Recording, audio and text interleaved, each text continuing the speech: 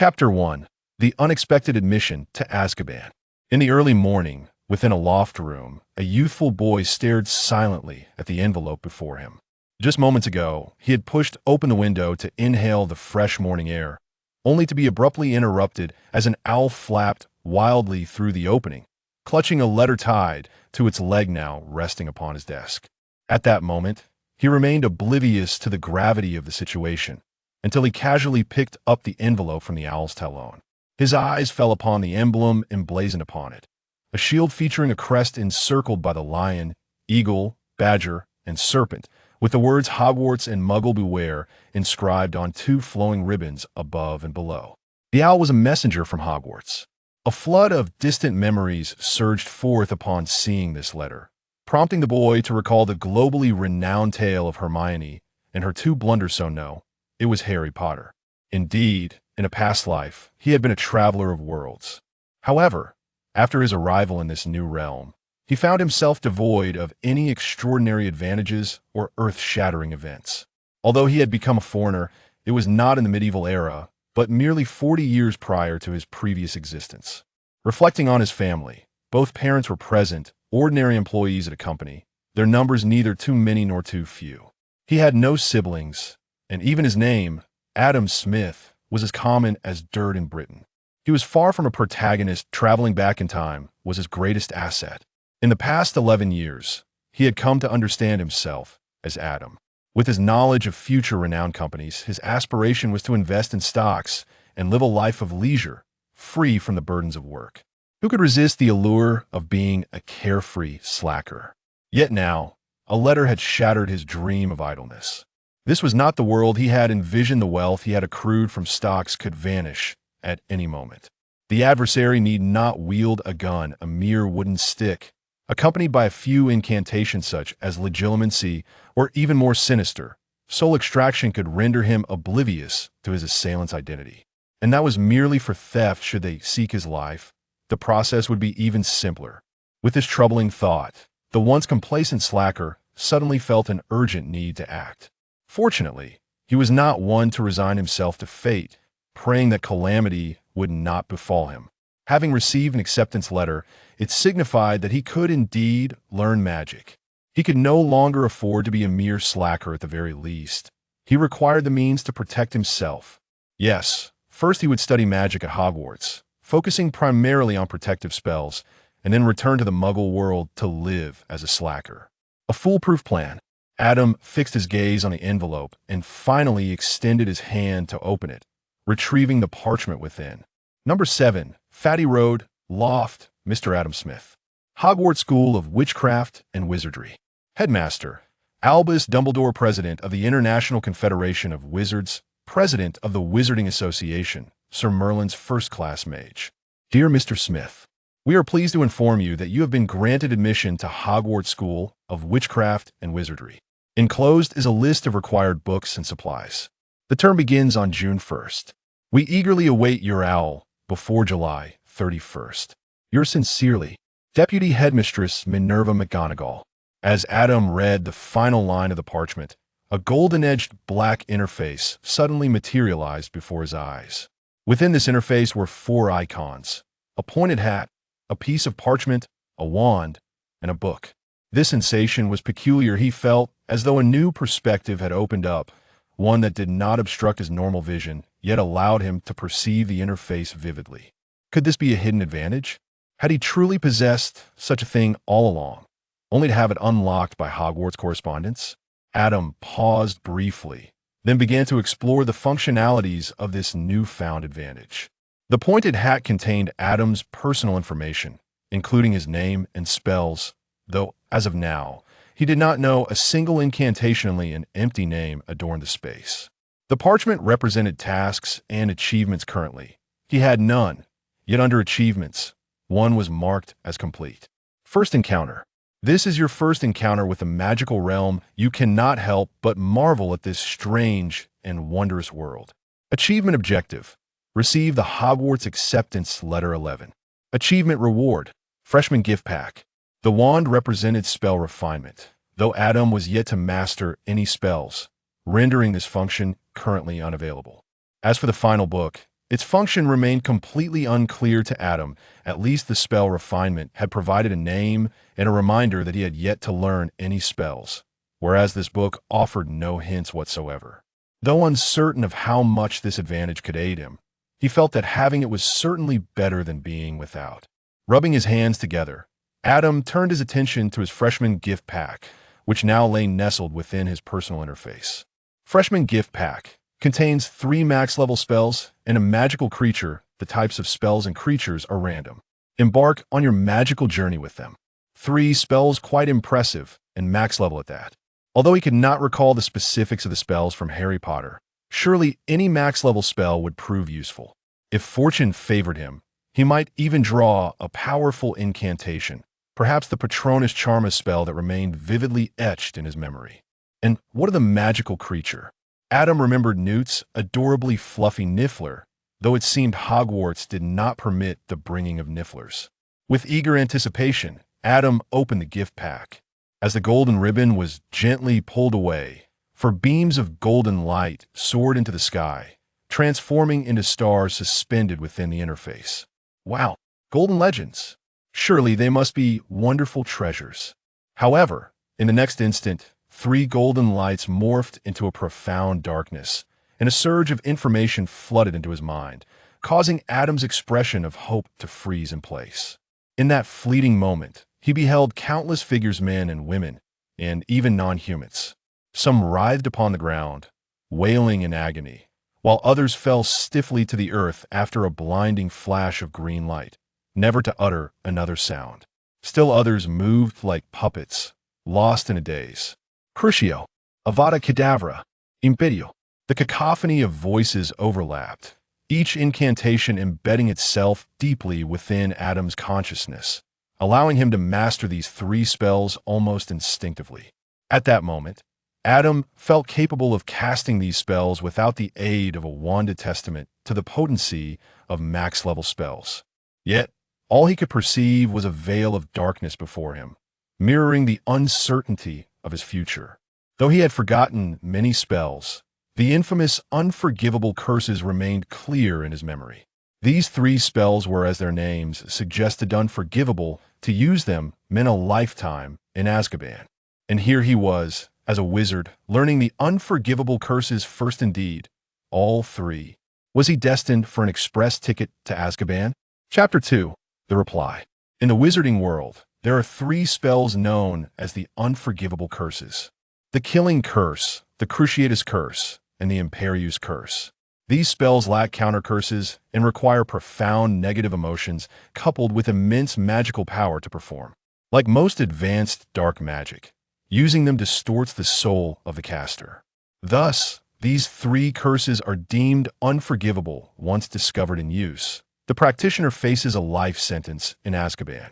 To randomly receive all 3 unforgivable curses within a world rife with prophecies, Adam couldn't help but wonder what his advantage was implying. Do not fret, Adam, do not scare yourself, he reassured himself, patting his face. Are you not aware of whether you are a good person or a bad one? Mastering these spells does not necessitate their use. Moreover, these spells are undeniably powerful, and max level should I ever find myself in peril, I would possess the means to resist, would I not? After a moment of self-comfort, Adam felt considerably better and turned his gaze back to the interface. He had not forgotten that he still had a magical creature to claim. Merlin, bless me, let it be something adorably cute. Weakness is fine, but if it turns out to be a villainous creature, I might truly panic. Perhaps Merlin himself had heard Adam's prayer, for as the golden light erupted, the space before him warped, and out leaped a small, silver-gray kitten. Meow. The kitten's remarkably large ears added to its cuteness, and with a soft voice, it blinked its eyes and wobbled toward Adam. Adam's heart melted instantly as he hurriedly crouched down to scoop up the little kitten. The moment he did, the kitten flicked its tail and curled itself into a snug ball in Adam's embrace. At that moment, Adam noticed something peculiar about the kitten's tail. It was remarkably short and stiff, with only the tip adorned by particularly fluffy and elongated fur, reminiscent of a lion's mane. What kind of wondrous creature was this?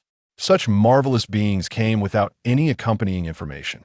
Adam glanced at the interface and navigated to his personal information, discovering the kitten species listed under the wondrous creatures category. Cat raccoon. As Adam read further, he learned that a cat raccoon was quite similar to a regular cat, yet possessed a greater intelligence and heightened spiritual essence. Due to the apparent similarities, yet striking differences, ownership of a cat raccoon required a special permit. After searching around, Adam found no permit in sight and looked down at the little cat raccoon nestled in his arms, squinting and purring contentedly. While it was undeniably adorable, but alas, still illegal. Fortunately, the Wondrous Creatures section also provided a service for storing such beings, allowing them to reside within the interface without experiencing unhappiness or illness, requiring only food and water for sustenance. Cradling the kitten raccoon, Adam took a moment to savor its presence, and the little creature gazed back at him with its sapphire blue eyes. I've never owned a cat before and am not particularly good at naming them. So how about you be called Tom? May you share the same luck as the other feline of that name. Having said that, Adam stored Tom within the interface, planning to inquire at the magical creature shop in Diagon Alley about obtaining a permit for a cat raccoon. It seemed absurd to secretly care for such a delightful little being. On his very first day in the magical realm, Adam sighed, feeling a strange fatigue wash over him as he stood on the precipice of the law within the Ministry of Magic. He glanced once more at the Hogwarts acceptance letter and reviewed the accompanying list of required items. Adam then tucked the 2 sheets of parchment into an envelope and turned to descend stairs. Dad, Mom, I have something to discuss with you. After a flurry of commotion, the 3 gathered around the dining table, Adam's parents regarding the letter before them with skepticism.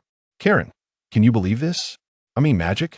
Adam's mother, Glacia, wore an expression of disbelief. Darling, I share your doubts, but I trust Adam wouldn't lie at the very least. This letter must have been delivered by now.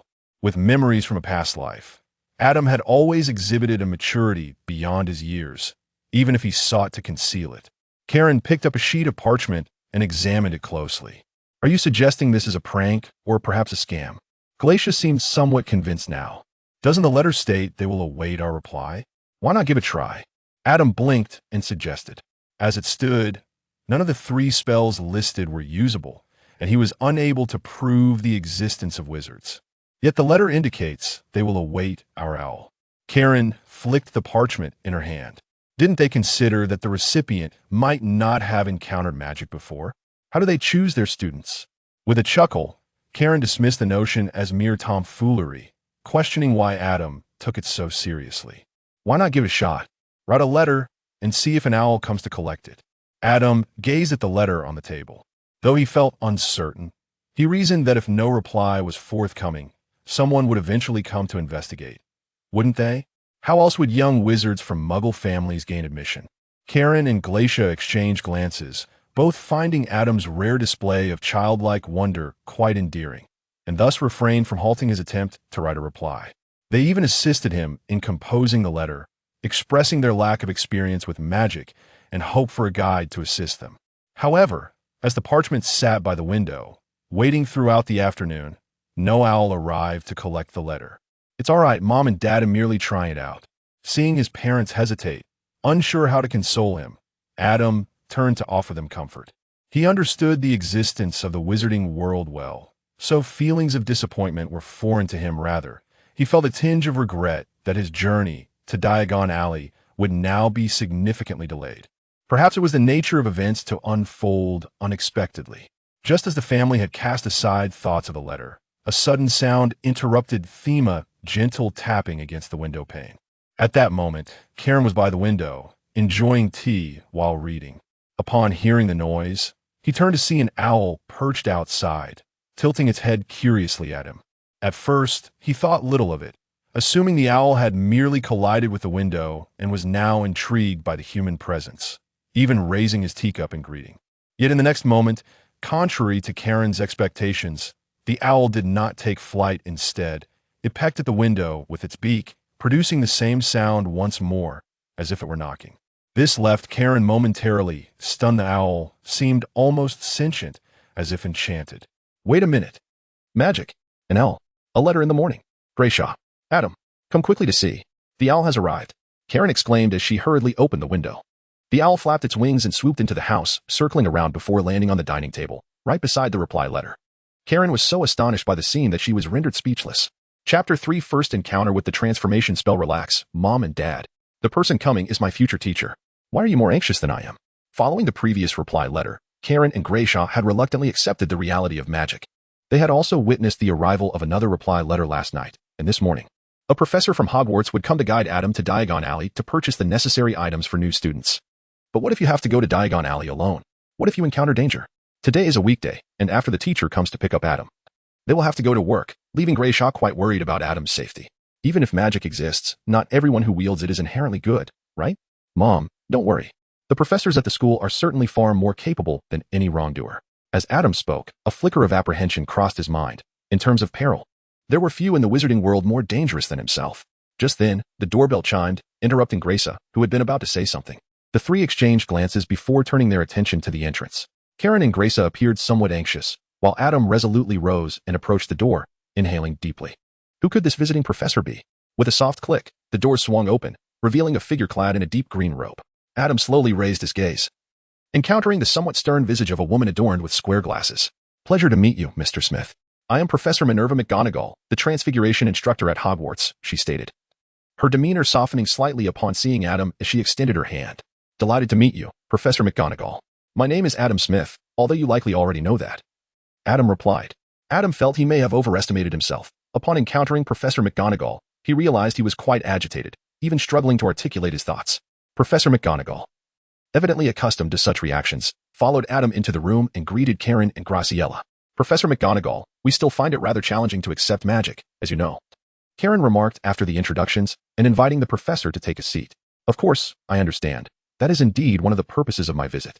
In fact, even if Mr. Smith does not respond, we shall send a professor to guide the Muggle family's young wizards to Diagon Alley a few days before the term begins. Professor McGonagall nodded with a smile, then produced her wand and with a swift motion, transformed an apple on the table into a rabbit. The rabbit, once conjured, twitched its ears and promptly leaped off the table. Upon witnessing this spectacle, Karen and Graciela finally became convinced of the existence of magic. At that moment, Adam seized the rabbit by its ears, lifting it up, and inquired, Professor, is this what transfiguration entails? Adam gazed at the struggling rabbit and gently prodded its belly with a finger, causing the creature to thrash even more vigorously. Indeed, this is the transfiguration spell. A subject I shall be instructing you in after your enrollment, Professor McGonagall remarked. So, if I were to bite this rabbit, would I taste fur or perhaps an apple? Or does the transfiguration spell merely alter the exterior of an object? Or does it also transform its essence? Upon hearing Adam's inquiry, Professor McGonagall regarded him with surprise. In truth, you would bite into an apple. However, prior to the cessation of my magic, what you would bite into would resemble an apple covered in rabbit fur. This implies that the transfiguration spell cannot permanently alter the form of an object. Therefore, are all the movements of this rabbit currently under your control, Professor? At this, McGonagall's astonishment deepened. Not at all. These are merely its natural responses as a rabbit. In fact, it possesses no genuine intelligence. Natural responses? Adam pondered for a moment. So, did you preset these reactions when you transformed? No, I did not preset anything. I merely transformed it into a rabbit, rendering it more lifelike. In truth, this encapsulates the genuine challenge of transfiguration. Professor McGonagall furrowed her brow in contemplation. I should not have divulged this so early. Yet since you inquired about the essence of the spell, it is a confluence of consciousness and magic. Consciousness and magic? With the knowledge of his past life and mastery of the 3 unforgivable curses, Adam grasped the implication of Professor McGonagall's words. If casting a spell is akin to erecting a structure, then consciousness serves as the blueprint, while magic constitutes the building materials. The wand and incantation act as the expert guidance on site. When the construction crew lacks proficiency, the endeavor falters, yet when they attain skill, their absence may be permissible. During the building process, if the blueprint is flawed but the materials are ample, the crew's improvisation will likely yield erroneous results. Conversely, if the blueprint is sound yet materials are lacking, the structure cannot be realized, and if both are flawed, the outcome is even more dire. The concept of transforming into a rabbit, as previously mentioned by Professor McGonagall, represents the blueprint or its title. Thus, the challenge of transfiguration lies in how to intricately and perfectly illustrate a detailed blueprint titled Transforming into a Rabbit amidst an abundance of magic. Practically, this translates to envisioning what the rabbit appears like in the caster's consciousness. If one merely pictures a white, furry creature with red eyes, the resultant rabbit will likely remain motionless. However, if one considers the rabbit's form, habits, and other attributes, the transformation becomes nearly indistinguishable from reality. Professor McGonagall's explanations were somewhat nebulous, as she had always possessed the capability to perform such transformations, and merely articulating the underlying issues stemmed from her extensive years of teaching experience. The wizarding world operates in this manner. The history of educational institutions is markedly brief compared to that of the wizarding community, resulting in a lack of a comprehensive and coherent educational framework. Not comprehending? Reflect on it yourself. She asserted, I have elucidated quite clearly. I can accomplish it. And if you cannot, it is merely your own lack of understanding. Magic inherently relies on innate talent, and such notions have led to the recording of instructional content suggesting a step-by-step approach. Wizards who achieve success in one try affirm the methodology, while those who do not remain perpetually bewildered. The number of wizards capable of executing these tasks is scant, and they do not perceive faults within the textbooks, given that some have indeed mastered the material. Wizards merely conclude that these concepts are exceedingly challenging. Thus, they relegate them to advanced curricula. What? Still few wizards can master it? That simply indicates its overwhelming difficulty. Let us forego assessments, placing it in the library for those genuinely gifted and interested to explore. Chapter 4. Gringotts. It is perfectly normal not to grasp everything now.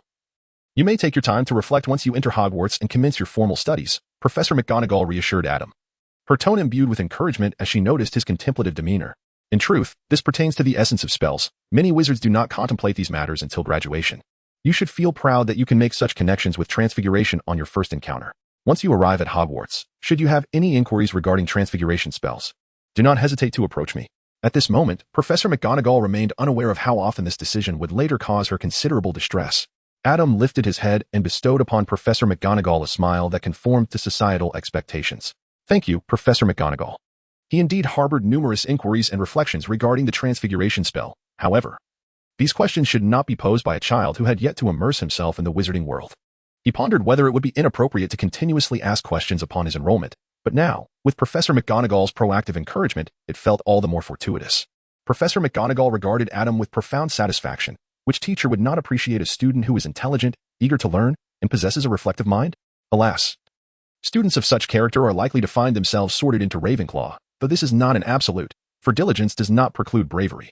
With these thoughts in mind, Professor McGonagall rose. Well, it is time for us to set off. Travel safely, and remember to take care of yourself. After overhearing the exchange between Adam and Professor McGonagall, Mr. and Mrs. Smith were convinced of their son's ability to look after himself and chose not to voice any further concerns, departing to their work with a sense of reassurance. As he followed Professor McGonagall, Adam inquired, Professor McGonagall, how shall we reach Diagon Alley? Typically, apparition and flue powder are the means to access Diagon Alley. However, as there is no fireplace in this vicinity that connects to it, we shall apparate there. Professor McGonagall led Adam into an unoccupied alleyway and then grasped his hand firmly. Hold on tightly, do not let go. As she spoke, Adam suddenly felt as though his body had transformed into nothingness. Instinctively, he tightened his grip on Professor McGonagall's hand.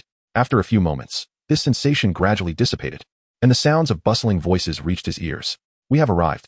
Adam opened his eyes to find himself standing at the entrance of a grimy, narrow pub, which appeared rather incongruous nestled between two immaculate buildings. This was the Leaky Cauldron, situated on a street in London, visible only to wizards. Professor McGonagall released his hand and led Adam into the establishment. Professor McGonagall, it has been quite a while. Would you care to sit down for a drink?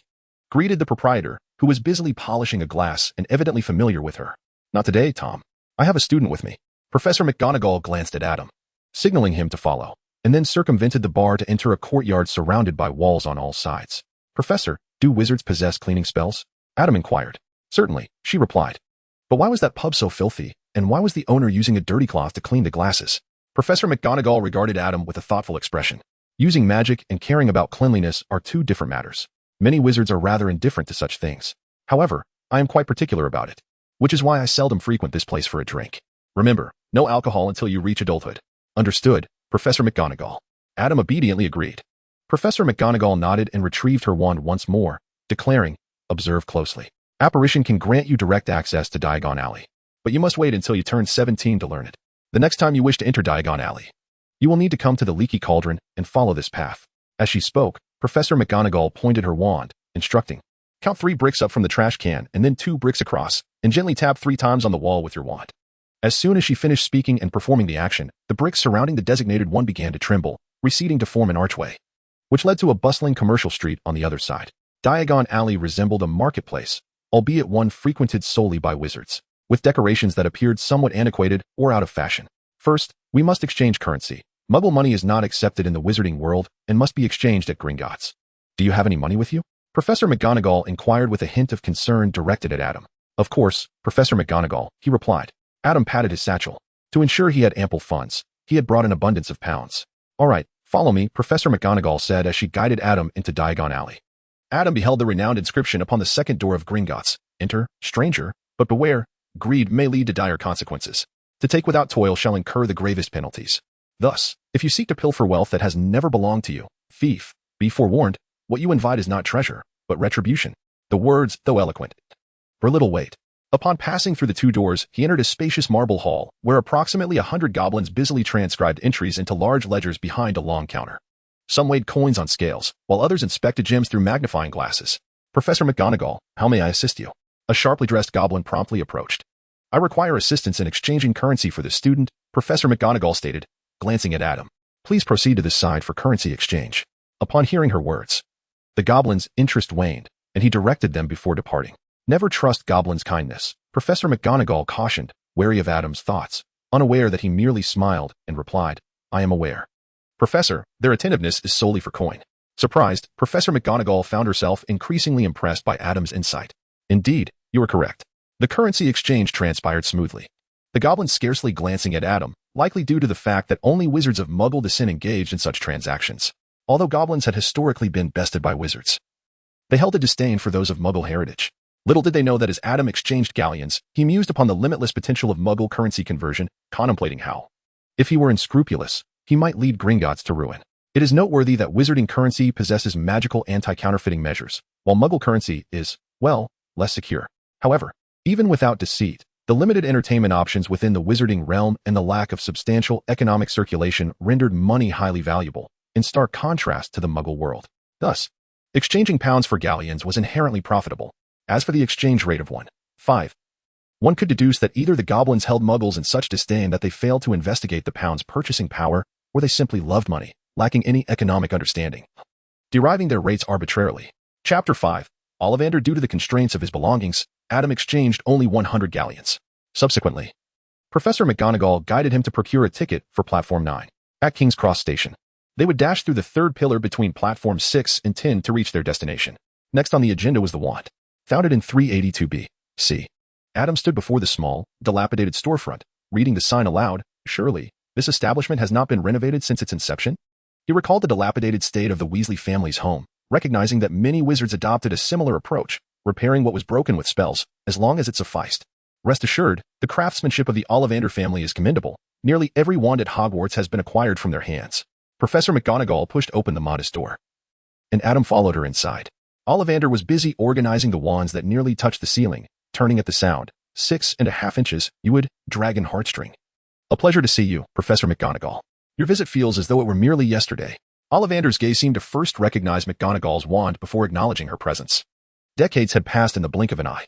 Professor McGonagall stepped aside to reveal Adam. Oh, a new student from Hogwarts, I see. Ollivander finally noticed Adam, though the shop's cramped space made it difficult to observe both at once. Adam, I will procure a few items. If I have not returned by the time you finish selecting your wand, please wait for me at the door across the street. Professor McGonagall, aware of the events that might unfold during wand selection, departed from Ollivander's shop. Come, child, I trust you are eager. Which hand do you favor? Ollivander seemed singularly focused on selecting a wand for Adam. Perhaps it was this fervor for wands that rendered his craftsmanship so exceptional. My right hand, sir. Adam responded to Mr. Ollivander's inquiries while simultaneously accommodating the measuring tape that danced about his body. However, he found himself perplexed by the correlation between the diameter of his nostrils and the wand. Mr. Ollivander, do these measurements truly pertain to the wand? Indeed. Each wand is as unique as the wizard it belongs to, Ollivander affirmed. Upon concluding the measurements, he turned and selected a wand from the towering pile of boxes, opening it and presenting the wand to Adam. Give it a try. Adam waved his hand casually, and in the next moment, a cascade of wand boxes descended upon the two, burying them beneath an avalanche. Ahem. All is restored. A solitary one struggled to emerge from the heap, and soon the boxes floated back to their original positions. No worries, this is a normal occurrence. Let us try something different.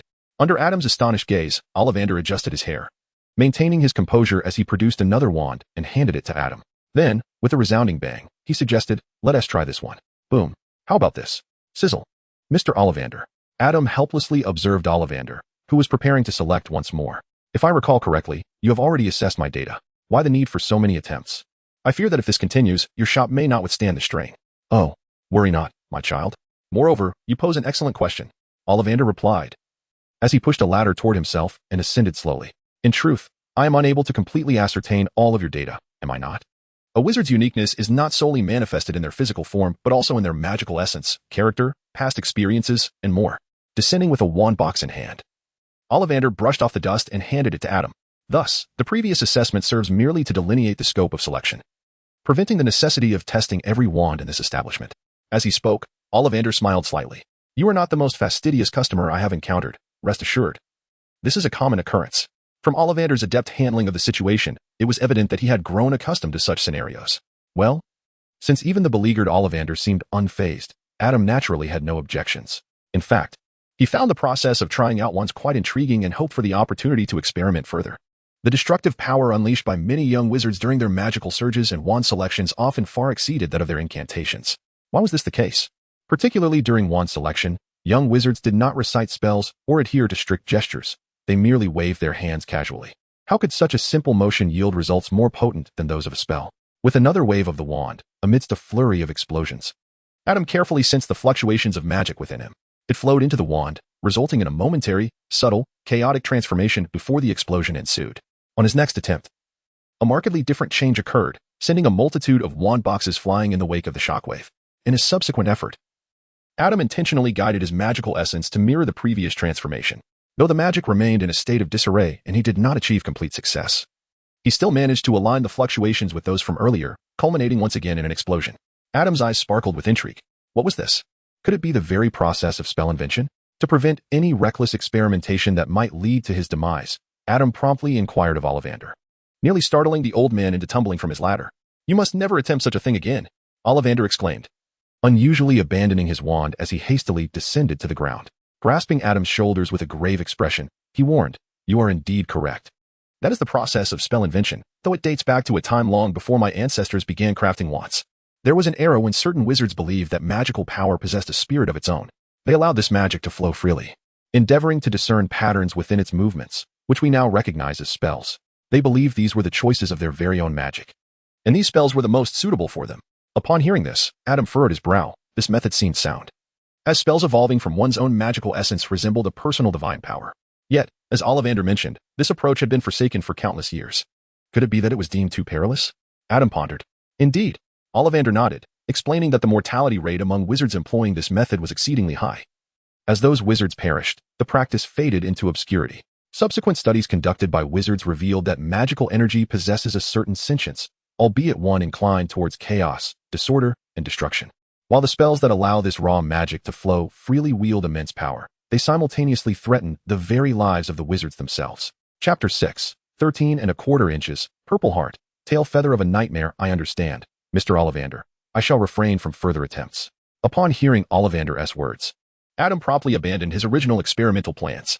The notion that magical energy possesses a sentience that leans toward chaos and violence reminded him of a magical creature known as the Silent One. Ollivander exhaled, turning once more to seek out a wand for Adam. I believe I have an inkling of the type of wand that would suit you. He ventured deeper into the shop, cradling 7 wand boxes and inviting Adam to try each one in turn. Then he inquired, Do you know the true purpose of a wand? Is it to amplify the potency of spells, or to enhance the stability of magical energy? Adam waved his wand and raised an eyebrow. This wand was rather intriguing. A gentle breeze swirled around the shop a few times before dissipating. As he exchanged wands, Ollivander presented him with a second one and continued the previous discussion. You are correct, but in truth, the wand's greatest function lies in regulating the influx of chaotic magic. Adam waved the second wand, feeling it was inferior to the first. This time, he opted for a third wand, glancing at Ollivander in anticipation. When a young wizard is still inexperienced with incantations, they often release their magical energy impulsively, without proper preparation. At such moments, this energy is chaotic and aimless. In the absence of a specific method, young wizards are generally unable to harness this energy effectively. However, once unleashed, it can lead to terrifying consequences, as you have just witnessed. Thus, the primary purpose of the wand lies in its ability to contain this chaotic energy, preventing young wizards from casting dangerous and unpredictable spells until they have mastered the precise incantations. Ollivander's tone was complex as he spoke, perhaps recalling some distant thought. At that moment, Adam replaced his fourth wand, recalling a certain explosive genius who could unleash the full effect of each spell with a wand possessing such capabilities. Surely, that could be considered an extraordinary talent? As he wandered through these thoughts, Adam took up his fifth wand. The instant he grasped it, he felt an invigorating surge of magical energy coursing through his entire being, flowing smoothly along his arm into the wand. A deep, dark stream of light erupted from the wand's tip, swirling around Adam's body several times. A flicker of unease crossed Adam's eyes as the dark light evoked certain unpleasant memories. Indeed, measuring 13¼ inches, the purple-hued wood, along with the tail feather of the night steed, symbolized a potent amalgamation of death and power, fitting for those exceedingly gifted yet prone to extremes among sorcerers. Adam harbored a quiet resentment. How could he be deemed an extraordinary genius? How could he be seen as someone prone to extremes? He was merely a hapless soul, a mere fish out of water, compelled to strive temporarily for survival, destined to return to a life of simplicity and joy. Such assessments must surely be the fault of those few unforgiving souls. However, Ollivander appeared genuinely exhilarated as he approached Adam, gazing at the wand clutched in his hand. This wand, crafted from the tail feathers of the nightmare, was born of my youthful fascination with the legendary wand. Regrettably, no wizard has ever managed to master them, and I had almost forgotten their existence. Would you care to try this Elder Wand instead? It was evident that Ollivander was indeed quite animated. Otherwise, he would have adhered to the principle that each wizard is entitled to only one wand. Very well. Upon hearing this, Adam felt a stir within him, recognizing that Ollivander was referring to the Elder Wand. After acknowledging this, he seemingly nonchalantly inquired, "Mr. Ollivander, do the cores of these wands originate from the same thestral?" "Certainly not," Ollivander replied, a reminiscent expression gracing his features. "In my pursuit of the legendary wand's ultimate power, I sought out a thestral that had never lost a tail feather. The tail feather of a thestral symbolizes death. Thus, in the fleeting moment of its demise, I extracted the most powerful feather, hoping to acquire the strongest core material." Ollivander harbored no qualms about this, for the majority of wizards perceive magical creatures merely as walking materials. However, the dwindling numbers of these creatures, paired with the soaring prices of their materials, compelled wizards to reluctantly engage in sustainable practices. Having tested a replica of the Elder Wand with little response, Adam sighed in relief. This implied that his wand did not fall prey to the misleading notion of brother wands. Otherwise, he would have been obliged to purchase all 7 of them. It is essential to note that Ollivander's wand shop is a reputable establishment, and the act of acquiring a wand is safeguarded by an intangible magical contract. This means that the wands purchased here are traceable and cannot be used to evade tracking spells or perform other actions that would be inconvenient with an original wand. Such wands would necessitate a visit to Diagon Alley. Although Adam felt a tinge of disappointment regarding his lack of affinity with the Elder Wand, Ollivander was elated to finally entrust one of his youthful masterpieces to a new owner, even including numerous complementary items, such as wand maintenance materials and a velvet wand sleeve. "Mr. Ollivander, is it truly only 8 galleons for this wand?" Adam felt a tinge of skepticism, especially since he had directly slain a nightmare to create this wand. "Nevertheless, my pricing is quite reasonable." Ollivander winked mysteriously and added that the Ministry of Magic provides subsidies for young wizards' wands, with 8 galleons being the upper limit. Any excess would be covered by the ministry. In that moment, Adam seemed to grasp why Ollivander was so delighted and so generous with his gifts. Upon exiting the wand shop, Adam noticed Professor McGonagall waiting for him across the street. He reflected on how much time he had indeed spent selecting his wand. "It appears you are quite particular," she quipped upon seeing him emerge at last. "Take good care of your wand. It shall be your most steadfast companion." "I shall, Professor McGonagall," he replied. Adam caressed the wand nestled within its case, its pale shaft adorned with cryptic runes that eluded his comprehension. The surface felt uneven yet curiously comfortable in his grasp. Reflecting upon the bracelets from his previous life, Adam suddenly perceived that handling the wand could serve as an intriguing pastime. Subsequently, Professor McGonagall guided Adam through various establishments, including Madame Malkin's robes for all occasions, Flourish and Blots, the Potage's Cauldron, and Elop's Emporium. After declining Adam's suggestion to procure potion ingredients from Slug Gigger's apothecary for a personal brewing endeavor, they paused at the entrance of the magical menagerie. "Actually, you can always return to purchase a pet later," Professor McGonagall remarked, observing Adam's cumbersome load of packages. In truth, aside from a single small bag, most of his purchases consisted of books from Flourish and Blots. After consulting Professor McGonagall, Adam had acquired the 7-year fixed curriculum texts along with other intriguing titles that she had recommended. Such an opportunity to shop for books with a professor was likely a rare occurrence, thus he intended to make the most of it. "It's all right. I'm merely browsing," he replied, simply inquiring about the license for an easel. Upon hearing this, Professor McGonagall sighed. Earlier in the bookstore, when Adam had asked which books were well written, he had also claimed he was just looking for reference. Chapter 7. A series of achievements. Upon returning home, Adam collapsed onto his bed, his expression vacant. It was neither the fatigue from his excursion in Diagon Alley nor the weight of his purchases that overwhelmed him. Rather, it was the sight of an interface he had not viewed in ages. Adam had anticipated that his inaugural visit to Diagon Alley should warrant some form of achievement. To his astonishment, upon opening the panel, he encountered a delightful surprise. Fallen Eye, a newcomer who has just embarked on the path of corruption. There remains much to learn. Achievement Goal, Master 1 Unforgivable Curse 11. Achievement Reward, Enhancement of Dark Arts Proficiency Fallen 2. It appears you are gradually acclimating to the life of depravity. Continue your endeavors. Achievement Goal, Master 2 Unforgivable Curses 22. Achievement Reward, Enhancement of Dark Arts Proficiency Fallen 3. A thoroughly corrupted soul, embrace the darkness. Achievement Goal, Master 3 Unforgivable Curses 33. Achievement Reward, Enhancement of Dark Arts Proficiency Born Bad. Inconceivable. Perhaps you are innately suited for these forbidden spells. Achievement Goal, Master an Unforgivable Curse while reaching maximum level 31. Achievement Reward, 1 random high-level dark magic spell. This achievement is repeatable. Dark Lord. The Killing Curse is your scepter. The Cruciatus Curse is your sword, and the Imperious Curse is your throne. Countless souls wail as they crown you. Without a doubt, you are the Dark Lord. Achievement Goal, Master all Unforgivable Curses at maximum level 33. Achievement Reward, Cast Dark Magic without emotional assistance mastermind. Incredible. How did you accomplish this? Until that day, they remained oblivious to the fact that you were the true mastermind behind it all. Achievement Goal, Master all Unforgivable Curses at maximum level 33. Without being detected during a single instance. Achievement Reward, the traces of using dark magic cannot be indirectly observed by any means, including but not limited to tracking spells, prophecies, recollection charms, veritaserum, meditation basins, and legilimency, etc. Adam, what does this mean? What does it signify? What does it mean to be a born villain? How have I fallen from grace? What is the meaning of the Dark Lord? Is there a curse upon my nose? Heaven bear witness. This unforgivable curse is clearly something you have imposed upon me. Achieving the highest level is also your doing. It has nothing to do with me. What do you mean I have never been discovered? I assure you, I have never used it even once. Before Adam had the chance to peruse the rewards for his journey to Diagon Alley, he unexpectedly acquired a trifecta of dark magic talents, along with 3 randomly assigned advanced dark spells at maximum proficiency awaiting his exploration. Who would have imagined that a mere novice at Hogwarts could already possess 6 fully mastered dark spells? Not even Voldemort himself would be unimpressed. Even Grindelwald would surely acknowledge the expertise.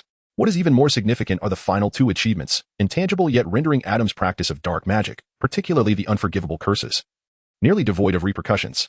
There is no risk to himself, nor the likelihood of subsequent detection, provided he refrains from ostentatiously wielding them in public. Is the interface not blatantly tempting him? Indeed. You must not dismiss this. Adam indeed felt a surge of eagerness bubbling within him. With a sharp slap to his hand, which itched to grasp his wand, he took a deep breath to quell the tempest of his inner desires. Although he no longer needed to summon negative emotions to unleash dark magic, the very act of casting such spells, particularly the Unforgivable Curses, inherently bore a sinister intent. Immersing oneself in the thrill of recklessly wielding dark magic, while ignoring societal norms, would inevitably distort the soul. Thus, restraint in the use of dark magic is a dual obligation. Since Adam is no longer bound by external constraints, he must cultivate even greater self-discipline. Moreover, having procured the textbooks, was it not wiser to master a basic spell first? If he lacked even this minimal self-control, would he be condemned to remain in the perilous and primitive realm of wizards, merely to wield magic at will? Adam, pull yourself together. You are destined to return to the Muggle world as a mere bystander. Just think about the future of Muggle technology: computers, smartphones, PSPs, chips, snacks, and refreshingly sweet beverages. These are but trivial curses, and you can overcome them. After a moment of self-reassurance, Adam successfully calmed his emotions, as if he had entered a sage-like state. The Unforgivable Curses paled in comparison to the allure of sweet beverages. Now, not only was Adam unfazed, but he also nonchalantly clicked on the 3 achievements associated with dark magic, his heart remaining undisturbed. Familiar information flooded his mind. After a brief moment, Adam regained his composure and contemplated the 3 dark spells he had acquired. The first spell was the Fiendfire Curse, a flame that indiscriminately devours everything in its path to grow stronger, extinguishable only by counterspells. If the user is not cautious, it may even rebound upon themselves. Adam had obtained the highest level of Fiendfire, alleviating his concerns about backlash, yet he lacked the counterspell, rendering this curse practically useless. The second spell was the Spirit-Driving Curse, a spell Adam had never heard of before, designed to expel, control, and eliminate ethereal beings, including ghosts and other non-existent entities. In Adam's recollections of the original work, aside from boggots, it seemed that ghosts and non-existence were mostly found in Hogwarts and Azkaban, making this curse largely irrelevant. The third dark spell was the most absurd, the Possession Curse, which allows the caster to possess another life form when on the brink of death, borrowing the vitality of the host to prolong their own life, with effects reminiscent of Professor Quirrell's visage. Could this truly be classified as high-level dark magic? Regardless, the moment Adam received this curse, he resolved that even if it meant death, he would never, under any circumstances, employ this spell. What an outrageous concept. Adam lamented as he glanced at the achievement interface. The information regarding the possession spell was too glaringly unpleasant for his eyes. He yearned for the illuminating glow of righteous accomplishments to cleanse his spirit. The wizard's first stop, Remember the way to Diagon Alley? Who, devoid of conscience, has toppled the trash bin? Achievement objective. Reach the leaky cauldron and enter Diagon Alley through its courtyard. Achievement reward. Enhancement of wizarding talent. The first commercial street. Indeed. Your eyes do not deceive you.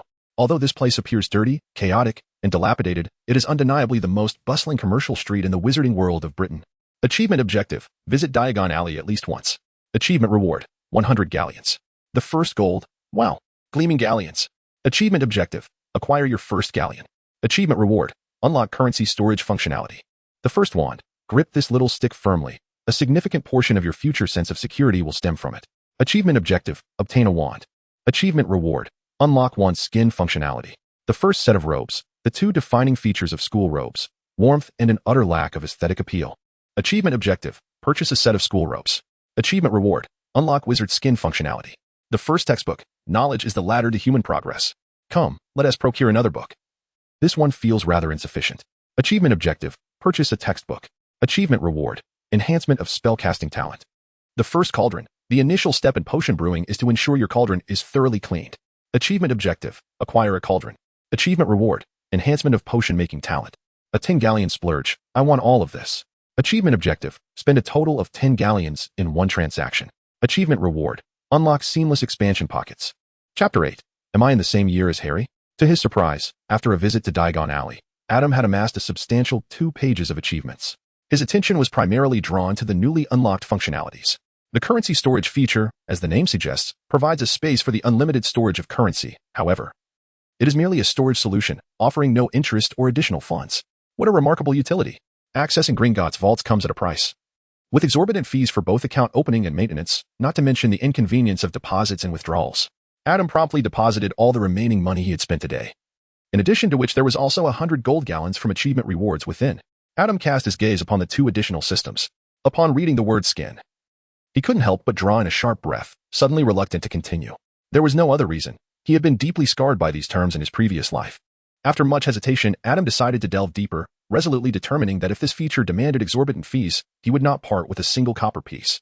Upon entering, he was relieved not to be greeted by a dizzying marketplace. However, it was only after perusing the feature's description that Adam realized he had been too hasty in his relief. The wizard skin function, to put it simply, encompassed both costume changes and facial alterations. Adam could customize outfits, hairstyles, makeup, and more, with each fixed appearance costing 100 gold coins. Adam trembled as he pressed his hand against his chest. Though expensive, it was irresistibly alluring. This was a completely self-crafted appearance. Whether for cosplay or simply to create exquisite attire, it was truly a masterpiece. Calculating the cost, one set of skins amounted to 500 pounds, which, according to the exchange rate from his previous life, was approximately 4,300. Upon reflection, it did not seem excessively costly after all. Adam's gaze fell upon his account balance, which stood at just over 100 gold gallons. This simply wouldn't do. He hadn't even begun to earn money yet. He could not afford to squander anymore. Adam forced himself to gaze at the wand skin system. Crafted by his own hands, each set cost 100 galleons. Allowing him to customize the appearance, the wand body, and the core, he could even alter the color of the spells cast. If he were to unleash a green disarming charm, Professor McGonagall would surely be taken aback in shock. The mere thought of changing colors prompted Adam to consider this. But then he was struck by another notion. What if he were to cast a red killing curse? Or a colorless one, for that matter? Shaking his head vigorously, he wondered why he had again thought of the killing curse. It must be due to the excessive exposure to the unforgivable curses in recent days. With that realization, Adam indignantly closed the interface. He had seen through the malevolent intentions behind it. It was solely aimed at transforming him into a Dark Lord, compelling him to seize galleons from Gringotts to spend recklessly. The so-called currency storage function was merely a guise to facilitate his spending. How could he possibly fall for such a trap? Instead, he resolved to focus on his studies. Learning propels my progress. Learning brings me joy. Learning grants me the means to rise above mediocrity. Adam casually pulled a book from a pile on the table. He had no specific objective in mind. His understanding of magic, including the wizarding world, was quite limited. He had not read the original texts and had only seen the films, which felt like a distant memory from a past life. Therefore, he intended to swiftly peruse all the books available here before the school term commenced, and subsequently select a first-year textbook for study. A significant magical event of the 20th century? Well, it would be worthwhile to read it as a story. Gaining some insight into the recent history of the wizarding realm, Adam reclined on his bed, propped up by a plush pillow, gazing at the pages before him. However, after a brief period, disappointment began to set in. The narrative style within the wizarding realm was riddled with inconsistencies, revealing numerous flaws that rendered it unworthy even as a mere storybook. Oh, is there even a mention of Voldemort? The Ministry of Magic, under the looming threat of Voldemort, strained to safeguard the populace. Adam couldn't help but chuckle, and then he witnessed. In 1680, the boy who defied the odds, Harry Potter, was born. He vanquished Voldemort in 1680? Isn't that the same age as I am? Adam suddenly sat up, his expression blank. Harry Potter was the same age as him. Did that mean he was also enrolling at Hogwarts this year? Would he directly encounter Voldemort? Forgive Adam for not having contemplated this matter earlier. It was not that he had forgotten about this individual. While watching the film, he had assumed that the timeline of the story was not too dissimilar from reality. Until just now, he had thought that by the time Harry Potter enrolled, he would be nearing graduation. Calm down, calm down. This could be seen as good news. Compared to the first year when Voldemort attacked directly, this was certainly an improvement. Moreover, confronting Voldemort was the protagonist's responsibility. What relevance did it have to a mere background character like him? Adam was no longer willing to be careless this time. He meticulously recalled that, aside from the final battle, it seemed that no students had perished in the film. After confirming this several times, he finally breathed a sigh of relief. As long as he conducted himself as an ordinary student and refrained from meddling when the main characters engaged in reckless antics, he would remain safe. By the time he graduated and returned to the mundane world with his diploma, Voldemort would have already been vanquished by Harry, rendering his leisurely existence even more secure than he had initially planned, though he had sorted through his thoughts. The realization that he was in the same year as Harry dissipated Adam's previously tranquil mood. He had anticipated a youthful campus drama, only to discover that it was, in fact, a chilling suspense narrative. Contemplating this, Adam glanced at the book in his hand, Significant Magical Events of the 20th Century, and found himself devoid of the desire to continue reading. He sighed and returned the book to the stack, subsequently retrieving a copy of Standard Spells, beginner level. Half an hour later, he murmured, Wingardium Leviosa. Adam attentively focused on the incantation and the accompanying gestures, as the magic flowed smoothly down his arm into the wand. The standard spell before him, the levitation charm, began to hover steadily in the air. While the theory seemed exceedingly complex, with its intricate details and convoluted explanations, the practical application proved surprisingly simple. Upon successfully casting the spell for the first time, Adam could not contain his excitement. But when a book fell with a thud back onto the table, he paused in realization. He must remember to gently retract his magical energy, lest the levitated objects fall. This minor incident did little to diminish Adam's enthusiasm. He practiced dozens of times until he felt his magical reserves waning. At this point, he had gained the confidence to adeptly wield the levitation charm, no longer needing to tread cautiously for fear of making a mistake. Unable to resist, he opened the interface to check the proficiency level of the spell he had taught himself. Was level 5 already indicative of a competent mastery? Given that the maximum level for spells was 10, Adam, deep in thought, contemplated the distinctions between the 5th level levitation spell and those fully mastered dark arts. Particularly in terms of proficiency, the fully mastered incantations felt almost instinctual. With merely the intention to utilize them, they could be executed in the blink of an eye. Adam even sensed that he could perform them silently and without a wand, though, regrettably, he was unable to invoke any of these formidable spells. In contrast, while he could skillfully wield the 5th level spells, there remained a discernible process of reaction, recollection, and eventual application, revealing a clear disparity in mastery. Furthermore, the precision of control was undoubtedly a pivotal aspect of advancing one's level, such as the ability to levitate multiple objects simultaneously and minimize the ineffective expenditure of magical energy. Adam meticulously noted these differences, as they were vital areas for improvement in his spellcasting studies. Concerned for his well-being, his autonomy in learning surpassed even that of his college entrance examination days. He set a modest goal, with over a month remaining until the start of school. He aimed to master the Iron Armor spell before classes commenced. Chapter 6. The Hogwarts Express at King's Cross Station. Adam disembarked from Karen's car. Be cautious on your way. Have you gathered all your luggage? Dad, I only brought some books, lunch, my school uniform, and my wand. You checked everything else before sending it to school, didn't you? Now don't worry. Go to work, and I'll write to you. Wait for my owl. Bidding farewell to Karen. Adam strolled into the station with his hands tucked into his pockets. Dressed in a beige trench coat and carrying a messenger bag, he leisurely made his way to the third pillar between platforms 6 and 10. It was evident that a distinct space had been cleared around him, as the nearby muggles paid no heed to this area, clearly under the influence of a permanent muggle-repelling charm or a similar enchantment designed to diminish presence. After glancing at the pillar and confirming he had not miscounted, Adam took a deep breath and hastily surged forward. Adam felt as though he had collided with a shroud of darkness, but after taking a few more steps, the surroundings suddenly illuminated, revealing a platform that was strikingly different from the previous one. Beside him stood a crimson locomotive, billowing clouds of steam. He pondered whether, in another few decades, he might be able to negotiate with the Eastern authorities to establish a Hogwarts high-speed train, which would likely reach its destination in under an hour. As he observed this somewhat awe-inspiring yet undeniably antiquated scene, Adam could not help but reflect. Without relatives to bid farewell to, Adam promptly sought out a door and boarded the express train. His previously purchased ticket did not impose any seating restrictions. So he found a compartment at the end of the carriage and settled in. Casually placing his satchel beside him, he retrieved a small pouch from within. He reached inside and, after a brief exploration, eventually produced a book. This pouch had been granted to him as a reward for achieving the 10 gold coins in one throw accomplishment, bestowing upon it a permanent and remarkably sophisticated undetectable extension charm. It contained roughly several cubic meters of space, effectively nullifying the effects of weight. Inside, he had stored books he had purchased but not yet had the chance to peruse, water for the journey, and a lunch bento, proving to be exceptionally convenient. Flipping open a detailed guide to practical transfiguration, highly recommended by Professor McGonagall. He turned to the page marked by a feather bookmark and quickly immersed himself in the ocean of knowledge. There was a reason Professor McGonagall endorsed this book. Although some of its content was far too advanced for Adam to comprehend at present, it did not solely focus on high-level transfiguration spells. The author began by discussing the practical applications of basic transfiguration spells in real-world scenarios, progressing to the usage of even high-level transfiguration spells against adversaries, including strategies for effectively employing an animagus for infiltration and surprise attacks. According to Professor McGonagall, this book had greatly inspired her during her studies. It could be said that this was a tome capable of accompanying wizards from their initial forays into transfiguration to mastery of the discipline.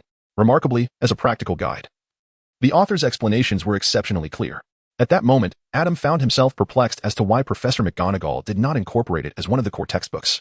She explained that for the majority of young witches and wizards, they would scarcely utilize even a fifth of its content. After all, the pinnacle of difficulty for the O.W.L.S. examinations, which one must pass to graduate, merely assess the vanishing spell, a challenge already formidable for many students. Considering the myriad shops in Diagon Alley that could not even grasp the basics of a cleaning charm, Adam resigned himself to this reality. If transfiguration could be employed in such a manner, how wondrous would that be? Adam, endowed with the insights amassed during the cultural explosion of his previous life, did not merely glance at the book. He was able to extrapolate from the strategies presented within. It is worth noting that the author may be aware of certain tactics but refrains from documenting them for reasons of propriety. Just as Adam's mind was swirling with a myriad of unscrupulous methods, the compartment door was abruptly opened. "Excuse me, may we sit here?"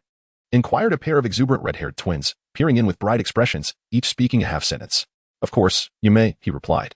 Adam nodded. Red-haired twins, could it be? After the twins placed their suitcases down, they settled across from Adam. After a playful squabble, they finally paused to greet him. "I am George, and this is Fred." "What is your name?" "I am Adam," he replied. As Adam responded, he confirmed that indeed it was this pair of lively characters. He recalled that during the subsequent great battle, one of the two had perished, though he regrettably could not remember who it was. Perhaps he would ponder whether there was a chance to save them in due course. Fred, oblivious to Adam's inner musings, noticed him engrossed in a book and immediately exclaimed with exaggerated astonishment, "Good heavens, George. Did you see that? Someone is actually reading on the way to Hogwarts."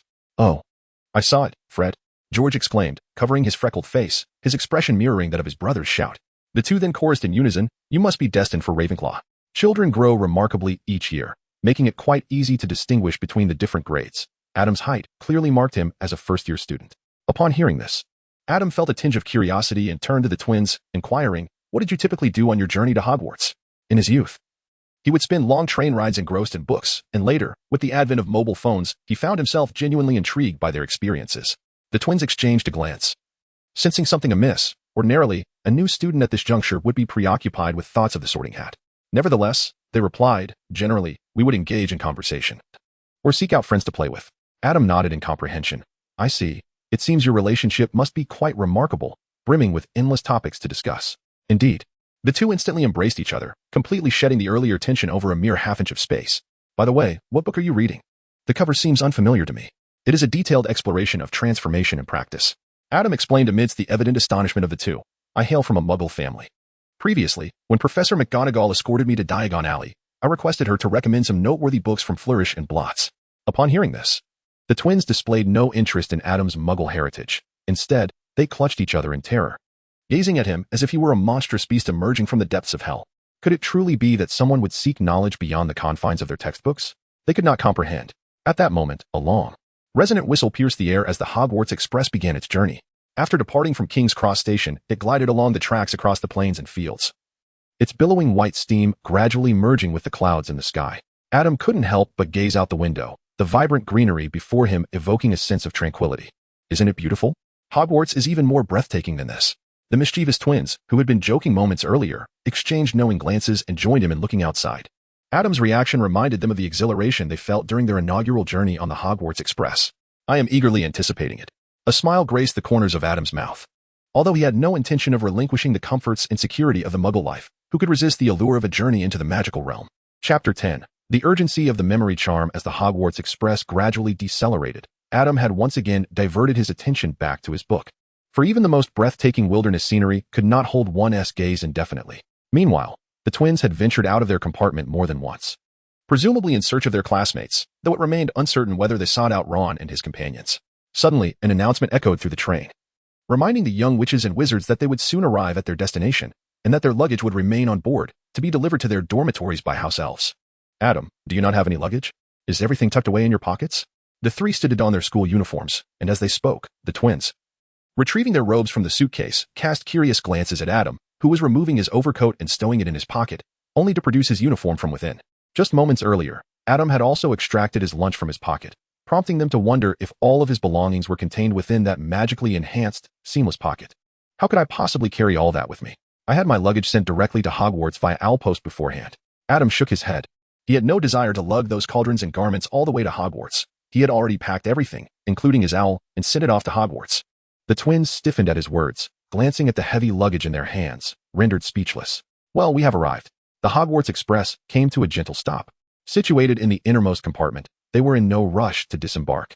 Adam adjusted the collar and cuffs of his robe before pushing the door open and stepping outside. As soon as he alighted from the train, a wave of cold air hit him, causing Adam to shiver involuntarily. Warmth and protection against the cold. He swiftly cast a warming charm upon himself, feeling the chill dissipate as it no longer sapped his body heat. Only then did he exhale in relief. Give us one too, the twins exclaimed, seizing Adam and refusing to let go. Warmth and protection against the cold, warmth and protection against the cold. All right, you too. Off you go. I still need to attend to the first years.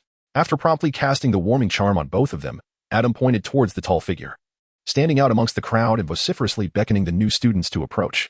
Adam, you are simply marvelous. Once we arrive at Hogwarts, do make sure to come and play with us. Adam hurriedly made his way toward Hagrid, while the twins behind him shouted loudly, understood, due to the constraints of distance. Adam was among the last few freshmen to join the group. As he surveyed his surroundings, he noticed that the older students had already set off, while the newcomers gathered nearby. Hagrid, holding a lantern aloft, began to lead the way. The path they traversed was steep and narrow, shrouded in darkness, with Hagrid's modest lantern serving as the sole source of illumination for the entire party.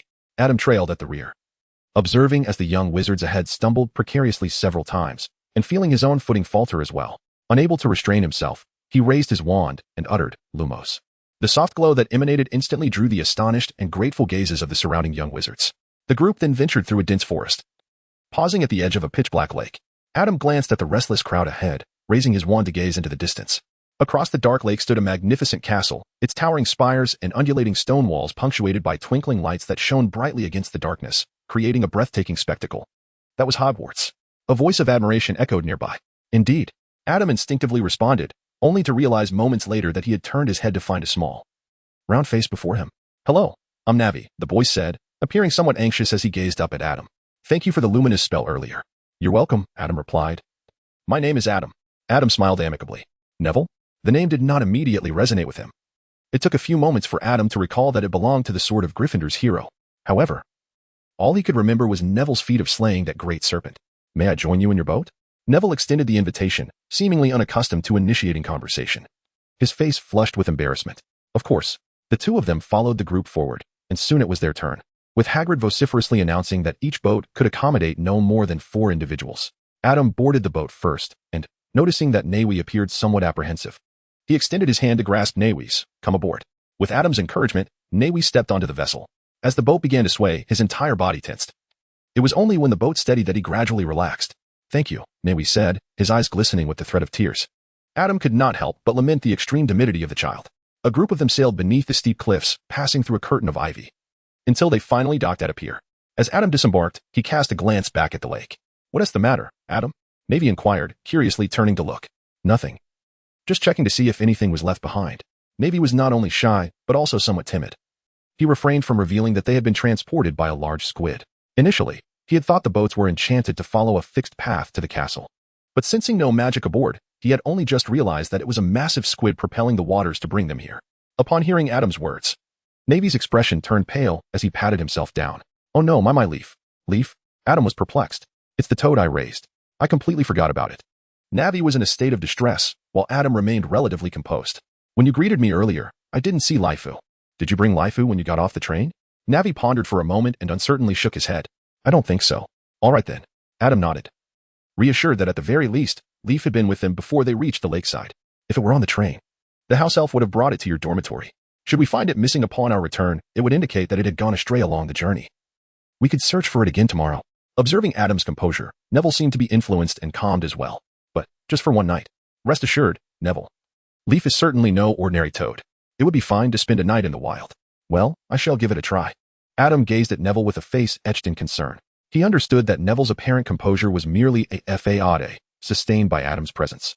He feared that if they were to wait through the night, the boy might succumb to despair. Thus, he drew forth his wand and uttered the incantation, Levioso.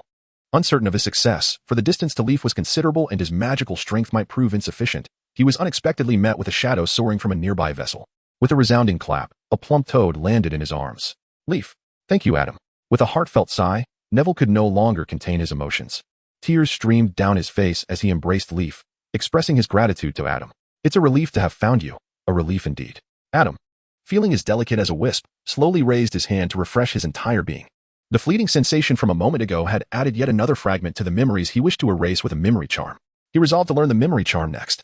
As for the guardian charm, the seamless extension charm, and the unwavering loyalty charm, they could be relegated to a later time. Their urgency was not pressing at present.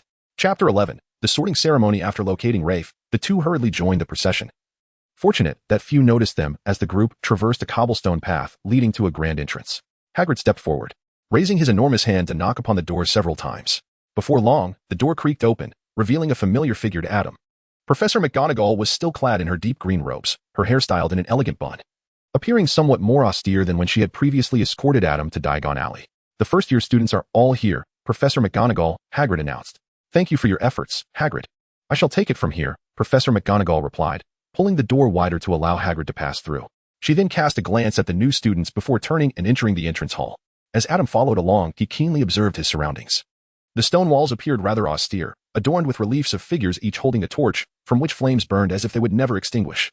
Simultaneously, Adam noted that the winged creatures depicted in the reliefs represented the four emblematic animals of the respective academies: the badger, the lion, the eagle, and the serpent, rotating in a continuous cycle. This was far more exhilarating than watching a movie. Adam could not help but ponder. At last, they arrived at the threshold of the Great Hall. Professor McGonagall halted, turning to face them. Welcome to Hogwarts. Soon, you shall enter through this door to partake in dinner with your fellow students. However, prior to that, you must undergo the sorting ceremony, which will determine the house to which you will be assigned. This is of utmost significance. During your time here, the school will serve as your home.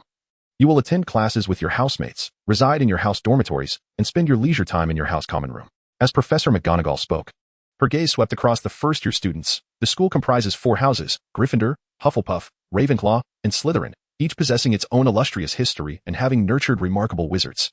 Should you excel, your achievements will earn points for your house, while infractions of school rules will result in point deductions. At the conclusion of the academic year, the house with the highest score will be awarded the House Cup. Upon hearing this, Adam remained unconvinced. The House Cup seemed predetermined for the next 7 years. Yet, at that moment, Professor McGonagall's gaze fell upon him, prompting Adam to blink and offer a demure smile. The professor's expression softened subtly, and with a barely perceptible nod, she shifted her gaze away. The sorting ceremony will commence shortly, she continued. I recommend you take a moment to compose yourselves while you wait, as you will soon be sorted before the entire school. With that, Professor McGonagall turned and exited the foyer. Once the professor departed, the first-year students exhaled in relief, engaging in low murmurs. Suddenly, a voice, louder than the rest, exclaimed in terror, "What is that?" The chatter instantly ceased, for from the walls emerged over 20 ghosts, whispering amongst themselves as they floated by, leaving the new students in stunned silence. Neville's face paled to a ghostly hue, clutching tightly to the struggling Trevor. Observing Trevor's flailing legs, Adam seemed to comprehend why this toad was perpetually escaping. After lamenting Trevor's tumultuous existence, Adam's curiosity was piqued again as he gazed at the ghosts, wondering what effect the banishing charm truly had. Of course, it was merely curiosity. The ghosts, unaware of Adam's musings, floated about attempting to engage with the first years, but alas, no one responded. When Professor McGonagall returned, the specters drifted away in a languid manner. Now everything was in readiness. Form a single line and follow me, she instructed. The first years trailed behind Professor McGonagall, crossing through the grand doors of the hall, where teachers and upperclassmen alike regarded them with keen interest from the 4 long tables on either side. Adam lifted his gaze, and indeed, the ceiling resembled the enchanting depiction found in the Chronicles of Hogwarts, adorned with a myriad of stars. However, Tonight, the outside world was shrouded in dense clouds, revealing only the moon. It was evident that the ceiling was not transparent, but merely conjured an illusion of the starry sky. After enduring the melodious whispers of the Sorting Hat, Professor McGonagall stepped forward, unfurling the parchment in her hands. When I call your name, don the hat and take a seat. The Sorting Hat will designate your house. Hannah Abbott. One by one, the new students approached. And through the voice of the Sorting Hat, they were assigned to different houses. Hermione, Neville, Draco, Harry, familiar names echoed through the hall, each destined for their respective houses. Adam gazed at the scene before him, suddenly engulfed in a sense of disorientation. What did his arrival signify for this world? Would the narrative unfold as he remembered? Even with the presence of a character who was never meant to exist? Adam Smith. Professor McGonagall's call snapped him back to reality, making him realize he had been overthinking. He stepped forward, donned the Sorting Hat, and took a seat. Gryffindor. The Sorting Hat declared without hesitation. Adam was somewhat taken aback. Yet he swiftly removed the Sorting Hat and made his way to the Gryffindor table amidst applause, taking a seat beside Neville. We are in the same house. How splendid! Neville exclaimed with excitement. Adam smiled and offered him a reassuring gesture, suggesting he find a suitable place for Trevor to avoid any disruption during dinner. As Neville began to search for a spot to accommodate Trevor, Adam gazed ahead at the ongoing sorting ceremony, still perplexed. How could he possibly be in Gryffindor? Among the 4 houses, he had anticipated being sorted into Hufflepuff. His aspirations leaned towards a life of ease, lacking the courage that Gryffindor demanded. Devoid of ambition and a Muggle background, he did not meet Slytherin's criteria, and although he was currently diligent in his studies, it was merely a means to better pursue his leisurely dreams, not out of pure intellectual curiosity, thus failing to align with Ravenclaw's values. Beyond that, he had contemplated the possibility of being sorted into Ravenclaw due to the multitude of spells he had mastered, or into Slytherin considering his familiarity with dark magic. Yet he had never entertained the notion of Gryffindor. Unbeknownst to him, at the moment the Sorting Hat proclaimed Gryffindor, he was not the only one astonished. Professor McGonagall was surprised that Adam had not been sorted into Ravenclaw, but soon felt joy at his placement in Gryffindor. Meanwhile, Dumbledore, while surprised, also breathed a sigh of relief. Previously, Ollivander had written him a letter regarding Harry's wand, mentioning Adam within. Initially, Dumbledore had intended to remain vigilant, wary of a potential repeat of a tragedy reminiscent of Tom Riddle, but it now seemed he had been overly sensitive given the peculiar timing. The wand merely indicated a tendency, not a definitive representation of the wizard. As for Adam, he decided to cease his ruminations. Perhaps the Sorting Hat had discerned his youthful spirit, leading to his placement in Gryffindor. He did not deny this notion. For a man remains a boy at heart until the end. What? Why not learn a brain-blocking spell to prevent the Sorting Hat from discovering his knowledge of the unforgivable curses? There was no need for that. Knowing the unforgivable curses was not a crime. Only their application was. Adam had never employed such spells. Moreover, as an artifact from the chaotic era of the 4 founders, the Sorting Hat had witnessed far more brutal curses than Adam could fathom. The witch hunts and the Inquisition's purges of unforgivable curses were trivial by comparison in that age. In contrast, would not the act of masking one's memories with a brain-blocking spell appear far more suspicious? Chapter 12. The welcoming feast. The sorting ceremony concluded swiftly, and after Dumbledore's cryptic speech, everyone cheerfully began their meal. Sighing, Adam cut a piece of steak and added a sausage to his plate. What's wrong? Is it not to your liking? Neville asked, his mouth full of roasted meat, grease glistening at the corners of his lips. Nothing much. Just wish I had eaten less at lunch. It feels like a missed opportunity. Adam did not express regret over not being sorted into Hufflepuff. After all, the kitchen was conveniently located right by the Hufflepuff dormitory, akin to how the snack street was positioned just behind the dormitories of his previous school. Neville, however, fervently nodded in agreement, lamenting, the sandwiches my grandmother prepared for me have grown stale by lunchtime. At that moment, the ghosts of the school took their seats. And as nearly headless Nick glided over, Adam could distinctly sense a decline in the appetite of everyone at the long table, which he surmised was mirrored in the other 3 houses as well. The good news was that nearly headless Nick was particularly intrigued by Harry, choosing not to wander elsewhere. The bad news was that Harry, also a first-year Gryffindor, was seated not far from Adam, with only 3 individuals separating them. Observing nearly headless Nick preparing to demonstrate the origins of his rather peculiar name, Adam swiftly turned Neville around. What's the matter? Neville inquired, still gnawing on a chicken leg, as Adam inadvertently pressed the leg closer to him. Nothing. Just keep eating. Adam stuffed a French fry into his mouth. Before he could finish speaking, a series of retching sounds erupted nearby. Ah, it seems quite stimulating. The Academy's ghost is not going anywhere, so why must it choose to manifest at mealtime? As the meal progressed, the students gradually began to engage in lively conversation. Being children, and particularly those from Gryffindor, they were unlikely to discuss their study progress. Instead, they chatted about pets, favorite games, and family matters.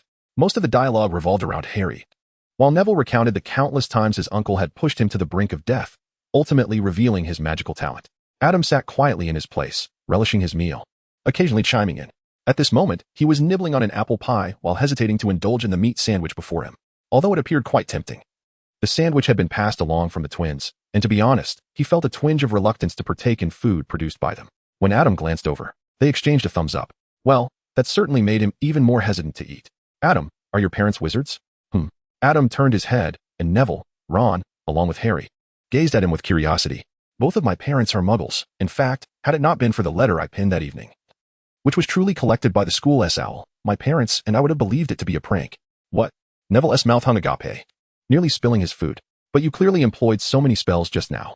That was self-taught from my textbooks. Adam blinked innocently. I purchased the textbooks at the end of July, and today is already the end of August. Isn't it quite normal to learn a few spells in over a month? No, this is far from normal. Who would study the textbooks at home before the school year even begins? Adam's words nearly left a group of disinterested children in a state of despondency. However, Hermione, who had not participated in the boys' discussion from across the long table, lifted her head, displaying the demeanor of one who had encountered a worthy adversary. Adam, oblivious to Hermione's presence, continued, time is indeed too scarce. Unlike you who have been immersed in the wizarding world since childhood, my knowledge of magic is nearly non-existent, and the gap between us is undoubtedly vast. However, a month has passed, and I've barely managed to read through a quarter of the books I've purchased, even that has proven to be quite challenging. Hermione, upon hearing this, proudly lifted her chin, for she had already read half of her books. Moreover, she had acquired several additional reference texts. Yet, shortly after, she heard Adam remark, in the standard spell series, some of the incantations conflict with those found in the 18th century spell compendium and the Book of Incantations, leaving me uncertain about which to trust. As for transfiguration, I am utterly hesitant to practice the sections involving living transformations on my own. I can only compile the questions I encounter to discuss with the professor later. Adam, in a state of distress, scratched his head and articulated the suffering he had endured over the past month within the chaotic educational system of the wizards, only to be met with expressions of utter bewilderment from those around him. What was amiss? Adam was taken aback, although his words bore a hint of boastfulness. Given that his talents had been enhanced, suggesting a potentially accelerated progress, he believed it should resonate with others. Could it be that no one else found the textbooks chaotic? Was he the only one struggling to adapt? Initially, he had confidently vowed to master the iron armor spell within 2 months, only to be humbled by the very materials meant to educate him. Can you believe that the same incantation is spelled differently across 2 books? Would you dare to practice? Ah, how absurd. In the midst of this silence, Ron suddenly let out a scream, causing a group of astonished faces to turn towards him. They saw Ron with his mouth agape, one hand fanning his face while the other poured pumpkin juice from the table into his open mouth. This was Adam keenly observed the meat-filled bread on Ron's plate, and his eyelids involuntarily twitched. A glance at his own plate revealed an identical dish. Turning towards the twins, their mischievous grins prompted Adam to discreetly slide his bread onto the table. Before long, the food on the table vanished one by one, and Professor Dumbledore stood up to address everyone. Now that you are all sufficiently nourished, I would like to share a few words. As the new term commences, I wish to remind everyone of a few important points. First-year students, please take heed. The forest at the back of the school is off-limits to all students, and some of the older students would do well to remember this as well. Professor Dumbledore cast a pointed glance at the Weasley twins. Additionally, Mr. Filch, the caretaker, he indicated towards Filch, who was standing with Madame Pomfrey against the wall of the hall, has entrusted me to remind you all not to perform magic in the corridors during breaks. The selection process for Quidditch players will take place in the 2nd week of this term, so those interested in joining the house team should contact Madame Hooch. Lastly, I must caution you not to approach the corridor on the right side of the 4th floor of the library, unless you wish to suffer a most grievous fate. Upon hearing this, Harry initially thought Professor Dumbledore was jesting, and he erupted into laughter. Adam diligently noted down what he had long forgotten, and he had no intention of approaching the forbidden area. Harry's ability to confront Voldemort was attributed to the protective magic left by his mother. Did he really intend to face Voldemort, who possessed a Horcrux? After the speech, Professor Dumbledore led everyone in singing the school song, and Adam once again experienced the overwhelming sensation of magical resonance in his ears. Shall we leave, Adam? Adam. Neville nudged the absent-minded Adam, who then jolted back to reality. Huh, is it over?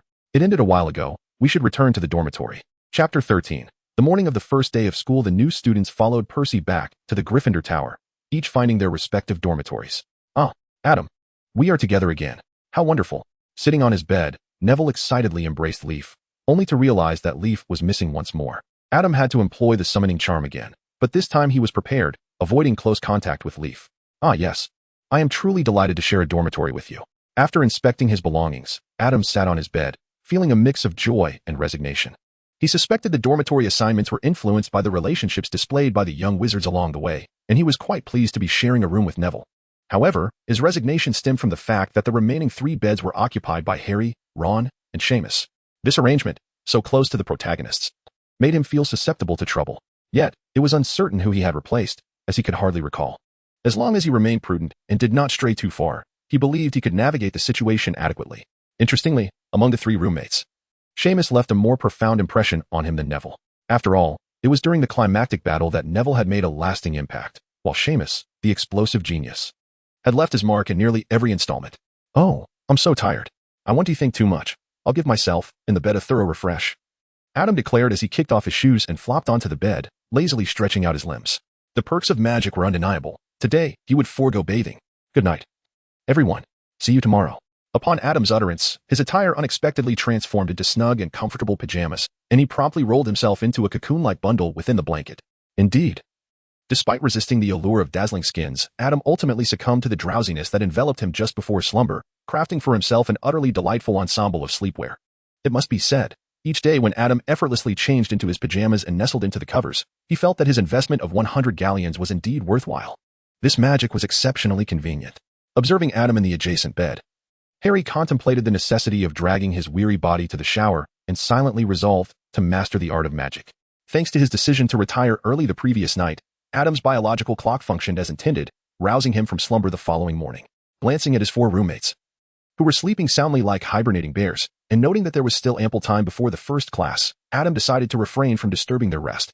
Silently, he rose from his bed, seamlessly switched back into his school uniform, refreshed himself, and slung his bag over his shoulder as he departed the dormitory. "Good morning, fat lady," he greeted as he pushed through her portrait to exit the Gryffindor common room. "Good morning, dear. You are up quite early," the fat lady remarked with a hint of drowsiness. The morning air always had a way of uplifting one's spirits. Adam replied with a smile, silently contemplating that if it were not for the sake of his life and livelihood, he would never willingly endure such hardships. Once he graduates, he vows to rise at noon and retire at 2 in the morning. After bidding farewell to the plump lady, Adam made his way to the spacious hall, where he grabbed a slice of toast generously smeared with jam to quell his hunger, all the while heading towards the Ollery. "Athena, have you missed me?" Before he could finish his thought, a shadow swept in, accompanied by a gust of wind, landing right before him. It was a juvenile female tawny owl, standing at a height nearly equal to Adam's calf. If it were to perch on his arm, he would hardly be able to support its weight. "Oh, you sweet creature. Have you been well these past few days?" Adam gently embraced the slightly agitated girl, stroking her head while retrieving a dozen strips of raw meat from the interface.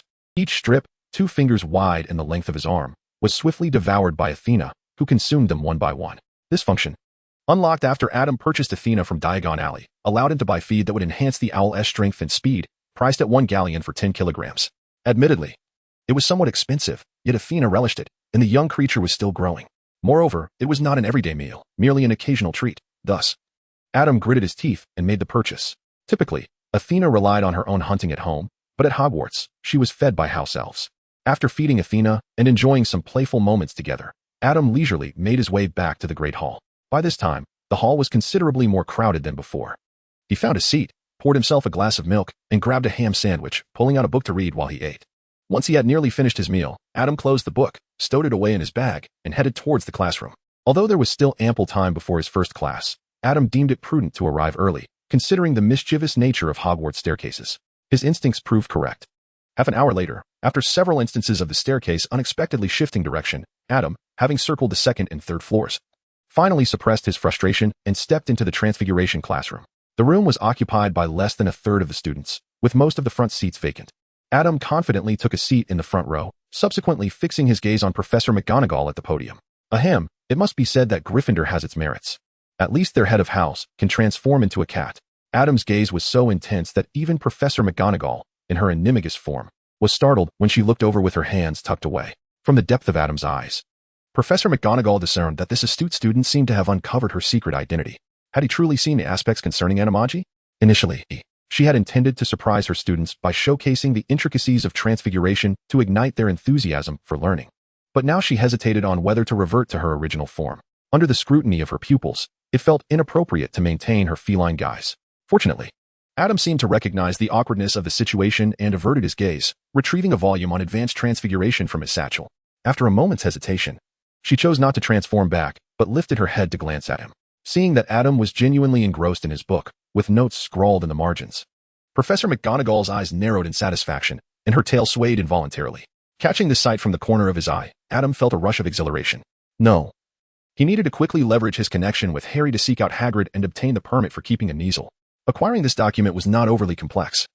It merely required a letter of endorsement from a magizoologist, affirming that the wizard possessed the capability to care for a Kneazle without drawing attention. However, magizoologists typically resided in remote areas, and finding one willing to vouch for him seemed a daunting task. Hagrid was likely his only option. After all, there was TA formal certification for magizoologists. One's experience and industry reputation sufficed. As the keeper of keys and grounds at Hogwarts, Hagrid undoubtedly qualified as a magizoologist. Chapter 14, Transfiguration Class. The class period had already commenced when Ron and Harry finally arrived, tardy. Professor McGonagall leaped down from the podium, dispelling her animagus form. The entire classroom of students was left in astonishment, especially Adam, whose eyes sparkled with delight. The intended objective had been achieved, however. Professor McGonagall was not as jubilant as she had envisioned, for these two students had arrived late on the very first day. Perhaps I should transform one of you into a pocket watch to instill the importance of time? Sorry, Professor, we got lost, Harry apologized meekly. Then shall I transform you into a map? McGonagall retorted, her expression still stern. I trust you did not require a map to find your seats? The two boys sheepishly found empty spots to sit, while Professor McGonagall returned to her place at the podium. The transfiguration spell is the most complex and perilous magic you will study at Hogwarts. Should anyone misbehave in my class, I will kindly ask them to leave, and they shall never return. I have warned you. As she spoke, McGonagall transformed the podium into a pig and back again, eliciting another round of gasps from her students. Subsequently, she began her lecture. At this moment, Adam had stowed away the Advanced Transfiguration Guide and taken out the beginner's manual. Although he could barely manage the spells inscribed within, his proficiency stemmed from self-taught, unconventional methods, evidenced by the fact that the spells were only rated at level 3. Adam himself dared not employ these spells in practice. To genuinely master transfiguration, attending Professor McGonagall's lectures was imperative. The warnings issued by Professor McGonagall prior to class were no jest. Transfiguration was indeed the most perilous of the spells outlined in their curriculum, which explained her considerable ire. Transformations of inanimate objects were relatively straightforward, but when it came to transfiguring living beings, one could only fathom the ramifications of a surgical misstep. The terrifying potential of errors in living transformations was evident. The spell that transformed others into animals left their memories muddled post-transformation. The cognitive faculties of animals do not support such logical recollections. Otherwise, the complexities of combining it with potion-making would be unnecessary for an animagus. In other words, once transformed into an animal, if not restored to their original form, an individual might even begin to perceive themselves as that creature.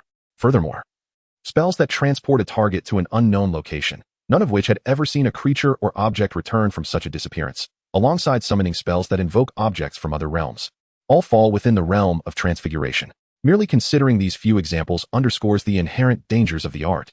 The material Professor McGonagall presented was complex and profound for those students who had not prepared in advance, yet Adam managed to keep pace. He diligently cross-referenced his previous notes, occasionally rectifying his earlier misunderstandings. By the end of the class, students were drenched in sweat from the effort of taking notes and struggling to keep up. Adam, too, was perspiring profusely, alarmed by the realization that so many of his prior interpretations had been erroneous. It was fortunate that malfunctions in inanimate transformations were less consequential. A bit more magic output or some adjustments could generally lead to acceptable results, which is why he hadn't yet recognized the issue. No wonder he had always felt that casting transfiguration spells was far more exhausting than other types of magic, given his shaky foundation. It was a blessing that Adam had not attempted living transformations, particularly the transformation of living beings into other living forms. Otherwise, he might have conjured something that would have sent one's sanity spiraling. As the class neared its conclusion, Professor McGonagall instructed the students to attempt transforming a matchstick into a needle. Adam grasped the matchstick resting on the table and gently touched his wand to it. Commanding with a whisper, transform swiftly. Instantly, the matchstick elongated, its edges softened into smooth curves, the tip sharpened to a fine point, and it shimmered with a lustrous metallic sheen. Adam was pleased to discover that his transfiguration spell had improved significantly. It was truly remarkable. Professor McGonagall stood at the edge of the podium, to Adam's left and slightly in front, watching in astonishment as Adam executed his transfiguration with such fluidity. She thoughtfully suggested, next, you might consider attempting to create patterns based on the needle, beginning with simpler designs. Adam recited the incantation once more, and a cross pattern emerged upon the needle, albeit with variations in depth, size, and angle. This was a manifestation of his intent during the spellcasting, yet it lacked precision. After a subsequent refinement, he finally succeeded in producing a flawless cross design. It is perfectly normal for initial attempts to be imperfect. With practice, one will achieve proficiency and execute it flawlessly in a single attempt. Thanks to Mr. Smith's remarkable transfiguration spell, Gryffindor earned an additional 5 points. Professor McGonagall, visibly pleased, awarded Adam the points before moving on to other students. Adam, how did you accomplish that? Neville tugged at Adam's sleeve. Indeed, Adam's desk mate was none other than Neville. Though sitting in the front row alongside Adam was somewhat daunting, as Seamus and his friend Dean had already taken their seats, and Harry had yet to arrive. Neville ultimately resolved to sit beside Adam rather than with unfamiliar classmates. Give it a try. I would like to see, he encouraged. Adam turned to gaze at Nawi. And as Nawi cast his spell, the matchstick before him remained unchanged. Sighing, Nawi was deeply frustrated. Do not rush. Take your time. Although I appear at ease now. I too struggled for half an hour without any progress while practicing at home. Adam took Neville's book and said, Come. Let us first organize the content that Professor McGonagall just presented. Once you comprehend it, practicing will become significantly easier. If you grasp what Professor McGonagall taught, there will inevitably be some transformation in the matchstick. It merely indicates that there is an issue with the casting process. During the teaching process, Adam was also reorganizing his thoughts, serving as a form of review. Simultaneously, he realized that Neville possessed quite a remarkable talent, perhaps even exceptional. However, he constantly engaged in self-doubt, and Adam needed to continuously encourage him for his learning to progress normally. As the class neared its conclusion, Neville had already succeeded in transmuting the matchstick into a metal rod. He was just a step away from sharpening one end and creating a needlepoint at the other, bringing him close to success. This progress placed him third in the entire class, trailing only behind Adam and Hermione, while the other students had yet to make any progress with their matchsticks. Although Adam contributed to Neville's success, it also underscored Neville's undeniable talent. Truly, he was worthy of being a Gryffindor swordmaster. Thank you, Adam, Neville exclaimed, holding the metal rod, nearly moved to tears. Especially since Professor McGonagall had even showcased the metal rod he had transformed for the entire class to see. No need for thanks. This is the fruit of your diligent study. I cannot simply implant knowledge into your mind. Adam gently patted Neville on the shoulder and said, If I were in your shoes, I would surely write to your grandmother to share this delightful news about your impressive achievement in the first class. Now, I must attend to some matters with Professor McGonagall, so you should join Harry and the others for a meal. After bidding farewell to Neville, Adam rummaged through his bag and retrieved a notebook, hurrying towards Professor McGonagall. Professor McGonagall, do you have a moment to answer a few questions for me? Oh, of course. Professor McGonagall replied with a smile upon seeing Adam approach. It had been quite some time since she had encountered a student from Gryffindor who brought her such ease. Come with me. Chapter 15. After class tutoring, Professor McGonagall led Adam to her office. As soon as they sat down, Adam eagerly opened his notebook and inquired, Professor McGonagall, I have noticed some discrepancies in the theoretical explanations regarding the processes of material composition changes between the beginner's guide to transfiguration and the intermediate transfiguration text. Which book presents the correct information? Well, since they are not part of a series and were penned by different authors, it is quite normal for there to be conflicts. As for who is right or wrong, there is no definitive answer. What may be suitable for one wizard might not be for another. Simply choose the one that resonates with you best. Adam was taken aback, rendering him speechless as he made a half-hearted notation in response to the question. Professor McGonagall, however, was quite pleased. Adam's progress in his studies was commendable, though his attention was not entirely devoted to the intricacies of the spells. This was indeed a positive aspect. For a transfiguration spell devoid of theoretical foundation tends to be rigid and inflexible, making advancement arduous and devoid of promise. Subsequently, Adam posed several questions that extended from the topics discussed in class, while also producing his self-composed beginner-esque guide to transfiguration. This prompted Professor McGonagall to take it from him and peruse its contents. Much of this was hastily written by me after my own reading. A great deal of it is erroneous. Adam felt an acute sense of embarrassment, as the majority of his notes were riddled with errors. Who wouldn't feel awkward in such a situation? No, your writing is remarkable and filled with insight, Professor McGonagall asserted, perceiving no issue in the matter. In fact, she admired Adam's ability to self-learn to such an extent without formal education. Furthermore, the absence of structured learning lent a unique spiritual essence to his notes, an invaluable quality, particularly when delving into the intricate and esoteric transformation spells. For wizards capable of studying these spells, theoretical knowledge becomes less of a hurdle. Instead, intuition and innate talent take precedence. How about this? Leave your textbook with me, and I shall take the time to assist you in refining it. You can collect it in our next class. Really? Adam was overjoyed to realize the magnitude of the undertaking, and he was pleasantly surprised that Professor McGonagall was willing to engage in such matters. Your ideas are quite intriguing, she remarked, for without formal instruction, you have managed to pose fascinating questions that are beneficial to me as well. As she closed the book and placed it on the table, she turned her gaze towards Adam. These notes reflect your initial thoughts on transfiguration. While some may be inaccurate, they are not devoid of value. I will not erase your notes, but rather insert a few comments. When you have mastered the knowledge contained in this book and later revisit your earlier notes, you shall glean insights from them. Understood. Thank you, Professor McGonagall. After posing a few more inquiries, Adam gathered his belongings and took his leave. He had many more questions, Yet they were beyond his current level of understanding, such as the transformation of inanimate objects and the secondary manipulation of spells, topics that were not yet ripe for discussion. As he exited the office, Adam felt a profound sense of satisfaction. Several key questions had been addressed, and his proficiency in transfiguration had reached level 4, allowing him to manipulate inanimate objects with increasing fluidity. Inside the office, Professor McGonagall was equally pleased, knowing that yet another student was being ushered into the true realm of transfiguration. Adam settled into his seat in the auditorium as everyone continued to indulge in their meal, for there remained over an hour before the afternoon transfiguration class. "Hey, Adam," Neville exclaimed. "I heard you went to see Professor McGonagall. What did you discuss with her?"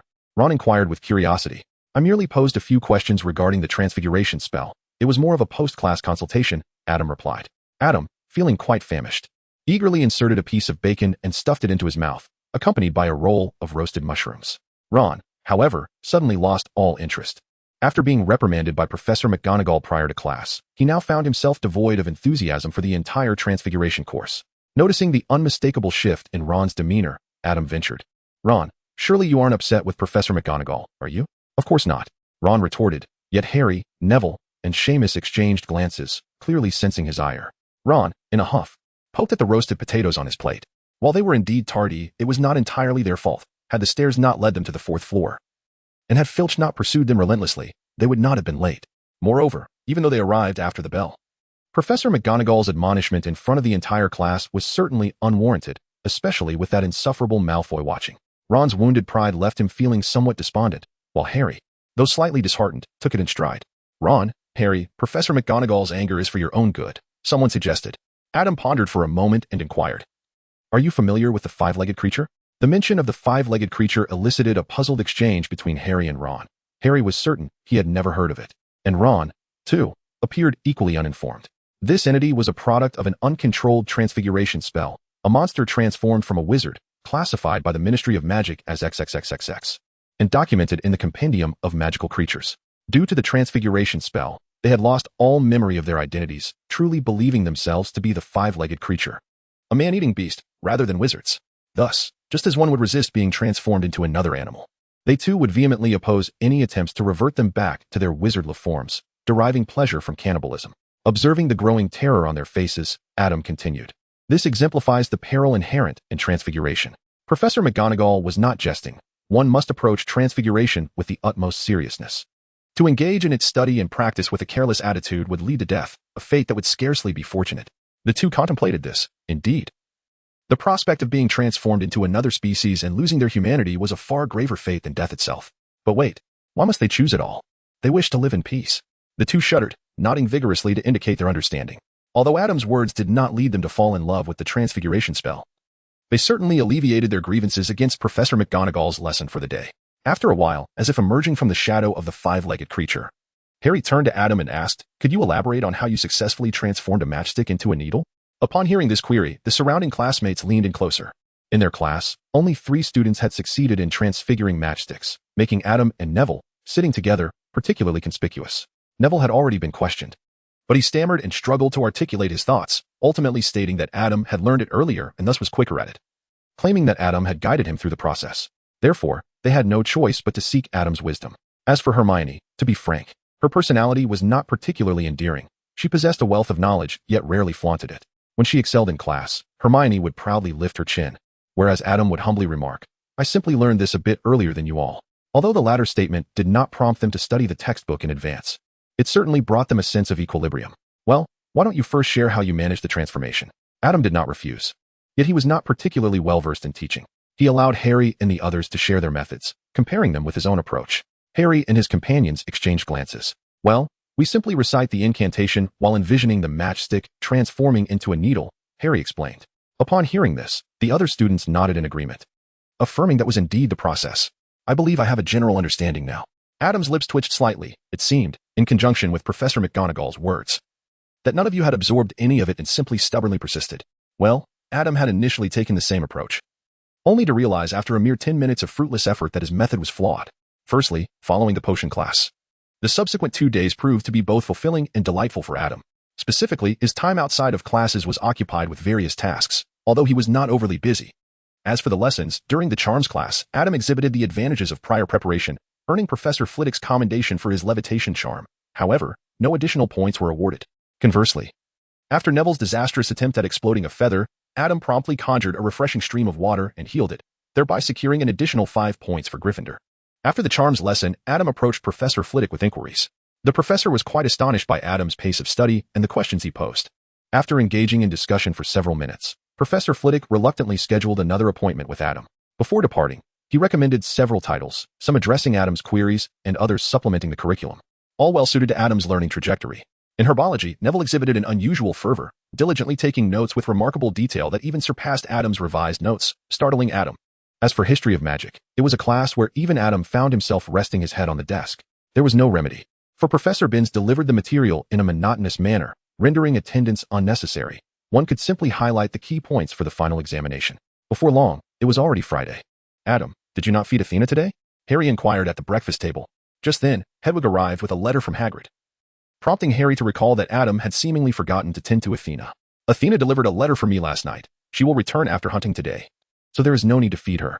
Adam spread a generous layer of raspberry jam on the bread in his hand and then handed it to Ron, who had been waiting for quite some time. What classes do we have today? Harry inquired once more. Let me check. We have 2 potions classes with Slytherin, Ron replied, a visible disdain flickering in his eyes.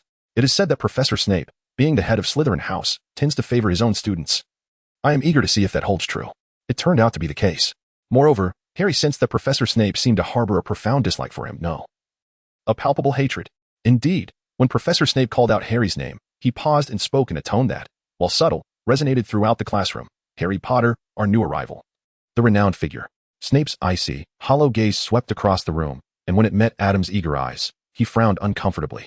You are here to learn the intricate discipline and rigorous craft of potion making, as there will be no foolishly waving of wands here. Many of you may not believe this is magic. I do not expect you to truly appreciate the beauty of a cauldron simmering slowly over a gentle flame, exuding fragrant vapors. You will not truly grasp the enchanting power of the liquid that flows through one's veins, stirring the heart and clouding the mind. I can teach you how to enhance your reputation, brew honor, and even stave off death. But there is one stipulation. You cannot be the kind of fools I frequently encounter. The entire class was taken aback by Professor Snape's opening remarks. Yet Adam's gaze grew even more fervent. In truth, his interest in potions was no less than that in spells. Prior to the start of school, although he had not attempted to brew potions himself, he had read extensively on the subject.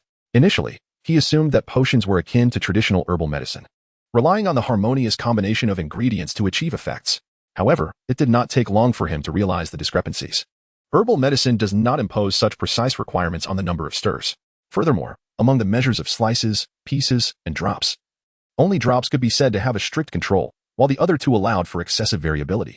Ultimately, Adam arrived at a hypothesis. The essence of potions is, in fact, the brewing of spells. The ingredients required for potion making merely need to possess the mystical elements of magic within them in the act of stirring. Along with the frequency of stirring, plays a significant role in potion efficacy.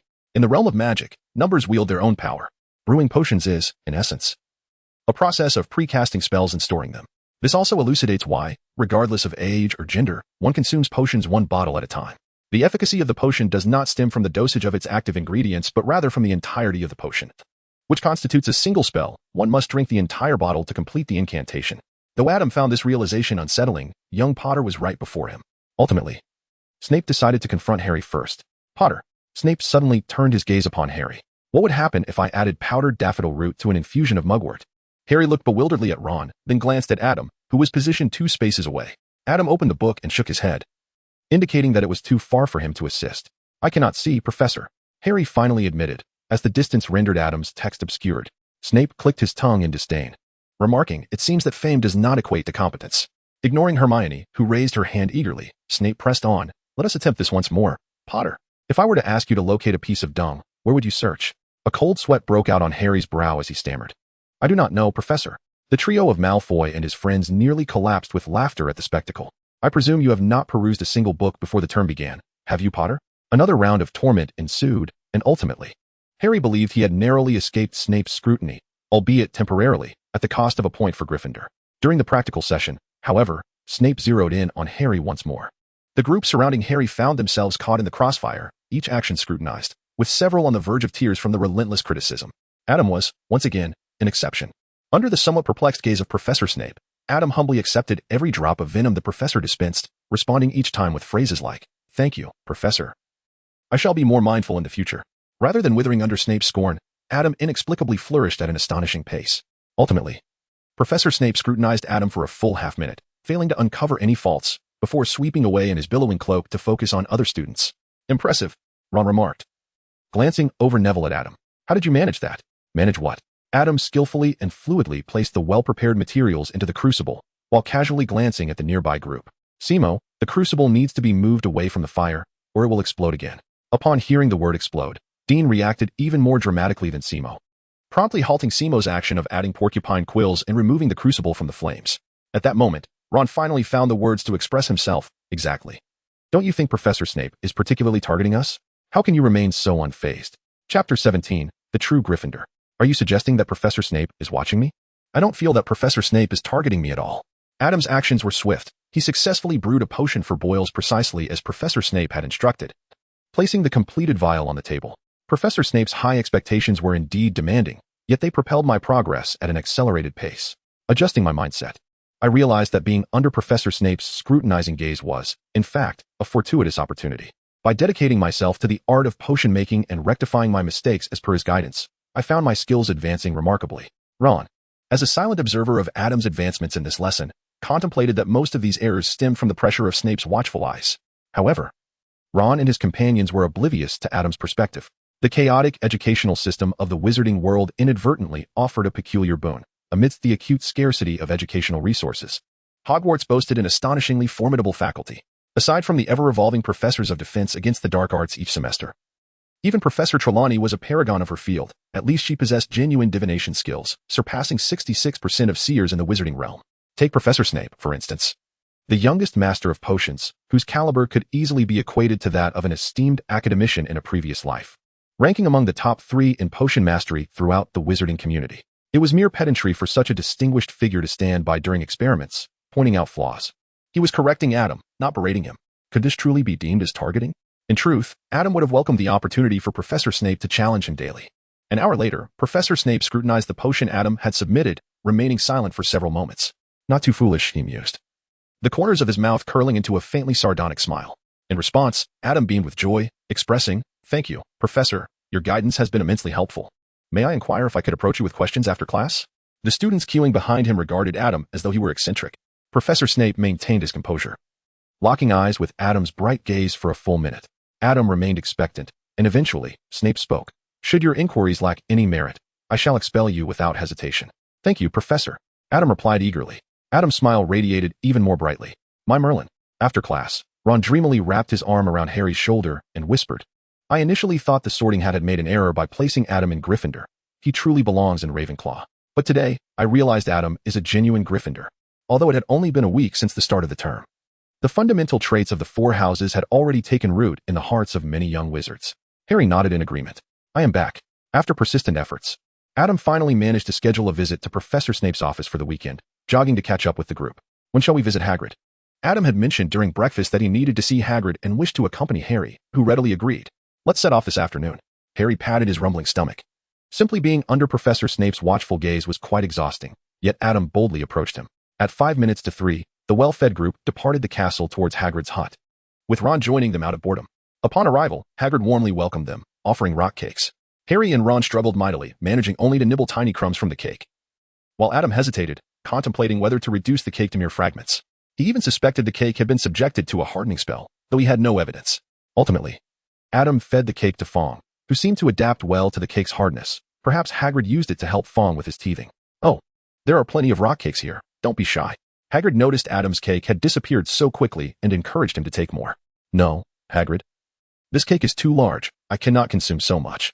Adam chuckled as he nudged Yaya towards Harry, who, upon witnessing the scene, urgently sought assistance, for he found himself unable to continue. Ron discreetly inched a rock cake closer to Yaya's mouth. It appeared that both you and Yaya shared a mutual fondness for one another. While rising to fetch a glass of water, Hagrid noticed Yaya darting around a few individuals. Harry quickly snatched back the remaining piece of rock cake, ensuring Hagrid remained oblivious. Indeed. The trio exchanged knowing smiles. "How delightful. It reminds me of your brother." Of course, not the pair of twins, but Charlie, who also had a great affection for magical creatures. Hagrid remarked to Ron with a hint of nostalgia, though his words betrayed a subtle exasperation towards the twins, suggesting he often bore the brunt of their antics. "By the way, Hagrid," Could I kindly request you to write a letter of recommendation for a permit to keep a Kneasel? I wish to own one, yet I currently lack the necessary license. Adam made his request at an opportune moment. Oh, certainly. Indeed, for Hagrid, who has an unwavering affection for magical creatures, Adam's request posed no difficulty whatsoever. I shall compose a letter to the Department for the Regulation and Control of Magical Creatures, addressing it to Adam Smith. Adam revealed his name. Very well. I shall remember that. Subsequently, they engaged in a discussion about the professors at Hogwarts, during which Harry expressed his concerns regarding Snape's apparent animosity towards him. Hagrid reassured him, stating that Snape treated all students in the same manner. This assertion would have been acceptable had Hagrid not avoided making eye contact with Harry while saying it. Doubtful of Hagrid's explanation, Harry posed a new question regarding the recent invasion of Gringotts, which had occurred on the very day they ventured to Diagon Alley. Hagrid's evasion this time appeared even more deliberate. By offering Harry a rock cake, he seemed to be attempting to silence him. As they made their way back, burdened with thoughts, Harry inquired of Adam, "What do you suppose was the motive behind the attack on Gringotts? Surely it was for the treasures within. Be it valuables or galleons, could it not have been the work of those goblins?"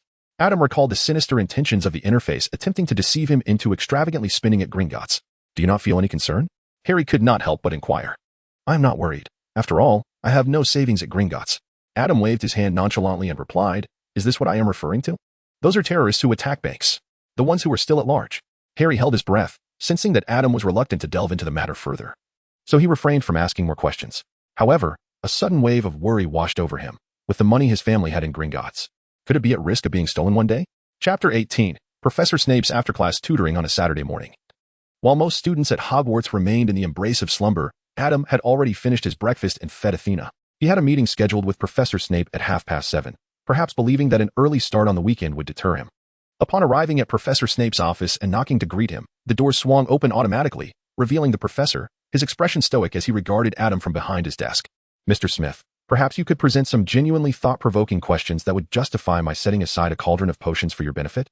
His voice, laden with an oppressive tone, held no malice for Adam, who had grown immune to such intimidation. "Professor, I wish to understand how potions take effect," Adam inquired. Professor Snape closed his eyes in exasperation. Unable to bear the sight, "You need only consume them, Mr. Smith. You may leave now. I apologize for wasting the time of a potions professor." Gryffindor. He was even too fatigued to scold or frown, realizing that his usual venomous remarks had no impact on this individual. As a legilimens, while he refrained from probing a mere student's mind, he could easily perceive basic emotions, and it was evident that Adam was utterly unafraid of him. No. Professor, what I meant was, how are the stored spells released through the act of consumption?" Upon hearing Adam's words, Snape, who had been on the verge of losing his patience, opened his eyes and regarded Adam intently. After a lengthy pause, Snape waved his wand, and the office door closed. He had left it open initially to facilitate Adam's swift departure. "Stored spells," Snape pronounced, emphasizing each syllable with his distinctive cadence. "Why do you say that?" Noticing that Snape had not immediately dismissed him, Adam exhaled in relief and articulated his understanding, feeling a surge of excitement. Snape's demeanor suggested that his hypothesis might indeed hold merit. After listening to Adam, Snape's expression softened imperceptibly. "The process is quite intriguing, yet your lack of knowledge has led you to an erroneous conclusion." "Erroneous?" Adam was momentarily taken aback. "What do you think a potion is? Can it be stored? Potions cannot be stored?" Ignoring Snape's mocking expression and gaze, Adam began to recollect. In the fantasy works of his past life, there existed magical tomes and scrolls capable of recording spells, leading him to envision potions as spells stored in liquid form. However, Snape's denial indicated that this conjecture was erroneous. Nevertheless, Snape had not outright dismissed him, suggesting that this hypothesis held some merit, at least sufficient to prompt Snape to engage in further dialogue. Therefore, if potions are not spells stored, what, indeed, are they? He recalled statements from the book. Words spoken by Professor McGonagall, remarks made by Ollivander, and even comments from Professor Snape. Ultimately, a particular phrase from Snape's opening remarks flashed through Adam's mind. "Since there is no foolish waving of wands here, many of you will not believe this is magic." The essence of potions had been revealed by Professor Snape on the very first day. Potions are not spells stored, but rather, like spells, they are a facet of magic. Thus, the process of a potion taking effect is synonymous with the activation of a spell, devoid of any extraneous steps. Reaching this conclusion, Adam turned to Snape with delight, relieved to find that he had not incurred another round of ridicule. "Quite satisfactory." Snape slowly nodded. This was the first time Adam received a distinctly non-negative appraisal from Professor Snape. Long ago, even before Hogwarts was established, certain wizards cast spells using natural materials. They would blend parts of animals and plants, complementing their actions with dances and incantations, applying them to the target at specific times or ingesting them. This was the primordial form of potions. In time, this method gradually fell out of favor in combat compared to direct incantation. However, due to its irreplaceable abilities, particularly in healing, many wizards continued to research it, ultimately leading to the development of modern potion making. So, potions were initially a form of spells. Yet, this method of casting sounds somewhat reminiscent of Uncle from Jackie Chan Adventures. A magical thought flickered through Adam's mind. An animagus? Indeed. The animagus represents a form of magic that has endured through the ages. It allows one to transform into an animal while retaining the memories and wisdom of a wizard. An irreplaceable ability within the realm of spellcasting. Professor Snape regarded Adam with a complex expression, likely torn by the perplexity of why a promising potion apprentice would emerge from Gryffindor. You may come to me with questions every Saturday afternoon, but do not waste my time with foolish inquiries. This was his tacit acknowledgement of Adam's future visits. Thank you, Professor. Adam's eyes sparkled with intrigue. And after a moment of contemplation, he inquired, Professor, may I come here to brew potions? Have you already mastered this semester's material? The content from the textbooks is practiced during class, and Professor Snape believed that Adam's intellect would not lead him to waste materials in such a manner. Indeed, Adam retrieved book after book from his bag and placed them upon the desk before Professor Snape. I have already memorized all of these. During this period, Adam has achieved several accomplishments in the first lesson of XX, each reward corresponding to an enhancement of his innate talents, which invariably encompass the ability to remember. As these talents accumulate, Adam is nearly endowed with photographic memory. Now, with merely periodic reviews, he hardly forgets the knowledge contained within the tomes. Professor Snape glanced at the books on the desk, the topmost being 1,000 magical herbs and fungi, and began to pose questions regarding its contents, all of which pertain to intricate details and lesser-known aspects. Adam, after a brief moment of contemplation, was able to respond with ease, clearly having committed the material to memory. Let us consider the advanced potion making. The potions therein scarcely waste my materials. Adam was profoundly moved. Professor Snape was willing to allow him to utilize his potion ingredients. Professor Snape, I have also perused that book, Adam remarked. Professor Snape paused, shifted the stack of books, glanced at the spines, and with a flick of his wand inscribed 3 titles in the air. Refer to these 3. Upon your arrival, you shall brew the potions listed therein. Very well, Professor Snape, he replied eagerly. The professor nodded. You may leave now, and do take your books with you. Stepping out of Professor Snape's office, Adam felt a wave of relief and gratitude wash over him. Although he was aware that Professor Snape was not an adversary, he had harbored some trepidation regarding the professor's willingness to provide him with after-class tutoring. Initially, he had anticipated that the likelihood of Snape declining his request was far greater than that of acquiescing. Fortunately, perhaps it was his aspirations that led Snape to perceive his latent talent for potion making, prompting the professor to endure his distaste for Gryffindor and allocate precious time weekly to instruct him. That said, he pondered, to what extent had his talents truly developed? He perceived no significant change beyond a slight improvement in his memory. Chapter 16. The flying lesson. The weekend hours slipped away unnoticed, and from the second week onward, the first-year student's schedule included an additional flying lesson. This lesson was scheduled for Thursday today. Due to excitement, nearly the entire cohort of Gryffindor first years rose early, congregating in the common room to fervently discuss their anticipations of soaring through the skies. Adam, did you prepare for the flying lesson at home? Harry inquired with some concern. For among all the first years, only he and Adam had been raised entirely in the Muggle world, lacking any foundational experience with flying broomsticks. How could that be? Is it possible to master such a skill merely through reading? It is one thing to study spells within the confines of a room, but should I attempt to ride a broomstick in the Muggle community, the Ministry of Magic would undoubtedly apprehend me. Adam rolled his eyes, aware that Harry had been listening to everyone's discussions about the remarkable achievements of riding flying brooms over the past few days, which made him somewhat apprehensive. He drew Harry closer and whispered in his ear, "They are merely boasting. Even children from wizarding families could not possibly ride flying brooms at home before attending school. Much like how Muggle parents cannot allow their children to drive. Consider this merely a tale. Do not expose their fabrications. After all, everyone is telling lies, and revealing such falsehoods could be quite embarrassing." Harry's eyes widened, for he knew that nearly all the new students were recounting tales of riding flying brooms at home. You'll understand once you attend class later. Adam shrugged his shoulders and continued to peruse the beginner's transformation guide in his hands.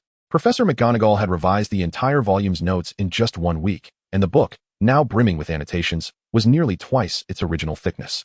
Adam harbored suspicions that Professor McGonagall must have employed some sort of magic, perhaps enabling a quill to inscribe thoughts automatically, thereby allowing her to complete Adam's book in an astonishingly brief period, resulting in the notes being ready so swiftly. During breakfast, Hermione incessantly recounted the wonders of Quidditch, revealing that this Muggle-born which shared the same nerves as Harry. Adam, are you not concerned? Noticing Adam's unperturbed demeanor and recalling that both of his parents were also Muggles, Hermione found herself perplexed. What is there to be anxious about? Adam also struggled to comprehend Hermione's anxiety. Do you not fear making a fool of yourself during flying lessons? I mean, We have had no prior exposure, to broomsticks, Quidditch, and the like. What is there to be afraid of? Do you wish to partake in a Quidditch match? Adam blinked. Not really, but even so, Hermione is somewhat conflicted about her performance in flying class. Ah, so that is what concerns you. You need not worry. The O, W, L, S encompass 12 subjects, including 7 compulsory and 5 elective courses, among which flying class is not included. In other words, this course is not subject to examination. Its purpose is to instill foundational flying skills and to familiarize Quidditch enthusiasts with the sport. If you truly lack proficiency in flying, it will not affect your graduation in any way. Despite Adam's reassurances, Hermione remained anxious. As her motivations extended beyond mere graduation, she genuinely aspired to excel in every subject. Observing her distress, Adam chose not to press further. Unlike Hermione, who was a perfectionist in her academic pursuits, he embraced a pragmatic approach to his abilities. He diligently studied spells to enhance his skills for self-preservation in perilous situations, while he disregarded subjects like history. In his view, the significance of flying class was comparable to that of the history of magic, albeit slightly more practical, yet the latter was subject to examination. At that moment, a flock of owls swooped in, and one of them landed before Adam. Who could possibly be sending themselves a letter? Adam carefully guarded his breakfast, a hint of perplexity crossing his face as he unfastened and unfolded the letter. After perusing its contents, enlightenment dawned upon him. His permit for keeping a raccoon had finally been approved. Splendid. He could now indulge in the joy of petting his cat-like companion without reservation. He tucked the accompanying permit into his bag when he heard a lament from nearby. Oh, what troubles you, Navy? By now, Adam was accustomed to the various unexpected situations that Navy tended to conjure, given that they shared all their classes as desk mates. My memory orb has turned red, which signifies that I have forgotten something, but I can't recall what it is. Navy's expression was one of profound sadness. Adam glanced at the memory orb in Neville's hand, swiftly snatching it and stowing it away in his pocket. Do not concern yourself with it, Neville. If you forget, then so be it. I shall remember the truly important matters, such as homework, for you. After our meal, just tuck it away in your dormitory. The memory orb can inform you that you have forgotten something, yet it cannot reveal what it is you have forgotten. This object is of little assistance, aside from causing you premature sorrow. Well, that is indeed true, Neville pondered, feeling somewhat less disheartened. At 3:30 in the afternoon, first-year students from Gryffindor and Slytherin gathered on the lawn before the castle, where 20 flying broomsticks were arranged neatly. The professor for the flying class was Madame Hooch, the Quidditch referee at Hogwarts, sporting short gray hair and yellow eyes that resembled those of a hawk. Well, what are you all waiting for? Stand next to a broomstick, she urged. Hurry up, make haste. The students from both houses lined up side by side. Adam cast a glance at the broomstick on the ground. Its branches were rather disheveled, barely fit for sweeping. He extended his right hand, placing it above the broomstick's handle, and declared, up. Adam also shouted, and to his surprise, the flying broomstick promptly leapt into his hands. Subsequently, Mrs. Hawkwind began to elaborate on the proper way to grasp the broomstick and how to sit upon it without falling. Malfoy was criticized for his incorrect grip for an extended period, and Harry became convinced that the tales he had previously spun about chasing airplanes were nothing but bluster. Adam swiftly passed Mrs. Hooch's inspection and began to fiddle with the broomstick in his hands. He had always perceived this contraption as somewhat uncomfortable to ride, but now he discovered that it was enchanted, providing an invisible cushion upon seating. Once everyone had been examined, Mrs. Hooch instructed them to attempt to take flight. When I whistle, you must push off the ground with both legs, and do so with vigor, she declared, raising the whistle to her lips. Grip the broom tightly, ascend a few feet, then lean slightly forward to descend vertically back to the ground. On my whistle, 3, 2, Neville, anxious and unable to wait for Mrs. Hooch's signal, propelled himself off the ground with a nervous push. 1 foot, 5 feet, 10 feet.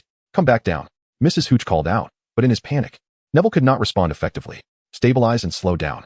Obstacles abound. Adam produced his wand and cast 2 protective spells on Neville, one to prevent him from plummeting to his demise, and another to moderate his ascent. Beyond that, he found himself at a loss. Harry's ability to soar and rescue others was undoubtedly a legacy from James, who had been quite adept with a broomstick, a skill that posed a significant challenge for Muggles. Chapter 20. A duel awaits. Neville did not manage to maintain his position in the air for long. He lost his grip and tumbled from his broom with a resounding thud into the grass. Madame Hooch hurried over to assess the situation. It appeared that Adam's spells had indeed played a role, as there were no visible signs of fractures or serious injuries. He healed as if restored to his original state. Adam extended his wand, yet it appeared to yield no discernible effect. After all, Neville seemed to have sustained internal injuries from his fall, and the healing charm itself had limited efficacy, as wizards predominantly relied on potions for treatment. Neville lay motionless on the ground, tears streaming uncontrollably down his face, utterly terrified. All right, child, I shall take him to the infirmary. Your spell was immensely helpful. Gryffindor earns a point. Madame Pomfrey sighed in relief after her examination. Patting Adam on the shoulder, Madam, may I accompany you? I am quite worried about him. Very well, she acquiesced. Given the circumstances, no new material would be taught in class. She then turned to the other students. Return your broomsticks to their rightful places and do not tamper with them. Otherwise, be prepared for expulsion. Madame Pomfrey and Adam escorted Neville to the infirmary, while the students meticulously returned their broomsticks, suddenly gripped by a psychological aversion to flying. Once Madame Pomfrey was out of earshot, Draco erupted into laughter. Did you see that fool's expression just now? Haha. A group of Slytherin students joined in the mockery, most of them priding themselves on their noble lineage, attempting to vent their inner fears through deriding Neville. As Harry observed this scene, his anger became increasingly uncontainable. During dinner, Neville, now recovered, arrived in the Great Hall alongside Adam, who learned from Harry that Professor McGonagall had made an exception and selected him for the Quidditch team, along with the backstory of how it came to be. Although Neville's memory of the incident was lost, Draco had still provoked Harry, who sarcastically retorted, boasting of his extensive flying experience, only to be reprimanded by Madame Pomfrey for not even executing the correct posture on the broomstick. Humiliated by the exposure of his lies, Draco, in a fit of rage, challenged Harry to a broomstick duel, resulting in both of them being caught red-handed by Professor McGonagall. You cannot imagine. When Professor McGonagall was leading me away, I was already pondering what I would do if I were expelled, Harry recounted, still shaken. In truth, he had envisioned a future where he would remain at Hogwarts by assisting Hagrid with his bags.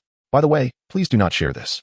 I want to begin training until next week, and what intends to make me a secret weapon, he added. At that moment, the twins arrived, the Quidditch team beaters, who, upon hearing the news from Wood, rushed over to express their excitement and welcome Harry, confident that with his addition, they would surely clinch the Quidditch Cup. That remains to be seen. Adam placed a small rib into his mouth, recalling that Wood had only managed to lift the Quidditch Cup the year before graduation. This meant that Gryffindor had not triumphed either this year or the next. Shortly after the twins departed, Draco swaggered over with 2 lackeys in tow, taunting. Are you enjoying your last meal, Potter? When will you return to the Muggle world? Harry retorted sharply, pointing out that Draco was merely good at boasting.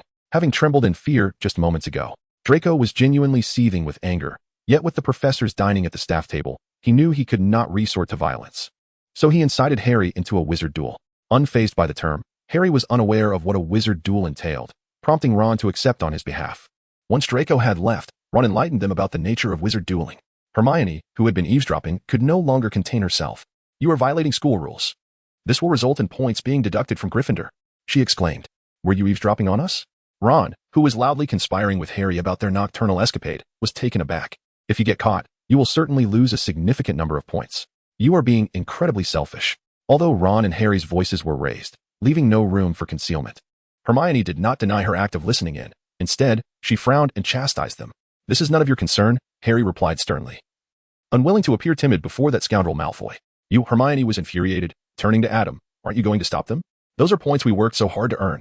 This statement held merit, as the majority of Gryffindor's points had indeed been amassed by Hermione and Adam. I am uncertain how you perceive house points, Hermione. To me, these points signify the professor's acknowledgement of our efforts, which is already affirmed when they award us points. Adam remained remarkably composed, contrary to Hermione's expectations of him being animated. He thought to himself that even if points were deducted, it mattered little. He simply relished the process of earning them. The scores themselves held no intrinsic value for him. And whether or not he could attain the House Cup was of no significance. It was merely a hollow title, devoid of any tangible benefit. Hermione found the boys utterly incomprehensible and stormed off in frustration. Adam, you are truly splendid. Unlike Hermione, who eavesdrops on our conversations, Ron exclaimed, throwing his arm around Adam's shoulders, his greasy hand causing Adam to flinch slightly. Harry gazed at Adam with gratitude, for Adam was inadvertently allowing them to forfeit the points he had painstakingly earned. Little did they know, Adam was entirely unconcerned about such matters. The penalties from the nocturnal dueling were trivial, even if Harry were to strip every last point from Gryffindor's tally. Professor Dumbledore would ensure that the House Cup would ultimately be awarded to Gryffindor at the end of the term. It was your own loud chatter that caught her attention. And besides, your previous remarks about her were hardly commendable, Adam remarked, referring to Ron's indiscreet comment about Hermione's penchant for boasting, which had been overheard while Adam was inquiring with Professor Flitwick. It was only later, when Harry explained the strained relationship between Ron and Hermione, that Adam became aware of the underlying tension. Whose side are you on, anyway? Ron asked, his face flushed as he released Adam from his embrace. Adam casually tidied up his school uniform, stating, I am merely addressing the matter at hand, and I advise you all to keep your voices down next time. By the way, while Gryffindor may not be overly concerned with breaching school regulations, it is prudent to minimize such infractions, at least to avoid detection. Currently, it is merely Hermione who perceives your actions as a waste of her efforts. Should you truly cause a significant decline in Gryffindor's points, The students who find themselves unable to hold their heads high before other houses will undoubtedly harbor resentment towards you. Surely not. Harry and Ron felt a twinge of apprehension. Surely not. Why did you agree to Malfoy's duel? Was it not for the sake of pride? If you allow Gryffindor to lose face before Slytherin and the other two houses, do you still believe it will not matter? As they listened to Adam's words, the two of them struggled to swallow. Adam was acutely aware that once the words were spoken, it would be impossible for the two to abandon their intentions based solely on his remark. Thus, he felt compelled to reiterate a caution: be careful on your way. Malfoy epitomizes a true Slytherin, employing unscrupulous methods to achieve his aims. Should you encounter Professor Snape, I would not be surprised. The mere thought of Professor Snape's brooding visage caused Harry to shudder involuntarily. Regardless, Adam, we genuinely appreciate your support. Chapter 21. Coincidence? Fate. Adam, are you truly not joining us? That evening, Harry and Ron stealthily rose, preparing to attend the duel. Awakened from his slumber by Adam, who was cradling Tom. The two pairs of eyes glimmered with an eerily similar emerald hue. Ah, you continue to sleep. Just continue to sleep, Harry whispered as he covered Ron's mouth. The two then tumbled out of the dormitory, ensuring the door was gently closed behind them. Adam sat for a while, allowing the haze to dissipate. He glanced at the dormitory door and sighed. Tom, go lend them a hand. It is time for your connections to shine. Meow. Tom stretched languidly in Adam's embrace. Well, you are indeed a creature of the night. Haven't you had enough rest while I was in class during the day? Meow. Tom rose, shook his fur, and leapt down from the bed. The events that followed became a blur for Adam.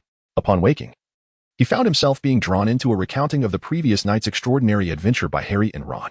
It began with Hermione blocking the door, followed by a frantic chase from Filch, and ultimately, Filch inexplicably trailing after Mrs. Norris to another location. Meanwhile, they were pursued by Peeves, leading them to the forbidden corridor on the 4th floor, where they stumbled upon a terrifying three-headed dog. Is that so? Wow, what an exhilarating tale. Adam applauded graciously. Hey, Adam, is that all you have to say about our thrilling adventure last night? Just a wow, Ron exclaimed, slamming his hands on the table. Noticing the curious gazes of his classmates, he chuckled sheepishly and lowered his voice. That was a three-headed dog. Indeed, a three-headed dog. The headmaster clearly warned us that venturing there would lead to our demise. The presence of dementors inside was hardly surprising. It is quite fortunate that you all returned unscathed. He continued. Ron mumbled, reflecting on the experience. Though he had been terrified at the time, the exhilarating rush of adrenaline was undeniably captivating. The three-headed dog is an exceedingly perilous magical creature, its formidable physique rendering it immune to most spells. Its terrifying strength could effortlessly crush a wizard who had cast the shield charm, akin to breaking a mere twig. Upon Adam's conclusion, Ron felt that the crispy morsel in his mouth had suddenly lost its appeal, and he inexplicably experienced a phantom pain.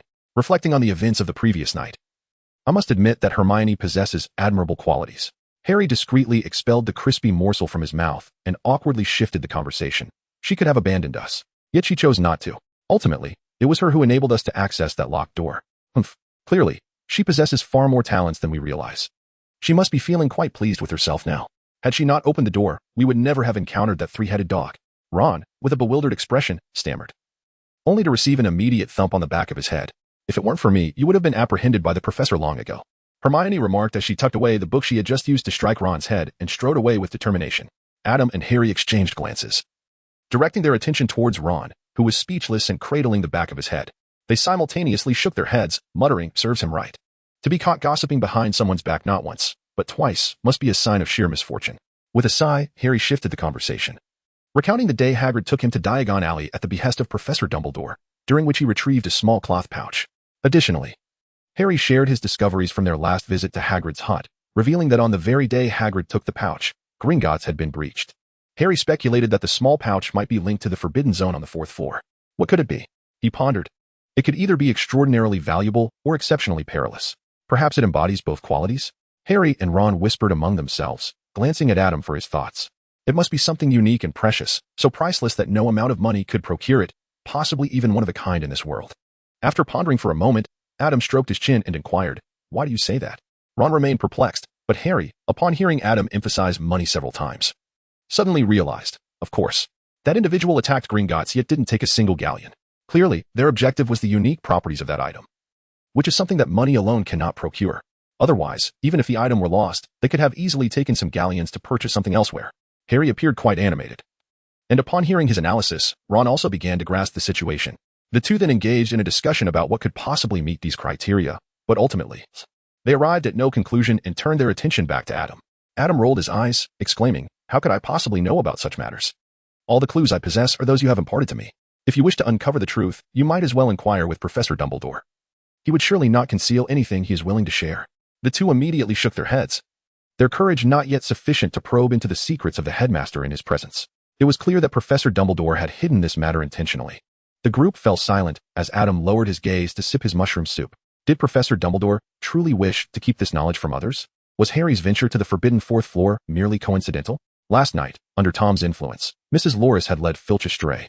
While Harry and his companions ventured down the corridor to the right on the fourth floor, where they stumbled upon that room. Logically, they had been chased there by Peeves, who was not even a ghost but rather a mischievous poltergeist, a being of non-existence. Throughout Hogwarts, aside from the Bloody Baron, no one could intimidate Peeves, and no entity could inflict harm upon him, let alone compel him to act. This incident appeared to be a pure coincidence. Harry, in a state of panic, unwittingly entered the forbidden area and uncovered a hidden secret of the school. Yet, Adam happened to know a spell capable of making the mischievous poltergeist obedient. Adam did not raise his head, yet his thoughts lingered on a figure at the teacher's table. As the preeminent wizard of the 20th century, did Professor Dumbledore possess knowledge of this spell? The notion that this incantation is dark magic is absurd. Professor Dumbledore is not a pedant. During his youth, when he was with Grindelwald, Voldemort had yet to be born. If Professor Dumbledore were to indulge in the practice of dark magic, it is conceivable that Voldemort would not stand a chance against him. However, Dumbledore's character destined him to refrain from such actions. Otherwise, he would not have parted ways with Grindelwald after merely 2 months. Despite harboring some doubts about the headmaster, Adam refrained from making hasty judgments. The existence of language and divination in this world suggests that fate might indeed hold sway. Perhaps Harry was destined to be in that place at that time. Nevertheless, Adam instinctively resisted the notion of an omnipotent force orchestrating everything. He believed in causality but not in destiny, for destiny renders sacrifice and effort devoid of value. Chapter 22. Proper rest and balance between work and leisure. If that evening's experiences yielded any unexpected gain, it was the improvement in the relationship between Harry and Hermione. Although they did not venture out to play with Hermione, Harry and Ron no longer exhibited the same aversion towards her as before. After all, they had shared the bond of breaching school rules and narrowly escaping from a three-headed dog. In the ensuing period, Harry commenced Quidditch trainings, which treated him as the savior of the Gryffindor Quidditch team, seeking him out nightly from 7 o'clock until dusk. Adam, on the other hand, became increasingly remiss, spending less time with his companions. Eventually, from the moment he rose in the morning until he retired at night, the only times they glimpsed him were during classes and meal times. "Adam, are you all right? You seem a bit off," Neville inquired with concern one Sunday afternoon. At this moment, Adam, with his somewhat tousled, naturally curly golden hair, gazed vacantly at a hefty tome while intermittently gulping down his homemade lemon mint water. "Adam? Adam." Simon reached out and shook Adam's shoulder, prompting him to snap back to reality. "Huh? What? What did you just say? I didn't catch that." "Goodness, Adam. You cannot continue like this. Your body won't be able to handle it," Harry exclaimed, slapping the book in front of Adam. Recently, he had been tirelessly pursuing a golf ball for over an hour each night on his flying broomstick, yet he did not appear as exaggeratedly fatigued as Adam. "Well, I suppose I've been feeling a bit under the weather lately. Thank you for your concern, but rest assured, my energy levels remain quite robust." Adam let out a wry smile as he massaged his throbbing temples, recognizing that his mental exertion was overwhelming, though his physical state remained manageable. Unfortunately, Professor Flitwick and Professor McGonagall, during their after-class tutoring sessions, were far less reserved than they appeared in the classroom. Their explanations could be wildly imaginative, often linking a single concept to 3 or 4 books Adam had never read, not to mention some specialized journals. Professor Snape, on the other hand, was succinct in his teaching, yet none of his assigned potions were simple. Currently, Adam was working on the final potion in his textbook, the Fellingus draft, and was still refining his knowledge to begin brewing his first batch. Facing the meticulous guidance of 3 professors, Adam increasingly felt his knowledge base was insufficient. So, what was the remedy for such a deficiency? To learn more. The material he studied in his previous life for the entrance exams was mostly useless beyond that purpose, yet he had studied with relentless dedication. Now, every piece of knowledge was intensely practical. Could he, perhaps, ask the professors to lower the quality of their after-class tutorials? No, he must learn. As long as he was not defeated by exhaustion, he would push himself to the limit. Hard work now would lead to happiness for a lifetime, striving for a better tomorrow. With this conviction, Adam's recent routine was to shuttle between his dormitory, classroom, office, and library, devouring books one after another, about 2 to 3 every 2 days. Despite his persistent, intense study, even Adam was beginning to feel overwhelmed. He wondered where all his innate talents had gone. Given the numerous talents he had acquired, he should now be a genius. Reading should be like sipping sweet nectar, yet he found himself dizzy and nauseous from reading day after day. Perhaps a break was in order? The thought was swiftly dismissed by Adam. Quirrell was sitting nearby in the faculty seat. Time was pressing. Moreover, he wasn't planning to study like this forever. His current fatigue stemmed from his weak foundation compared to the professors. He needed to build a solid base, not to master their level overnight. If all went well, he might regain his initial ease by next Wednesday or Thursday. Victory was within reach. Yet he risked losing everything with a single misstep. Just as Adam reached for another book, Neville hurriedly snatched it away and closed it. I want to ask you to take me to Hagrid. The white-flowered seedlings Professor Sprout entrusted me to care for recently look a bit wilted. I want to ask Hagrid for some animal droppings from the Forbidden Forest to use as fertilizer. Hagrid? Adam was taken aback as he glanced at Harry and the others. Why not have Harry or Ron accompany you? I am quite occupied at the moment, but it won't be long. We're pressed for time. Harry quickly interjected. I have to focus on training, you know. ISNT that in the evening? Today's session has been moved up. It's the entire Quidditch team's practice. And Ron. He is coming with me. You know, both of Ron's brothers are beaters. We need to train together and definitely check it out. Ron nodded vigorously. Though he struggled to fabricate a plausible excuse, Adam felt a warmth in his heart from these companions. After all, he had initially set aside a day as a buffer for unforeseen events, and a little break to refresh his mind seemed quite beneficial. Adam glanced at his eager companions, who were concerned for him, and with a resigned nod, he replied, All right, Neville, after we finish our meal, I shall take you to Hagrid's. Let us indulge ourselves a bit more. I assure you, you will not crave Hagrid's rock cakes. Believe me, the stones may not be as hard as those cakes. Harry and Ron nodded in agreement. The last time they had visited, they had cheerfully returned with a bag of rock cakes, and upon returning to the dormitory, Adam had indeed reduced a rock cake to smithereens. Guess what the outcome was? The very rock that shattered into fragments only managed to break 1/4 of the rock cake. Upon witnessing the result, both Adam and Harry could not help but cast admiring glances at Ron, who had bravely gnawed at a corner of the rock cake that day. After their meal, Adam led Neville to Hagrid's hut, bringing Tom along as a token of gratitude. Roar, what a delightful little creature. As soon as Tom was in Hagrid's arms, he began to play with Hagrid's bushy beard. The tiny kitten was scarcely larger than a quarter of Hagrid's hand, and Hagrid gently touched Tom with a finger, his smile beaming with joy. After playing with Tom for a while, Hagrid suddenly realized he had neglected his guests. My apologies. Look at me. I completely forgot to prepare some snacks for you. No need for that, Hagrid. We have just enjoyed our lunch and are quite full now. Adam swiftly intervened to halt Hagrid's motion as he prepared to turn and fetch some snacks, thrusting a drooling Yaya into Neville's hands and commencing with the matter at hand. It was a jest. Hagrid's treats could easily serve as construction material. Fertilizer? I have consistently delivered fertilizer to Professor Sprout, he pondered in confusion. It was not Professor Sprout who required it, but rather she had entrusted a delicate white sapling to Neville for his care, thus necessitating the use of it. Adam elucidated that Professor Sprout held a particular affection for Neville, a student endowed with a natural talent for herbology, yet characterized by a certain reticence. Encouraged by Adam and fueled by his own passion, Neville mustered the courage to seek additional knowledge of herbology from Professor Sprout. Without hesitation, she agreed and entrusted him with the care of a young white ash seedling as the first lesson. The white ash seedling, renowned for its remarkable therapeutic properties, is relatively easy to nurture. Indeed, no problem, Hagrid assured. While the Forbidden Forest may lack other resources, it abounds with fertilizer. I possess some excellent mooncalf dung. I shall procure it for you. Chapter 23, The Halloween Feast. Upon hearing Hagrid's words, Adam was suddenly reminded that the Forbidden Forest was indeed a treasure trove. And it was high time he devised a plan to earn some money, to speak of nothing else. The venom of an acromantula alone could fetch 100 galleons per pint, and the forest teemed with countless acromantulas. 100 galleons could purchase a skin on the interface or a ton of provisions for Athena. Though the acromantula possessed formidable strength in a full-powered confrontation, it remained debatable who would prevail. While robbing Gringotts with dark magic was out of the question, it seemed feasible to merely plunder an acromantula to sustain a meager existence. Moreover, relying solely on Professor Snape's materials for potion brewing was not a sustainable strategy. Repeated failures would inevitably lead to embarrassment, regardless of Adam's indifference towards Snape's notorious frown. As Adam pondered more deeply, he found himself increasingly captivated. However, a pressing issue lingered. He had yet to master the counter curse for the fiend fire. Perhaps he would consult Professor Flitwick in due course.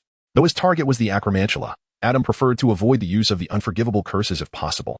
Moreover, fiend fire was particularly suited for the environment of the Forbidden Forest, and with its maximum proficiency, there was little concern regarding the threat of losing control.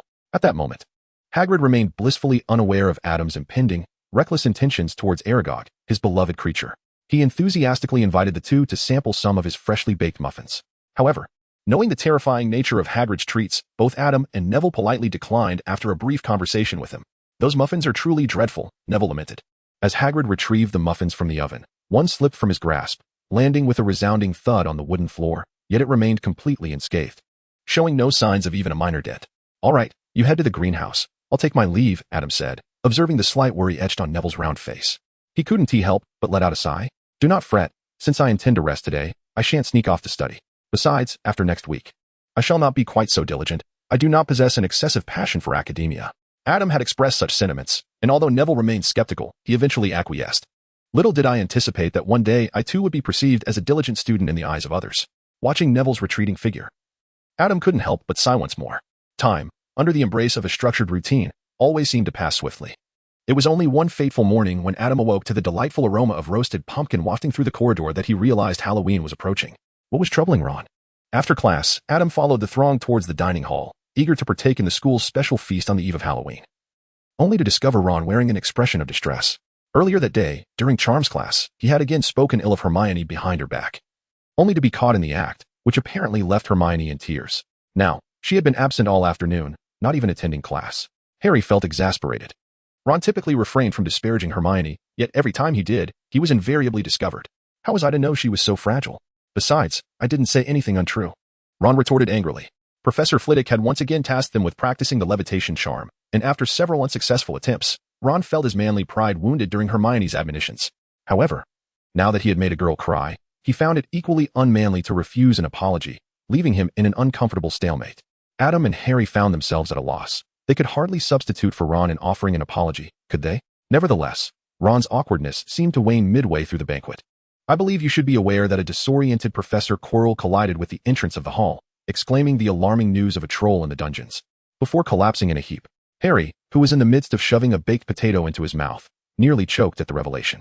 The hall was momentarily engulfed in silence, which was swiftly shattered by a cacophony of terrified screams as students erupted into chaos. Professor Dumbledore, observing the pandemonium, conjured several purple fireworks with his wand and bellowed a commanding silence. Only then did the students settle down. Prefects immediately escort the students back to their dormitories. Ron's brother Percy adeptly rallied the first-year Gryffindors to follow him. Do you think Hermione is aware of the troll? Harry inquired, gripping Ron and Adam's sleeves with uncertainty. Adam paused, casting a reluctant glance at the sleeve that had been seized. Initially, he had no intention of involving himself in the matter concerning the trio's formation. Yet Harry's grip had rendered retreat impossible. Very well, let us hope Percy does not discover us. Ron, disregarding his pride, followed Harry out of the group, with Adam naturally trailing behind. Where do you think Hermione might be at this moment? With no clear target in mind, Harry felt a twinge of impatience. I seem to recall someone mentioning that Hermione was crying in the girls' restroom, Ron responded, his gaze wandering. Then let us hasten to find her. The three of them hurriedly slipped through the side corridor, only to hear the sound of rapid footsteps around the corner. Percy, quickly, hide. Before Adam could comprehend the situation, he was swiftly seized by two individuals and concealed behind a statue, staring in astonishment at the two who had crouched down. How are you so proficient? Footsteps hurriedly passed by the trio. It was Professor Snape, making his way to the fourth floor. As Snape's footsteps faded into the distance, Harry, eyes glinting with determination, spoke up. I believe I should investigate. You two go and find Hermione. Adam understood that it was time to make a decision. Accompanying them to rescue Hermione was undoubtedly a debt of gratitude that would warrant his inclusion in every subsequent adventure of the trio. However, a dilemma arose. Ron had exited during the Wizard's Chess Challenge, and Hermione had faltered at the potion's logic puzzle. What about him? As the climax of the first installment, Adam distinctly recalled that there was only one vial of potion for advancing or retreating in that challenge. Was he to wait at the potion riddle? If he encountered Voldemort, would that not spell his immediate exit? As for Harry's safety, he had Professor Dumbledore watching over him, rendering him far more secure. What? You're not going? No. Let Adam go. Let us not forget what lies on the fourth floor. Harry intervened, halting Ron's further discourse, clearly having been torn between the two options himself. Adam patted them on the shoulder and dashed off in the direction of Professor Snape. Adam reached the staircase and ascended with remarkable ease to the fourth floor. I had never experienced such smoothness during class, he silently mused. Drawing his wand, Adam pointed it at himself and uttered, protective armor. After enveloping himself in a layer of ironclad enchantment, he proceeded towards the chamber that Harry had previously mentioned, which housed the three-headed dog. Chapter 24, Professor Snape of the fourth floor corridor. Adam's expression was grave, as he now faced the possibility of encountering Quirrell. However, with Professor Dumbledore still present at the school, Quirrell would not dare to act openly against him, unlike the time when Quirrell presumed Dumbledore was absent. Should he raise his wand and cast a lethal curse, Adam had no phoenix to shield him. Turning the corner, Adam saw Professor Snape, wand in hand. Regarding him with caution, Professor, it is I. Adam stepped forward and glanced at Professor Snape, noticing the absence of any scars on his legs. What brings you here? Professor Snape inquired, frowning. It's a long story, Adam replied, observing Snape's expression. Hermione is not in the dining hall, and Harry and Ron are worried she might have encountered a troll, so they went to search for her. On the way, we spotted you. At that time, Harry and Hagrid were retrieving the philosopher's stone from Gringotts, and since Harry had previously been chased by Peeves and stumbled upon the three-headed dog, he suspects the stone is hidden here. Moreover, due to your special attention towards Harry, he believes you are not to be trusted, though I, of course, have no doubts about you, Professor. That three-headed dog, that blasted Potter. Professor Snape's eyelid twitched as he glared at Adam. Follow me. With urgency, Professor Snape led Adam towards the underground classroom. How do you know what lies within is the Philosopher's Stone? Although Snape did not turn around, Adam felt a chill breeze brush against the back of his neck. In fact, Professor Dumbledore could exercise a bit more caution when assigning tasks. For Hagrid is not particularly discreet. However, Harry and the others remain unaware of this matter. My lips are sealed, Professor. I trust you would never covet the Philosopher's Stone. Which is why I confided in you. Do not divulge this to anyone else, Professor Snape scoffed, his reaction ambiguous. Adam felt quite helpless. He wished he could be entirely oblivious to the Philosopher's Stone.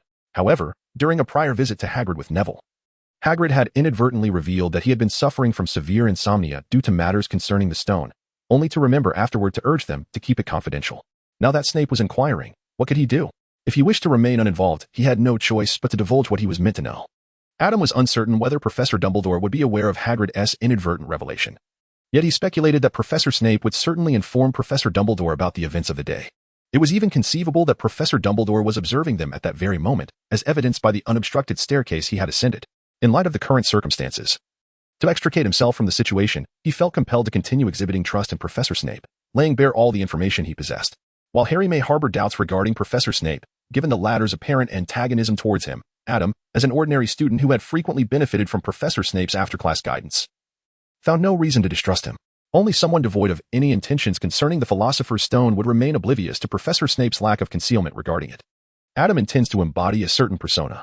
In truth, he harbors profound skepticism towards the notion of immortality, particularly that which is offered by this world. The Philosopher's Stone, rather than bestowing true eternal life, merely extends one's lifespan, failing to shield one from the ravages of aging, such as osteoporosis, as evidenced by the frail visage of Nicholas Flamel. Relying on the blood of unicorns to prolong life is a curse in itself, as it taints the remaining years. As for Horcruxes, the irony is palpable. The two known users, Voldemort and the despicable Bellatrix Lestrange, possess lifespans significantly shorter than those of ordinary wizards of comparable power.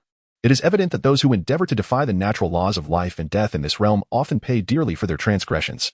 Nicholas Flamel, who relies solely on his own efforts, is among the fortunate few. Conversely, it is rather intriguing that individuals who pursue longevity for the sake of life's beauty ultimately sacrifice the very joys that make life worthwhile. Instead of pondering such matters, Adam would be wiser to diligently master potion-making to ensure a life free from affliction. Professor Dumbledore has demonstrated that a powerful wizard's lifespan is ample enough for Adam to live fully. Should the time come when Adam desires to extend his life, he might as well hope for a premium feature that offers longevity, far more reliable than these dubious methods. Adam did not notice that while he held disdain for such methods, Professor Snape's expression subtly appeared more agreeable. Professor, he inquired, one wonders why you were over there? Were you concerned that someone might seize the opportunity to steal the Philosopher's Stone amidst the chaos? Snape snorted, and Adam took that as an affirmative. To dare to pilfer from Hogwarts was an audacious act indeed. Did the thief truly believe they could abscond with something under the very nose of Professor Dumbledore? They would not dare, hence they would create circumstances to ensure Dumbledore's absence from the school. As Snape spoke, he turned and shot Adam a piercing glare. Therefore, keep a vigilant eye on your friends. The word friends was enunciated with a weighty emphasis, imbued with palpable intensity. Adam, quite innocent and meekly, remarked, Professor, if they could be stopped, they wouldn't be Gryffindors. Snape could not help but cast another glance at Adam. This statement held some truth, however. Did it not seem peculiar for someone of Gryffindor to utter such words? Upon reflection, Adam was indeed the most un-Gryffindor Gryffindor he had ever encountered. As the two continued their conversation while walking, they unexpectedly came across Professor McGonagall and Quirrell on their path. Professor McGonagall? Adam turned a blind eye to Chilo, who had grown accustomed to the student's disregard. After the first class on defense against the dark arts, he faced 7 unanswered questions from Adam, and since then, Adam treated him as if he were invisible, engrossed in his own reading during lessons. Adam, what brings you here? Shouldn't you be? He sought me out to discuss some matters regarding after-class tutoring. Professor Snape cast a brief glance at Adam, who obediently nodded, displaying a smile typical of a diligent student. Immediately, Professor Snape averted his gaze as if stung. Oh, is that so? Professor McGonagall was momentarily taken aback, unable to conceal her astonishment. She had not anticipated that Adam was still receiving after-class tutoring from Snape. She had assumed that Adam devoted all his after-class hours to transfiguration. Nevertheless, even with that, his progress in transfiguration had become alarmingly rapid in her eyes. Professor McGonagall, what brings you here? With Professor Snape remaining silent, Adam was compelled to inquire himself. Oh, right. I heard a noise coming from the restroom up ahead. Before McGonagall could finish her sentence, a loud thud echoed as if a heavy object had struck the ground. Professor Snape's expression darkened ominously, and he strode forward with purpose. Adam hurriedly urged Professor McGonagall to follow, leaving Chilo disregarded. Chapter 25. The Quidditch match. What transpired thereafter was indistinguishable from Adam's recollections, prompting him to ponder whether an invisible force known as fate truly orchestrated events, meticulously rectifying the minor influences he introduced. Or perhaps, the impact he had made was simply insufficiently significant. After a moment of contemplation, Adam suddenly realized that this was precisely what he desired. Harry would systematically destroy Voldemort's Horcruxes, ultimately vanquishing him and achieving the role of the savior, ushering in a new dawn for Hogwarts. He would also obtain his diploma post-war and return to the Muggle world to enjoy a tranquil retirement. Ah, how delightful. As November approached, the temperature at Hogwarts dropped to a level suitable for ice skating on the Black Lake. Even Athena seemed less inclined to move about. However, the fervor within the students grew increasingly intense, for the Quidditch season was about to commence. The news of Harry joining the Quidditch team had leaked, and would have been behaving as if he were on the brink of madness. Professor, what shall you add? Adam sat across from Professor McGonagall, cradling a steaming cup of milk tea in his hands. After the customary transfiguration tutoring session had concluded, he did not rush to depart, but instead showcased to Professor McGonagall a newly refined version of the filling charm, specifically tailored for milk tea. The filling charm is a type of summoning spell, a minor branch within the realm of transfiguration. This enchantment is still in its nascent stages and requires further refinement, as the ingredients must currently be added manually. Once cola becomes available, he plans to develop a cola variant as well. It is understandable that Wood is so excited. The match is set for tomorrow. Last year, Gryffindor suffered a significant defeat to Slytherin, and to be honest, I felt quite embarrassed to face Severus for several weeks following that. Professor McGonagall, unaccustomed to adding anything to her tea, took a sip and found the warm, slightly hot milk tea perfectly suited for consumption. The silky texture and sweet flavor swiftly dispelled the chill in the air. This is a delightful beverage, she remarked, as the richness of the milk and the sweetness of the sugar harmoniously balanced the tea's bitterness. After offering her praise, Professor McGonagall turned her gaze to Adam, inquiring, "Would you be interested in joining the Quidditch team?" Me. Adam was taken aback. "Professor, how did you discern that I could join the Quidditch team? I couldn't even place in the top 3 during flying class, let alone possess the talent of someone like Harry." The professor replied, "I have a keen eye for assessing potential.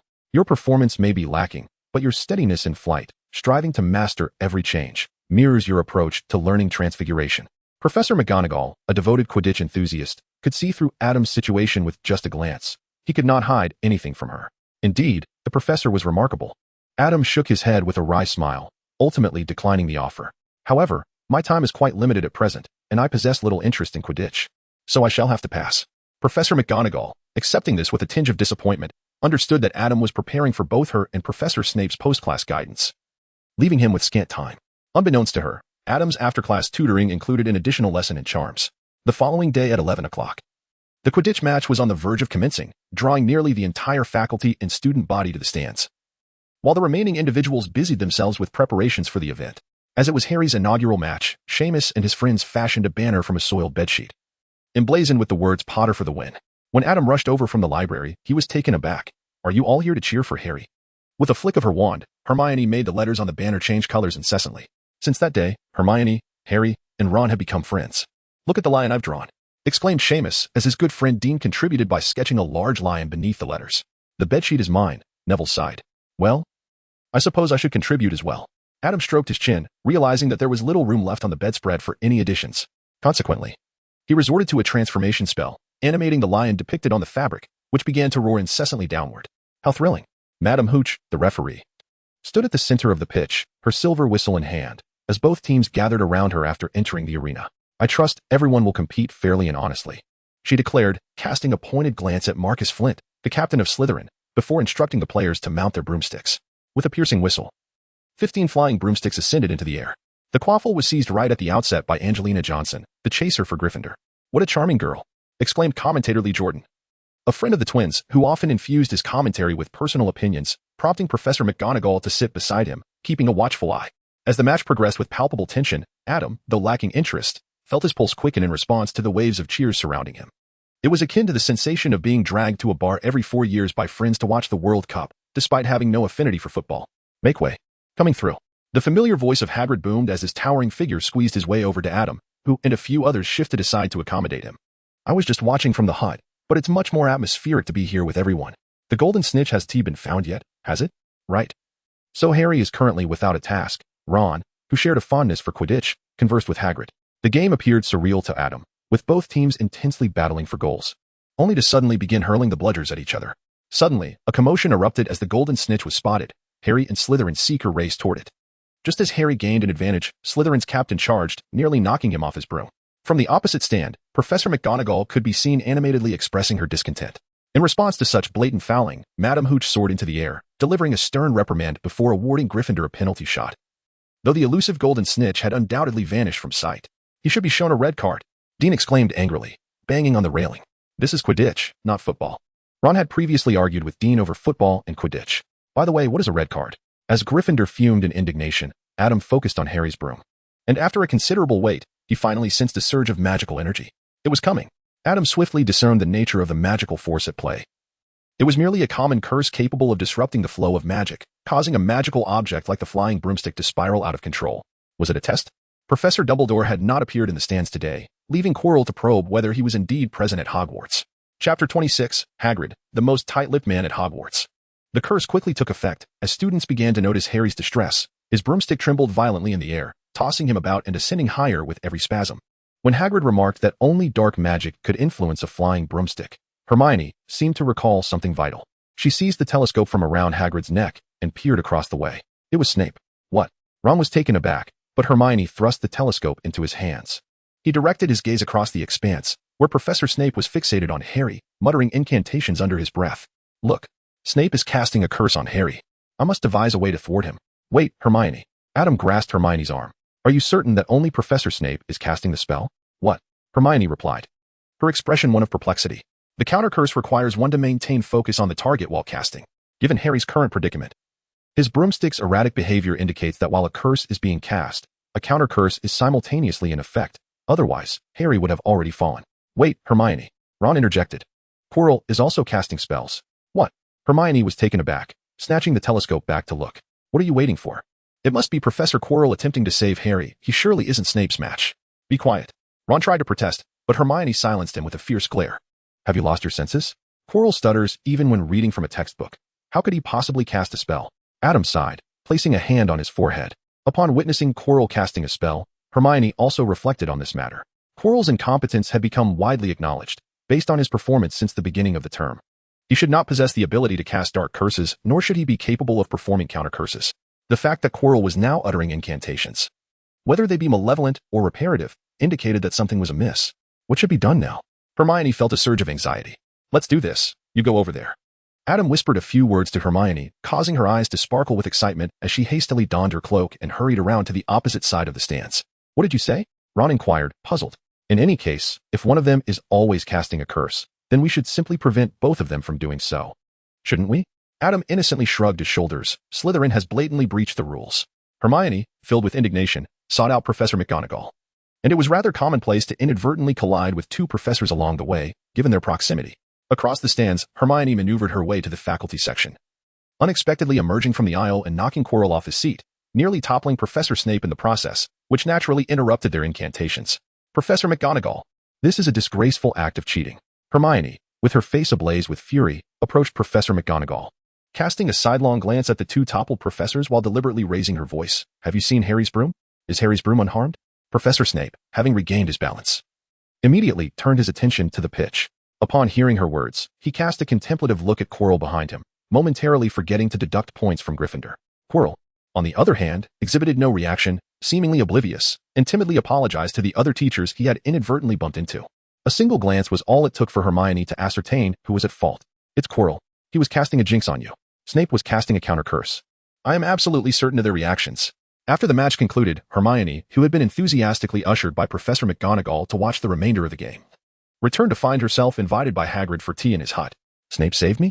Harry remarked, his expression peculiar as he cradled a steaming cup of tea, the mist swirling on his glasses. Hermione, it's not that I don't believe you, but I know Snape seems like he would devour us during class. Yet this time he was genuinely reciting the counter curse. Hermione recounted her observations and deductions to her companions, asserting Professor Snape would never harm Harry. Hagrid, having brewed another kettle of tea, approached and set the enormous teapot on the nearby table. Why do you say that? Yet, in response to Harry's inquiry, Hagrid hesitated, his words failing him. Noticing Adam's cup was empty, he hastily offered to refill it. Thank you, Hagrid. But I fear I might have trouble sleeping if I drink too much tea. Perhaps I should try my newly invented refill charm? Adam could no longer endure Hagrid's strong tea. His mouth even felt slightly numb, prompting him to quickly prepare a cup of milk tea for himself. Oh, very well. Bring me a cup, he said. Hagrid primarily sought to divert the conversation, but upon tasting the milk tea, he discovered its delightful flavor. As Hagrid remained tight-lipped, Harry and his friends reluctantly shifted their discussion to why Quirrell had cast a dark curse upon Harry. Could he possibly be the mysterious figure? Harry pondered. What mysterious figure? Harry and Ron exchanged glances before sharing with Hagrid their encounter with the three-headed dog in the room on the right side of the fourth floor. Harry speculated that perhaps his discovery of the room's secret had drawn Quirrell's attention. Hagrid abruptly set down his milk tea, exclaiming, "How did you come to know about Fluffy?" "Fluffy? Indeed, he is mine. I acquired him from a Greek fellow last year, and I lent him to Professor Dumbledore for safekeeping." It was at this moment that Hagrid suddenly realized he had once again let something slip, casting a furtive glance at Adam. Safekeeping for what? Harry, oblivious, continued to press for answers, while Hermione regarded Adam with a skeptical eye. Adam, speechless, covered his face with his hands. Grateful that he had never shared any secrets with Hagrid, while vowing never to entrust him with anything of significance again. His tongue was looser than the waistband of a pair of cotton trousers. Ultimately, the group was expelled from the cottage by an enraged Hagrid, who was fuming over the fact that Harry had once again pried this information from him, especially as it related to Nicholas Flamel. Adam, do you know what it is regarding the Keeper of the Keys? Hermione inquired as they made their way back to the castle. Yes, came his reply. Adam did not deny it. However, I shall not disclose that I had previously made a promise to Hagrid, although Hagrid often lets slip secrets. I cannot betray a vow made to a friend, can I? You may attempt to inquire with Hagrid at a later time. I believe the likelihood of him inadvertently revealing something is quite high. Since Adam has said so, Hermione had no choice but to abandon her inquiry and began discussing with Harry what could possibly be of such significance that Professor Dumbledore deemed it worthy of preservation at Hogwarts. Adam glanced around at the vast, unobstructed surroundings and silently resolved not to divulge the secret to Hermione, Harry, and the others, whose habit of conspiring so audibly was this. Anyway, yet, upon reflection, anything intended for disclosure could hardly be deemed a secret. Chapter 27. Christmas Eve with Christmas approaching. Adam was conscripted by Professors McGonagall and Flitwick to adorn the Great Hall and the 11 magnificent Christmas trees within it. Professor, why must we wizards also celebrate Christmas? Adam waved his wand, adorning the Christmas tree with shimmering ribbons and baubles, ultimately crowning it with a 5-pointed star that sprouted 2 reindeer antlers. This festive occasion was established by the contract signed between the Minister of Magic and the Prime Minister of the Muggle world. Professor Flitwick cast a freezing charm, instantly cloaking the tree in delicate icicles that sparkled brilliantly in the glow of candlelight. The reason for our celebration is simple. Every holiday is worthy of commemoration. Professor McGonagall transformed the usual satin decorations on the wall into cascading garlands of holly and mistletoe, covering the entire surface. Notably, the Weasley twins were diligently working beneath the Christmas tree, transporting gift boxes for decoration and clearing away the snow that had fallen beneath it, all through manual labor. Just days prior, these two had ambushed Adam with snowballs while he was on his way to feed Athena. How could Adam possibly tolerate that? A flurry of enchanted snowballs pursued the duo until they vanished from sight. Thus, when Adam came to assist today, he found them laboring under Professor McGonagall as watchful eye, serving their punishment for the crime of snowball ambush against Professor Quirrell, having been caught red-handed by McGonagall. The good news is that these two proved to be loyal, refraining from implicating Adam. However, even if they had, Adam would bear no responsibility, as the twins had used Professor Quirrell as a human shield. The bad news: this incident earned Adam an achievement titled Conspirator. Conspirator, you orchestrated this attack and framed 2 innocent classmates. A scheme that even the Dark Lord failed to uncover. Achievement objective: plan an attack against Voldemort without being discovered. 11. Achievement reward: 1 random skill possessed by Voldemort. It has returned, the familiar sensation of being capped by the interface, once more. Upon seeing the achievement, Adam experienced an oddly nostalgic feeling. Soon, the decorations were nearly complete when Hagrid arrived, dragging a Christmas tree behind him. Ah, Hagrid, this must be the last one. Just place it in that corner. Professor Flitwick conjured golden bubbles with his wand and hung them on the tree. Tomorrow night is Christmas Eve. I do not know if you will return home, but I wish you all a joyous holiday in advance. Adam observed as Harry and his companions entered alongside Hagrid. He approached them, offering each a single apple. Thank you, but I won't be going home for Christmas, he said, puzzled. Why an apple? Ron received it and promptly began to munch on it. In certain cultures, apples symbolize peace, which is why they are consumed during Christmas. It was only in the previous world that I learned, in their country, it is a tradition to eat apples during Christmas. I see, thank you. As for me, I will not be returning home for Christmas. However, I will indeed be going back. Thank you, Adam. Harry had no intention of eating the apple just yet, so he placed it in his bag, and Hermione did the same. By the way, Adam, do you plan to return home for Christmas? Ah, that's a good question. I shall not be going back. Adam was filled with exasperation. Ever since he arrived at Hogwarts, His absence as a third party seemed to have rejuvenated his parents, who now appeared to be experiencing a second spring of love. Recently, they sent a letter requesting that he not return home for Christmas, as they wished to enjoy their time alone together. This thought made Harry struggle to suppress a smile. Clearly, Adam had no desire to return home. Coincidentally, Ron's parents were going on vacation, which meant that their dormitory would only have 3 occupants for the Christmas holiday. This was shaping up to be the most splendid Christmas he had ever experienced. Adam, shall we go to the library together shortly? Adam looked at Ron with astonishment. Such words were uncharacteristic of him. Visiting the library on the eve of Christmas? Could it be that Ron was not himself? Since that day when Hagrid mentioned Nicholas Flamel, we had been searching for information about him, yet we had found nothing thus far. Hagrid, unable to sit idly by, interjected, "Hey, children, listen to me. I've told you to leave it be. The matter concerning the Keeper of Secrets does not pertain to you. We understand. But we are merely curious about who Nicholas Flamel is," Hermione persisted, ignoring the warning. "Or perhaps you could simply tell us. And we wouldn't need to expend so much effort in our research." Harry echoed her sentiment, asserting that as Adam had previously remarked, if Gryffindor could be deterred, it would cease to be Gryffindor. We've perused over 100 books and have yet to catch even a glimpse of him. Just give us a hint. I distinctly recall having seen his name somewhere. I will not divulge anything, Hagrid replied sternly. Then we shall have to continue our search on our own, Ron declared. And they hurried off to the library, embodying a resolve to not rest until they achieved their goal. Hagrid sighed in frustration and turned to Adam. "Adam, you didn't mention the first secret to them, did you?" "Of course not. Otherwise, they wouldn't be trying to uncover who Nicholas Flamel is right now." Adam sighed as well. "Yet this is not a solution. You know, Hagrid, they will inevitably uncover the identity of Nicholas Flamel." After Adam finished speaking, he resumed assisting the professor, leaving Hagrid alone, consumed by frustration. Although Harry and his friends had confidently declared their intent to uncover the identity of Nicholas Flamel, following an extravagant Christmas feast, the two promptly relegated the matter of Flamel to the recesses of their minds. Particularly, in light of their collective decision to ensure Hermione could return home for the holidays, they indulged in unrestrained merriment.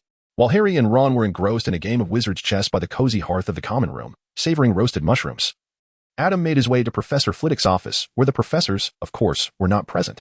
"What did you say?" Professor Flitwick exclaimed, leaping from his chair upon hearing Adam's inquiry. "Professor, I wish to learn the counterspell for the Fiendfire curse." Adam spoke with a grave demeanor. "What prompted your sudden interest in this? How did you come to know about the Fiendfire curse?" "I regret to say that due to the subpar quality of our dark arts defense class, I have resolved to study the subject independently. I encountered this information in a tome concerning dark magic and its countermeasures. It stated that the Fiendfire, aside from being extinguished by a counter curse, can only be temporarily resisted by a powerful finite incantatem spell, allowing it to consume all combustible materials within its vicinity before extinguishing itself." Adam felt somewhat awkward, as did Professor Flitwick, for Chilo was a graduate of Ravenclaw. "Nevertheless," Adam continued, "given my abilities, it seems implausible to conjure a spell capable of withstanding the Fiendfire. However, I believe there remains hope in mastering countercharms, particularly in the context of facing a fully formed Fiendfire spell." Adam silently reflected that learning this magic was largely unnecessary. Under normal circumstances, one would never encounter the need for such powerful dark arts. "Let me ponder this for a moment. I will provide you with a response tomorrow," Professor Flitwick hesitantly replied. "Very well, Professor. Wishing you a joyous Christmas." "Haha, Christmas is tomorrow, but I wish you happiness as well." Upon exiting Professor Flitwick's office, Adam contemplated that since he had already demonstrated an interest in the defense against the dark arts, it would be prudent to seize the opportunity during the Christmas season, when professors might exhibit a greater tolerance than usual. Chapter 28, Discussion in the Headmaster's Office on the Eve of Christmas. The entire Hogwarts was enveloped in festive cheer. Yet the atmosphere within the Headmaster's office was exceedingly grave. Professors McGonagall and Flitwick arrived in succession to confer with Professor Dumbledore regarding the potential downfall of a gifted student who might delve into the study of dark magic independently. "Minerva, Filius, your reactions appear somewhat exaggerated," remarked Professor Dumbledore, his countenance adorned with a gentle smile, his fingers clasped before him. "Adam is an intelligent child. I trust he will exercise his own judgment. The magic he wishes to study is not inherently outrageous, is it? Albus, while Adam's desire to learn the counter curse for the killing curse may not be unreasonable, what of the chaotic transfiguration?" Professor McGonagall's expression was complex, reminiscent of a moment when she had just relished a sumptuous breakfast, ready to embrace the holiday spirit, only to be abruptly introduced to the concept of chaotic transfiguration by an eager student. Chaotic transfiguration, as the name suggests, refers to transformations with uncertain outcomes. Since transfiguration spells necessitate a clear target, straightforward transformations are rarely employed in practical combat. In battle, wizards typically activate existing statues rather than conjuring new ones, as the latter is far too laborious. Moreover, the notion of exploding into a myriad of fragments only to transfigure those shards into weapons or explosives is utterly overwhelming. The question arises, what if I am uncertain of my target? Wouldn't that expedite the casting process? After all, it is directed at the opponent. The adverse effects of uncontrolled living transformations are largely inconsequential. Indeed, directly transfiguring an opponent could inadvertently result in the emergence of something akin to a five-legged beast. To this, Adam proposed a solution. Let us transform only a part of them. For instance, we could transfigure the hand that wields their wand. The outcome is irrelevant. Even if it were to become a monster, the radically different physiological structure would surely disorient them before their mind could adapt. Adam enthusiastically introduced Professor McGonagall to the feasibility and prospects of this transfiguration spell application, completely oblivious to the frightened expression on his poor professor's face. Ultimately, Professor McGonagall delicately suggested that Adam reflect on his ideas further before promptly departing for the headmaster's office. On her way, she encountered Professor Flitwick, who was already concerned about Adam's intention to learn the counter curse for the Fiendfire curse. To be honest, the concept of the chaotic transfiguration spell also caught Professor Dumbledore's attention. However, the implementation of such a theory would be rather daunting. After some contemplation, he remarked, "Minerva, Adam simply wishes to apply transfiguration more practically. It is entirely natural for a young mind to explore such thoughts, although he may have momentarily strayed from the proper application of transfiguration. Perhaps you could discuss with him the shaping and secondary control of spells. As for the chaotic transfiguration spell, it is best left aside." Professor Dumbledore himself possessed considerable expertise in transfiguration, having been Professor McGonagall's mentor.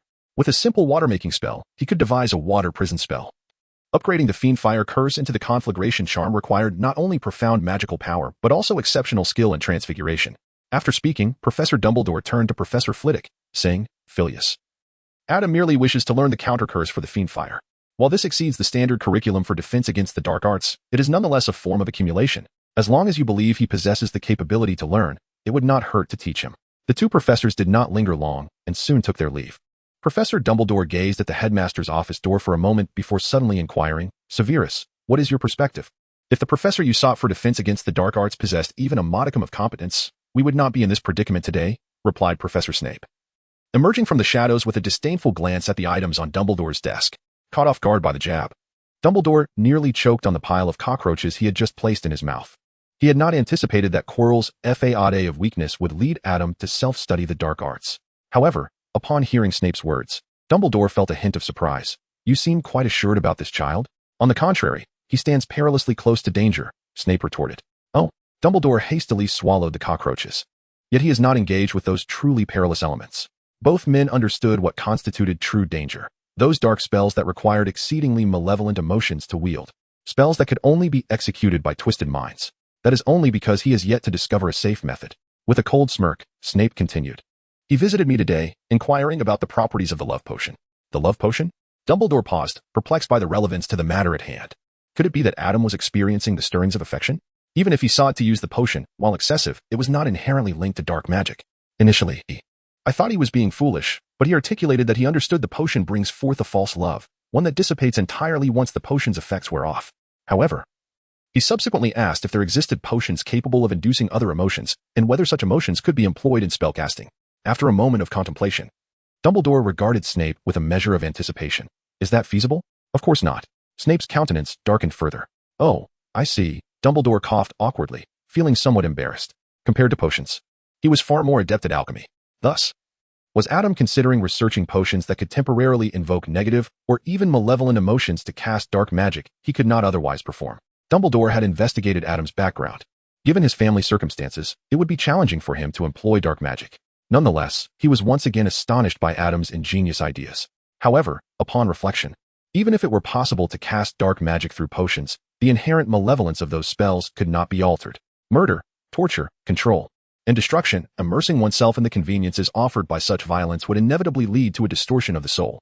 It would be prudent to dissuade Adam from such notions.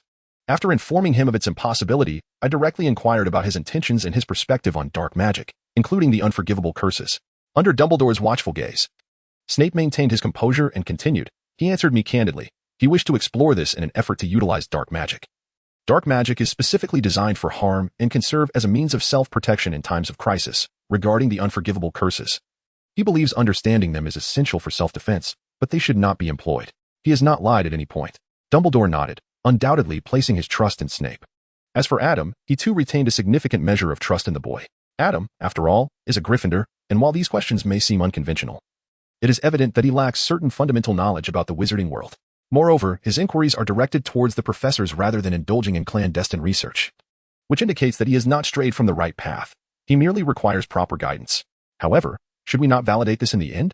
Let Professor Snape return while Professor Dumbledore sits alone in the headmaster's office, his gaze flickering with uncertainty. Chapter 26. Christmas Gifts upon awakening the following morning. Adam was astonished by a heap of gifts nestled in the corner of his bed. When had his popularity surged to such heights? As he pondered this, he hastily leapt from his bed, scarcely taking the time to change his clothes, only to discover that it was not the multitude of gift-givers, but rather a single individual bestowing an abundance of presents. Professor McGonagall had gifted Adam an entire year's worth of Transfiguration today. This publication could only be subscribed to at the beginning of the year and was unavailable in bookstores, thus Adam had been unable to acquire it until now. How extravagant! He wondered if Professor McGonagall might perceive his own gift as rather meager in comparison. As he unwrapped the packages, Adam beheld 3 substantial stacks of newspapers, each as high as his chest, and he couldn't help but exclaim in disbelief. In return, he had given Professor McGonagall a wooden sculpture of a moving tabby cat, inspired by her animagus form. With a heart full of gratitude, Adam carefully set aside the gifts. Previously, when purchasing his pajamas, he had activated the Spin to Fortune achievement, which granted him a sleek black bag imbued with a concealment charm, successfully replacing his former satchel. Adam flipped through the notes gifted to him by Professor Flitwick, which contained insights on dueling. It was evident that the notes reflected a novice's understanding of the art, likely compiled during Flitwick's youth in preparation for a dueling competition.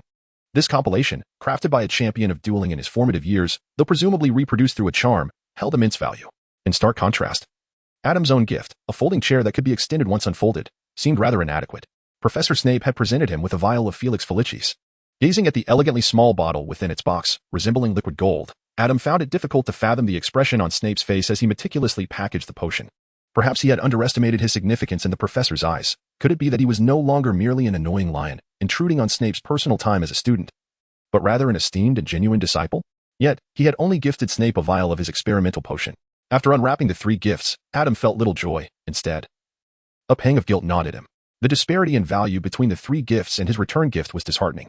However, it was too late to remedy the situation. And given his current financial constraints, he would have to devise a plan for next year's birthdays. Yet, Professor Snape's birthday was fast approaching on January 6th. Adam's gaze fell upon Harry, who was still sound asleep. Perhaps he should entertain Professor Snape with a performance of beating up little Potter for some amusement? Harry shivered inexplicably in his dreams. Adding the act of thrashing Harry to the list of potential gifts, Adam continued to unwrap the remaining presents. The Weasley twins had sent themselves a box of chocolates. Do not inquire how Adam knew that the nameless gift was from them. It was a matter of elimination. Ron's gift was a box of unwrapped candies, reminiscent of nougat but devoid of peanuts, bursting with creamy sweetness upon entering his mouth, utterly delightful. Harry's gift was a wizard's chess set. It seemed Ron had been teaching him to play this recently. Although Adam was unfamiliar with the game, the animated pieces would serve as a fascinating decoration. Hermione gifted a large box of Honeydukes coconut ice cream, which was rather unconventional to send in such weather. Perhaps Adam's earlier comment about the snowy weather being ideal for ice cream had reached her ears. Neville presented a bottle of white essence, likely the fruits of his own cultivation, which appeared to be of commendable quality in Adam's discerning eyes.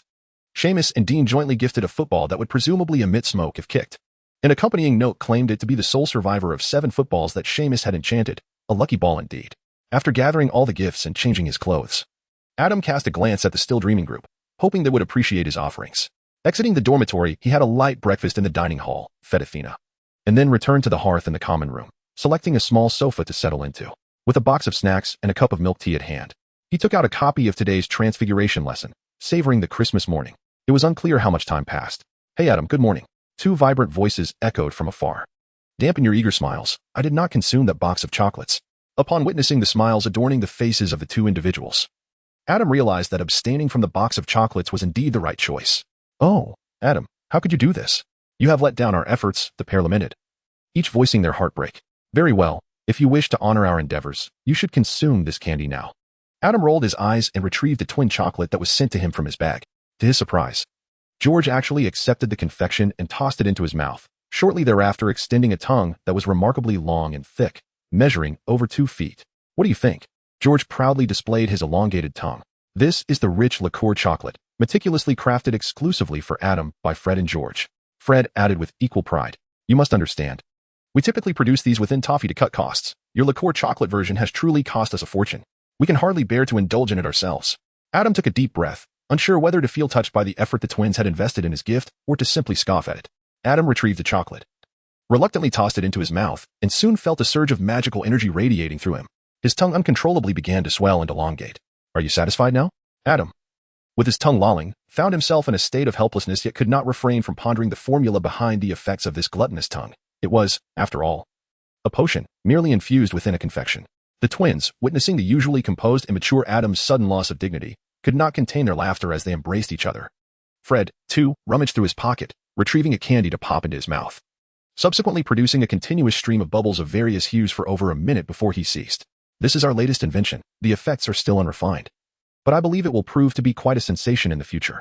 Adam coiled his 2-foot-long tongue and placed it delicately on the plate, observing the two twins reveling in their bright future. Unable to resist, he lifted his milk tea, though sipping it proved inconvenient at this moment. Nonetheless, the ambience of the lounge resonated with the essence of the leisurely retirement life Adam had always envisioned, filling him with a profound sense of joy.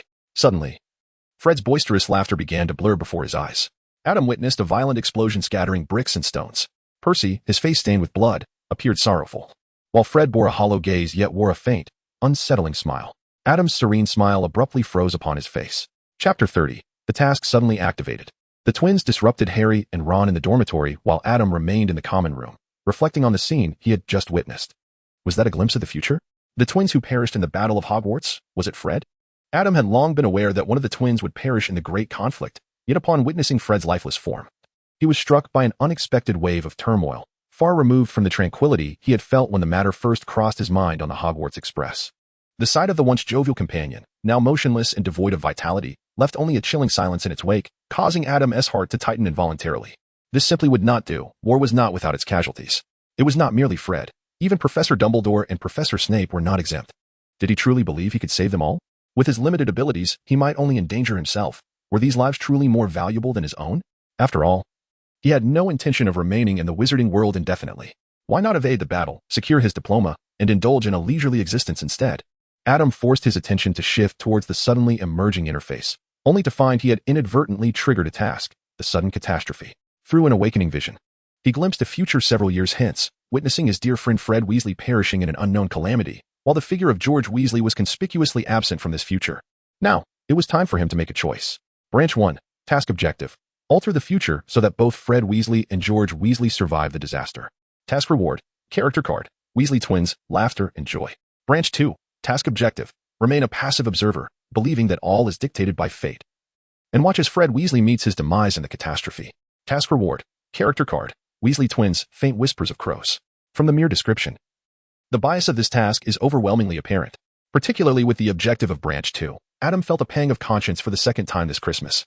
What was the meaning of this interface?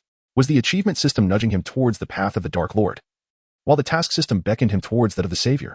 Moreover, how had this task been triggered? Was it truly based on foresight? When had he acquired this divinatory talent? His lineage bore no such trait. Lastly, what was the nature of these character cards as rewards? In a moment, the information became a chaotic whirlwind, leaving Adam somewhat overwhelmed. Firstly, contemplating the triggering of the task, Adam surmised it was likely not due to his foresight of the future, but rather because he had encountered a significant event through divination. If achievements pertained solely to himself, then this task must concern the entire world, or at least the wizarding community, to warrant such a trigger. The battle at Hogwarts was undoubtedly a monumental event affecting the entire wizarding realm.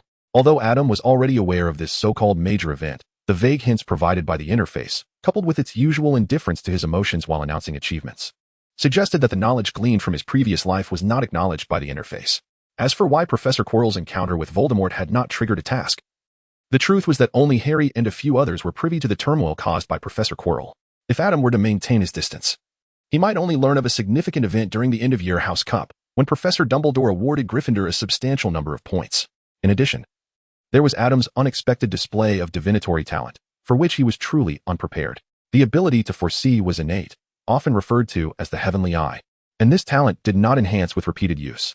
Only the methods of divination and the interpretation of its results could be learned, allowing the seer to utilize their ability in a directed manner, rather than experiencing an unexpected stroke of luck as Adam had in this instance.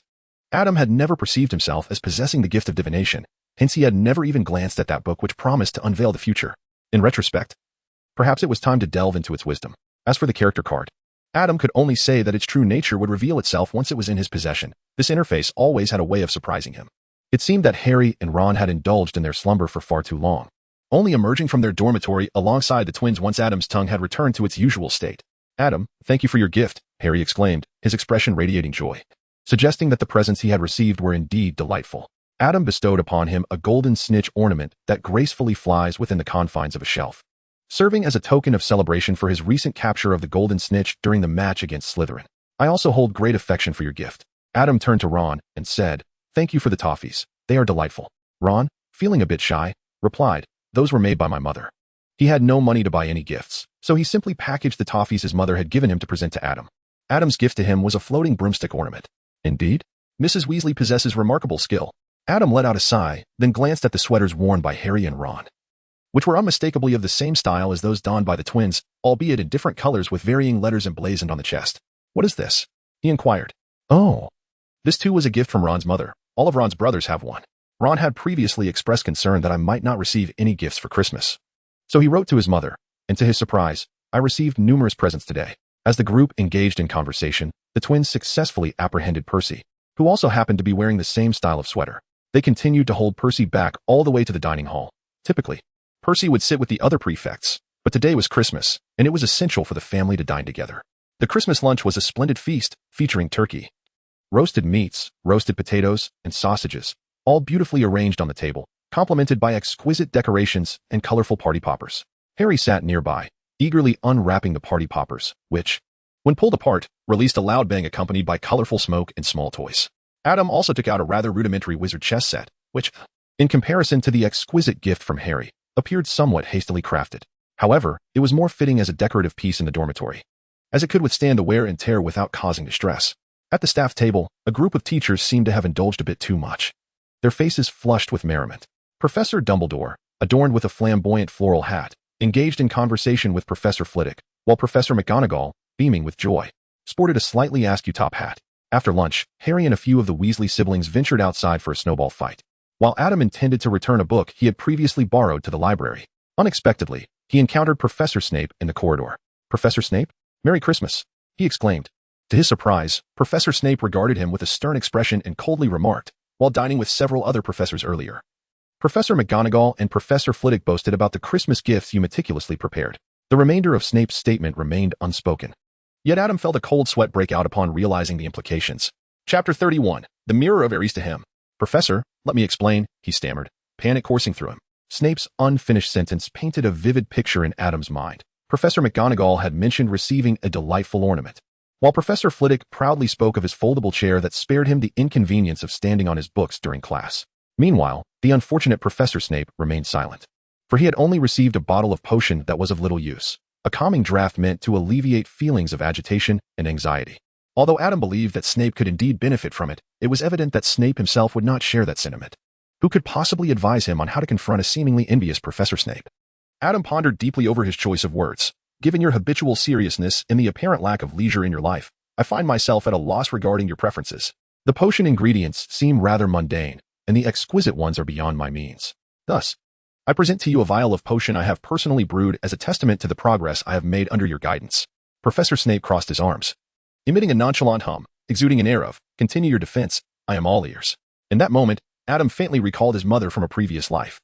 Clutching his final exam paper, Adam quickly sought to remedy the situation. "Of course, I now realize that this gift may lack practicality, given that your birthday is approaching. I assure you that the present I will bestow upon you will be to your liking. If all else fails, perhaps we could offer Harry as a sacrifice." After much persuasion, he managed to appease Professor Snape. As he watched the professor's billowing black robes recede into the distance, a spark of inspiration ignited within Adam. It struck him that he had never seen Professor Snape don a different garment. Perhaps he could present him with a new robe. Adam pondered for quite some time, and by the following day, he still had not decided what to gift Professor Snape. Even that evening, when Harry confided in him the secret of the invisibility cloak, he paid little attention. A robe seemed like a good idea, yet Professor Snape wore the same one throughout the year. Should he present an identical one? It would be indistinguishable. Conversely, if he chose a different one, what if Professor Snape did not take a liking to it? As Adam savored his breakfast, his thoughts were consumed by a certain matter. "Adam, you could never fathom what I witnessed last night," Harry exclaimed excitedly as soon as he took his seat. He then regaled Adam with the details of his nocturnal escapades while clad in an invisibility cloak, recounting his ventures into the restricted section of the library, his narrow escape from Filch, and most importantly, the discovery of a mirror that reflected the image of his parents. "They stood right behind me, watching me and smiling," Harry reminisced, lost in the reverie of that moment. "You should have called me along. I too wish to see your parents," Ron remarked, his curiosity piqued by the mirror. "I shall return tonight, and you can accompany me." I am eager to glimpse your family, Harry mused, thinking of Charlie, whom Hagrid had mentioned, and Mrs. Weasley, who had sent him a Christmas gift, both of whom intrigued him greatly. You can see them anytime. Come to our house during the summer, Ron invited Adam once more. Adam, you should join us. We can play with the garden gnomes together. Adam and Harry readily agreed after a brief contemplation. Adam was eager to avoid returning home, while Harry merely wished to evade his own abode. By the way, Adam, are you going tonight? Me? The Erised Mirror, Adam mused with a flicker of interest. Yet he had no intention of attending, for Professor Dumbledore would likely be observing nearby. He certainly did not wish to engage in the trials on the 4th floor this time, as it would seem rather incongruous to abstain after having participated in previous escapades. I shall pass then.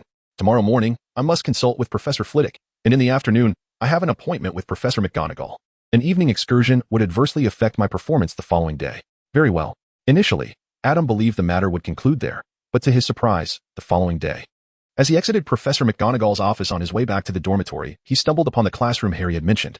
Behind the partially ajar door stood a full-length mirror, and beside it, chairs and desks were haphazardly piled, giving the appearance of an ordinary abandoned classroom. Had this classroom always been here? Adam pondered for a moment, and his confusion dissipated. The mirror could not possibly have been in this location previously.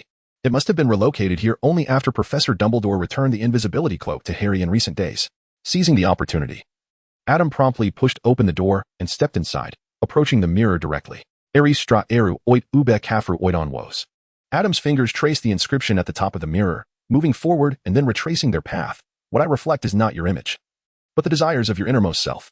Recalling the task displayed on his interface, Adam gazed into the enchanted mirror. What could his true desires possibly be? Initially, the mirror revealed a hazy, milky fog, which gradually dissipated to unveil a villa by the beach. Adam was seen languidly reclined on a beach chair, a bottle of effervescent joy at his side, where one could even discern the bubbles dancing within and the condensation gracing the bottle's surface. Nearby, his parents tended to a barbecue, grilling skewers of meat, as the family shared laughter and relished the blissful moments of life. The Mirror of Erised had provided an answer. Yet, Adam found no joy in this revelation. Could it be that I am such an indifferent person? Adam stood before the Erised mirror, lost in contemplation for a prolonged moment. Suddenly, the reflections within the mirror began to shift, accompanied by the distortion of space. Familiar figures emerged. Harry, Hermione, Ron, George, and Fred appeared markedly older, cheerfully greeting Adam within the mirror before commencing a beach barbecue party. Not merely a barbecue, but also a hot pot, stir-fried dishes, and soups. The Adam reflected in the mirror seemed remarkably adept at culinary magic, as countless ingredients levitated into cooking vessels, transforming into delectable dishes that floated to the table before the revelers, the bonfire casting a warm glow on their joyous expressions. So it was. Witnessing this scene, Adam's heart finally found resolution.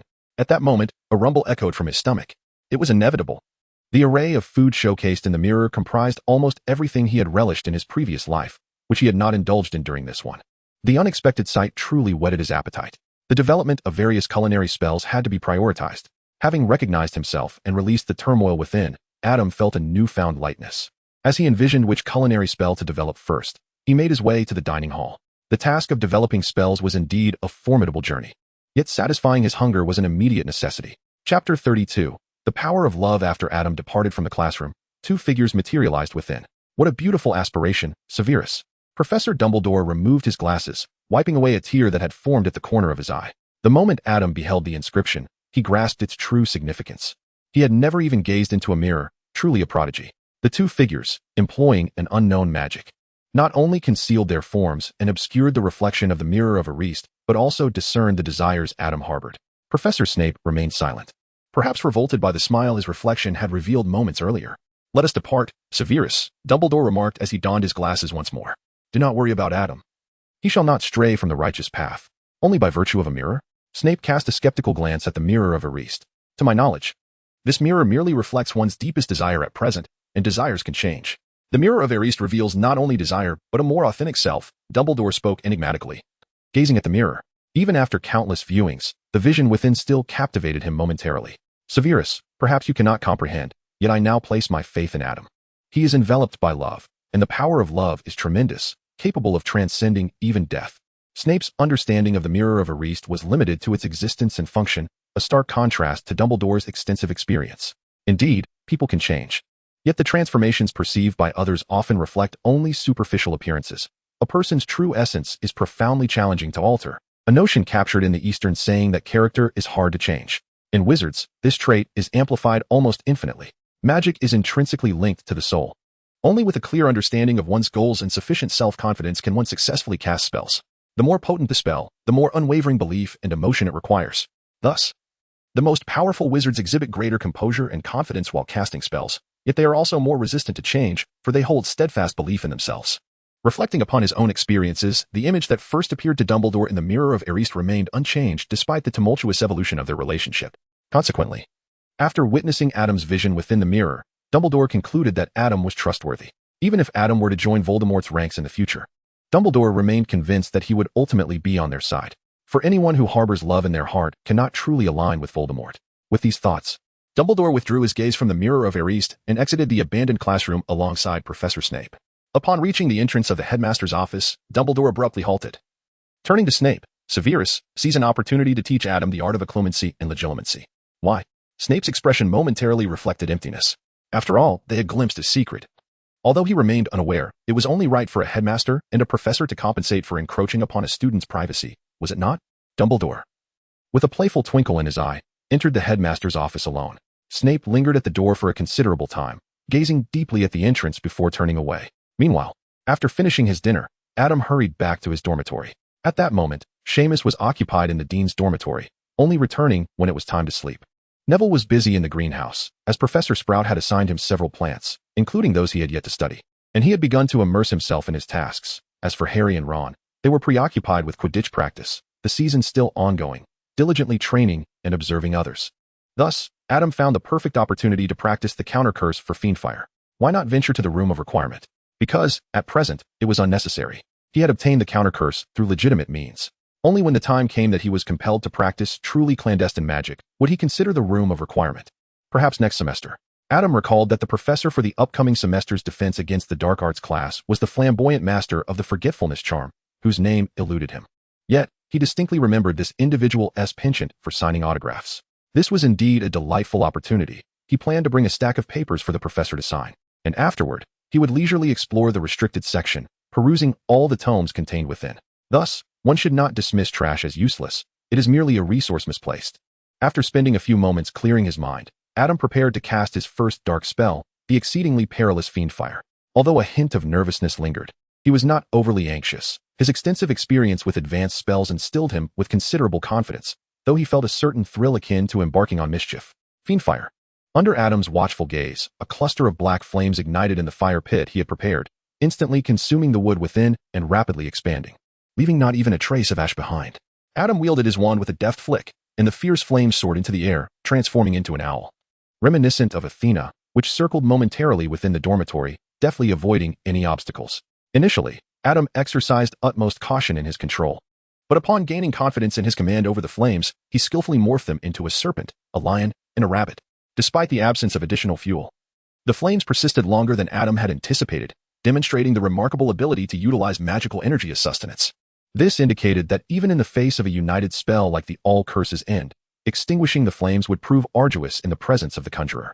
Subsequently, Adam conducted further experiments with various materials: wood, soil, gravel, stone, and metal, each exhibiting a destructive potential that left him astounded.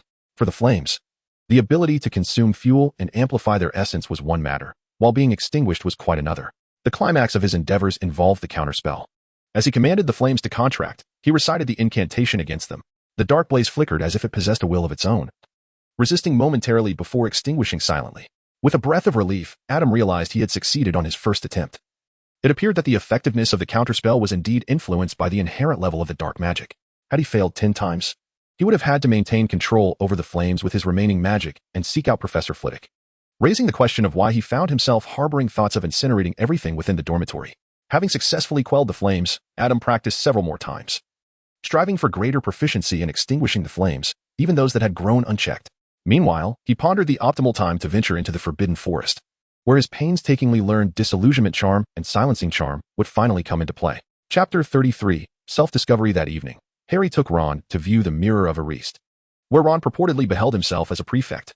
Following this, Harry ventured alone to the mirror, only to be discovered by Professor Dumbledore, who cautioned him against becoming enamored with the mirror's illusions.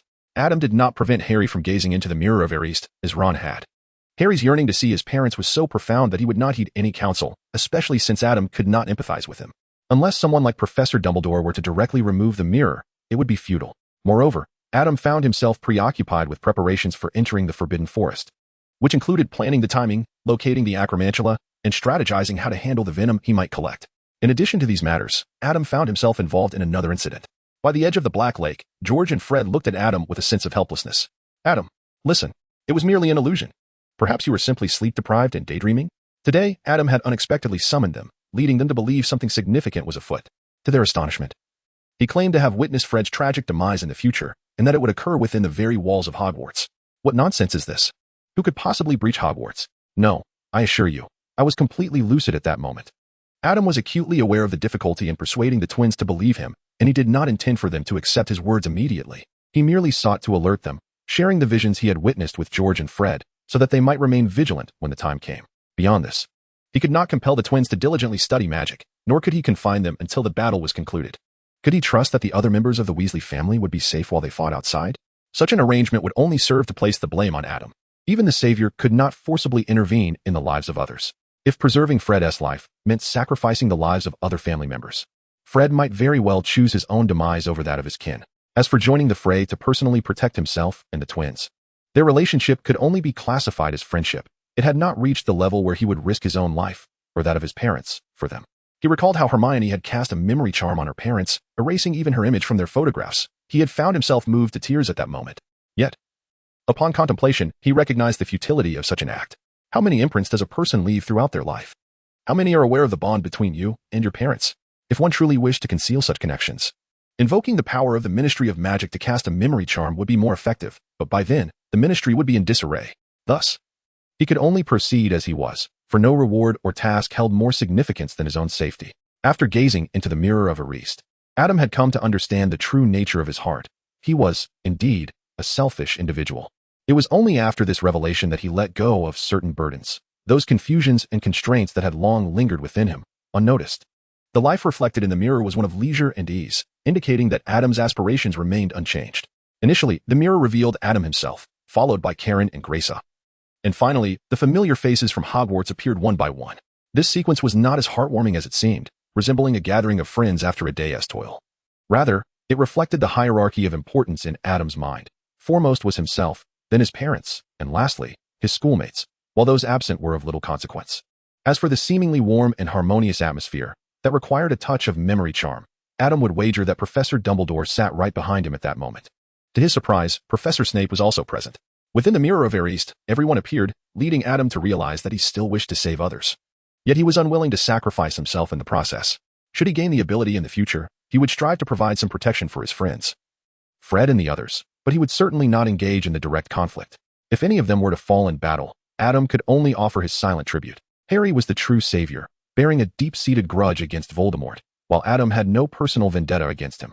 He believed his strength was sufficient for self-preservation and deemed it unwise to confront Voldemort head-on. Furthermore, considering the likes of Professor Dumbledore, who ultimately paid the ultimate price, Adam had not the arrogance to think that a mere mastery of a few dark spells granted him the right to challenge Voldemort directly.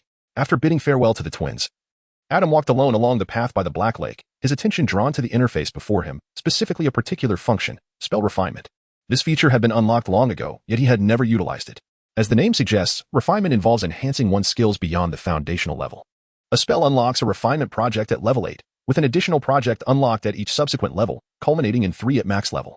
Upon completing the trials of the refinement projects, spells could attain additional effects. Clearly, the only spells Adam was capable of refining at present were the 6 dark spells he had mastered. The reason he had not previously engaged with this function was exemplified by the Killing Curse's refinement options. Killing Curse 1. Intensified Malice. The Killing Curse will automatically recast until it successfully strikes its target if it initially misses. Trial. Use the Killing Curse on a single target 10 times. 2. Unyielding Intent. The Killing Curse will not be obstructed by inanimate objects. Trial. Use the Killing Curse cumulatively on 816716866 targets in the FFF Novels Transit Station. 3. Unending Slaughter. Upon successfully killing a target, the Killing Curse will expend the target's remaining magical energy to unleash the curse upon surrounding adversaries.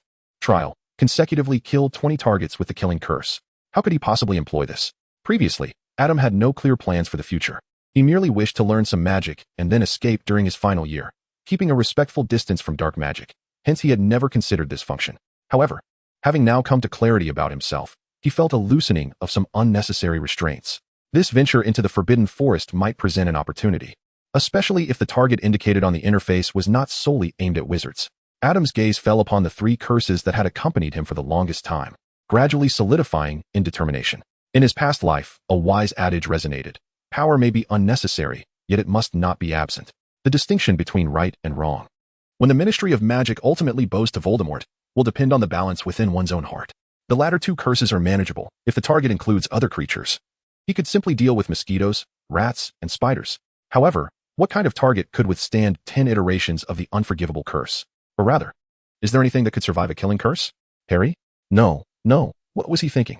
Adam, you have come to clarity, not darkness. A phoenix? Well, I shall pass on that. Voldemort? Speaking of Horcruxes, could one be slain with the killing curse? Chapter 34. Nicholas Flamel. Hermione returned with great excitement the day before the holiday concluded, greeting Adam fervently across the long table. Adam, thank you for your gift. You're welcome. I'm glad you liked it. Adam smiled faintly. Harry, Ron, I have discovered the identity of Nicholas Flamel. Hermione exclaimed as she retrieved a book from her bag. Adam's Christmas gift, a tome on the art of alchemy. Nicholas Flamel, a renowned alchemist of the 14th century, is famously known as the sole creator of the Philosopher's Stone. The 14th century? Shouldn't he have perished long ago? Precisely why his name eludes modern studies of witchcraft. The 14th century hardly qualifies as contemporary. Yet, that is not the crux of the matter. The real question is how he has sustained his life until now. Do you not indulge in reading? Hermione shot a disapproving glance at the 2 oblivious companions. The Philosopher's Stone is widely regarded as the pinnacle of alchemical achievement. A miraculous substance endowed with astonishing properties. It can transmute any metal into pure gold and concoct an elixir of immortality, granting eternal life to those who partake of it. An elixir of immortality? Pure gold? Harry and Ron leaned in eagerly to glimpse the book in Hermione's hands, only to receive a light smack from her for their impatience. I have yet to finish. As it stands, the only existing Philosopher's Stone is in the possession of Nicholas Flamel, who celebrated his 665th birthday last year and now resides in seclusion in Devon with his wife, Perenelle. So, the 3-headed dog is guarding the Philosopher's Stone? Harry exclaimed, clutching his head in astonishment. I had the same thought. But why the sudden interest in a book on alchemy? Ron queried, perplexed. It is a Christmas gift from Adam. I happened to be bored at home and decided to peruse it for amusement. Hermione cast a grateful glance at Adam, who, despite not revealing the answer directly due to his promise to Hagrid, had provided her with this invaluable clue. Adam smiled faintly, for he was at a loss as to what gift to present to Hermione. She seemed to have a singular passion for reading. Thus he decided to bestow upon her a book about Nicholas Flamel. The sheer act of reading to alleviate boredom was rather daunting. Ron muttered a few complaints before resuming his consumption of chicken legs. Although they had discovered what the 3-headed dog was truly guarding, the trio refrained from taking further action, primarily due to Harry's lack of time. The next Quidditch match featured Gryffindor pitted against Hufflepuff, and the unsettling fact was that the referee would be Professor Snape. The entire Gryffindor Quidditch team was in unanimous agreement that Professor Snape would seize any opportunity to deduct points from Gryffindor, leading would to be exceptionally irritable of late, vigilantly ensuring that no one committed even the slightest infraction during practice. When Harry discussed this matter in bed at night, his voice was tinged with weariness. However, he did not entirely resent the busyness of this period. He had been plagued by nightmares lately, wherein his parents vanished in a beam of green light accompanied by loud, echoing laughter. Ron had previously suggested that it was due to Harry's obsession with the Mirror of Erised, and perhaps there was some truth to that. Now, after exhausting training sessions, the frequency of his nightmares had diminished.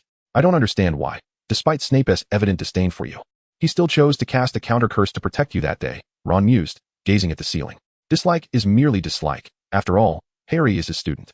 In truth, Professor Snape is rather decent but struggles with the art of expression. When Adam uttered these words, he felt a twinge of guilt. For Professor Snape was indeed not adept at articulating his thoughts.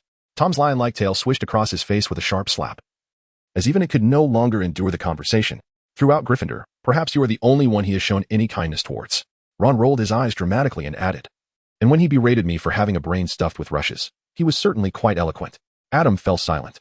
To be fair, Professor Snape was actually kinder to Harry. Their student-teacher relationship was relatively good, yet Snape would willingly sacrifice himself for Harry. As for the grievances Harry endured due to Snape's targeting, it was unreasonable for him to shoulder the burdens left by his father while enjoying the benefits bestowed by his mother. Aside from the presence of Professor Snape in the referee's seat, Harry was more concerned about Professor Quirrell, who had previously cast a curse on him, who knew what he might do this time. Perhaps you should refrain from participating in the competition, Hermione suggested. Just say you're ill. Ron chimed in. Claim you've broken your leg. If all else fails, let Adam cast a spell to genuinely break your leg. That would be preferable to losing your life. What? Adam, engrossed in his task of slicing ribs, looked up in confusion upon hearing his name. Oh, it's nothing, nothing. Harry quickly urged Adam to continue eating, not wanting to genuinely suffer a broken leg. At that moment, Neville approached, bouncing down the corridor like a small rabbit, while nearby classmates stifled their laughter at his antics. End of the line. An ending spell lifted the leg-locking curse from Neville. Adam furrowed his brow. Neville, what happened to you? It was Malfoy. I ran into him at the library entrance, Neville replied, his face flushed with embarrassment from the mocking glances he had received along the way. Once those white roots mature, I will definitely plant a mandrake in his bed.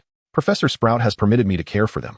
Harry and Ron, who were oblivious to the significance of mandrakes, exchanged puzzled looks, while Hermione gasped in alarm. Are you planning to kill him? Don't worry, the young mandrake won't kill anyone. It will only induce nausea, vomiting, dizziness, and at worst, a few hours of unconsciousness, Neville explained, his voice soft and slow. However, he had shown considerable confidence in his knowledge of herbology. A stark contrast to the beginning of the school year. Adam felt a sense of pride in Neville's determination to retaliate, but thought, this method is too slow and a waste of a mandrake. Just watch me. That afternoon, Draco did not appear. And it wasn't until after dinner that someone spotted him emerging from the boys' restroom. When a Slytherin student inquired about his whereabouts, he said nothing, his face dark as if it matched the color of his robes. On the day of the Quidditch match, Harry donned his team uniform and sat with his teammates, his nerves palpable. Ultimately, he abandoned the idea of feigning illness to avoid the match, as doing so would signal fear of Snape, despite the evident threat he posed. Quirrell was the true danger he should have avoided, yet Harry found himself harboring a greater disdain for Snape.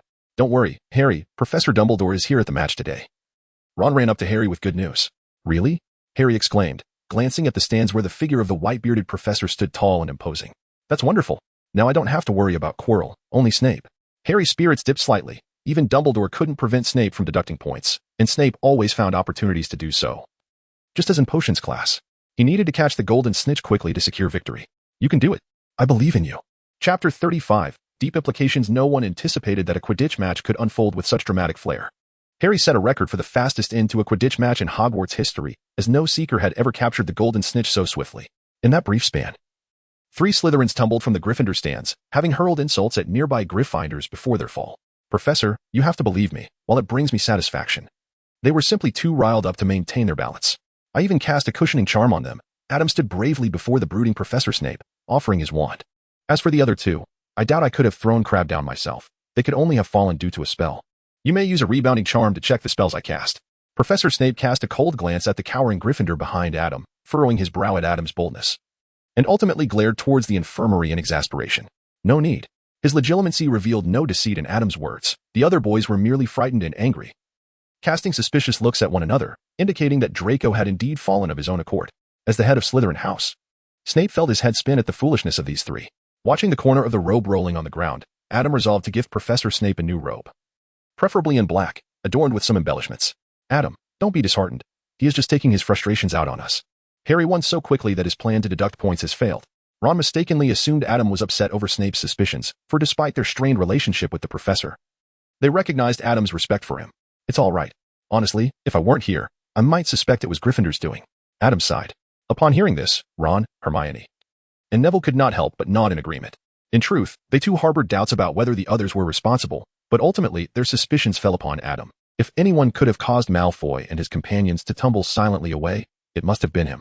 However, his proactive decision to allow Professor Snape to inspect his wand alleviated their concerns. It seemed that Malfoy and his cohorts had merely become overly excited and fallen off by themselves. Truly, those who commit wrongful acts are destined to face their own demise. Merely breaking a hand was a small price for them to pay.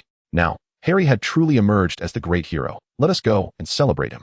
A group of friends pushed through the crowd towards Harry, while Adam contemplated the sensation of casting the Imperious Curse moments earlier. Indeed, it was Adam's silent, wandless Imperious Curse that had sent Malfoy and his companions tumbling from the stands, enhanced by a special effect. The deep suggestion: the target under the Imperious Curse would remain unaware that their actions were influenced by it, even after the curse had lapsed. The trial: to exert control over a target for a cumulative total of 100 hours using the Imperious Curse. Under the influence of this deep suggestion, even if Draco were to be questioned, he would only be able to assert that he had fallen on his own accord. Of course, it was not impossible for Malfoy to frame Adam and the others, but Professor Dumbledore would not ignore such a nefarious incident.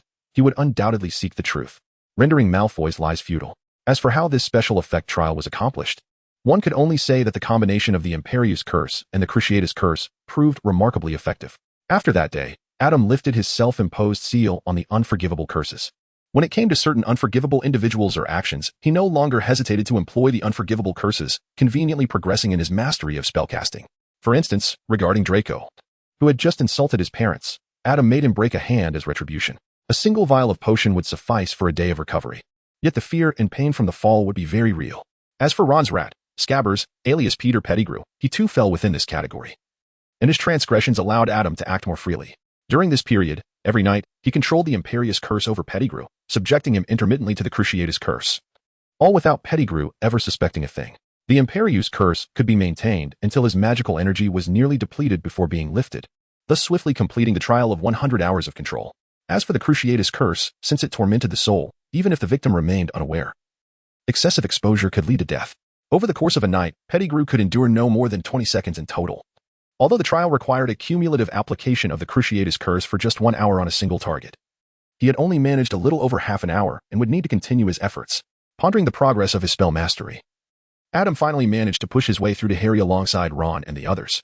"Hey, Harry, you are absolutely incredible," Ron exclaimed as he rushed forward to join a group, tossing Harry into the air and catching him. Adam, Severus just rushed past. "It seems something has happened. Do you know what is going on?"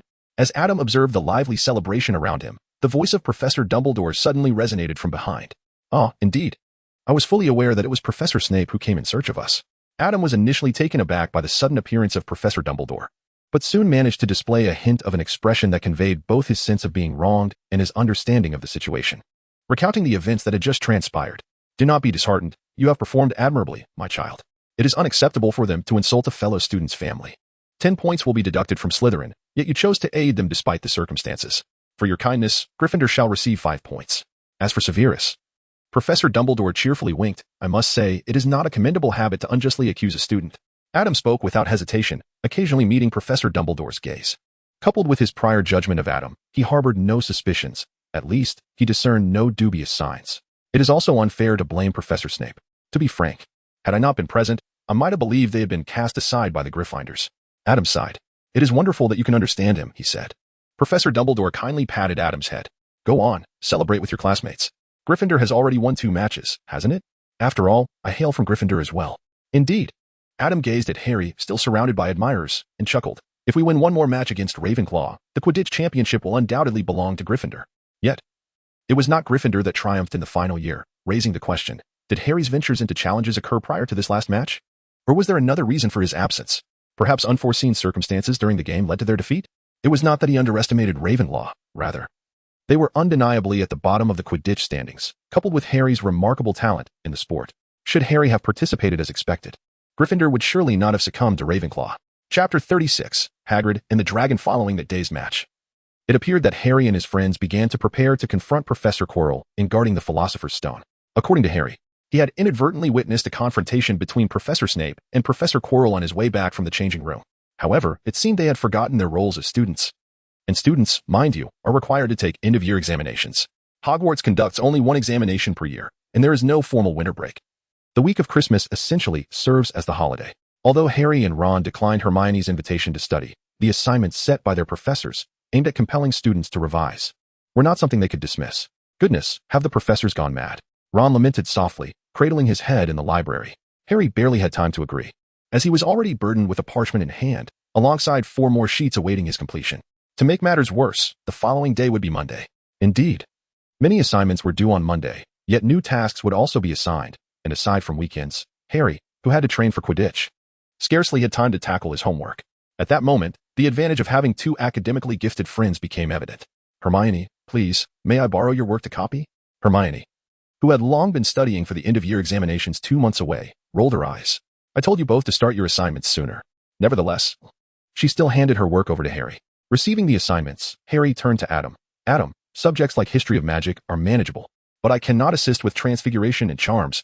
I have been assigned other work by the professor, which exempted me from the coursework." Adam set aside the book he was holding and retrieved his assignment from his bag, handing it to him. This final review assignment primarily consisted of reiterating previous material for the students to memorize. Professors McGonagall and Flitwick understood that Adam did not require such repetition, thus encouraging him to focus on new content instead. What? Professor Snape? Perhaps due to the belief that grading assignments could elevate one's blood pressure, Professor Snape seldom assigned written work, opting instead to vocally chastise students during class, releasing his pent-up frustration in the moment. To Adam, this approach seemed remarkably health-conscious. That was more than sufficient. Harry took the papers, spreading Adam's and Hermione's assignments before him, while muttering phrases like "rub this out" as he transcribed onto his own parchment. "What have you been studying lately?" Hermione inquired, noticing Adam engrossed in his book once again. Her curiosity piqued. Adam has not exhibited such a fervent thirst for knowledge in quite some time. Although the last occasion he was so engrossed in his studies predates Hermione's friendship with Harry and the others. Hermione regarded Adam as a formidable rival in academia from the very first day of school, and naturally, she paid him considerable attention. The title "The Book of Secrets" emblazoned on its cover piqued Hermione's curiosity even further. "I am currently engrossed in the study of divination." Adam set down the book for Hermione to see. Divination? Hermione glanced at the page Adam was examining. On the left was an array of 5 tarot cards accompanied by some disjointed interpretations, while on the right lay an image of scattered stones, some adorned with symbols. Hermione recognized those as runes, akin to many decorative items found in the Muggle world. Does this truly exist? Hermione felt a flicker of curiosity regarding divination. Although magic itself was real, divination seemed even more enigmatic. It exists, yet it does not. Adam resumed his reading of the book. What does it mean for something to both exist and not exist? For those endowed with the gift of divination, it is a tangible reality. For those devoid of such a talent, it remains non-existent. When one is inclined to believe, divination comes to life. When disbelief prevails, it fades into oblivion. Adam spoke in a cryptic manner, leaving Hermione perplexed. Can the outcome of divination be altered? Do you wish for it to be changed? Adam cast a sidelong glance at Hermione, a faint smile playing on his lips, as he contemplated a question he had pondered himself. Hermione was momentarily taken aback by the counter-question. If the results of divination can be altered, it suggests their inaccuracy. Yet if they cannot be changed, what is the purpose of divination? Ultimately, Adam offered no answer, and after a brief moment of reflection, Hermione resumed her studies, dismissing the exchange as mere idle chatter amidst her revision. "Hagrid, what brings you to the library?" Ron's voice suddenly pierced the air, having grown weary of the monotonous assignments. Ron had been unable to resist glancing around, only to catch sight of Hagrid behaving somewhat furtively. "Just looking around," Hagrid replied, his tone evasive, his hands concealed behind his back as if hiding something. This piqued even Harry's curiosity. "What are you all doing here? Still trying to uncover who Nicholas Flamel is?" Hagrid awkwardly shifted the topic, a hint of concern flickering in his demeanor. We've known who Nicholas Flamel is for centuries." Ron's response struck a disheartening chord within Hagrid. "We also discovered that the guardian of the stone is a troll." Hagrid abruptly scanned the surroundings, then signaled for Ron to lower his voice. "Shoo, don't shout. What are you trying to do?" "Actually, we wish to know what other safeguards guard the philosopher's stone, besides the troll," Harry inquired, curiosity gleaming in his eyes. He had gleaned from the conversation between Professor Snape and Professor Quirrell that Quirrell had seemingly made extensive preparations concerning the stone, indicating that there was more than one obstacle in place. As the architect of the first challenge, Hagrid should be privy to the details of the other defenses. All right.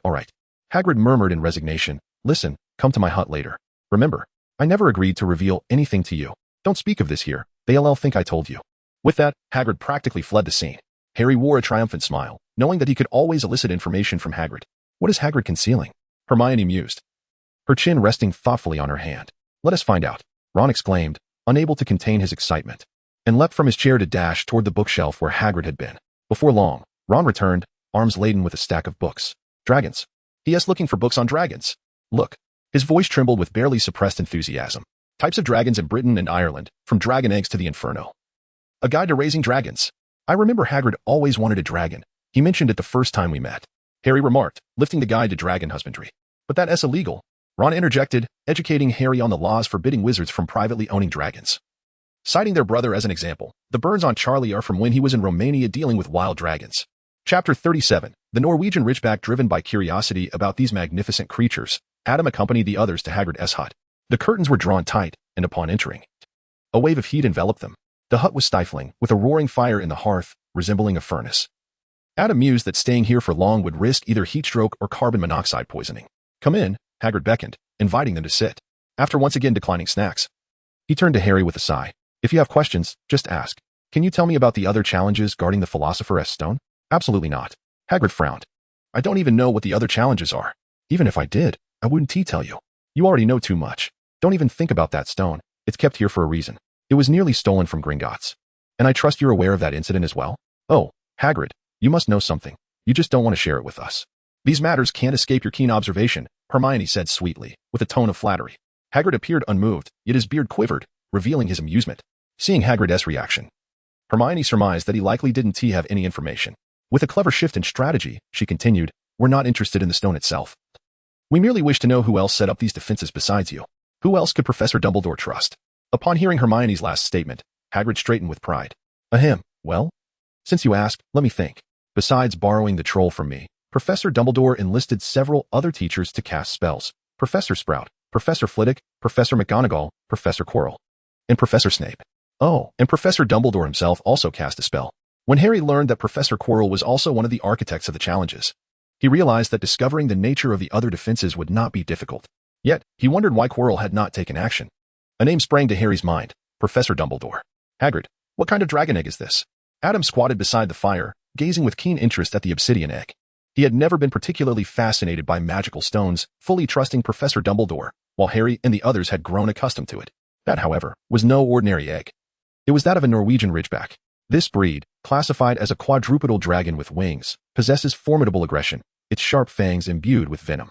It bears a resemblance to the Hungarian horntail, albeit without the spines on its tail, distinguished instead by a prominent black ridge along its back. A fleeting thought crossed Adam's mind regarding the Norwegian Ridgeback dragon, as described in Fantastic Beasts.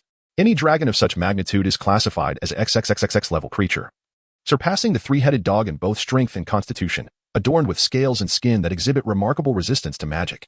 In a moment of whimsy, Adam decided to attempt the soul-binding curse on this dragon egg, and he proceeded to do so. In his eyes, magical creatures are categorized into those of value and those without, unless they are his own pets. For instance, the Acromantula and this yet-to-be-born Norwegian Ridgeback both fall into the category of the valuable. No matter how adept one may be at the soul-binding curse, it is impossible to control an adult dragon. Manipulating a dragon's soul through a wizard's spirit is not a feat achievable by mere skill. However, it was evident that exerting influence over a dragon egg was indeed feasible, as Adam sensed that the soul within was still in a primitive state, not yet fully formed. Unbelievable. Adam was astounded by the unexpected discovery, as he could sense the essence of the dragon's soul coalescing and evolving through the soul-binding curse. Truly magnificent. Isn't it? Hagrid presumed Adam was merely marveling at the beauty of the dragon egg, and he deeply believed that Adam, too, was a lover of magical creatures. Where did you acquire it, Hagrid? Ron leaned in to take a look. The egg, dark and unassuming, lay at the center of the firewood, resembling a lump of coal. This must have cost you a fortune, right? Smuggling a dragon egg, just think of the exorbitant price. Dragons are indeed treasures in their entirety. It was a gamble I won, Hagrid exclaimed. Last night, while drinking in Hogsmeade, I played cards with a stranger and won it. Frankly, he seemed eager to rid himself of this burden. While raising a dragon could indeed be immensely profitable, it required utmost discretion. But do you know how to care for it? Where do you intend to keep it? Hermione inquired. I know. Of course I do. Hagrid produced a hefty tome from beneath his pillow. Look, raising a fire dragon for leisure and profit, I borrowed this from the library, though somewhat outdated. It is quite comprehensive. As for where to keep it, naturally at home. However, the Norwegian Ridgeback would soon outgrow this small abode. And given that it was a fire-breathing magical creature, Hagrid's wooden dwelling would undoubtedly prove inadequate. Furthermore, a dragon's daily meat consumption would nearly equal Hagrid's own size. How would he manage that? It was impossible for Hagrid to conceal the presence of a dragon. Once discovered, he would be carted off to Azkaban. Hermione had a myriad of objections swirling in her mind, but it was evident that Hagrid, fixated solely on the dragon egg, would not heed her concerns. Harry and Ron were clearly unreliable, so she turned to Adam, only to find him equally entranced by the dragon egg. Adam, you can't possibly be going mad like them. Hagrid could not possibly keep this dragon at Hogwarts. Adam was gently pulled aside by Hermione into a quiet corner. What? Oh. Adam's thoughts lingered on the interface until Hermione pulled him away. And it took him a moment to grasp her meaning. It's fine. Ron's brother is a professional dragon keeper, isn't he? When the time comes, we can have him take the dragon away. For now, at least let Hagrid hatch the dragon. You've seen how much he adores them. That makes sense. Hermione nodded. This plan certainly sounded far more reasonable than keeping the dragon. Adam remained fixated on the dark, ominous dragon egg, saliva nearly spilling from his lips. As a dragon tamer, you have cast a soul-binding spell on a colossal dragon. Although it is merely a hatchling still encased within its shell, it undeniably reflects your ambition. Strive to become a dragon tamer. Remember, true strength emanates from within. Do not seek to control the dragon, but rather harness the essence of its power. Objective: consume the Dragon Pulse Potion, 01. Reward: Dragon Pulse Potion formula, distributed in advance, enhancing bloodline level based on the potion consumed. Dragon Pulse Potion. The primary ingredient is a dragon's heart, granting the imbiber the bloodline of the dragon from which it is derived. Chapter 38. The Dark-Hearted Mage, the Dragon's Bloodline. It is essential to understand that the world's wizards were originally humans born from the union of humans and magical creatures, with their spell-casting abilities rooted in the bloodline of these extraordinary beings. In the context of Dungeons & Dragons, wizards align more closely with sorcerers than with traditional spellcasters. Subsequently, the first-generation wizards intermarried, producing what is referred to as pure bloods, while those mingled with ordinary humans, mere muggles, resulted in half-bloods. However, in contemporary times, the notion of pure bloods has long since faded. If any were to exist, the inbreeding over the years would have surely led to madness or deformity. The so-called half-bloods from Muggle origins are simply descendants of those cast out, their lineage having reverted to its magical roots after generations of assimilation among ordinary people, still retaining traces of the magical creature's blood within. Thus, it becomes abundantly clear what the dragon's bloodline or the Dragon Pulse potion signifies for wizards: a path to greater power, a more secure future, and an assurance of a more prosperous existence. But how is the level of the Dragon Pulse potion assessed? By examining the primary ingredient, the dragon's heart. Firstly, the type of dragon matters. The more formidable the dragon, the better. Secondly, the age of the dragon is critical. Younger dragons are preferable, with the heart sourced after hatching from the egg. Lastly, the fresher the heart, the better. Ideally, it should be freshly extracted and immediately placed into the cauldron. Now, a dragon egg on the verge of hatching a young Norwegian Ridgeback lies before Adam. How could he not salivate at the prospect? Adam also considers Hagrid's affection for this dragon. However, with the dragon being transported to Romania, would it not face slaughter? A dragon without the protection of its kin is doomed to be killed. It merely postpones the inevitable. After all, where do those dragon hide gloves, dragon blood, dragon liver, and dragon heartstrings and ones come from? In any case, Hagrid would never see it again, and Adam would not act in front of Hagrid. As long as Hagrid believes the dragon is thriving, that suffices. Moreover, Hagrid possesses a fervent love for all dangerous creatures, indifferent to the well-being of others. This was evident during his school days when he kept a giant acromantula. Although he was falsely accused of opening the Chamber of Secrets, his expulsion was not unjust. Adam had already devised a plan to procure the venom from those acromantulas, and he felt no moral dilemma in taking action against Hagrid's dragon. Regrettably, had he known of the Dragon Pulse potion's existence, he could have simply employed the soul-binding spell to acquire the dragon egg from Chilo, making things far simpler. Upon exiting Hagrid's hut, Harry and the others were fretting over what to do if Hagrid's dragon-keeping secret was discovered. Adam, however, was solely focused on gathering the remaining materials for the Dragon Pulse potion, remaining silent throughout the journey. Following that day, Adam prepared materials, acquired new knowledge, while Harry and the others reviewed for exams and practiced Quidditch, as time slipped by amidst their bustling activities. At last, one day, Hedwig delivered a note from Hagrid to Harry, stating that the egg was about to hatch. This time, Adam chose not to accompany them. The moment had yet to arrive. Oh no, Harry returned, his face pale. What happened? Adam, puzzled, cradled Tom after being pulled back to the dormitory from the library. Malfoy saw Norbert. Who is Norbert? The dragon Hagrid is raising. He named it Norbert. What should we do? Malfoy will surely tell Professor Dumbledore. Will Hagrid be sent to Azkaban? Malfoy? Adam was increasingly perplexed. Why had Malfoy ventured over to Hagrid's side? Harry and Ron's expressions darkened further, for it was their loud conversation that had allowed Draco to eavesdrop. However, they now felt too embarrassed to address Adam. Adam, are you familiar with the memory charm? How about casting one on Malfoy? They had heard that if Muggles were to glimpse a dragon, the Ministry of Magic would administer a memory charm upon them. Yet, this was not a viable solution. Adam outright refused. The usage of the Oblivion charm renders the recipient momentarily dazed. The Ministry of Magic employs it on Muggles since they remain oblivious to its effects, merely attributing their disorientation to fatigue. Yet, this is Hogwarts. How could the after-effects of the Oblivion charm possibly escape the scrutiny of the professors? But shall we simply stand by and watch Hagrid be sent to Azkaban? If I were to use the Oblivion charm on a fellow student, I too would face the same fate of imprisonment. Adam disagreed, leaving Harry and the others to seek alternative solutions, though options seemed scarce. Fortunately, the next day, Hermione revived Adam's previous suggestion, and Harry and Ron, as if rescued from despair, hastily sent a letter to Charlie. The following week dragged on for them. Each encounter with Malfoy felt like he was mocking them with sinister intent. Each morning, they awoke in dread of hearing that Hagrid had been taken to Azkaban. Why hadn't Charlie replied yet? Harry, in a fit of anxiety, poked his roasted potato into a mushy pulp. His nerves were frayed. Every glimpse of Malfoy felt unsettling. It was only natural, as Romania was indeed far from Britain. Ron was equally anxious, yet he feigned calmness. Finally, on Wednesday evening, Charlie's letter arrived. It stated that he could adopt Norbert, but the usual procedure for moving Norbert was quite cumbersome. Given the urgency of their situation, he suggested that his friend, who would soon be passing through Britain, could first take Norbert to him. On Saturday night, Harry and Ron donned the invisibility cloak with glee, preparing to join Hermione, who awaited them in the common room, to seek out Hagrid. Once the dormitory door closed, Adam abruptly opened his eyes. He had cast a sleep charm to ensure his roommates would not awaken suddenly and notice his absence. He gently patted Tom, who had been roused by a sudden movement, then pointed his wand at himself. Disillusionment. Silent and stealthy, the first incantation was to prevent tracking spells, while the second silenced any sound his movements might produce. With a final, silent spell, Adam's wand lightly touched him, and he melded seamlessly with his surroundings, akin to a chameleon, but more profoundly effective. The dormitory door creaked open and then closed softly behind him. In his disillusioned state, Adam's attire had transformed into a snug-fitting outfit designed for stealth, ensuring no fabric snagged during his movements. A mask, tear-streaked yet smiling, clung to his face, a disguise he had crafted for this mission, costing him 100 galleons. To avoid detection by any wizard capable of seeing through his disillusionment, even those as perceptive as Mad-Eye Moody, Adam had altered his appearance beneath the mask, demonstrating the true prowess of makeup as one of the 4 great dark arts. Thus, the fearsome visage of the dark heart, which would strike terror into the hearts of countless Death Eaters, was established. Chapter 36. Awakening. My current state feels somewhat amiss. Alone in the corridor, Adam's steps faltered. What was his purpose? Initially, he planned to cast the Imperieuse curse on Charlie's friends, leading them to believe they had encountered an attack by Norwegian Ridgebacks, possibly Norbert's parents, or perhaps other Ridgebacks that discovered the presence of a youngling. There were myriad reasons, as long as the end result reflected that Norbert had been rescued by his kin. It sufficed. With the preparations he had made, success seemed assured. Yet why did he so readily contemplate casting the Imperieuse curse on 2 strangers? Did such actions still reside within the realm of righteousness? Clearly, it was a self-serving endeavor.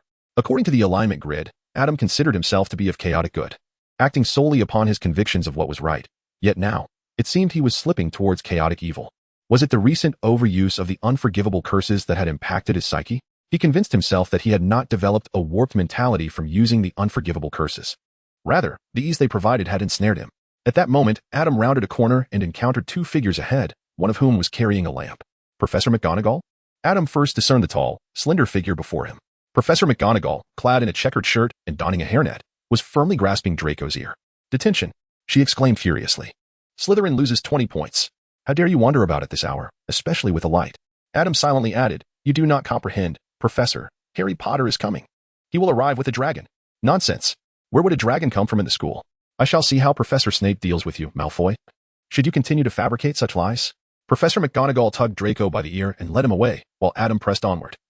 The sounds of Harry and his friends' laughter echoing around him, oblivious to their surroundings.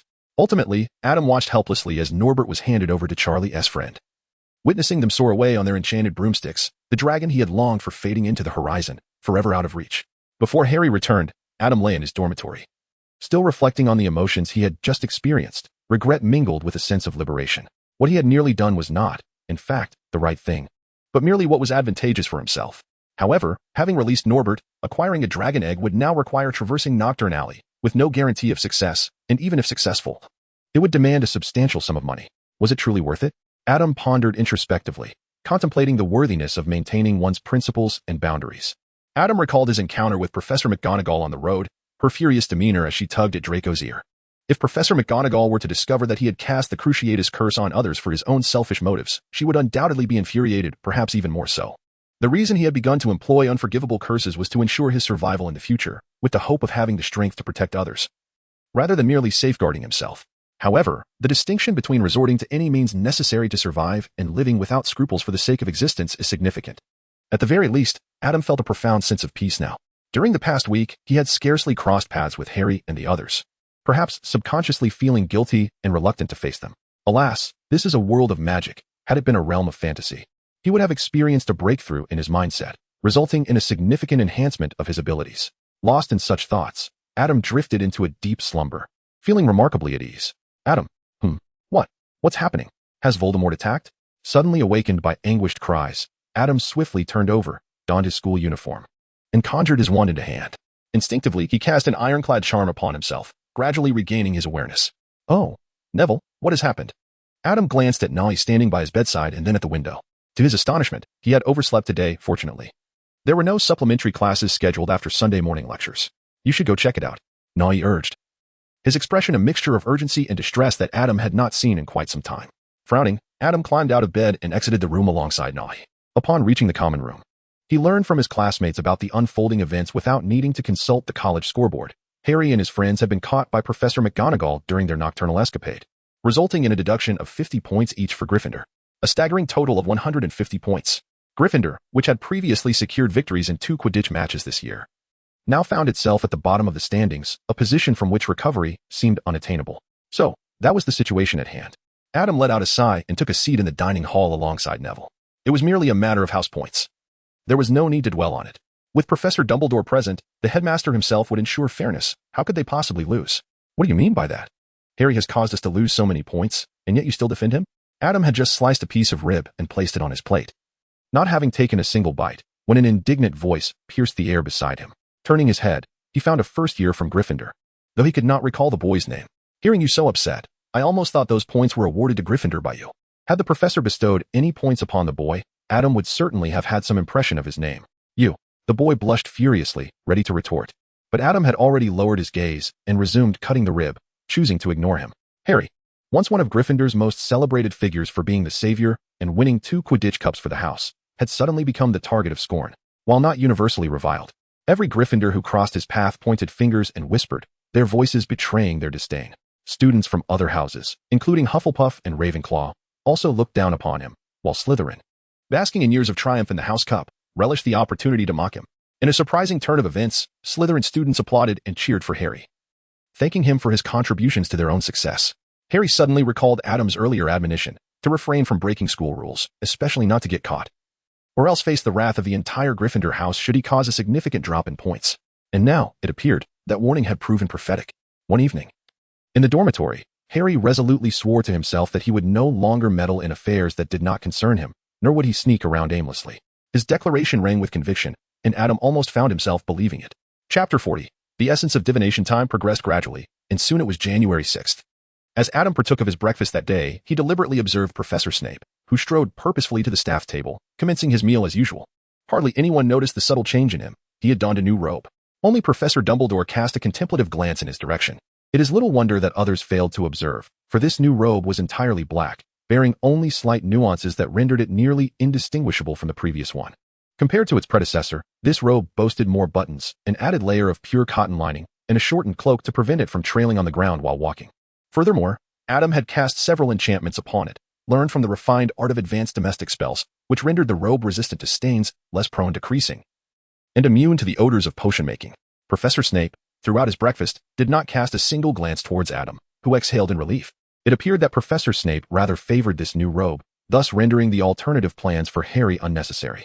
Coincidentally, Harry had been experiencing a rather difficult time lately, and it would have been unkind to summon him for an unwarranted confrontation. Unbeknownst to him, a looming calamity had dissipated without a trace as he furrowed his brow at the note in his hand, which instructed him to report to Filch for detention at 11 that night. Ron and Hermione had received identical notes. Days had passed, and he had completely forgotten about the impending detention. Following breakfast, Adam, as per his routine, spent the morning in the library before attending Professor McGonagall's class after lunch. He had begun to master the simple shaping of water, yet more effort was required. This manipulation of amorphous substances proved even more challenging than the living transfiguration covered in the textbooks. Upon concluding the day's studies, Professor McGonagall did not dismiss him immediately, nor did she analyze the day's accomplishments. Instead, she engaged him in conversation. I hear you have been studying divination recently? Indeed, Professor. Adam was somewhat taken aback, yet not entirely surprised. He had indeed spent an increased amount of time recently with the crystal ball. I understand your keen interest in various matters, but I must caution you against investing too much time in divination, for it is truly the most unreliable subject at Hogwarts. To put it mildly, Professor McGonagall considers divination to be nothing but a deception, and she genuinely hopes that Adam does not squander his time on it. In truth, I believe I possess a certain aptitude for divination. Suddenly, Adam remarked, I see in the crystal ball that you have become the headmaster of Hogwarts, Professor. Professor McGonagall, taken aback by Adam's statement, pondered for a moment before replying, well, it appears you indeed possess some talent for divination. With that, Professor McGonagall chuckled. You see, a favorable divination outcome always brings joy to one's heart. Adam shrugged. What if the divination yields an unfavorable result? Adam glanced at Professor McGonagall and remarked, Professor, you know, divination has always been rather unreliable. Before he could finish his sentence, both of them succumbed to laughter. Professor McGonagall no longer worried that Adam would become overly engrossed in the art of divination, for she believed he had grasped its essence. Many individuals, upon encountering divination, plunge headlong into it, obsessing over the shapes of tea leaves and the mists within crystal balls, fretting over an elusive future while neglecting the paramount present. By the time reality jolts them into awareness, it is often too late for regrets. Ultimately, divination concerning the future serves the purpose of enhancing the present. However, what Professor McGonagall remained unaware of was that Adam genuinely possessed a gift for divination and had already achieved a considerable understanding. His seemingly jesting remarks were indeed reflections of what he had seen in the crystal ball. Through the prophecies gleaned from these crystal spheres, Adam unlocked numerous accomplishments. His talent for divination was frequently acknowledged, leading to various quests, all of which were side missions demanding choices in the heat of battle. It was through this journey that Adam truly mastered the essence of divination. Now, he no longer felt the same exhilaration he had when he first glimpsed Fred's future. Nor did he feel the need to offer reminders. That was an exceedingly distant future, and the so-called future was already shifting by the time he beheld it. As for why he clutched the crystal ball in the common room every day, well, ever since Adam had come to terms with his situation, he discovered a new perspective. He could utilize the crystal ball to fill in the gaps of the Harry Potter narrative he had forgotten. His accuracy in divination stood at around 70 to 80%, yet the probability of yielding results was 100%. Sometimes, even when the divination veered off course, he stumbled upon stories and secrets not covered in the books, akin to the thrill of unboxing a mystery. For instance, he now had an ingenious idea on how to acquire a dragon egg without spending a penny, involving a bit of underhanded dealings over the summer. This time, he felt no psychological burden whatsoever. Originally, he had contemplated improving his divination skills further to explore past events, such as the gossip surrounding his former headmaster and Grindelwald during their youthful escapades. However, his divination abilities had nearly reached the limits of his talent, and any further accomplishments in the field would likely require waiting until he could enroll in the third-year elective course on divination. It was indeed time to exercise some restraint. As evening fell, Adam prepared for bed but noticed that Ron, who usually fell asleep upon touching his pillow, was still sitting on the bed with Harry, showing no signs of slumber. "Are you two planning to stay up all night?" he inquired. Sighing, Harry and Ron exchanged glances. "We have to go to Filch for detention at 11 tonight. You should get some rest, Adam." "Oh," Adam replied. Adam nodded, and, lifting the covers, was about to fall asleep when a sudden image flickered in his peripheral vision. Ron lay on the ground, his face etched with terror, pallid and lifeless, transformed into a corpse. Adam's movements suddenly froze. What nonsense is this? At such a moment, Hero dares to contemplate killing a Hogwarts student instead of devising a way to divert Dumbledore? In the midst of Harry and Ron's bewildered gazes, he retrieved a crystal ball from the bag at his bedside and began to examine it. "What is this? A pre-sleep divination?" "Silence." Adam furrowed his brow as he gazed intently at the crystal ball, within which an image of Ron, visibly frightened, was traversing the forbidden forest. Suddenly, his attention was seized by a movement not far away. His pupils dilated in terror as a colossal shadow of a spider loomed beside him. Ron let out a piercing scream, discarding his lantern and fleeing in haste, bewildered by the absence of his companions in the inky darkness of the forest. When Ron finally halted, a magnificent creature appeared before him, a pristine unicorn, lying on a clearing, its blood seeping from a wound, more luminous than the moonlight itself. A cloaked figure was hunched over the unicorn, siphoning its life force. Ron opened his mouth in horror to utter a word, but the hooded figure abruptly lifted its head, and a flash of green light enveloped the scene. Ron was no more.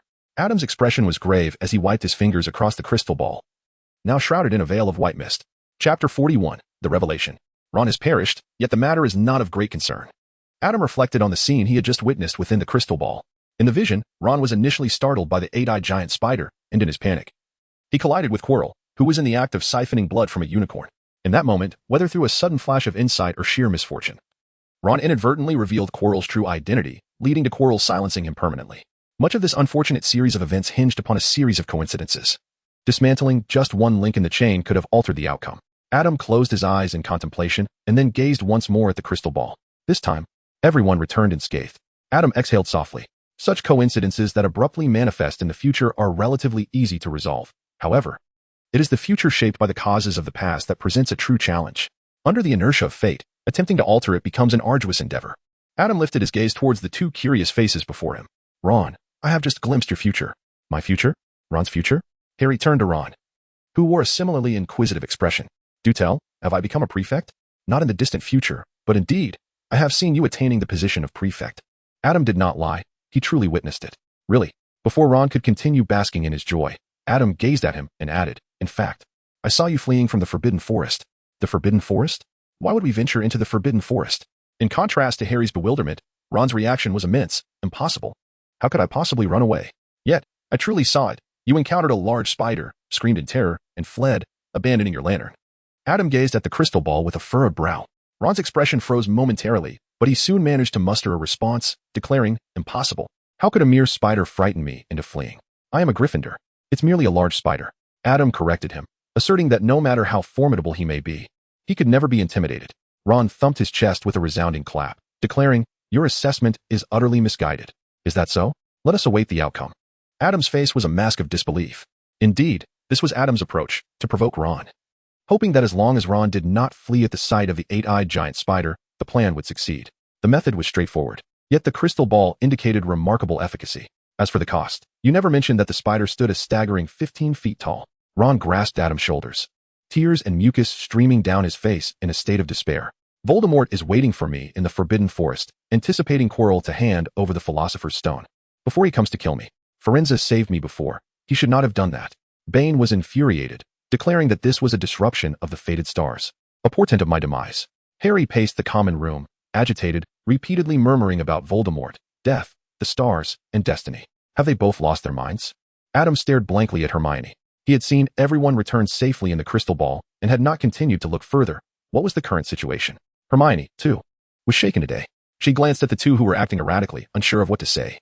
Finally, she managed to explain with difficulty. They were a bit rattled. Can you stop saying that name? Ron shouted at Harry again.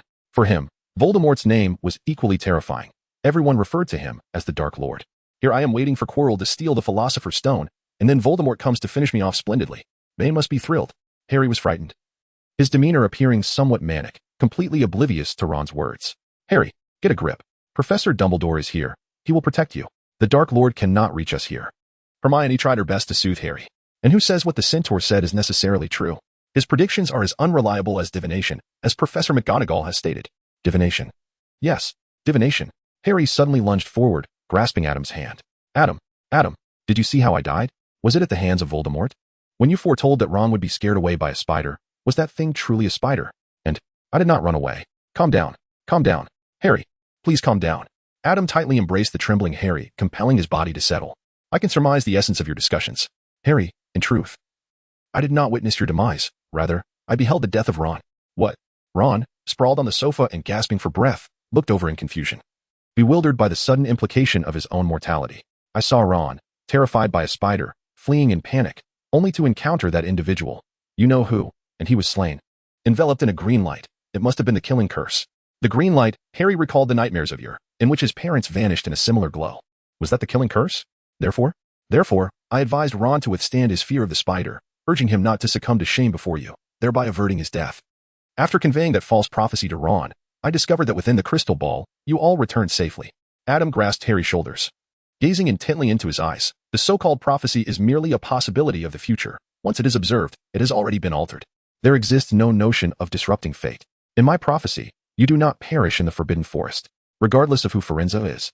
His act of saving you is an integral part of destiny.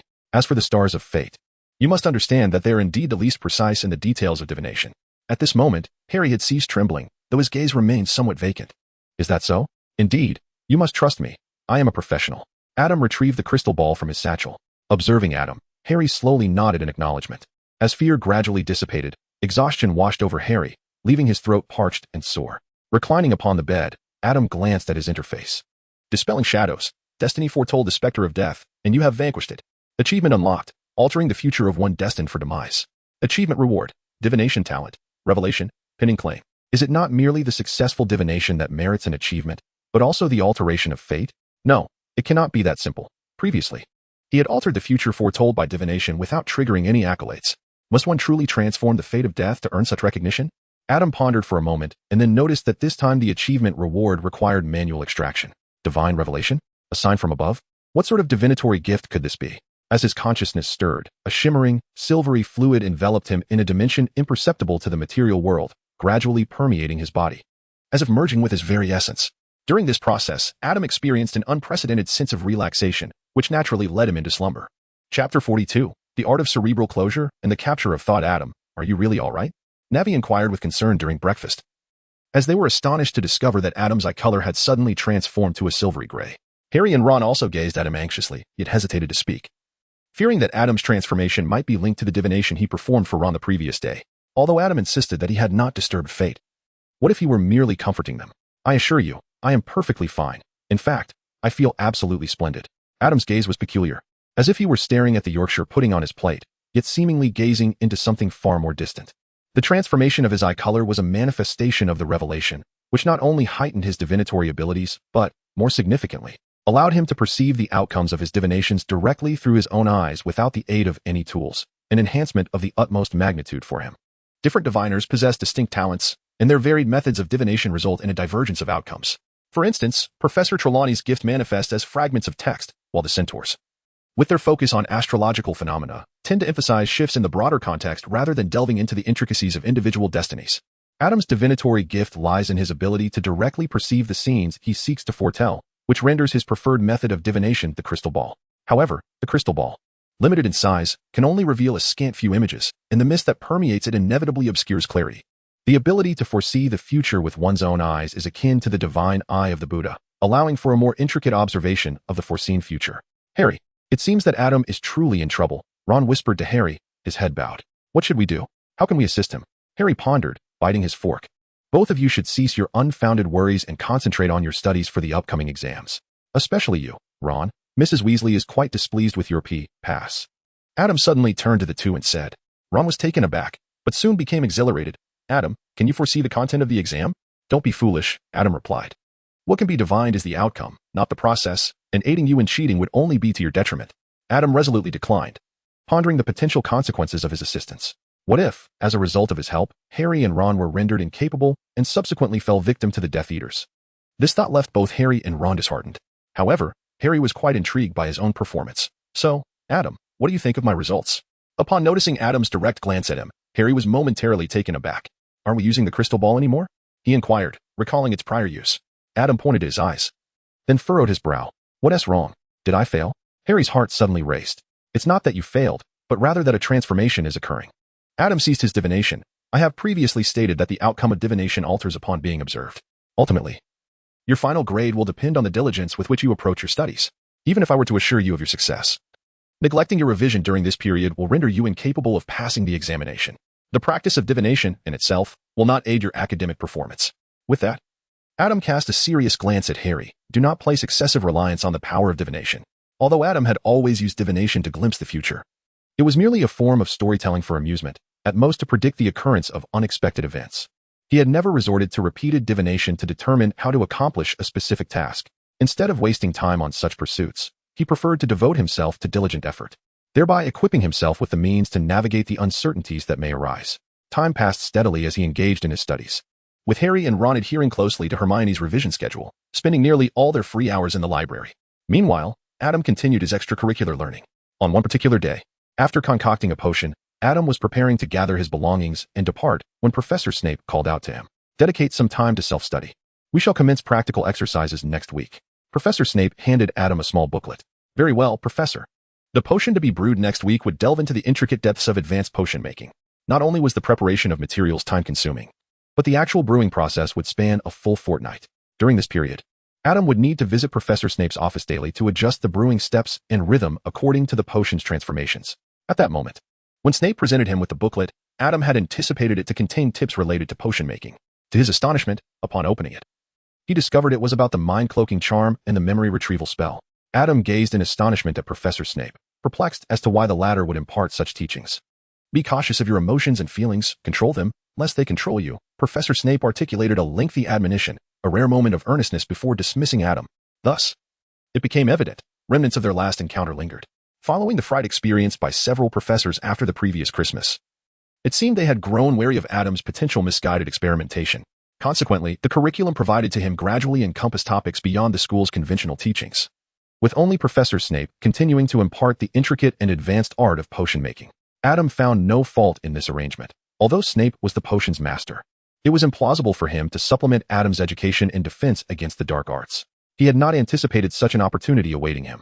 Upon returning to his dormitory, Adam eagerly commenced his study of the contents within the booklet. The art of legilimency, commonly referred to as mind reading, though this moniker is seldom embraced by practitioners, as they possess the ability to delve into another's thoughts, emotions, and even memories. Due to the intricacies of human memory, legilimency typically accesses only superficial recollections, akin to lie detection. To penetrate deeper memories, practitioners often require eye contact with their subject while employing verbal cues to lower the subject's defenses, guiding them to recollect the desired memories. Conversely, the mind-blocking charm appears to have been devised explicitly to counteract legilimency. The fundamental version of this charm can purge thoughts and emotions from the mind, rendering it impervious to any information extraction, albeit at the cost of revealing that the user is employing the charm. Thus, a more advanced mind-blocking charm enables the practitioner to suppress specific emotions and memories, contrasting sharply with what they wish the legilimens to believe, thus allowing the practitioner to deceive while avoiding self-exposure. Professor Snape skillfully employed this advanced charm, successfully masquerading as an undercover agent beside the adept legilimens known as Voldemort, remaining undetected. As a Death Eater who suffered no repercussions following Voldemort's downfall and continued to serve as the esteemed potions master at Hogwarts. Snape's unwavering trust from Voldemort upon his return underscores the mastery he had attained in mind blocking. Chapter 43, An Unexpected Encounter. A week later, Adam found himself escorted by Professor Snape to a desolate classroom. They commenced with the mind-blocking charm, and without further ado, Snape delved directly into the matter at hand. Very well. No sooner had he spoken than, with a shared gaze between Adam and Snape, the legilimency commenced. Snape's consciousness infiltrated Adam's mind, yet encountered naught but an abyss of emptiness, as if the target of legilimency were a thoughtless, emotionless stone. Given that the practice of dark magic does not necessitate emotional support, Adam had cultivated a degree of proficiency in achieving such a state of mental vacuity, allowing him to attain level 4 in the mind-blocking charm, enabling him to execute basic applications. Remarkable vigilance, Snape mused internally, astonished by Adam's progress, though his countenance remained impassive. Next, legilimency ensued. In an unexpected turn, Adam successfully penetrated Snape's consciousness, where memories unfurled, all revolving around the professor's experiences in potion-making. Clearly, Snape had been ensconced in a state of mind-blocking. The mind-blocking charm can be utilized in such a manner. Adam was astounded. Yet he soon began to immerse himself in the first-hand experience of concocting potions. Professor Snape, a master of potion-making, possessed unique insights that often diverged from those found in textbooks when brewing any potion. These memories appeared entirely defenseless to Adam. He could even sense the professor's inner thoughts as he added each ingredient, a truly invaluable revelation. It was indeed formidable, as Adam eagerly absorbed knowledge. He also comprehended why Voldemort placed such unwavering trust in Professor Snape. Although Voldemort had mastered the art of legilimency to the point of casting it without incantation, the instinctive resistance and distrust of his targets could still impede its efficacy.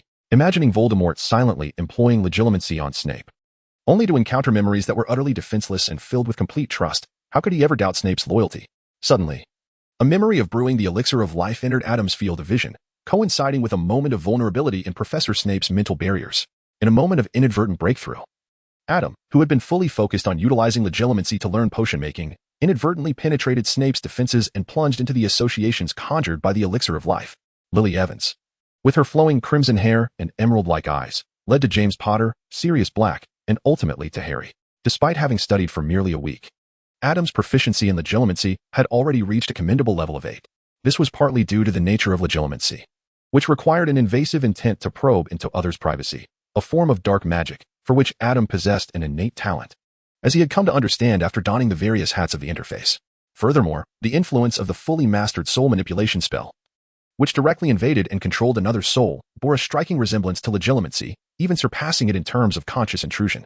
Originally, Professor Snape's mental barriers were designed to thwart Adam's legilimency. However, he had underestimated the situation. He believed that the slight emotional fluctuations he experienced were inconsequential. Even if there was a minor crack, and despite Adam's brilliance, it would be unreasonable to assume that Adam could breach his defenses after merely a few years of practice.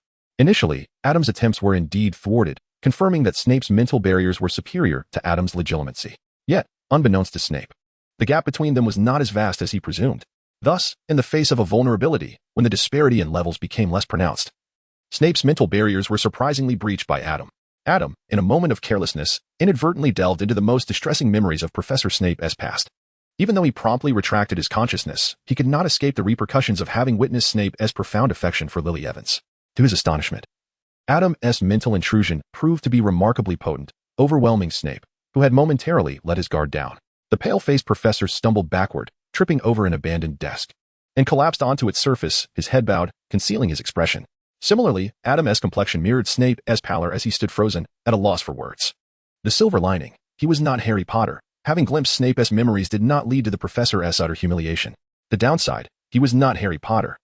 And without the protective shield of Lily Evans, Snape, consumed by rage and embarrassment, might genuinely contemplate ending his life.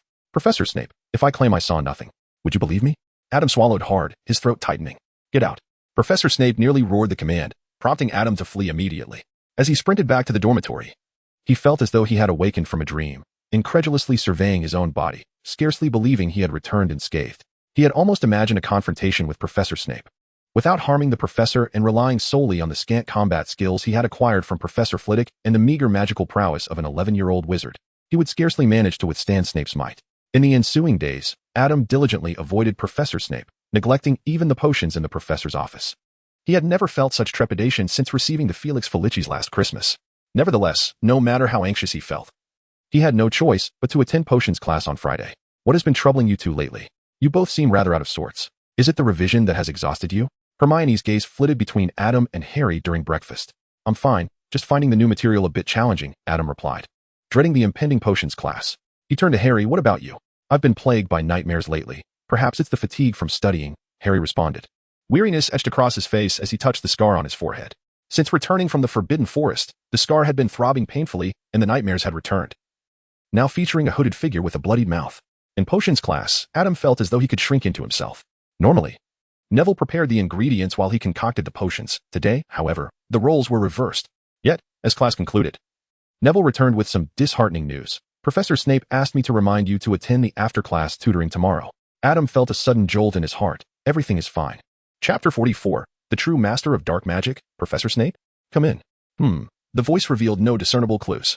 With a resolute heart, Adam pushed open Professor Snape's office door. And the first sight that greeted him was the bubbling cauldron before him. This potion pot has not yet met its demise. Mr. Smith, merely gazing with your eyes will not conjure the blood of the fire lizard into your potion. What are you waiting for? Adam regained his composure and stepped forward, for he now needed to add the blood of a fire lizard. Carefully, he introduced the fire lizard's blood into the potion, measuring precisely 3 pints, and stirred it 7 3/4 times. As the potion's hue transformed into a crystalline clarity, Adam ceased his actions and turned to Professor Snape. It was evident that the meticulous operations of the past few days had been executed with the assistance of Professor Snape. Cease your foolish notions, Snape remarked, his expression one of disdain. He pushed a booklet, even thinner than the previous one, towards Adam from his desk. What is this? Adam reached out to pick it up, this time not rushing to flip through it. Still teaching, is he? He had thought that Professor Snape would be psychologically scarred from teaching him. Your progress in acclimacy and legitimacy has been unexpectedly swift, Professor Snape remarked, the phrase unexpectedly swift carrying a certain biting elegance. I believe you are now qualified to learn this spell, though I hope you will exercise discretion in its application. What spell, shrouded in such mystery? Adam opened the booklet with a sense of bewilderment. The Shadowless Blade? The booklet was modest in size, merely 3 sheets of parchment bound together, containing the incantation for the Shadowless Blade and its countercurse for rapid healing. The power of the Shadowless Blade was formidable when employed with sufficient stealth, and coupled with the cerebral concealment technique to mask one's intent, it could almost guarantee a lethal strike in a surprise attack.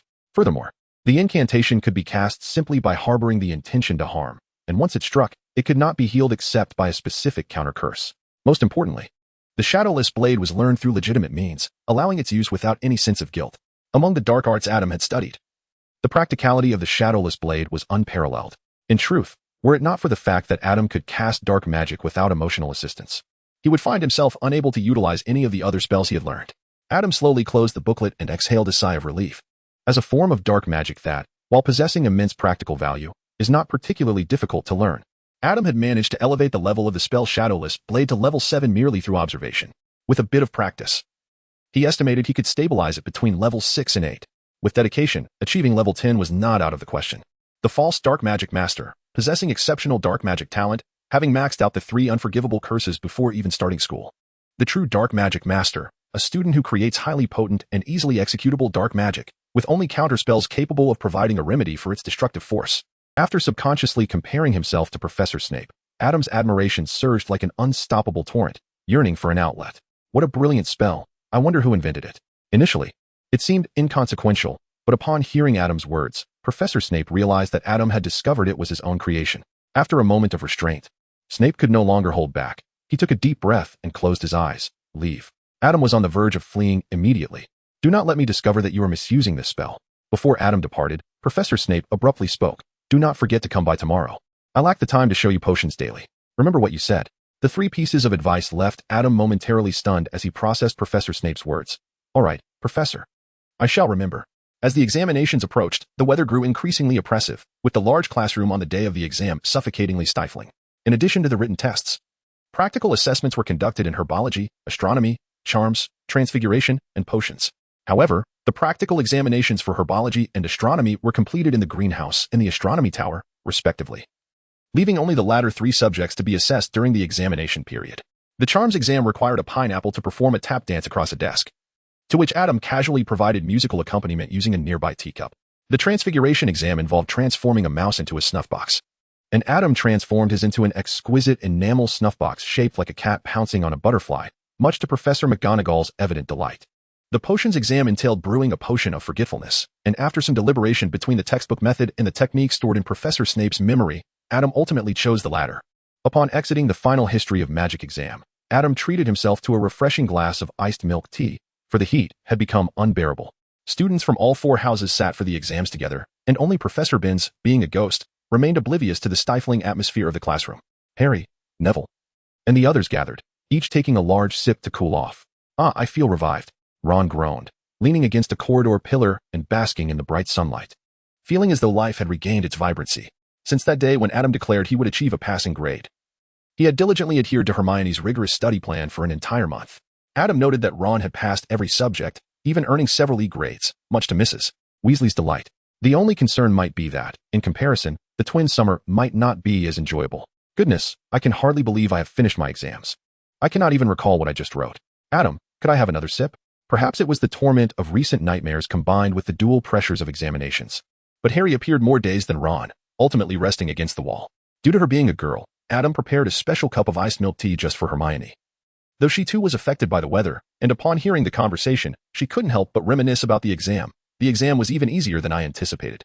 I actually didn't need to memorize the werewolf code of conduct from 1637, nor the details of the House Elf Rebellion. The exam is over. I beg you, do not mention it any further. I might be sick.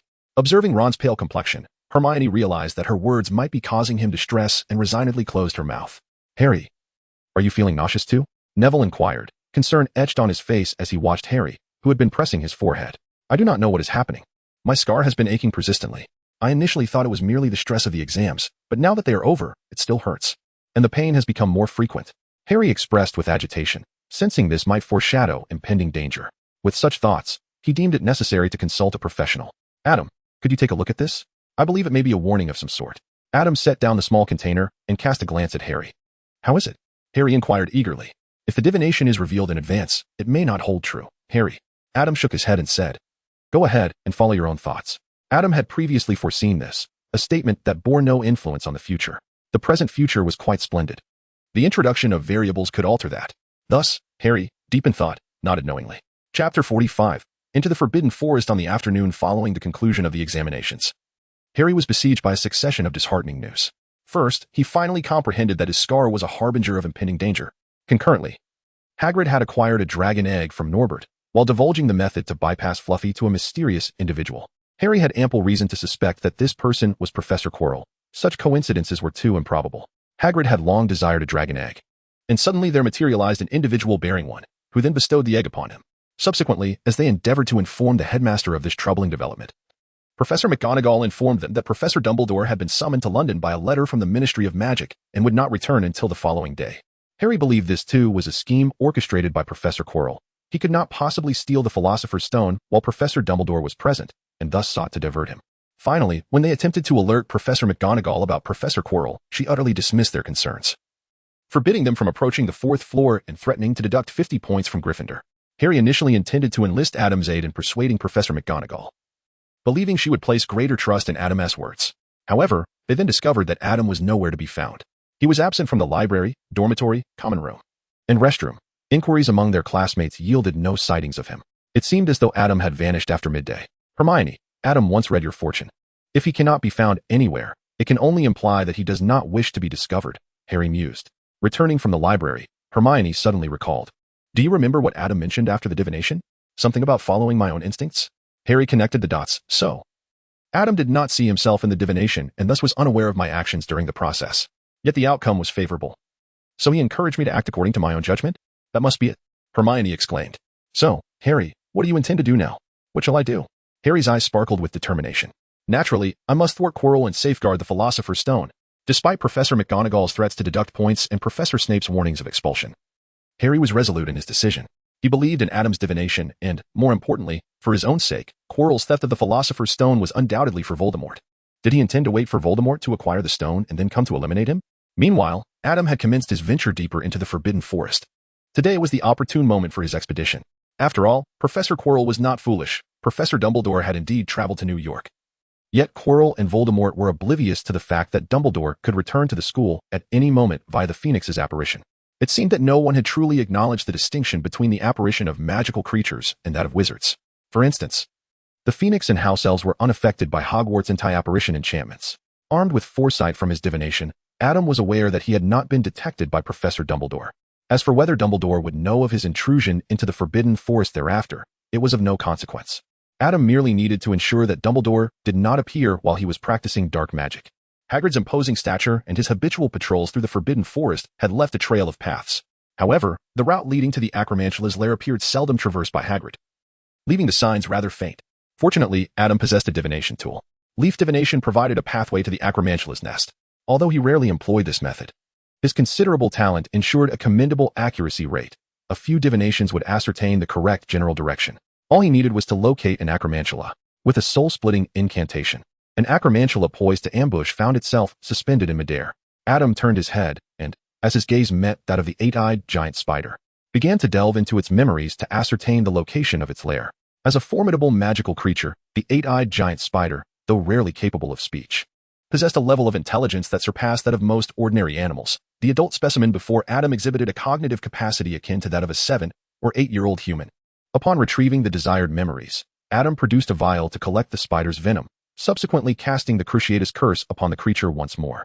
Previous attempts with the soul-binding curse and the memory charm had already confirmed that the eight-eyed giant spider could serve as a trial target for the refinement of magical spells. Ultimately, Adam regarded the arachnid, pursed his lips, and raised his wand. Avada Kedavra. A blinding green light flashed, and the eight-eyed giant spider was sent tumbling to the ground.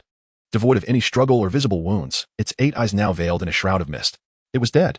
This was the killing curse. A spell born for the sole purpose of taking life, producing only the effect of annihilation. For all creatures in the world, save for those that are immortal, such as phoenixes and non-existents, any being struck by the killing curse must confront the irrevocable finality of death. Adam's hand trembled slightly as he gripped the wand. Despite having cast the Cruciatus and the soul-sucking curses numerous times, this was his first encounter with the killing curse. Following his previous near loss of control, he was acutely reminded of why these incantations are deemed unforgivable. There exist many spells capable of extinguishing a life, such as the Fiendfire, the Killing Curse, the Shattering Curse, and the Splintering Curse, along with the Raging Flames that could claim a target's existence, yet none are as effortlessly and directly lethal as the Killing Curse. With merely a flash of green light, a life is extinguished, devoid of wails or struggles, vanishing with such nonchalance that it obscures the preciousness of life itself. Adam suddenly felt a sense of relief that during his previous loss of control, he had merely abused the soul-snatching curse. Had he misused the killing curse instead, the dreadful consequences upon regaining consciousness would have been dire. Fiery flames. The pitch-black magical fire consumed the corpse of the eight-eyed giant spider, leaving no remnants behind. Once the flames were extinguished, Adam began his advance towards the lair of the eight-eyed giant spider, perhaps due to its status as an invasive species. There were no other creatures inhabiting the vicinity of the nest, sparing Adam the worry of collateral damage. Along the way, the soul-snatching curse and the piercing curse resonated together, with green light and black fire soaring simultaneously. Even Voldemort would pause in bewilderment, questioning whether he had arrived at Azkaban.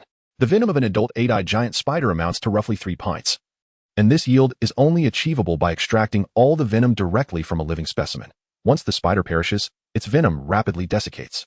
It is no wonder that the venom of the eight-eyed giant spider commands such a high price. After harvesting 27 eight-eyed giant spiders and collecting 64 standard pints of venom, Adam reluctantly halted his progress. The sky was nearly shrouded in darkness, and his magical energy was nearly depleted. Even though his mastery of high-level spells allowed him to conserve magic efficiently, he remained merely an 11-year-old wizard, and after casting over 20 rounds of dark magic, he was on the verge of exhaustion. It was time to return. Chapter 46, The Savior, but Battle-Worn. Neville?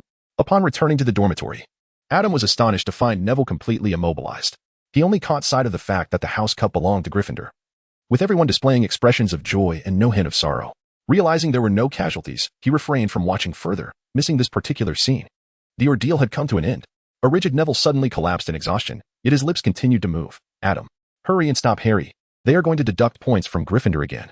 Do not panic, Neville. Adam lifted Neville and carried him back to his own bed. Speak slowly. What transpired? Neville hurriedly recounted what he had overheard about Harry and the others conspiring to break school rules. So they must have set off quite some time ago, then? Upon hearing Adam's words, Neville sighed. Indeed, it's too late now. Do not be so pessimistic. Consider this. Perhaps they are truly engaged in something significant. Moreover, even if they were caught, our ranking would still remain at the bottom. Yes, the previous deduction of 150 points was also their doing. We clearly had a chance to secure first place. Neville, however, found no solace in Adam's words. Rather, he felt even more distressed. Adam found himself at a loss for words. After all, how could a savior rescue the world while adhering to the school's regulations?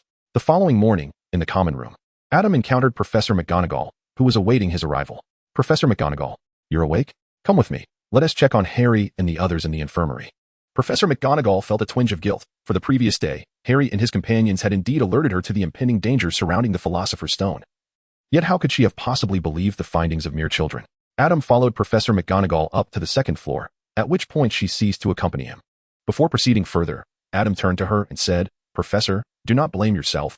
At least the outcome is favorable, is it not?" Professor McGonagall sighed and nodded, only to realize that she had yet to explain to Adam what had transpired. Upon reaching the infirmary door, Hermione and Ron were waiting outside, as Madame Pomfrey had forbidden them from disturbing Harry's rest. "Adam, you've arrived. Where on earth were you yesterday?" Hermione exclaimed, her frustration palpable. "You insisted that Harry act according to your wishes, and now look. He is in the infirmary. Madame Pomfrey said he has been unconscious all night." "Calm down, Hermione. Take a breath," Adam urged, pressing down on Ron, who seemed ready to lash out. "I saw what you did. You performed admirably, did you not? Even if I had been there, I could not have done better." "You saw it? Huh? How dare you say that? Did you witness me being knocked out by a piece? Did you see Harry lying in that infirmary all night, still unresponsive? But you did not truly face any grave danger. At least you did not lose your lives, did you?" As Adam's silvery eyes met Ron's, he recalled Adam's previous assertion that he might have perished in the Forbidden Forest, which quelled much of Ron's indignation. If one were to strive for a flawless future, that is not divination, that is mere dreaming. I have mentioned that the future can be altered, but that does not mean you should constantly seek to change it. The future is a realm of infinite possibilities. Even the slightest alteration can lead to significant transformations. Therefore, as long as the future revealed by divination falls within an acceptable range, I shall refrain from altering it indiscriminately, for I cannot predict whether it might suddenly worsen. Hermione and Ron fell silent, contemplating Adam's words. If that were indeed the case, then Adam's actions were justifiable. However, Hermione still wished to pose one more question. "Adam, did your disappearance yesterday stem from a foreseen injury in your divination?" This was the crux of their fury, as they believed Adam had fled upon foreseeing danger. "One could say that," Adam replied. Hermione's eyes widened in surprise, evidently not expecting him to admit it so readily. "In truth, I did not see myself." Adam squinted, seemingly lost in the recollection of the scene he once witnessed. "I observed the three of you in the infirmary, yet I saw no sign of myself. I am uncertain whether I did not attend or if I perished within those confines, which led me to opt against going. Upon making this decision and subsequently divining, the outcome remained unchanged, suggesting that I had indeed not been there to begin with. As for the reasons behind my absence, they elude me." Hermione exhaled in relief. "If that were the case, it was somewhat acceptable. Wait a moment, you mentioned that all three of us were in the infirmary. Yet Madame Pomfrey outright forbade us from entering to see Harry." Ron gestured toward the firmly shut door of the infirmary. "Harry will remain unconscious for a while longer. Let us return later." Finally, on the third day, they received the news of Harry's awakening. "Harry, you did splendidly." Adam settled down beside Harry's bed. At that moment, Harry appeared somewhat frail, his lips devoid of color, and his already slender form lay upon the infirmary bed, exuding an air of fragility and pity. As Adam gazed at him, Harry's expression was profoundly intricate. "Wait, Harry, we have already spoken with Adam." Hermione hurried over, recounting the conversation she had with Adam 3 days prior outside the door, while attentively checking Harry for any injuries. They were only aware that Professor Dumbledore had brought Harry into the infirmary, having not witnessed how he had emerged from it. After being unconscious for 3 days, they feared they might find Harry battered and bruised. Upon hearing Hermione's account, Harry's complexion improved significantly, followed by a wave of remorse for doubting his dear friend. "I'm sorry, Adam. It's quite all right. Diviners often find themselves in such positions, perpetually under suspicion." Adam waved his hand dismissively. Subsequently, Harry recounted the events of that fateful night to Hermione and the others, detailing the visage of Professor Quirrell's head and the eventual destruction of the Philosopher's Stone. Hermione and Ron listened, their hearts racing with trepidation. When they heard about Quirrell removing his scarf, Hermione let out a terrified scream. "So, with the stone gone, will the Lestrange couple perish?" Ron inquired. Professor Dumbledore had indicated that they would, yet he added, "For those with a clear mind, death is merely another grand adventure." Ron couldn't help but exclaim that Dumbledore indeed had a rather eccentric disposition. Suddenly, Harry pondered something and looked towards Adam with a hint of conflict in his eyes. "Adam, do you know why Voldemort sought to kill my parents?" Adam was somewhat taken aback by Harry's sudden inquiry. Just as he was about to speak, he noticed Harry's furrowed brow. "Ladies and gentlemen, Madame Pomfrey has requested that I remind you to take heed of your rest. Visiting hours have concluded." At that moment, the door to the infirmary swung open, and Professor Dumbledore's head appeared. "Additionally, Adam, if you do not mind, would you indulge this old man in a conversation?" Adam, awakening from a reverie, turned to Professor Dumbledore and said, "Very well, Professor, I shall attend to it immediately." Afterward, he shook his head in disappointment at Harry before departing the infirmary alongside Ron and the others. Chapter 47. It is not divination, but belief in oneself. As he followed the headmaster to his office, Adam pondered the future revealed in the recent prophecy. He had merely conveyed the prophecy concerning Harry. Why then had the future suddenly taken such a dire turn? Did Harry comprehend the magnitude of the prophecy's implications? What transformations had occurred in between? As Adam had previously explained to Hermione and the others, the consequences of the current changes were uncertain, and even he could not discern the patterns. Apart from keeping the prophecy confidential, he felt powerless to act. Upon entering the third-floor entrance, the stone staircase ascended automatically, transporting Adam and Professor Dumbledore to the headmaster's office on the 8th floor. "Please, take a seat, my child," Dumbledore said as he settled into his chair, reaching for a box of sweets. "Would you care for a lemon drop?" Adam glanced at the candy and shook his head, saying, "No, headmaster. I do not have a fondness for overly sour confections." The lemon-flavored treat bore a striking resemblance to a type of candy from Adam's past life, encased in a sweet coating that concealed a flavor so tart it could almost induce toothache, far more acerbic than the candies he remembered. Previously, Harry had procured a plethora of sweets, which they ultimately shared among themselves. At the sight of this particular candy, Adam could not help but experience an excess of saliva, and his cheeks subtly tinged with sourness. "This is not ideal," he mused. Professor Dumbledore retrieved a piece and tossed it into his mouth, then began addressing the matter at hand. "Adam, I have heard from Harry that you performed a divination for him before they ascended to the 4th floor. Is this true?" "Indeed, Professor, I did conduct a reading for Harry," Adam replied. Adam did not deny it. Does divination truly exist? Professor Dumbledore pondered for a moment before suddenly fixing his gaze upon Adam's eyes, due to the nature of the mind-closing technique he had practiced, which involved avoiding eye contact. Adam instinctively lowered his gaze to evade Professor Dumbledore's scrutiny. "Professor, do you think it will snow tomorrow?" he inquired. "I believe it will not." Professor Dumbledore glanced at the bright sunshine streaming through the window. With the year-end feast concluding tomorrow and Hogwarts preparing for its summer break in just a few days, how could it possibly snow? "Indeed, I concur, it seems unlikely. And isn't that a form of foresight as well?" Adam revealed a smile. Humans inherently possess the ability to forecast the future based on known information. What is referred to as divination is merely the art of perceiving previously unknown information through innate talent, thus surmising a potential future. Professor Dumbledore had always found Adam's perspective to be intriguing, and he was pleasantly surprised by the originality of his views on divination. In truth, Professor Dumbledore harbored skepticism towards such practices. As previously mentioned, the more powerful a wizard, the greater their confidence. He did not believe that tea leaves or crystal balls could sway his fate. However, divination had indeed influenced Professor Dumbledore's life to a certain extent. Grindelwald was a natural diviner, having foretold the Muggle World War and deemed the weapons of the Muggles perilously dangerous. He sought to establish a world where wizards could dominate Muggles before such weapons came into existence, creating a new realm where wizards would no longer have to conceal themselves. It was this prophecy that shaped Grindelwald's ambitions and even captivated the young Dumbledore, leading him to join and strive for this cause, though ultimately, their paths diverged. Later, during Voldemort's ascendance, it was a prophecy from Professor Trelawney that brought about his significant downfall. To ensure the fulfillment of this prophecy, Professor Dumbledore even sacrificed his life. Thus, one must ponder the credibility of divination. This fundamentally hinges upon the true gift possessed by the diviner. Adam pondered how to articulate his thoughts. Divination, as an art reliant purely on innate talent, is something one can either accomplish or not. The sensations experienced during the process of divination are elusive and cannot be transcribed for others to learn. Personally, throughout the divination process, the information I remain unaware of prior to the reading persists beyond it.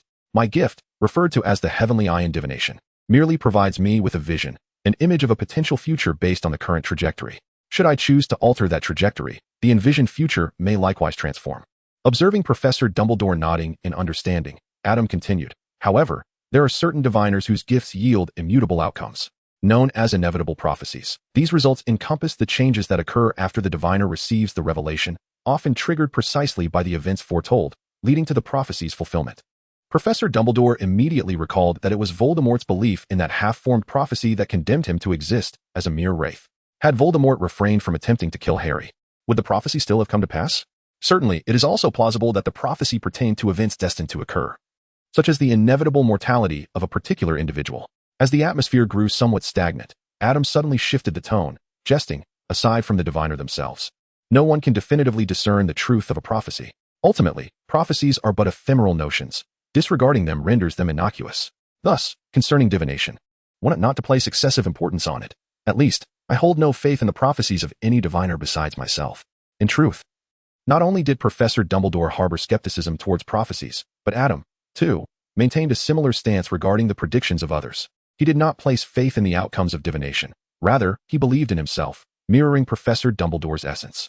Their discourse on prophecies concluded here, and Adam proceeded to inquire about various magical subjects, such as the technique for casting transformation spells on amorphous substances, as well as the learning of the Patronus charm and the Oath of Fidelity. In response to Adam's inquiries, Professor Dumbledore generously imparted his wisdom. As a formidable wizard capable of wielding the water prison charm and the fire-making spell, Dumbledore, although not an animagus, surpassed Professor McGonagall in the application of transformation spells. His insights regarding the Patronus charm and the Oath of Fidelity greatly benefited Adam, who had struggled with self-study. Their conversation persisted until lunchtime, at which point they paused. Even as Adam departed, Professor Dumbledore refrained from broaching the topic he had interrupted earlier concerning Adam and Harry, knowing that Adam would draw his own conclusions. The following day, during the year-end feast, the hall was adorned in silver and green, with a massive banner depicting the Slytherin serpent hanging behind the staff table, symbolizing Slytherin's 7-year reign over the House Cup. Thanks to Madame Pomfrey's diligent efforts, by the time Harry arrived, nearly everyone was already present. The moment he entered the hall, a hush fell over the crowd, which quickly erupted into a cacophony of murmurs. The repercussions of the points deducted due to Harry's earlier actions lingered, especially under the glaring reminder of the silver and green decorations, making it particularly unforgettable. Moreover, rumors regarding Harry's fainting had circulated throughout the school, and despite Hermione and Ron's attempts to dispel them, they merely added another layer to the tales. In response, Harry silently took a seat between Ron and Hermione. Shortly thereafter, Professor Dumbledore arrived, prompting the discussions in the classroom to quiet down.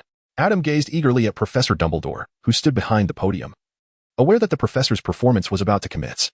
From this day forward, for at least 7 years, the decorations for the year-end banquet would exclusively adorn themselves in hues of gold and crimson. Chapter 48. Professor Dumbledore's performance. Another year has passed. Professor Dumbledore stood joyfully at the podium, observing the rows of students seated below him. Before you indulge in these delectable dishes, I must trouble you to listen to the ramblings of this old man. What a magnificent year it has been. Surely, your minds have expanded beyond last year's limitations. With the summer holiday approaching, you have ample time to digest this knowledge and make room for more. Professor Dumbledore's smile was as warm as his demeanor. For now, we must commence the awarding ceremony for the House Cup. The scores and rankings for each house are as follows. Gryffindor, without a doubt, finds itself at the bottom, while Slytherin has soared over Gryffindor by more than 150 points. Besides the 150 points deducted earlier by Harry and his friends, Gryffindor's defeat to Ravenclaw during Harry's unconsciousness and the Quidditch Cup being claimed by Slytherin have widened the gap even further. A thunderous cheer erupted from the Slytherin table, while Adam and his fellow Gryffindors wore expressions of disgust, with the other two houses reflecting a similar sentiment. It was an unavoidable consequence of Slytherin's audacious conduct. Indeed. Well done, Slytherin, Professor Dumbledore said, clapping for them with a smile before he began his performance. However, several recent events must also be taken into account. The hall fell silent again, and the smiles on the faces of the Slytherins, including Draco Malfoy, who was tapping his cup against the long table, faded. First, Mr. Ronald Weasley, who has won a most splendid game of wizard's chess that Hogwarts has seen in years. For this, I shall award Gryffindor 50 points. Professor Dumbledore gestured towards the Gryffindor table, which erupted in applause and cheers. Ron's face turned a deep shade of crimson as Percy proudly proclaimed that he was Ron's brother. At the staff table, Professor McGonagall clapped vigorously, her face beaming with pride. She had set up a precarious game, one that could only be won through remarkable self-sacrifice. As the excitement from Gryffindor began to settle, Professor Dumbledore continued. Secondly, Miss Hermione Granger, who remained calm and logical in the face of adversity. I shall award Gryffindor another 50 points. Gryffindor erupted once more. Hermione buried her face in her arms, tears of joy streaming down her cheeks. Though attention had previously focused on Harry, the psychological burden of the earlier 50-point deduction weighed heavily on her. Thirdly, Harry Potter. However, Professor Dumbledore's speech was not yet finished. The Gryffindors fell silent, their eyes fixed on the professor with anticipation. He displayed unparalleled bravery and extraordinary courage. For this, I shall award Gryffindor 60 points. The uproar from Gryffindor was deafening, nearly lifting the roof off the hall. With these 160 points, Gryffindor now led Slytherin by a mere 3 points. Calm yourselves, everyone, Professor Dumbledore urged, raising his hands to quell the excitement. Once Gryffindor had somewhat regained their composure, he addressed the table once more. Although the outcome of the House Cup seems all but certain, I must mention one final individual, Mr. Neville Longbottom. Neville, sensing Dumbledore's gaze, was momentarily dazed, thinking the professor was looking at Adam beside him. There are many forms of courage, while we require extraordinary valor in the face of enemies. It takes equal bravery to stand firm in one's convictions among friends. Therefore, I shall add another 10 points to Gryffindor. With that, Professor Dumbledore raised his hands high. As Gryffindor erupted into jubilant cheers, he declared, "Let us transform our surroundings." The silver and green decorations of the hall instantly morphed into gold and crimson at Professor Dumbledore's command, while the massive lion banner at the back of the staff table elevated the Gryffindor cheers to new heights. Nearly every Gryffindor student leaped to their feet in celebration. with Neville being pushed to the center of the crowd by Adam and Seamus, embraced by the applause of all, including the Ravenclaws and Hufflepuffs. Only the Slytherins remained in stunned silence, a few managing strained smiles while others wore expressions of disbelief. Following the legendary turnaround, the festive atmosphere persisted until the day of the results announcement. Thank goodness. I thought I might not pass, Neville sighed in relief as he looked at his report card. In truth, he had easily passed, achieving satisfactory results in all subjects, with herbology earning him a splendid O outstanding. Harry too felt relieved. Carefully folding his report card and placing it atop his suitcase, he genuinely feared being expelled back to his uncle's home should he fail. He cherished his classmates, his professors, Hogwarts, and everything in the wizarding world, except Voldemort and the Slytherins, oh, and of course, Filch. Ron clutched his report card triumphantly, exclaiming, "Ha! I knew it. Such an easy exam. I was bound to pass." Clearly, he had forgotten the night he had been terrified by Adam's prophecy and was still cramming at dawn. "I placed first." Hermione gasped upon seeing her report card. "You and Adam both achieved full marks. Your ranking is merely a result of Granger coming before Adam alphabetically." Ron couldn't resist the urge to point out. "Humph. I know that without you reminding me," Hermione retorted, giving Ron a playful slap before gazing at Adam with determination. "I will strive to surpass you. I believe in you," Adam replied. Adam nodded with a smile. Hermione, who felt quite uncomfortable after delivering a punch into a cloud of cotton, was also burdened by the announcement that accompanied the report cards, warning everyone against the use of magic during the holiday. This announcement was the Trace's location contract, as a spell that could only ascertain the location without identifying the caster. This notice would take effect even if signed with a pseudonym. Adam signed without a moment's hesitation, for he had no intention of wielding magic at home. The Trace could not discern the user of magic, thus spells cast in the presence of a gathering of wizards would go undetected. Even if the need arose for him to use magic in solitude, he could resort to dark magic, which the Trace would not be able to trace. In the common room, he did not wait long before Percy announced that everyone should follow him, under Hagrid's guidance. They arrived at the Hogwarts Express station and boarded the train homeward. Along the way, Adam changed back into his original coat, which now felt a tad snug. Crafted from the very skin he had molded, the coat's minimalist style was timeless, and as it was made from his skin, it would adapt as he grew. With a significant income on the horizon, crafting a few more outfits was of little concern. As the train journeyed onward, the primitive charm of the wizarding world dwindled, giving way to increasingly tidy and modern towns. As the train gradually came to a halt, Adam closed the book he had been reading and stowed it in his satchel. Gazing out at the sight of London, they had arrived. Chapter 46, Nocturne Alley. "Dad, Mom, I'm stepping out for a while and won't be back tonight." Hearing his voice, Karen turned from the sofa where he was watching a football match, noticing his son by the entrance, now clad in that familiar coat. This signified his venture into the wizarding world. "Be safe," he merely cautioned, choosing not to elaborate further, even though Adam, at 11 years of age, was to spend the night outside.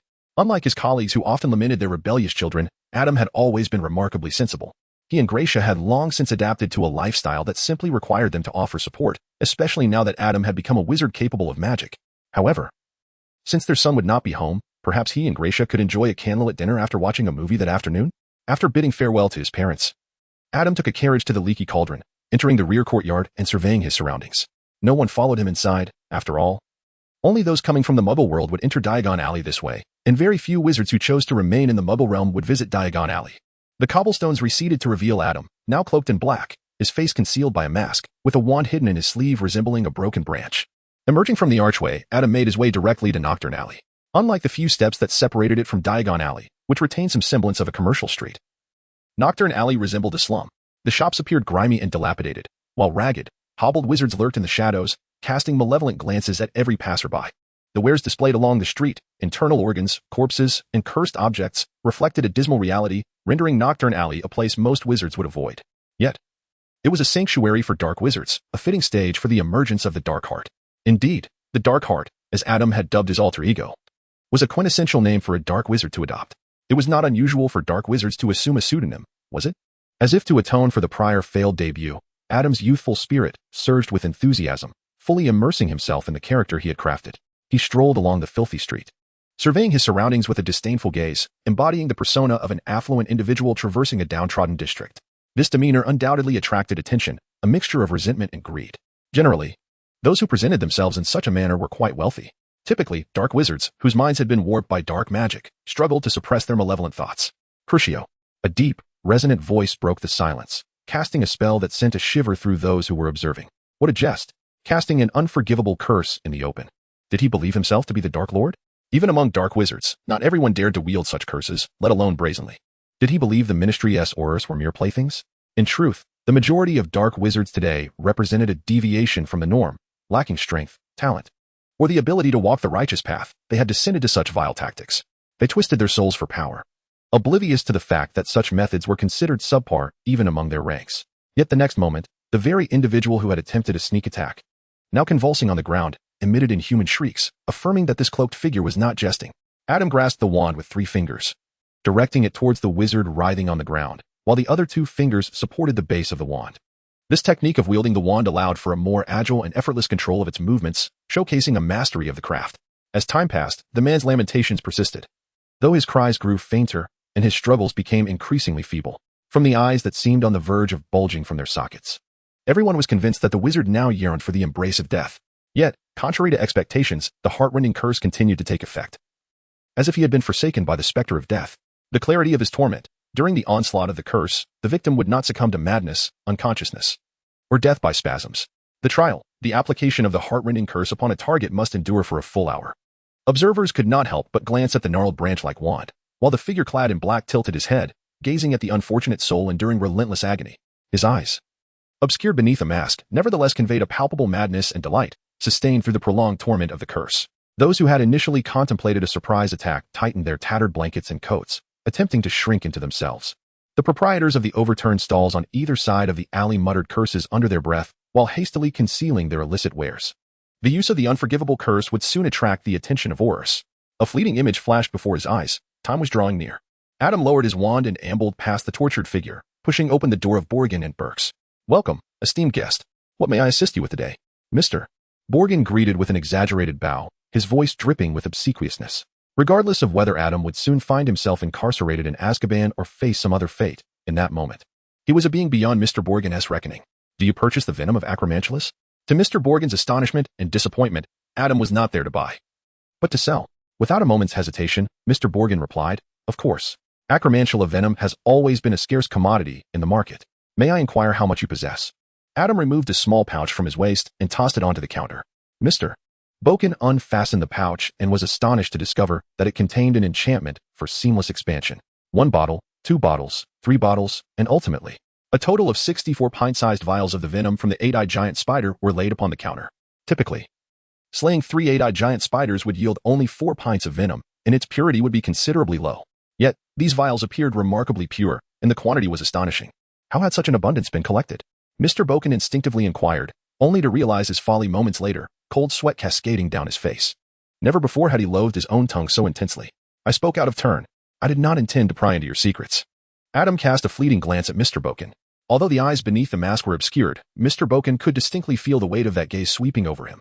It was hardly a secret. Simply using a soul-binding spell to compel them to expel their venom would suffice. In an instant, Mr. Borgin found himself drenched in perspiration. What did the other party mean by those words? Was it merely an explanation, or was there an insinuation directed at him? How should he respond? Had Mr. Borgin prepared himself adequately? He ought to expedite the transaction, for delays might render the situation rather inconvenient later on. The implication of Adam's statement is that the Auror will arrive shortly, a fact that Mr. Borgin is also aware of. However, when considering the previous remark, it becomes challenging for Mr. Borgin to refrain from drawing further connections. Can Adam compel the 8-eyed giant spider to expel all its venom? Might he also be able to extract all its riches? Chapter 50, Instant Wealth. Having meticulously counted, I shall now proceed to withdraw the funds. Adam also wished to request Mr. Borgin to place the money into a small pouch for him. To his surprise, Mr. Borgin turned and returned from behind the counter, emerging with 2 bulging bags in his hands. "Here are 20,000 gold calends. Do you need to count it?" 20,000? Adam was taken aback. Who in their right mind would place 20,000 galleons in a shop? Moreover, the 8-eyed giant spider venom, sold at a premium rather than being devalued in the black market, was astonishing. No wonder the bag appeared so full. Adam initially thought Mr. Borgin was so frugal as to use an ordinary sack. Upon closer inspection, it was evident that the 2 bags had been enchanted with a subtle expansion charm, providing more space than his small pouch, though the interior was completely filled, thus giving it a bulging appearance. Noticing Adam's silence, Mr. Borgin's legs trembled slightly. Was it still not enough? This was all the cash he had on hand, if he were to face the soul-snatching curse. Even the modest reserves at Gringotts would be at risk. "My esteemed guest, I recognize the exceptional quality of your goods, yet this sum is rather insufficient. Alas, I truly cannot produce more. Perhaps I could purchase half of the merchandise, and you might seek the remainder elsewhere?" Mr. Borgin, displaying rare candor, understood that the high purity of the 8-eyed giant spider venom Adam offered was in high demand in the market, naturally warranting a price exceeding 100 galleons per pint. Nonetheless, no matter how elevated the price, 20,000 galleons was more than adequate. He merely hoped to persuade Adam to be lenient. Having gleaned Mr. Boken's intentions through a subtle mental probe, Adam comprehended the situation and reached for the 2 bags, simultaneously stowing away his own small pouch. Very well. I shan't make additional trips. Let us settle this. Goods for gold. As for the counting, no one can hold me accountable, even with the application of the subtle expansion charm. The bags remained quite hefty in his grasp, and Adam effortlessly stored them into his interface, instantly receiving 20,000 galleons. Watching the bags quickly deflate, Mr. Boken's pupils constricted. Mistakenly believing Adam had silently and wandlessly cast the expansion charm, augmenting the space within the bags, which only deepened his respect for Adam. Rest assured, my esteemed guest, Old Boken, conduct my business with utmost fairness. You are always welcome to return. Whether buying or selling, I shall offer you the greatest discounts. Mr. Boken was no longer concerned about Adam being apprehended by Aurors. His sole focus was to cultivate this high-profile clientele. In truth, despite the apparent loss incurred from purchasing the 8-eyed giant spider venom at 20,000 galleons, he did not intend to sell it at market price. The critical factor was that the purity of this venom was unmatched in the market, and with some maneuvering, he might very well avoid a loss. I shall return when the opportunity arises. Adam nodded calmly as he stepped out of the Bogenbach store. Were it not for the inappropriate setting, he would have liked to throw his head back and unleash a triumphant roar to express the joy swelling within him. 20,000 gold crowns. Adam, though not extravagantly spendthrift, certainly did not skimp on his expenditures, having spent less than 400 galleons in an entire year. Within the confines of his interface, 2 sets of garments and a wand, alongside 3 skins, amounted to a total of 300 galleons. The combined cost of meals for Athena and Tom barely exceeded 60 galleons. This sum does not even account for the gifts Adam purchased for Harry and the others. One can only imagine the magnitude of a sum as substantial as 20,000 galleons. Remarkably, this fortune was amassed from a single venture into the Forbidden Forest, where he vanquished 27 acromantulas. And how many acromantulas dwell within the depths of the Forbidden Forest? Thousands upon thousands. Furthermore, this resource is renewable. Of course, Adam was acutely aware that his initial display of prowess enabled him to command such a price for the acromantula venom. Otherwise, he might have faced dire consequences, perhaps even fatal ones. The ancients were indeed not mistaken when they asserted that the petty fear the powerful, yet lack respect for virtue. At that moment, the air shimmered and twisted, heralding the arrival of an Auror. At this moment, Adam was preoccupied with counting money, leaving him no time to engage with the Aurors. A few silent and wandless soul-capturing charms were cast, causing the Aurors in front to be disarmed by their colleagues behind them. Is this truly the current standard of the Aurors? After a fleeting glance, Adam shook his head as if unable to bear the sight, sighed deeply, and boldly strode towards Diagon Alley before the Aurors. Take my name back, Blackheart. It shall be the name that sends shivers down your spine in your midnight reveries. This audacious display left the Aurors, who had presumed an easy victory was at hand, utterly astounded, instilling a palpable fear that kept them from advancing, lest they forfeit their lives.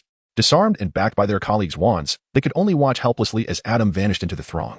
The ability to control several Aurors with a silent, wandless soul-capturing curse left no doubt about Adam's capability for apparition, yet he chose to depart with an air of nonchalance. Such disregard for the Aurors elicited admiration from a cadre of dark wizards. Since Voldemort's downfall, dark wizards had been relegated to the shadows. Once, they had reveled in cruelty, torturing muggles with impunity, viewing the Aurors as inconsequential. They began to whisper the name of Blackheart, reminiscent of the reverence once afforded to Voldemort. They yearned for Blackheart to ascend in place of Voldemort, to reclaim the glory of yesteryears. Unbeknownst to Adam, who remained oblivious to the tumult occurring in Nocturne Alley, he had discreetly donned a new cloak and arrived at the Quidditch shop. Due to prior financial constraints and a lack of necessity, he had refrained from purchasing a broomstick. But now he intended to indulge himself and attain the achievement of extravagance. The Firebolt, renowned for its superior performance and exquisite craftsmanship, was priced at 5,000 galleons, purchased. The Ultimate Broom Care Kit, priced at 10 galleons, purchased. The Golden Snitch, available for private purchase? Indeed, it was.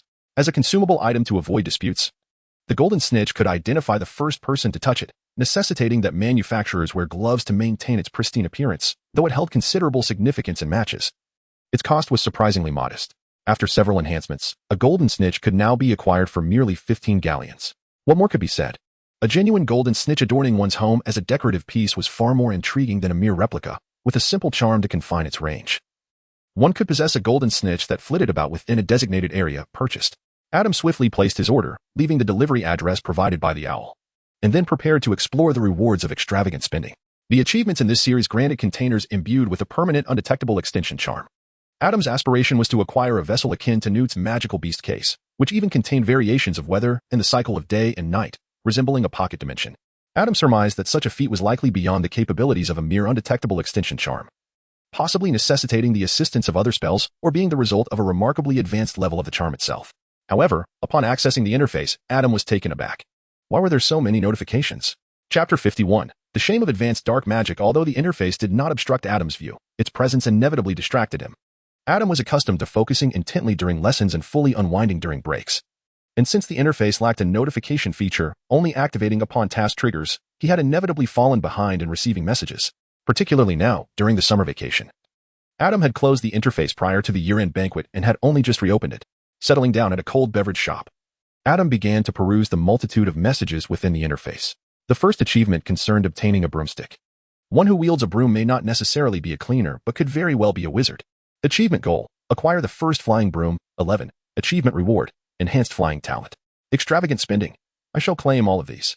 Achievement goal: spend a total of 1,000 galleons in one transaction. 11. Achievement reward: undetectable extinction briefcase.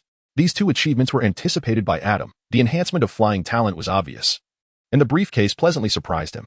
However, upon closer inspection, Adam realized that this briefcase could not compare to Newt's. It merely offered ample space. Nevertheless, the space was indeed substantial.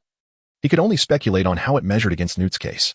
It boasted an entire 100,000 cubic meters of space, equivalent to a cube with a side length of 100 meters, with dimensions adjustable via 3 numerical dials resembling combination locks on the briefcase. Such extensive space could not only accommodate belongings, but could also suffice for establishing a domicile within. Moreover, the undetectable extension charm featured on the system's containers seemed particularly optimized for portability, as the weight of the items placed inside scarcely affected the burden while carrying. Adam felt assured about placing furniture within. Beyond the generous space, this briefcase could also partition its interior into a maximum of 5 sections. Selecting different settings restricted access to the corresponding space. Thus, Adam could even create a secret base within, facilitating activities that were best kept hidden. Setting aside distant concerns, Adam had previously worried about where to brew the Dragon Vein potion, whether to wait until the school year commenced and utilize the wish fulfillment room, yet now he had a superior alternative. As the wish fulfillment room was not infallible, aside from the 2 expected achievements, the remaining notifications were entirely unforeseen. Wealth beyond measure. Behold this dazzling array of galleons, shimmering with an entrancing brilliance. This is the most versatile power in the world. Achievement goal: acquire 866 galleons in the FFF Novel Transit Station. 11. Achievement reward: unlocking of the marketplace function, substantial enhancement of innate abilities. To be candid, when Adam reached this point, he was overwhelmed with grievances he had no outlet to express. He had no intention of perusing the marketplace just yet, fearing he might succumb to temptation. Furthermore, the prospect of a substantial enhancement to his innate abilities was indeed enticing. Adam previously spoke of achieving the first bucket of gold, which was a single galleon, and now it has escalated to 10,000 galleons. Following this pattern of advancement, to attain the next series of achievements involving galleons, Adam must acquire a staggering 100 million galleons. Interface: are you not even pretending anymore? Do you truly wish for me to raid Gringotts to fund your endeavors? The subsequent achievements reveal the interface's insidious intentions. The path of the Dark Lord. The old Dark Lord has perished, and you shall be crowned as the new king. Achievement objective: possess 10 followers. 1310. Achievement reward: 1 random advanced dark magic spell. Black Nova, a rising star in the realm of dark wizards. Achievement objective: become wanted by the Ministry of Magic. 11. Achievement reward: enhancement of dark magic talents. 1 random dark magic spell. Black Supernova, a renowned figure in the world of dark wizards. Achievement objective: the Ministry of Magic's bounty reaches 816716866 galleons. 11. Achievement reward: enhancement of dark magic talents. 5 random dark magic spells. Upon seeing these 3 achievements, Adam felt utterly bewildered. With references to both World of Warcraft and One Piece, the interface seems to possess an exceedingly broad knowledge base. Setting aside the fact that the interface has labeled him, Adam has grown accustomed to such things, nearly astonished at where his followers might have come from. Yet, how can the Dark Lord, Voldemort, already be considered deceased when he is not entirely gone? Moreover, it sounds peculiar, as if he has become Voldemort's progeny. Additionally, Adam was somewhat surprised to find himself wanted, but upon reflection, it seemed reasonable. After all, the malevolent actions he had committed, openly casting unforgivable curses and even using the Cruciatus curse to control Aurors, were indeed horrifying and lawless. For such task rewards, Adam could now accept them with equanimity. His earlier aversion to dark magic had dissipated. Having utilized the Cruciatus curse numerous times, he felt no fear towards these spells. Bring them on. As for the dark magic talent, cultivated relentlessly by the interface, Adam believed that in terms of dark magic prowess, he might now surpass even Voldemort. With a mere thought, a wealth of advanced dark magic and 6 dark spells flooded into Adam's consciousness. To be frank, he struggled to distinguish between ordinary dark magic and advanced dark magic. It could be categorized by complexity or perhaps the emotional requirements during casting. However, with no emotional limitations on his dark magic and an absurdly high talent level, he perceived these spells merely in terms of usefulness. After a considerable duration, Adam finally opened his eyes. The spells he had acquired were indeed rather useful. The randomly generated advanced dark spell was known as the tongue-tying curse, a dark magic that allows one to understand other languages, even those of different races. Is it not strange that such a spell could be classified as dark magic? What if the ability to comprehend a language came at the cost of a creature's soul? This spell essentially transforms the soul into a simultaneous translator. Although it seems malevolent, if used solely for learning the languages of other species, the price of sacrificing one corresponding creature does not seem entirely unjustifiable to Adam. It merely raises the question of necessity. As a human, he wished to uphold basic moral principles of good and evil among his kind.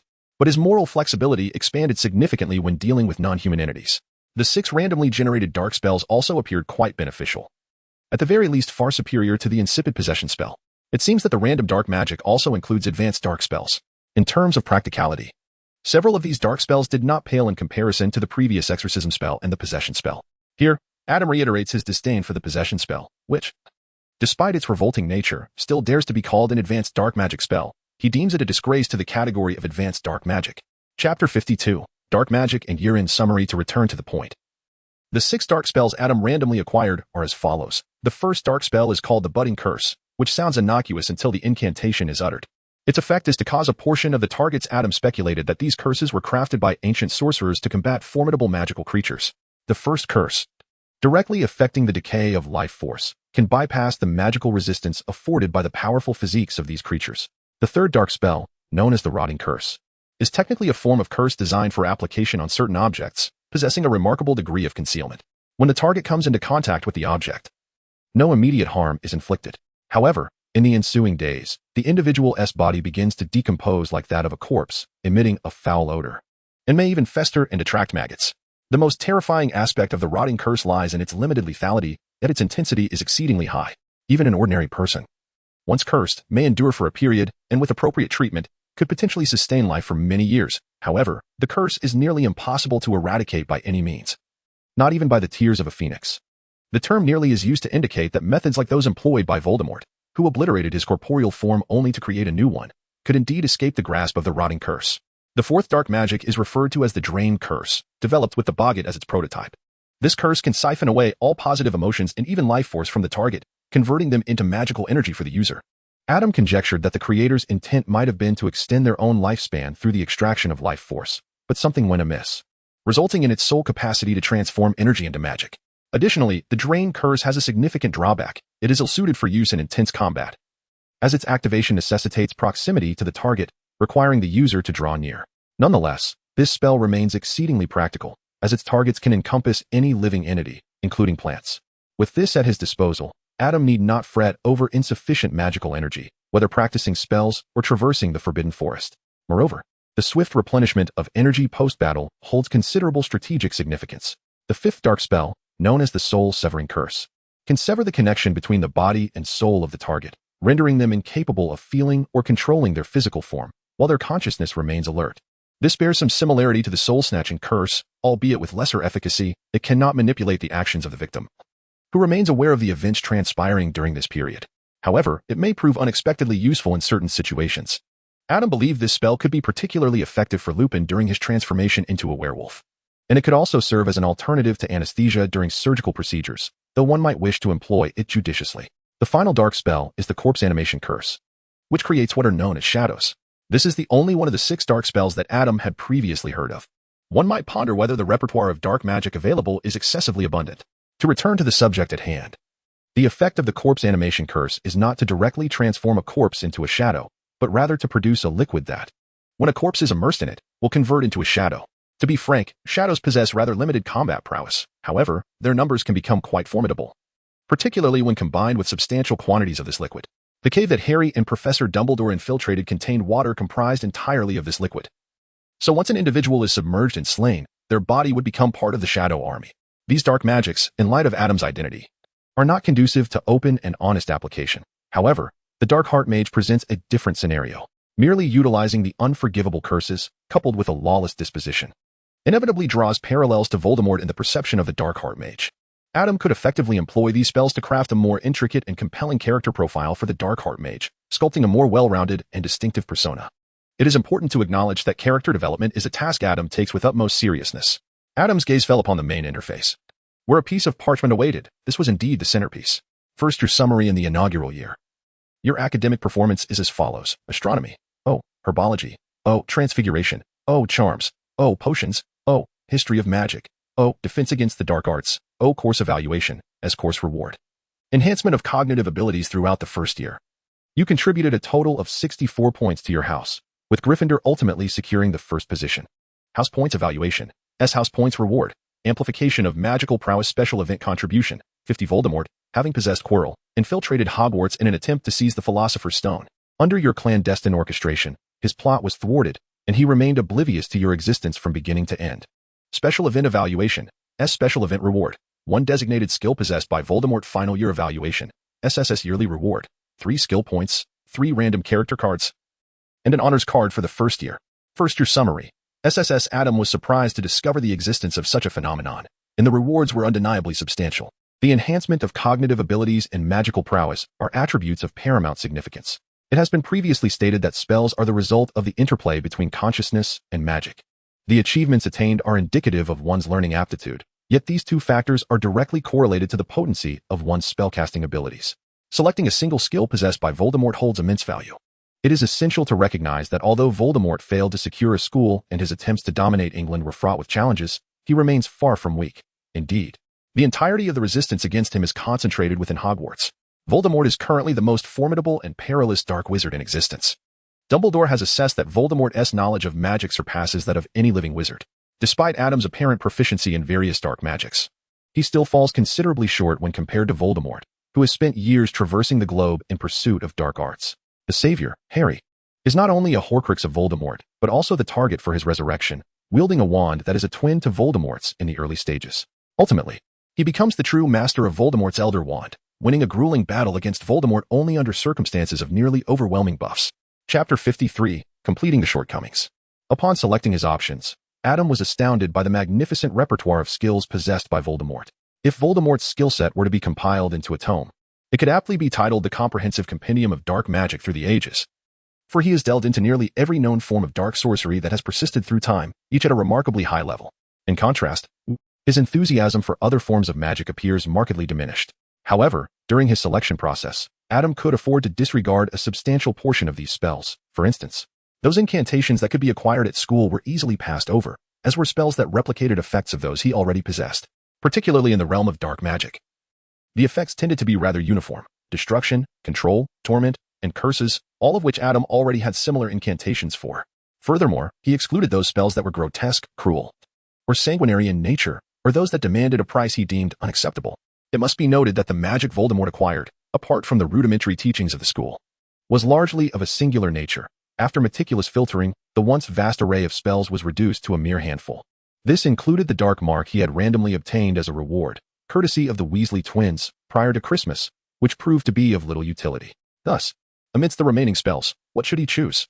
After much deliberation, Adam narrowed down his selection to 2 spells, Voldemort's Flight Spell and Apparition.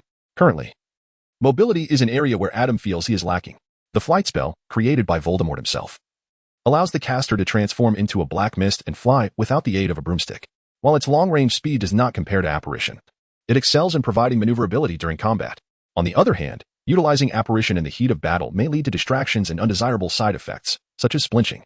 However, the dilemma lies in the fact that the Flight Spell is inherently linked to Voldemort. For those familiar with him, it is almost synonymous with his very essence. Thus, Adam could never openly wield it. If chosen, it would only be usable under the guise of a dark wizard. Conversely, Apparition is a skill that Adam could learn when he matures, and using it prematurely would be against the law, rendering it equally unfit for open use. Moreover, having just acquired a firebolt, it would be a waste to learn Apparition now, as it would negate the value of the 5,000 galleons spent on the broom.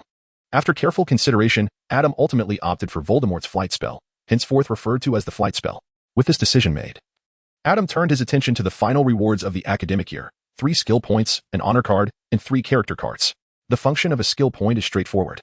It can elevate any spell directly to its maximum level of 10, irrespective of its previous level. While achieving maximum level requires exceptional talent, inspiration, and effort, it appears most advantageous to apply a skill point to a spell that is newly acquired or at its lowest rank to maximize its value.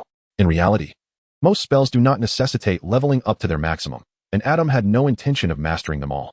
For instance, enhancing the Lumos spell to its maximum merely results in a more stable light with reduced energy consumption. Would one truly wish to use it as a flare? The true worth of skill points lies in investing them in spells of genuine significance, even if a spell is already at level 6. The benefits of using a skill point to leap it to level 10 far outweigh the merits of elevating an inconsequential spell to the same level. After considering his options, Adam allocated one skill point to the Fidelius charm. This spell serves to conceal a secret within the soul of a living person, typically used to hide the location of a building, with the person acting as the secret keeper, as long as the secret keeper remains silent. Even if thieves press their noses against the glass of their living room, they will not be seen. Whether Adam intends to establish his own secret base now or safeguard his family in the future, the importance of the Fidelius charm is self-evident. Furthermore, the complexity of this charm is considerable. Having previously consulted Professor Dumbledore, Adam's Fidelius charm was only at level 3. While his improved aptitude might allow for faster learning, he preferred not to invest that effort, given his immediate need. As for the remaining 2 skill points, Adam dismissed dark magic. With his current talent in the field, he would soon be able to practice it proficiently, and given that dark magic is inherently harmful, he saw no pressing need to maximize its potential. Thus, his focus shifted to the Patronus charm, shield charm, disarming charm, and transfiguration spell. Offensively, Adam's fully leveled dark spells sufficiently meet his needs, and mobility is temporarily addressed. Therefore, he contemplated defensive and functional spells, which are his areas of weakness. The Patronus charm was the first to be eliminated from consideration. The reason is simple. He feared that even if he mastered it, he might be unable to produce a Patronus. While black magic does not require emotional support, the Patronus charm does. Adam, having lived a second life, finds that the longer one lives, the more convoluted their thoughts become.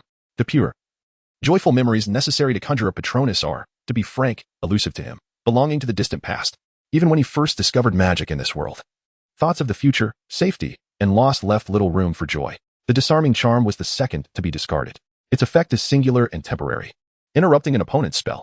Although it can be cast by one person or a group, Adam prefers the shield charm, which offers prolonged protection.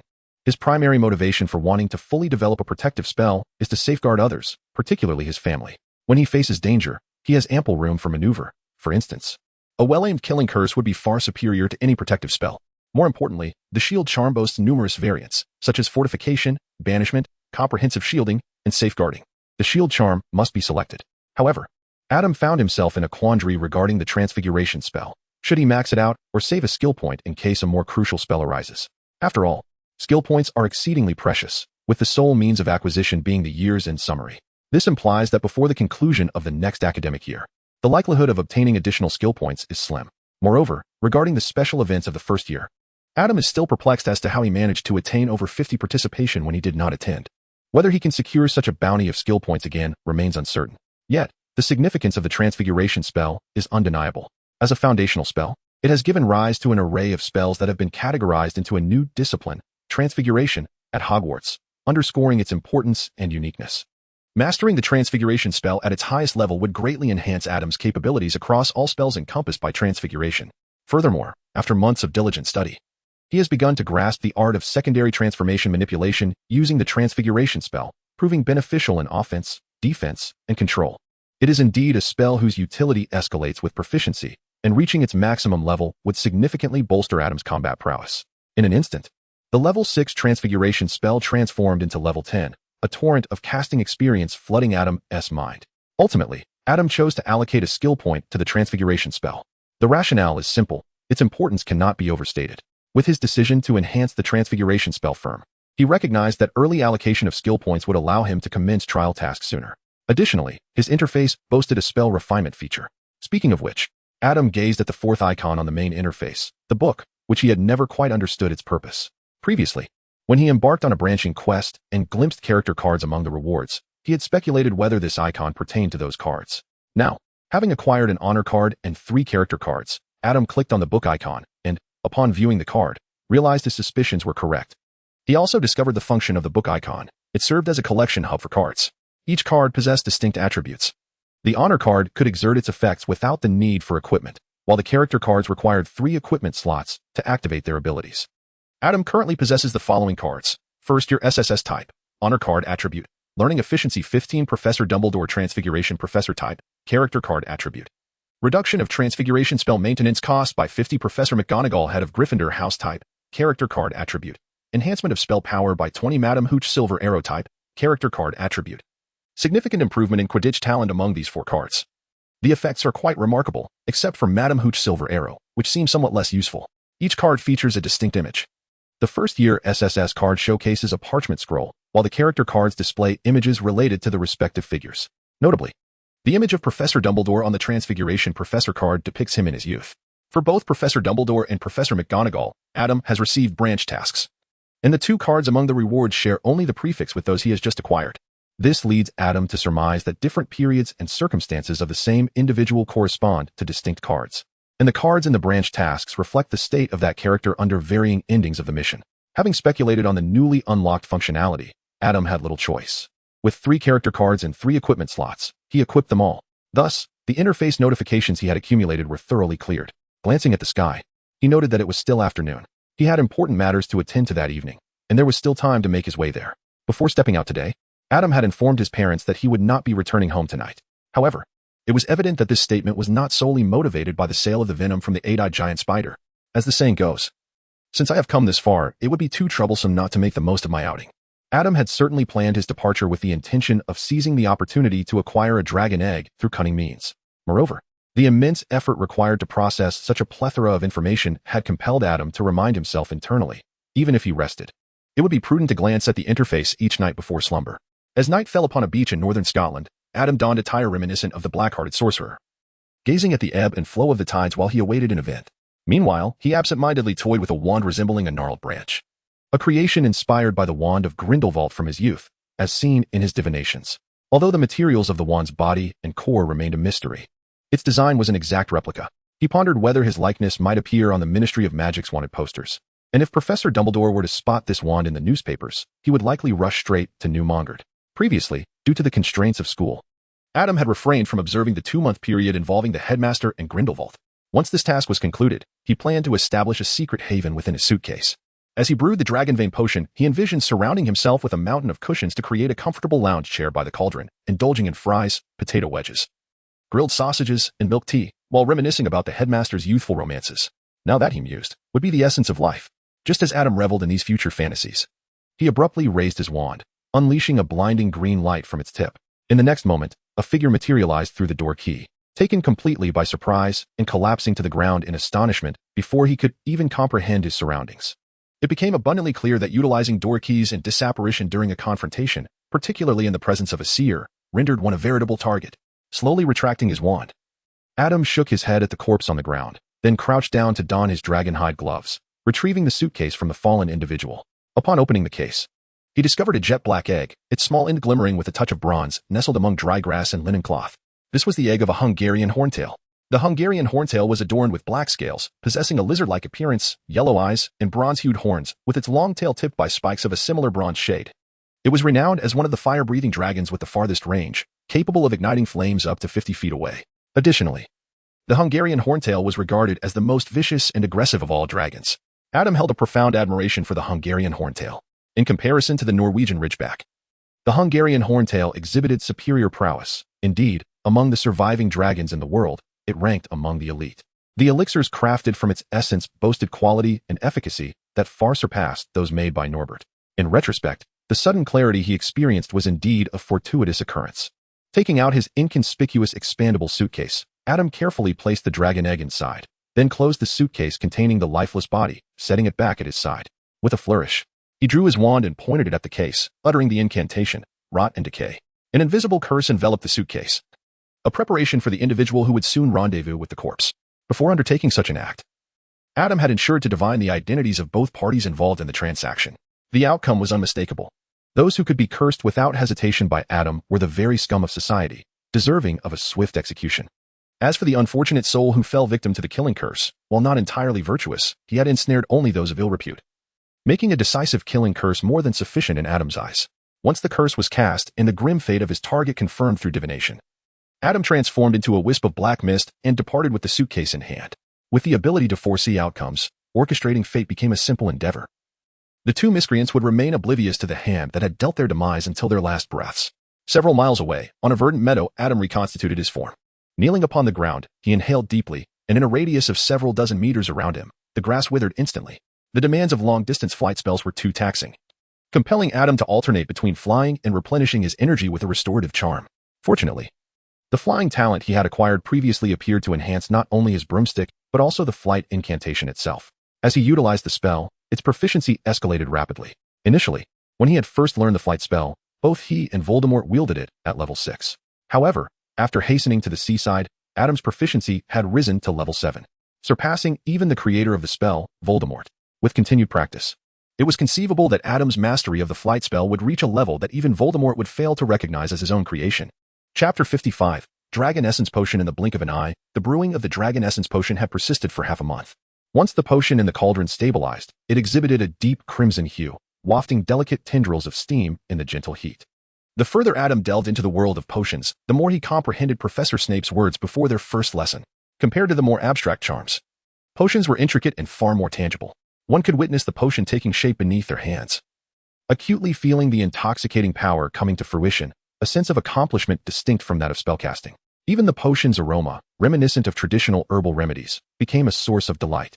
At that moment, the primary ingredient, the Hungarian horntail, hatched. As the dragon egg began to stir, Adam ceased his distractions and positioned himself beside it. The newly emerged hatchling, though possessing some strength, was swiftly subdued by an unseen force. Its scales and skin pierced to reveal a heart the size of a thumb. Utilizing tools to secure the hatchling, he extracted the heart and placed it into the cauldron, subsequently removing the cauldron from the fire and stirring it clockwise 3¼ times. At the instant of completion, the potion transformed from a dark red to a brilliant, transparent crimson, as if the dragon's heart had melted into the mixture. The Dragon Essence Potion was complete. Adam carefully bottled the potion, refraining from consuming it immediately. Instead, he turned his gaze towards the young dragon, which, though bereft of its heart, had not yet succumbed to death. As a juvenile dragon, it lacked the full potential of its species' treasures, yet it still held a value that Adam could exploit. By employing the universal tongue spell, Adam could harness the language of dragons. Seizing the moment before the young creature breathed its last, he aimed his wand at its head, first casting the soul-severing curse to sever the bond between the dragon's soul and body. Gradually, he uttered incantations to extract the dragon's essence. Ultimately, under the spell's influence, the essence transformed into a shard akin to a fragment of the soul, adhering itself to Adam's own spirit. This shard would serve as an external organ, allowing the dragon's voice to be transmuted into comprehensible information for Adam. Likewise, should Adam desire, his spoken words could be translated into the dragon's tongue, enabling the creature to grasp his meaning. Having completed this intricate task, Adam contemplated the subdued young dragon trapped within its vessel. What to do with the remaining portion? This diminutive creature yielded little flesh. Perhaps a soup could be attempted? After consulting several tomes on the culinary uses of dragon meat, he concocted a broth using Hungarian tree bees, complemented by an array of spices and mushrooms. However, upon tasting the concoction, Adam promptly discarded the entire pot. The overpowering stench of the cooked dragon flesh overwhelmed even the most potent spices. And this was merely a young dragon. It was absurd. He could scarcely fathom how the wizards who authored such recipes managed to consume it. Fortunately, Adam found solace in the fact that, despite the unpleasant aroma of the cooked dragon, the essence of the dragon vein potion retained its normal flavor. To avert any unforeseen complications, he informed his parents that he would be visiting a friend for an indefinite period, urging them not to worry. Amidst their discussions on how to spend the upcoming weekend in their newfound solitude, Adam departed, suitcase in hand. Adam first sought a secluded and safe place, free from human presence for the next month.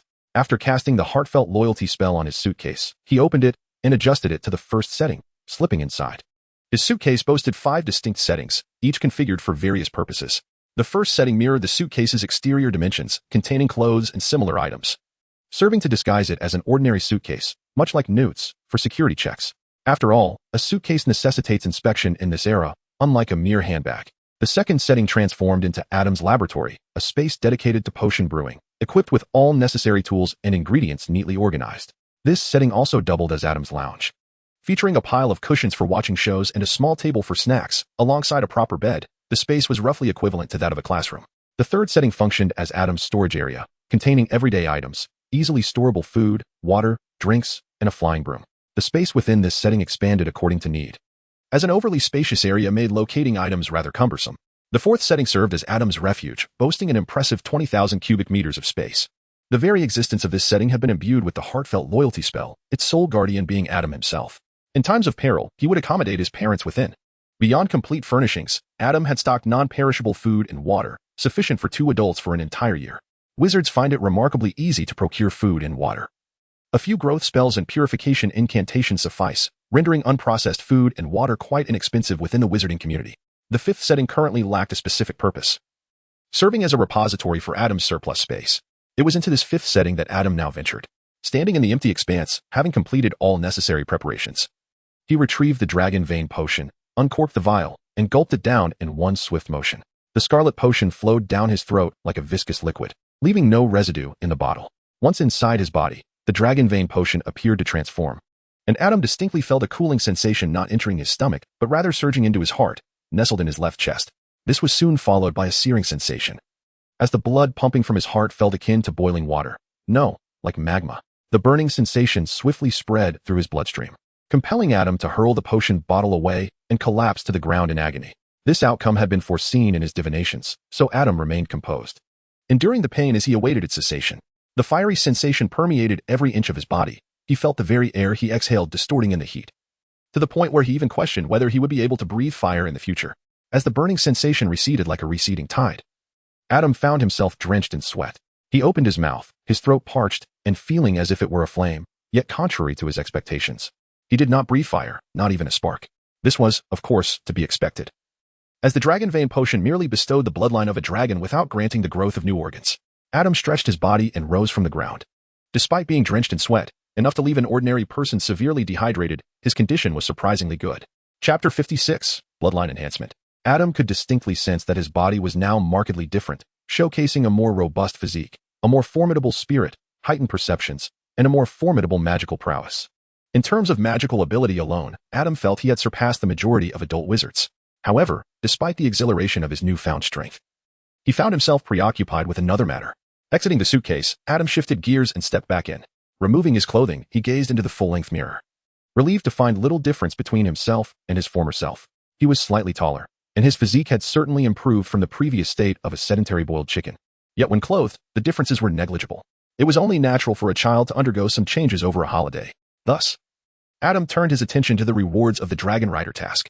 This task offered 2 rewards. One was the formula for the Dragon Vein potion, and the other was an enhancement of bloodline rank based on the level of the consumed potion. The first reward had been granted upon accepting the task, while the second required Adam to extract it himself, which had already been indicated when he consumed the potion. Given that the Dragon Vein potion had minimal impact on his body, he pondered whether to extract it now. As for the potential exposure from growing taller, Adam devised a plan. Previously, to avoid alarming his parents, he had claimed to be visiting friends, and he could easily stay at Ron's home for a while. After all, both he and the twins had invited him to the Weasley residence, and just a few days prior, he had received Ron's invitation. They had not seen each other in nearly a month, so even if Adam experienced a significant growth spurt, it would likely only evoke surprise. Similarly, staying at the Weasley home for a time before returning home would elicit merely astonishment from his parents at their son's sudden height increase. As long as he did not return home significantly taller than when he departed in the morning, any change in height would go unnoticed. However, Adam had not anticipated that the interface reward for bloodline enhancement would be far more potent than the effects of the Dragon Vein potion. Hours later, Adam awakened from his slumber. This time, the sensation was not as uncomfortable as when he had consumed the Dragon Vein potion. Instead, it resembled the experience he had during the awakening of his apocalypse talent, leaving him prone to drifting into sleep. Just as Adam speculated that the pain might only occur during the initial fusion of bloodlines, he inadvertently turned his head, and the reflection staring back at him left him momentarily stunned. Adam quickly sprang up to examine the changes that had transpired. His naturally curly golden hair had grown longer, the tips now brushing his shoulders. The contours of his face had also shifted, becoming more chiseled. As he had surmised, he had indeed gained some height, now standing a full head taller than before, and his physique had improved further, transitioning from a 6-pack to an 8-pack. Yet, these were not the focal points of his transformation. The most striking change lay in his eyes. The silver gray of his left eye had deepened, shifting from a beautiful shimmer to a gaze that exuded an air of cold indifference, devoid of emotion. Meanwhile, his right eye had transformed into a brilliant gold, resembling the slit pupil of a fire dragon, radiating a fierce and predatory aura. Staring at his own visage, featuring eyes that were half beguiling and half monstrous, Adam was taken aback by the sight. What was happening? Would the enhancement of his bloodline truly transform him into a dragon? Or perhaps into a being that was half human, half dragon? As Adam pondered this, he inexplicably felt a tickle in his throat. Yet when he opened his mouth, not even a spark was expelled. Merely an illusion.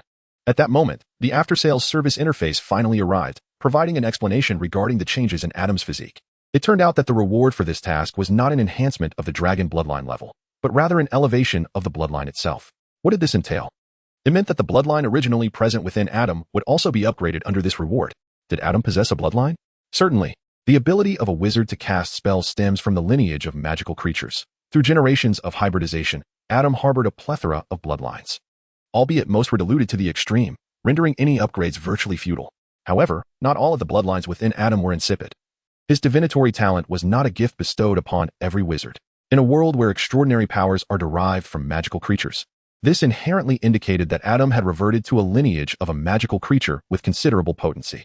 Coupled with the amplification of his prophetic talent, this bloodline, endowed with the capacity for foresight, had already reached a manifest degree, marking the first alteration in the hue of Adam's eyes. Thus, within Adam's being resided two distinct bloodlines, both of which were inherently robust and further reinforced, leading to a conflict as his diminutive form was nearly overwhelmed by these powerful essences. Adam originally possessed a lineage that inclined towards the spiritual dimension, encompassing aspects such as divination and inspiration.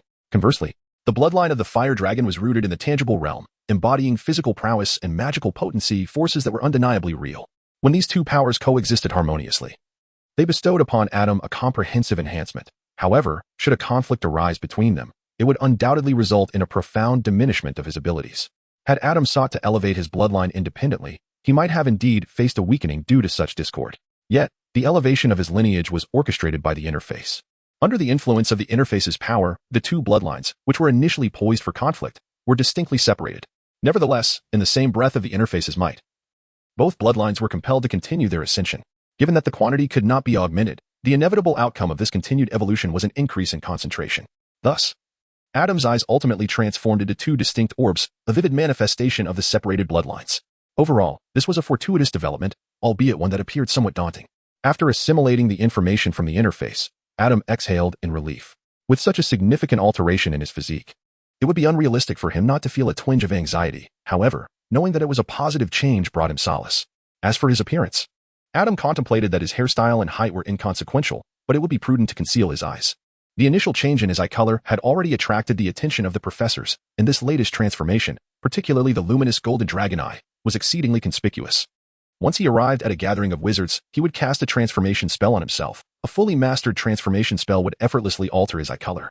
Moreover, with the attributes of Professor Dumbledore's younger version card and the magical power augmentation from his bloodline, the energy required to maintain a mere change in eye color would be negligible for Adam. Donning a trench coat, Adam could not resist glancing once more at his reflection in the mirror. Although his eyes were initially alarming, he undeniably appeared significantly more handsome, and his demeanor was nearly unrecognizable compared to before. Chapter 57. The Burrow. It has been previously mentioned that wizards whose spell-casting abilities stem from their bloodlines are more akin to sorcerers and Dungeons Dragons, rather than traditional wizards. While wizards invest in intelligence, sorcerers cultivate their charisma, and an enhancement in bloodline naturally leads to an elevation in charm. This charm is not merely superficial. It encompasses an intangible allure, such as personal magnetism, authority, and persuasive power. This explains why powerful wizards often attract a fervent following. They are drawn in by the charisma of these formidable figures, with physical appearance playing a minuscule role in this allure. Even someone as disfigured as Voldemort, with his overtly cold and ruthless disposition, found unwavering loyalty from Bellatrix Lestrange and her ilk, who were willing to sacrifice their lives for him, illustrating the profound impact of charisma. Of course, Adam had no intention of raising a banner to undertake grand endeavors. The primary benefit of his enhanced charm was simply to enhance his attractiveness. After all, the desire for beauty is universal. Who does not wish to appear more appealing? After a meal, replenishing his lost stamina and hydration, Adam retrieved his suitcase. Disengaging the loyalty charm from the suitcase, he assessed the direction and transformed into a wisp of black smoke, soaring into the distance. At that moment, the power bestowed by his bloodline became evident. Previously, Adam would need to pause to recharge after flying a mere 10 miles, yet now, he felt no depletion of magical energy after traversing the same distance. In terms of magical capacity, Adam, endowed with two potent bloodlines, had surpassed most wizards in the world, alleviating his previous anxieties regarding insufficient magical energy. In truth, this reflects the norm for wizards. Their innate talents simultaneously influence the spells they can learn and the volume of magical energy they possess. At each stage of their development, the energy consumed by the spells they acquire is relatively low compared to their total magical capacity at that level, allowing wizards from childhood to adulthood to remain unconcerned about running low on magical energy. Only in Adam's exceptional case, having learned various powerful spells with limited magical capacity, Did he find himself struggling to keep up with the demand? The Weasley residence, known as the Burrow, is situated on the outskirts of Ottery St. Catchpole. Both Mr. and Mrs. Weasley are members of the Order of the Phoenix and can recognize Voldemort's flying spell, prompting Adam to don his fire arrow as he approached the silhouette of the Burrow. In front of the house lay a pigpen enclosed by stone, while a vegetable garden sprawled behind it. The house itself was peculiarly constructed, resembling several haphazardly stacked buildings, with 4 or 5 chimneys protruding from its red roof. As Adam soared through the skies and descended before the humble abode, Mrs. Molly was surprisingly waiting at the doorstep. "Hello, child. Who might you be?" The gentle smile on Mrs. Molly's face was tinged with a hint of perplexity. It was indeed the first time she encountered a child arriving at their home on a flying broomstick in the dead of night. Surely, this lady must be Ron's mother, she thought. Adam descended from the crossbow, a charming smile gracing his face. "I am Adam, a classmate of Ron's, here to visit him." "A classmate of Ron's?" Mrs. Molly exclaimed, covering her mouth in disbelief as she scrutinized Adam from head to toe. Given his stature, he seemed more akin to Fred and his companions. However, Mrs. Molly soon recalled who Adam was, the boy often mentioned by Ron, Fred, and George. "Oh, so it is you, dear child. Do come in," she beckoned, her smile faltering for a brief moment. "I still have to wait here for those rascally troublemakers." Rascally troublemakers? Waiting? Adam was still in a state of bewilderment when Mrs. Molly warmly took his hand and guided him into the house, leading him to a seat at the dining table. Before he could utter a word, a box of creamy caramels was placed in his lap, and a teacup filled with red tea appeared before him. "I apologize, dear child, but please wait here for a moment," Mrs. Molly began, but her words were interrupted by a sudden roar of engines echoing from outside. In the sky? An engine? Adam turned his head, his eyes wide with astonishment as he gazed through the window at a car descending from the sky, heading directly towards them. "Aha! I knew it," Mrs. Molly erupted, abruptly rising and marching out the door with an urgency that starkly contrasted her earlier gentleness. "Do you have any idea how anxious I am?" Outside, Ron and the twins emerged from the vehicle, resembling 3 little quails as they stood before Mrs. Molly, receiving a stern reprimand. It was the first time Adam had witnessed the twins behaving so obediently. He silently sipped his red tea. And then he spotted Harry stepping out of the car, his eyes having reverted to their original silvery gray hue. For a moment, Harry seemed lost in thought. Recalling this was one of the futures he had glimpsed before, albeit one that had not made a lasting impression due to its insignificance. Coupled with the fact that the headmaster's captivating tales from the previous 2 months had overshadowed this memory, he had nearly forgotten it. Mrs. Molly scolded the 3 boys without pause for nearly an hour, her voice hoarse by the time she ushered them inside. "It's wonderful to see you, Harry. Please sit down with Adam. Breakfast will be ready shortly." Mrs. Molly made her way directly to the kitchen. "Adam," Harry exclaimed in surprise. To which Adam raised his teacup in greeting. "Hi, Harry." Adam, when did you arrive?" Harry was not the only one taken aback. Fred and George darted to either side of Adam, enveloping him in a hug. "I just got here as well. I must say, your entrance is quite striking." After exchanging a few words with the twins, Adam turned to greet Ron. The space was rather confined, and once they were seated, it became somewhat cramped. Adam shifted his chair closer to Harry, only to realize that Harry was practically hovering above his seat, barely touching it. "Don't be too tense, Harry. Mrs. Molly is very gentle. She even knitted you a sweater for Christmas, didn't she? Here, have a sweet." Adam placed a creamy caramel candy into Harry's mouth, the sweet milky aroma spreading delightfully within. Harry visibly relaxed. "Oh, dear Adam, your words are indeed sweet." Mrs. Molly, who was frying sausages, appeared quite pleased upon hearing Adam's remark. She turned to comfort Harry, saying, "I bear you no ill will, my dear. Both Arthur and I have been quite worried about you. Just last night, we discussed that if you failed to respond to Ron, we would come to fetch you ourselves." Mrs. Molly approached, distributing sausages from the pan onto everyone's plates, each receiving a generous portion of 8 or 6 links. "Thank you, madam. I am merely curious about the wizarding household." Harry expressed his gratitude, chewing the candy while surveying his surroundings. On the clock, the hands pointed to a photograph of the Weasley family, and instead of numbers, the face displayed words such as home, school, and work. A stack of magical household books rested on the mantelpiece, while the radio played enchanting melodies sung by witches. Chapter 58, Two Little Pitifuls. Adam, what possessed you to choose the middle of the night to visit us? Were you aiming to surprise us? Mrs. Molly returned to the stove to fry eggs, while the twins leaned in, exchanging knowing glances with Adam. That is a rather long story." Adam wore a pensive expression, reminiscing about the past as he sliced off a piece of sausage and stuffed it into his mouth. "As you are aware, ever since I left home, my parents' relationship has flourished at an astonishing pace. When I mentioned your invitation for me to visit, they unceremoniously expelled me from the house overnight to indulge in their newfound couplehood." The twins exchanged glances, recalling how Adam had been unable to return during the previous Christmas for the same reason. They offered a comforting pat on Adam's shoulder. "It's all right, brother. You can consider this place your home. Harry and Ron are living together, so why not join us? You can stay until the school term begins. It's perfect since we can all head to school together." Fred chimed in. Indeed. Come, dear friend, indulge yourself a bit more. Mrs. Weasley approached once more, distributing fried eggs to everyone. By the way, Adam, how did you arrive? Did you take the night bus? Fred suddenly recalled the question. I flew over on my broomstick, Adam replied. Adam rolled the sausage in a fried egg, then secured it with a fork before placing it into his mouth. A flying broomstick? Where? Right here. Adam dragged his suitcase from the corner. Wow. Upon seeing the suitcase, Fred's eyes sparkled, and George set down his sausage. Could it possibly be enchanted with a seamless expansion charm? Indeed. The adjustment and spatial buttons were imbued with a loyalty charm, keeping the suitcase perpetually in its storage mode. And Adam accompanied them to take a look. When the twins discovered that there was ample space inside for a person to enter, they jubilantly leapt in. Hey, George, Fred, finish your breakfast before playing. Mrs. Molly shouted at the open suitcase, then turned apologetically to Adam. They are always like this, quite a headache. But it is precisely because of this that they are Fred and George. Adam could discern that, despite her constant complaints, Mrs. Molly truly loved them. She cherished each of her children. Indeed, it was as he thought. With a resigned smile, Mrs. Molly set aside their plates, intending to wait until they came up before eating. By the way, I was banished because my parents wished to enjoy their time alone. How did Harry end up here? And in such a manner. Adam's fork gestured towards the cars outside. Oh, did we not mention it to you? Ron, who had been so engrossed in his meal that he could hardly lift his head, wiped the grease from his mouth and indignantly recounted Harry's misfortunes to Adam, detailing Harry's peculiar family and the house elf named Dobby. They don't even feed Harry, Ron emphasized at the end. No wonder Harry hasn't replied to my letters. A house elf? So, you mean to say you haven't received the birthday gift I sent you? Adam glanced at Harry. No, I eventually received it. Thank you for the broom care kit. Harry sighed. It's a pity that I only just got my broom back. Oh dear. Come now, have some more, Mrs. Molly said as she offered the buttered bread to Adam and Harry, her face radiant with affection. At that moment, a little girl clad in a long nightgown dashed in, let out a shriek, and then scurried back out. Adam glanced at Mrs. Weasley. Her daughter's vibrant red hair unmistakably marked her as a child of the Weasley family. Ginny Weasley? In an instant, Adam envisioned the grown-up Harry and Ginny embracing, prompting him to cast a meaningful look at Harry. Harry, perplexed, returned Adam's gaze. Yet Adam remained silent. That is Ginny Weasley, my sister.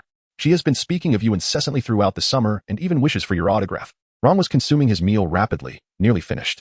Adam and Harry, however, ate at a more leisurely pace. Eventually, it was the twins who, after several more minutes of delay, were unceremoniously extracted from their suitcase by the increasingly exasperated Mrs. Weasley. Mum, just let us play a little longer. It's the firebolt. The twins, each grasped by the ear by Mrs. Weasley, continued to munch on their somewhat cold breakfast while protesting. At least let us finish eating before we play. Be quiet. Once you finish your breakfast, you are to help me tidy the garden of those pesky gnomes. They have caused quite a ruckus again. Mrs.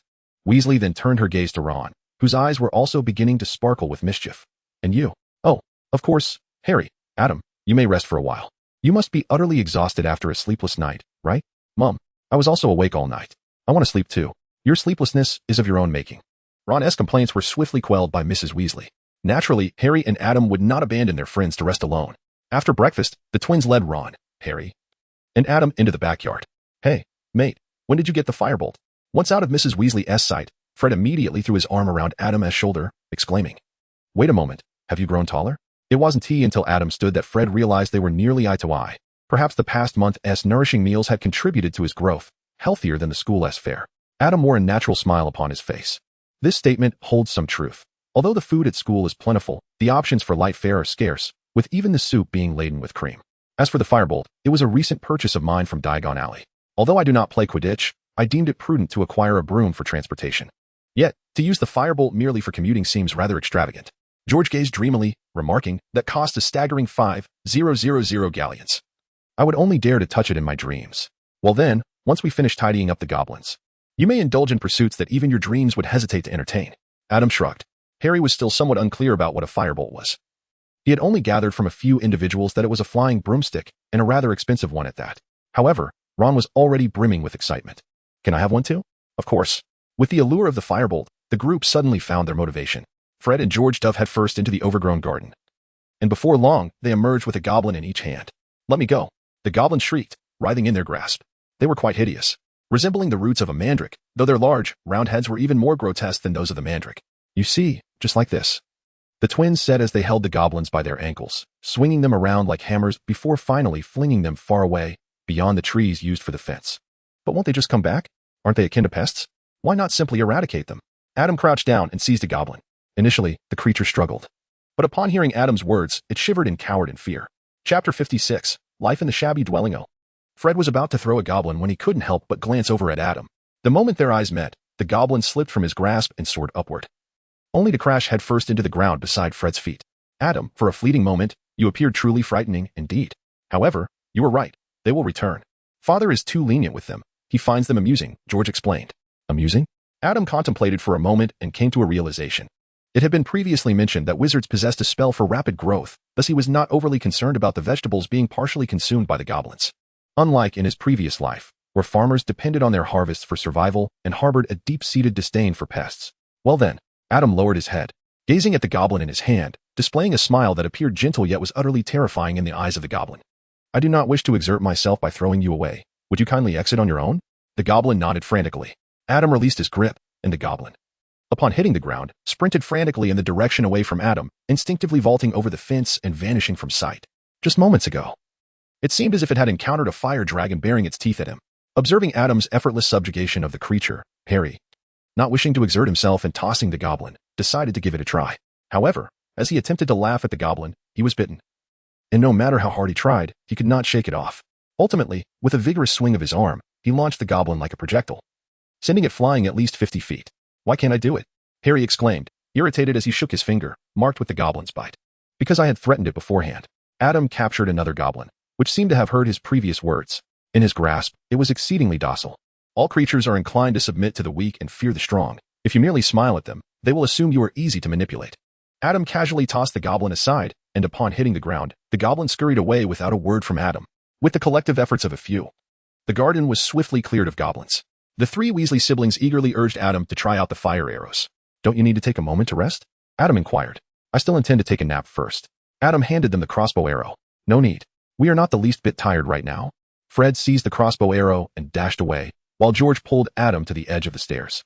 On the left side of the third floor. The largest room is where Fred and I stay. You may choose either of the two beds to sleep in. By the way, it would be wise to tread lightly, for there are experimental materials belonging to Fred and me inside, which may potentially explode. Explode? Adam paused momentarily on his ascent. In truth, I could simply sleep in the suitcase. Oh, do not be like that, Adam. We still have plans to enjoy this evening together. It is rather safe, at worst. A minor explosion might occur, though its impact pales in comparison to the spells conjured by your roommate. If we truly were to blow up the house, our mother would have dispatched us long ago. George gave Adam a playful shake before darting off to join Fred and the others. Hurry up, get some rest, he called back. Watching George retreat, Adam shook his head and continued up the stairs, pausing briefly at the twins' door to ensure there would be no explosions before he opened it. To his surprise, the twins' room was relatively tidy, likely due to Mrs. Weasley's diligent cleaning. The two beds, from the sheets to the pillowcases, were perfectly identical. Feeling somewhat fatigued, Adam extracted his wand and performed a cleaning charm on the left bed, donned his pajamas, and reclined upon it. Life in the Weasley household was replete with surprises and joy, a sentiment that Adam and Harry would come to share in the ensuing days. Mrs. Weasley treated the two boys with the utmost care, akin to her own children, even encouraging them to take second helpings during meals. On one occasion, discovering a hole in Harry's sock, she promptly mended it for him. Mr. Arthur Weasley embodies a different kind of enthusiasm. He harbors an immense curiosity about the lives of the two in the Muggle world, often inquiring during his leisure time about various aspects of Muggle life. However, such conversations frequently conclude with Mrs. Weasley's deathly glare. In fact, on the very day Adam awakened, he overheard Mrs. Weasley engaged in a heated argument concerning Mr. Weasley's enchanted car.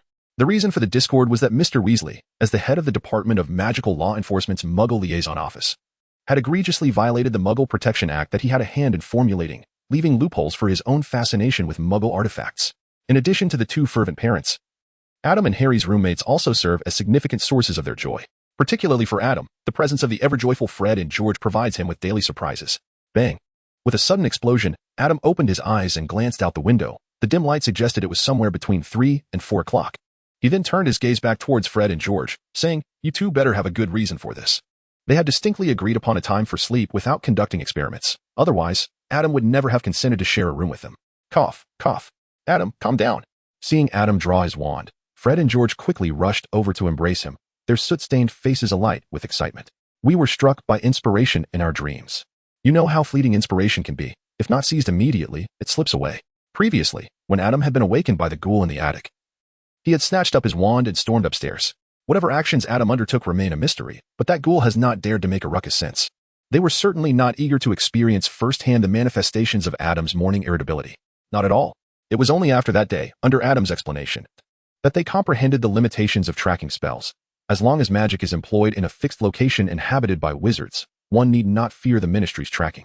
Adam took a deep breath, and it was ultimately the care of Mrs. Weasley and Mr. Wesley during this time that calmed him down. Let me go?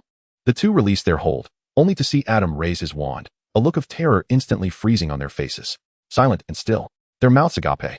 Yet they could not hear their own cries. They exchanged glances, opened their mouths again, but still no sound emerged. I have cast a silencing charm on your table and the surrounding area. Only by stepping outside this boundary will sound return. With that, Adam sheathed his wand and lay back under the covers. Good night, world. Upon hearing Adam's explanation, Fred and George breathed a sigh of relief, but soon thereafter, they exchanged glances filled with delight, revealing a shared, unspoken smile. Chapter 60. The Art of Spells and Good Companions. About a week later, as Adam and his companions descended for breakfast, Mrs. Weasley presented them with the book list for their second year, which had arrived that morning by owl. Dumbledore already knows you're here. Nothing escapes his notice, Mrs. Weasley remarked while distributing breakfast to everyone. Adam glanced at the reading list and noticed 7 books that he did not possess, all authored by the same individual. Gideon Lockhart? Are you all considering acquiring his works as well? Fred turned to Adam. Eyeing the parchment in his hand, the new Defense Against the Dark Arts professor must be an admirer of his, perhaps even a witch. It's possible that it could be him in person. Adam squinted, already scheming about the restricted section before the school year had even commenced. Besides that, these textbooks indeed held considerable worth, although the charlatan Lockhart had infused them with a great deal of his own embellishments. The adventures recounted within were undeniably drawn from genuine memories. While Mrs. Weasley and the others remained oblivious, Harry and Ron, aware of Adam's divination skills, had already begun to regard Lockhart as the prospective defense against the dark arts professor. These books were not inexpensive. Gilderoy Lockhart's works were quite costly. George swiftly cast a glance at Mrs. Weasley and Mr. Weasley. Furthermore, their household had several children heading to school, necessitating the purchase of 7 books each. Oh, we will find a way, Mrs. Weasley declared, though a hint of concern lingered on her face. I believe many of Ginny's items can be procured secondhand. Are you going to Hogwarts this year? Harry inquired curiously, glancing at Ginny, whose face flushed a deep crimson in admiration of Harry as she shyly nodded in affirmation. Good morning, everyone. At that moment, Percy descended the stairs, impeccably dressed, with the badge of a prefect pinned to the chest of his knitted vest. Despite it still being the holiday, before he could take a seat, Adam deftly whisked away the owl that had been sprawled across Percy's chair. Oh, Errol, when did he return? Ron exclaimed, hastily setting down his fork to take the scruffy, feathered owl from Adam, untying the letter from Hermione that was affixed to its leg. The letter reprimanded Harry, Adam, and Ron for organizing a gathering behind her back, shared tidings of her recent activities, inquired about Harry and Adam's well-being, and ultimately invited them to meet her in Diagon Alley, as she planned to purchase her textbooks the following Wednesday. Goodness, she has already begun her holiday homework. And it's only July, Ron exclaimed in disbelief. I have already completed mine, came the reply. Adam remarked that this trivial assignment was merely a fraction of the homework he had endured during his previous summer. For he was a man well acquainted with the sea of questions. Ron's expression froze on his face, and Harry, too, felt slightly overwhelmed, yet neither had even begun their tasks. However, their faces soon brightened, for once Adam completed his work, they could simply copy from him. Ron conveyed to Mrs. Weasley that Hermione had invited them to Diagon Alley the following Wednesday, to which Mrs. Weasley cheerfully agreed, suggesting they all go together to procure books. After breakfast, Harry and his friends invited Adam to join them for some fun. The Weasley family owned a secluded clearing on the hillside, entirely encircled by trees, rendering it invisible to the muggles below. They could engage in a game of Quidditch there, substituting apples for the quaffle. I shall decline. As I have no interest in Quidditch, you may take my firebolt, Adam stated. Accepting Adam's firebolt and Harry's Nimbus 2000, the group hastened up the hill. They had grown accustomed to Adam's disinterest in Quidditch. Even after Fred and George had devoted 3 evenings to extolling the sport's virtues, he remained unmoved. Meanwhile, Adam delved into his suitcase. At that moment, the suitcase had switched to its 5th setting, revealing a glass box standing alone upon the barren floor, filled with a multitude of cockroaches. These were specially bred by Adam for the purpose of refining his spell work.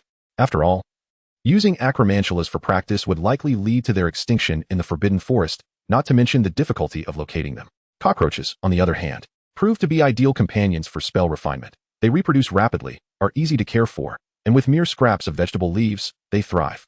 After a few days of extermination, they would multiply once more, truly perfect. One by one, the cockroaches stiffened in the green light, succumbing in spasms, and were reduced to nothingness by black flames, cleaved in twain by invisible blades. Only when the glass box contained but a thin layer of the creatures did Adam finally stow away his wand. At this pace, he mused, He would surely master all spells, excluding the Killing Curse, the Cruciatus Curse, and the Imperious Curse, before the school year commenced. Perhaps he could experiment with that notebook afterward. Additionally, he had merely one trial left for the fire-making spell, which required sufficient fuel for combustion. Should he consider ordering a batch of firewood? Emerging from the suitcase and reflecting upon his accomplishments, Adam felt a profound sense of security wash over him. When the time came, even if he were to confront Voldemort, he would surely be able to safeguard himself. In the blink of an eye, several days had passed, and it was time to set forth to Diagon Alley for book shopping. Mrs. Weasley rose early, rousing everyone from slumber. The table was laden with an abundance of bacon sandwiches, and each person hurriedly consumed 5 or 6 before donning their coats and following Mrs. Weasley to the fireplace. Mrs. Weasley retrieved a flower pot from the mantel and glanced at it. Not much left. We must buy some more for our guests today. Handing the flower pot to Adam, he took a small handful and tossed it into the fireplace. Diagon Alley. In the surging green flames, Adam's figure was instantly engulfed, vanishing from sight. The method of travel via flue powder bore some resemblance to that of King's Cross Station rather than apparition. Adam speculated that it might be a spell for spatial connection. However, he dismissed the thought quickly, recognizing that such enchantments were cumbersome to arrange and ill-suited for his solitary endeavors. Adam emerged from the fireplace, swiftly changing into his night attire before instantly switching back to his coat, his appearance restored to immaculate condition. The transformation of his skin did not retain any stains or damage, a peculiar phenomenon that could be deemed a non-bug within the interface. Before long, Fred, George, and Ron emerged one after another from the hearth. However, when Mrs. Weasley finally appeared, a look of terror spread across everyone's faces. "Where's Harry?" Mrs. Weasley inquired, glancing at Mr. Weasley with a blink. "He should have been right behind you. I had expected him to be the next to come out." The two of them simultaneously gasped in realization. "Let us head to the entrance of Gringotts. He must be there." Adam's gaze drifted, recalling the moment they encountered one another at the entrance of Gringotts, where Hagrid and Hermione were also present. "Adam, how did you know?" Mrs. Molly inquired with a look of perplexity. "Mother, trust Adam. His divination is remarkably accurate," Ron exclaimed, tugging at Mrs. Molly's hand as they hurried toward Gringotts, with Ginny displaying a similar urgency. With little time for further questions, Mrs. Weasley was swept along by her 2 children. Chapter 61. The Riddle of Hell. The group hastened to the entrance of Gringotts, but found no sign of Harry. They turned to Adam for clarification. "We didn't T-search for Harry along the way, so we arrived early. He has yet to make his appearance." Adam lifted his chin in the direction of Harry. And indeed, everyone turned to see Harry being escorted by Hagrid. "Oh, Harry." Mrs. Molly hurried forward to check if he was injured. "Hi, Adam, Harry, Ron. Oh, and Hagrid." Hermione had just emerged from Gringotts and, upon spotting a gathering of familiar faces at the entrance, cheerfully greeted them. However, she quickly noticed something amiss with Harry. What happened? As Harry was surrounded by inquiries, George could not help but glance at Fred, a sudden chill creeping into his heart. "Fred, what are you thinking? We will never be apart." Fred recalled Adam's previous prophecy concerning him and made a silly face, yet for the first time, George did not join in the jest. That day, Adam had solemnly taken them to the edge of the Black Lake to reveal the prophecy about Fred's demise, a prophecy that had nearly slipped from memory, now resurfacing vividly in his mind. Fred lay bloodied in Percy's arms, a smile still gracing his face. George had never contemplated the possibility of parting from Fred, let alone facing the finality of death. Even when Adam had uttered the prophecy that day, they had dismissed the notion as inconceivable, until now, when he suddenly sensed that Adam might indeed possess the gift of foresight. "Do not worry too much, George. My prophecy was merely a cautionary reminder for you, so that you might prepare for potential crises ahead." Adam spoke soothingly, casting a glance at the two of them. "The future is not set in stone, originally. In the prophecy, it was Harry who arrived at the entrance of Gringotts first, yet did we not just arrive ahead of schedule? The outcome of the future ultimately depends on your present actions." George nodded thoughtfully, and Fred breathed a silent sigh of relief. The abrupt possibility of facing death was not frightening for Fred. Rather, he wished to shield George from worry. After observing the two, Adam squinted and gazed for a moment before a smirk crept onto his lips. "George, let us solve a riddle. What has occurred that will leave your future home devoid of any mirrors?" George, with his quick mind, swiftly connected the dots with their earlier conversation, and his heart, which had just begun to relax, suddenly felt as though it were gripped tightly by a hand. "George." Fred trembled as he clasped hands with George. In that instant, death seemed less daunting compared to the prospect of George living on, forever unable to face the mirrors. Witnessing the scene, Adam nodded in satisfaction. The twin brothers, engulfed in the tangible sorrow evoked by Adam's hellish riddle, took a considerable time to recover, directing their ire towards the architect of their anguish. The instigator of calamity, when the eyes are averted, should not engage in direct gaze with them. Even if the tragic conclusion remains merely an illusion conjured by divination, the blade of fate cannot be borne by him alone. Furthermore, spurred by this sentiment, the future George and Fred fought with both caution and ferocity, confronting each Death Eater as if they were avenging the murder of a brother, and miraculously, they survived the great conflict, at least, such as the current outcome foretold by the divination. He acts for the benefit of Fred and George. As the group entered Gringotts, Mrs. Weasley and the others sought to retrieve the funds stored within the vaults, and they chanced upon Hermione's parents, who were somewhat awkwardly exchanging galleons at the counter. Dad, Mom, this is Harry, Ron, and Adam, whom I mentioned to you. Hermione called out to the distant Adam, who, feeling the intense scrutiny of the twins, hurriedly approached. Mr. Granger. Mrs. Granger, greetings. Adam bowed politely, and Hermione's previous description of this classmate, who had also achieved perfect scores in all subjects, significantly enhanced the Granger couple's fondness for him. Hello, I hope you're all well. Yet, it was evident that they remained somewhat apprehensive. This tension stemmed from a lack of security, a feeling that Adam himself had experienced when he first discovered the existence of magic in this world. Adam had no need to withdraw money, yet he accompanied everyone as they descended. The vehicle driven by the elf zoomed along at breakneck speed, and Adam found it far more exhilarating than a flying broomstick, evoking a sensation akin to that of a roller coaster. Unlike a flying broomstick, which required personal control, Adam's reflexes kept every slight alteration in speed and angle firmly in check, thus diminishing the thrill. When the vault of the Weasley family was opened, it revealed only a small pile of silver sickles, with a solitary gold galleon lying desolately in the center. Mrs. Weasley meticulously searched the vault, ensuring that each coin found its way into her bag. Conversely, the vault of the Potter family presented a different spectacle altogether. As the lineage of numerous potion inventors, such as bone regrowth, energizing draft, and Potter's shampoo, the accumulated wealth of the family was stored within the vault. However, the sheer magnitude of this fortune left Harry feeling somewhat embarrassed in comparison to the Weasley family. He hastily stuffed a handful of coins into his pouch before instructing the elf to close the vault. Upon exiting Gringotts, the group decided to split up. Percy intended to purchase a new quill, while Fred and George sought to escape from Adam, the mischief maker, to find friends. Mrs. Weasley took Ginny to buy supplies for the new term. Mr. Weasley warmly invited Hermione's parents to join him for a drink, to which they readily agreed. Intrigued by the wizarding beverages, we shall reconvene at Flourish and Blots in 1 hour. With Mrs. Weasley's declaration, the group swiftly dispersed towards their respective destinations. Adam, don't you keep your money in Gringotts? Do you really exchange Muggle currency every time you wish to spend? Ron inquired curiously as they strolled down the street of Diagon Alley. Have you forgotten? I carry a suitcase. Additionally, I always keep some loose change on me, Adam replied. Adam patted his satchel. By the way, are you all feeling warm? Allow me to treat you to some ice cream. Just as they reached the door of Florin's ice cream parlor, Adam produced a silver sickle, acquiring 4 boxes of ice cream generously adorned with crushed nuts and fresh strawberries, along with a handful of copper nuts as change. In the realm of wizards, mundane expenses are refreshingly simple. On this sweltering summer day, the 4 of them wandered the streets, ice creams in hand. Harry and Ron critiqued the flying broomsticks and various Quidditch team jerseys displayed in the Quidditch specialty shop, while Hermione and Adam perused the parchment and ink at a stationery store. Though the stationery of less diligent students may seem abundant, the discerning scholar demands exceptional comfort in their writing instruments, eschewing flamboyant features. An hour later, they arrived at the entrance of Flourish and Blots, reuniting with others. Chapter 62, Gilderoy Lockhart. As they approached the entrance of Flourish and Blots, they were taken aback by the throngs of people gathered outside. A massive banner strung across the second-floor windows elucidated the cause of the commotion, proclaiming, Gilderoy Lockhart book signing and autographing Magical Me today from 12:30 to 4:30 p.m. Goodness, we shall have the opportunity to meet him, Hermione exclaimed, only to realize her exuberance was perhaps excessive, quickly adding, I mean, nearly all the books on our reading list are authored by him. Indeed. Aside from the standard spell series, which is released annually, none of the first-year textbooks were fully completed. This year's reading list features 8 titles, 7 of which are penned by this individual. The crowd outside Flourish and Blots mostly consisted of witches of Mrs. Weasley's age. The 4 of them squeezed through the throng, finally locating the Weasley family and Hermione's parents. Ah, you've arrived. We shall soon have the chance to meet him. Mrs. Weasley appeared utterly exhilarated, her breath quickening and her face flushed, reminiscent of Adam's own childhood anticipation while waiting in line at an amusement park to shake hands with Ultraman. Suddenly, Adam recalled whether this memory could be used to cast the Patronus charm. He considered this thought as an option to try while practicing the charm. Adam adjusted the 7 books in his arms, anticipating that once Lockhart finished signing them, he would cut the signatures out to transform them into passes for the restricted section.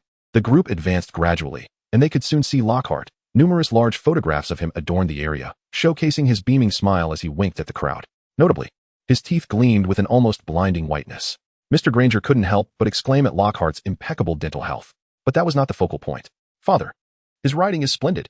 Hermione, an avid reader, was evidently captivated by the content of the books, paying more attention to Lockhart's talent than the superficial admirers like Mrs. Weasley. At that moment, Lockhart spotted Harry. Isn't this Harry Potter? He leapt forward, seizing Harry's arm and pulling him close, presenting him to the reporters from the Daily Prophet while grasping his hand for the photographer's shot. The incessant clicking of cameras and the cheers and applause from the surrounding wizards flushed Harry's face and stiffened his body. After a year at Hogwarts, everyone had grown accustomed to his status as the savior, and he had almost forgotten the sensation of being under such fervent scrutiny. Now, he was forcibly reminded. Ladies and gentlemen, once the surrounding wizards quieted down, Lockhart proclaimed, "What an extraordinary moment this is. I wish to take advantage of this splendid occasion to announce a little something that I have kept under wraps for a few days." Lockhart shook Harry's shoulder, causing Harry's glasses to slip down to the tip of his nose. "The young Harry Potter has come to the bookstore to purchase my autobiography, Magical Me, and I have decided to gift him this book free of charge." Harry wanted to clarify that he had no intention of buying the book, as it was not even part of the curriculum. But then he heard Lockhart's voice rise even higher, "Yet he does not know that soon he will receive something far more valuable than my humble work, Magical Me. Indeed, he and his classmates shall receive a true Magical Me. Yes, ladies and gentlemen, I am immensely delighted and proud to announce that this June, I shall be the defense against the dark arts teacher at Hogwarts School of Witchcraft and Wizardry." The crowd erupted in cheers around Lockhart. And as Harry dazedly squeezed through the throng, he discovered he had acquired the complete collection of Lockhart's works in his hands. "Harry, could we swap? I only need those 7 books. Adam squeezed beside Harry, his eyes sparkling at the sight of the signed books. Why endure the nauseating experience of requesting an autograph from Lockhart when one could simply seize the ready-made treasures? No, these are all for you." Harry sighed in relief, setting aside the book in his hand, and accepted the 7 textbooks from Adam. Adam carefully tucked the thick stack of books into his satchel. One by one. "Adam, do you admire Lockhart? Do you find him handsome as well?" Ron inquired, somewhat puzzled, as Adam did not strike him as someone who would share the same superficial admiration for Lockhart's looks as his mother did. Just as Hermione was about to voice her defense for her idol, she heard Adam lower his voice and say, No, didn't you hear what he said? He is our defense against the dark arts instructor for the upcoming year, and his signature holds considerable value." "Such as?" Harry asked, intrigued. "For instance, it could grant me access to the restricted section." Adam picked up the last book, which was Me, the Wizard, and upon opening it, he found Gilderoy Lockhart's flamboyant signature. Harry and Ron suddenly recalled that last year they had intended to investigate the identity of Nicholas Flamel in the restricted section, only to be chased away by Madame Pants with a feather duster due to the lack of a professor's signature. Consequently, they lost interest and went to find Mrs. Weasley, who was still waiting in line for autographs. It was evident that they did not harbor a genuine fondness for reading. Perhaps it was akin to Adam's indifference towards Quidditch, something he could appreciate but deemed unnecessary. "Is there something amiss with Lockhart?" Hermione perceptively noted Adam's peculiar attitude towards Lockhart, akin to viewing him merely as a tool, tinged with a hint of disdain. Even towards Professor Binns, Adam maintained a fundamental respect. In Hogwarts, the only professor treated with such disregard by Adam was last year's Professor Quirrell, which instilled an inexplicable sense of foreboding in Hermione. "He is a fraud. You will come to know this in due time." Adam candidly revealed this harsh truth to Hermione. Deep down, she was reluctant to accept it, however. The bearer of such news was Adam, a skilled diviner whose predictions had, until now, proven unfailingly accurate. Yet, his writings clearly indicated that the answers lay within her own quest for discovery. Adam shrugged without offering an explanation. Witnessing this, Hermione became increasingly convinced that Adam was not jesting. At that moment, a sudden uproar erupted nearby, escalating into a cacophony, and when they turned to look, they could only discern a densely packed wall of people. Was that Mr. Weasley's voice? Suddenly, with a loud bang, they saw a bookshelf shake violently, causing several books to tumble down. Were they fighting? "Quick, let us see." Hermione and Adam squeezed through the gaps in the crowd, only to find Mr. Weasley with a split lip, being supported by Hagrid. Surrounding them were books strewn across the floor. Hermione hurriedly rushed to her parents, inquiring about the situation and whether they had sustained any injuries. Adam circled around Ginny, crouching down to retrieve a somewhat worn notebook from the crucible at her feet. Chapter 63, Farewell. Just look at the splendid example you set for the children. Under Hagrid's guidance, they swiftly navigated through the crowd and made their way onto the street. While Mrs. Weasley observed Mr. Weasley trembling with anger. What would Gilderoy Lockhart think of a brawl on the street? He appeared quite delighted. Fred had astutely discerned a glimpse of Lockhart's true nature. Just moments ago, he had eagerly tugged at a reporter from the Daily Prophet, inquiring whether that recent scuffle could be reported, claiming it would surely create a sensation. Adam lingered at the end, refraining from taking the journal. In the future where the journal was seized, Lockhart became suddenly unmanageable as he was, after all, a professor hired through legitimate means, and at least held a favorable reputation in the eyes of the public. This resulted in Adam being unable to employ many tactics against him without exposing himself, leaving him to watch Lockhart remain carefree until the academic year concluded. It was, one might say, quite disheartening. As for the safety of his classmates during the release of the basilisk, to be frank, Adam even attempted to quietly manipulate events during divination, guiding a fellow student to confront the basilisk without any protection. However, just before that student locked eyes with the creature, Fox, who had unexpectedly darted out, inadvertently blinded the basilisk in that moment. Adam swore by his box of cockroaches that Professor Dumbledore had long instructed Fawkes to keep a watchful eye on the basilisk, which was left as an experience for Harry. Meanwhile, Ginny, controlled by the diary, suffered no substantial harm from Voldemort before her revival, as he sought to conceal his identity. In fact, this ordeal became a pivotal factor in Ginny's subsequent bravery. Adversity fosters growth. Although such trials are not a cause for celebration, as a Weasley, Ginny's future necessitates this development, enabling her to safeguard herself amidst danger. At the same time, Adam began to reflect on whether he had somewhat deviated from his original plan, becoming overly involved in Harry and his companion's affairs. Previously, he had scarcely participated in Harry's quest for salvation, yet his involvement exceeded 50% in the year-end summary. Upon contemplation, Adam realized that he had merely influenced Harry's perception of the unseen antagonist and alerted Hermione to the identity of Nicholas Flamel, nothing more. Was such interference excessive? After his extensive involvement, could Harry still cultivate the formidable strength depicted in the original narrative to vanquish Voldemort? This strength transcends mere physical prowess. It is also a matter of mental resilience. Although the current divination results suggest that Harry ultimately prevails, perhaps this is merely indicative of his insufficient involvement thus far. When the time comes for him to truly make an impact, it may be too late to reverse course. Should he inadvertently render Harry incapable, who would then rise to the occasion? Ultimately, Adam resolved to distance himself further from Harry and their adventures, and as they parted ways at the Leaky Cauldron, he expressed his farewells, citing that after residing with the Weasley family for half a month, it was time for him to return home. How sudden, dear. You should have mentioned it sooner. At least let me prepare a lavish dinner for you last night, Mrs. Molly exclaimed, embracing Adam tightly. Madam, the meals you prepare daily are already sumptuous. I am deeply grateful for your care during this time. Adam also embraced Mrs. Morley in return and then turned to Mr. Wesley. And Mr. Wesley, I am truly grateful for your care during this time. The warm-hearted Wesley family had made his past fortnight exceedingly joyous, and he felt deep appreciation for them. However, Adam, your suitcase remains in our room, right here. Adam chuckled as he patted his satchel. His suitcase, both its contents and the case itself, held immeasurable importance, making it utterly indispensable. Ah, were you scheming all along? Fred, unaware that Adam's departure was indeed a spontaneous decision, presumed Adam had intentionally chosen this moment to inform them. He approached Adam and playfully smacked his back. The force of the gesture, one might say, bore a hint of personal animosity. Alas, Adam's lineage of dragon blood endowed him with physical attributes far surpassing those of an ordinary wizard, rendering Fred's slap a painful experience for himself instead. Nevertheless, we shall warmly welcome you on your next visit. A place in our room will always be reserved for you. George, oblivious to the sensation Fred had just encountered, leaned closer to Adam and offered a similar playful strike. As they bid farewell, the twins were identical, stiff smiles, their hands clasped behind their backs. Adam regarded them with a gentle smile. I shall take my leave. We shall meet again when school commences. Farewell.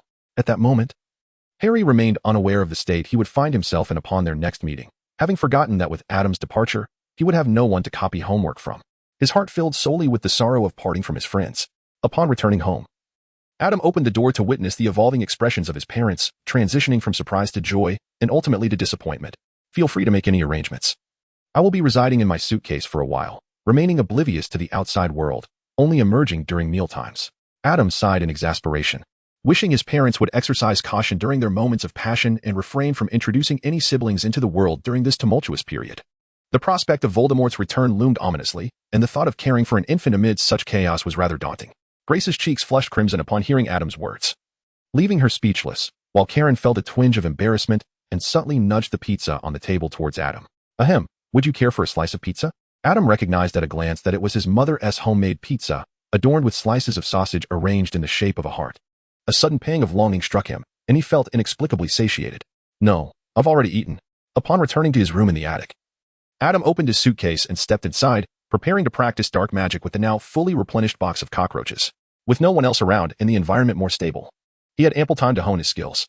Adam could not only practice spells while reading or following a show through divination, but also utilize the cockroaches to refine those dark spells that had yet to reach their maximum level. With Adam's extraordinary talent, the advancement of his dark magic was nothing short of remarkable. For instance, in an additional glass container, approximately 1/3 full of liquid, floated the cockroaches. These were the zombie cockroaches created by Adam using the zombie curse. The discovery that cockroaches could be transformed into zombies opened Adam's eyes to new possibilities. It is important to note that zombies possess no inherent magical abilities. They rely solely on their unique trait of surviving unless utterly destroyed, as well as their capacity to assimilate others into the liquid produced by the zombie curse. Thus, whether one is a wizard or not becomes irrelevant. Given the rapid reproduction of cockroaches, coupled with their small size and large numbers, Adam would soon cultivate a veritable sea of zombie cockroaches. Frankly, Adam believed that their lethality surpassed even that of Voldemort's lake of humanoid zombies, both in physical and psychological terms. Chapter 64. The surprise on the first day of school time always seems to fly under the routine of life, and before he knew it, the day of Hogwarts reopening had arrived. During the past half-month, amidst the countless cockroach corpses, Adam's proficiency in dark magic had advanced significantly. Not only had he completed numerous rigorous trials, but the levels of several newly acquired dark spells had also risen considerably, enriching his arsenal against adversaries. For instance, the vast sea of zombie cockroaches in the 5th tier had now outgrown the confines of a glass container. Adam has filled the space of the 5th tier with a vast accumulation of earth and stone, forming islands. Upon these islands, he has silently and skillfully cast a variant of the ironclad spell, ensuring its prolonged maintenance in the absence of attack. The area surrounding this protective spell is inhabited by cockroaches, while the periphery of the islands is entirely enveloped by a liquid produced by the corpse curse, transforming it into a sea teeming with dense swarms of spectral cockroaches. A true sea of cockroaches. Adam regarded this as a stroke of genius. Whenever the cockroach population on the island burgeoned excessively, the surplus would inevitably plummet into the sea, transforming into the undead, thus perpetuating the automatic expansion of the legion of undead cockroaches. Furthermore, these undead creatures required no sustenance. The fixed number of living cockroaches, amounting to tens of thousands, could be sustained by the household's organic waste, as the appetite of a cockroach is, in fact, quite modest. As for their lethality, one could only imagine the spectacle when Adam, in a confrontation, opened his suitcase to unleash billions of these undead cockroaches. What a sight that would be. Frankly, Adam only dared to operate the suitcase remotely, for to wield it directly would instill fear even within him. Despite his ability to command these undead, he had no desire to experience the sensation of being enveloped by cockroaches. Lost in thought, Adam's vehicle arrived at King's Cross Station. Today, Karen and the others were at work. Adam had become sufficiently self-reliant, thus they chose not to take a day off to accompany him, allowing him to journey to school alone. After traversing platform 6 3/4, a familiar train pulled in beside him, as the Weasley family had yet to arrive. Adam waited outside the train, unexpectedly finding himself lingering for over a minute before departure. Percy was the first to burst forth from behind a pillar, his meticulously styled hair now in disarray, closely followed by Mr. Weasley and Mrs. Molly, who was accompanied by Ginny. Fred and George brought up the rear, their cart piled high with luggage, one of which even tumbled to the ground. You certainly arrived swiftly. Adam stood by the train door, waving his wand to make their suitcases leap onto the train one by one. Thank you, Adam. Time was of the essence, and there was no opportunity for pleasantries. Adam was hastily embraced by Mrs. Molly and, without delay, the group rushed onto the train. The last aboard, Ginny turned back to the platform, where only Mr. and Mrs. Weasley remained. Where are Harry and the others? The train is about to depart. Ron had not caught up either. What are they doing? Just then, with a whistle of steam, the train doors closed, and it began to move slowly. What on earth are they up to? They delayed the journey to Hogwarts. Percy fussed with his hair, irritated, as he pushed the luggage towards the prefect's carriage. The remaining few exchanged glances, enveloped in silence. Surely, they won't be expelled? Ginny looked towards George, who in turn glanced at Fred, who then looked at Adam. Isn't Adam skilled in divination? Perhaps we should consult him. To be frank, Fred and George have been quite audacious at Hogwarts for so long, they have never experienced the consequences of arriving late for the new term. Not only have they never attempted it, but I have also never heard of anyone arriving late for the start of the school year. I believe it is unlikely to happen.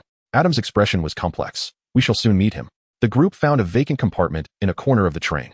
Adam took out a book to read, while Fred and the others engaged in conversation, eagerly searching for the possible arrival of Harry and Ron. Unfortunately, as the train journey progressed, neither Harry nor Ron made an appearance, prompting Fred and George to seek out friends for amusement. Ginny, however, remained seated quietly, flipping through her book like Adam, though it was evident that her mind was elsewhere. After a while, the compartment door was suddenly thrust open by Fred and George. Look, outside the window. It's Ron and Harry.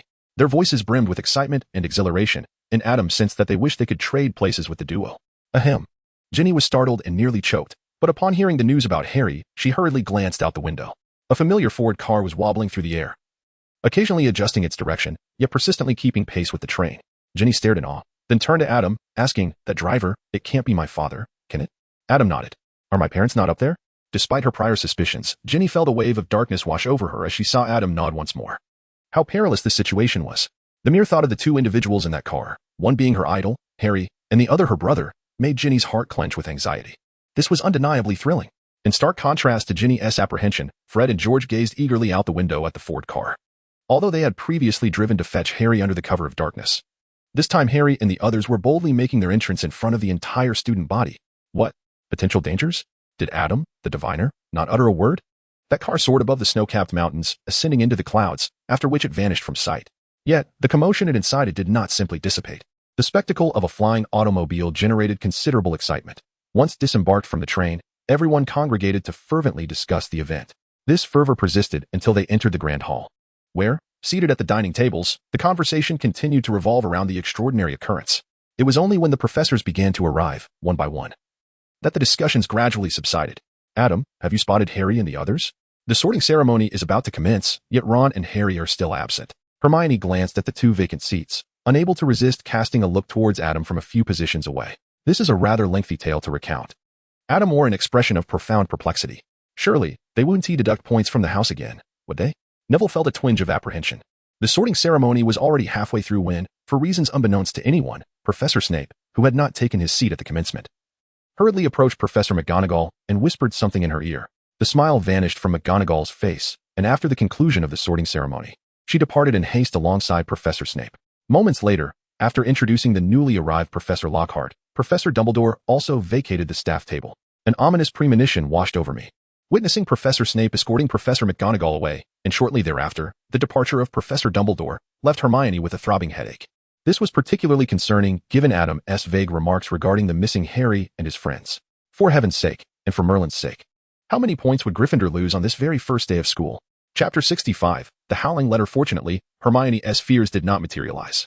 Upon returning to the common room, Harry and Ron arrived belatedly, bearing definitive news of the reason for their tardiness, along with the assurance that Gryffindor had not been penalized for it. Just as Hermione was about to probe further, a throng of classmates surrounded them, eager to uncover the details of what had transpired. Whispers began to circulate, suggesting that Harry and his companions had been expelled.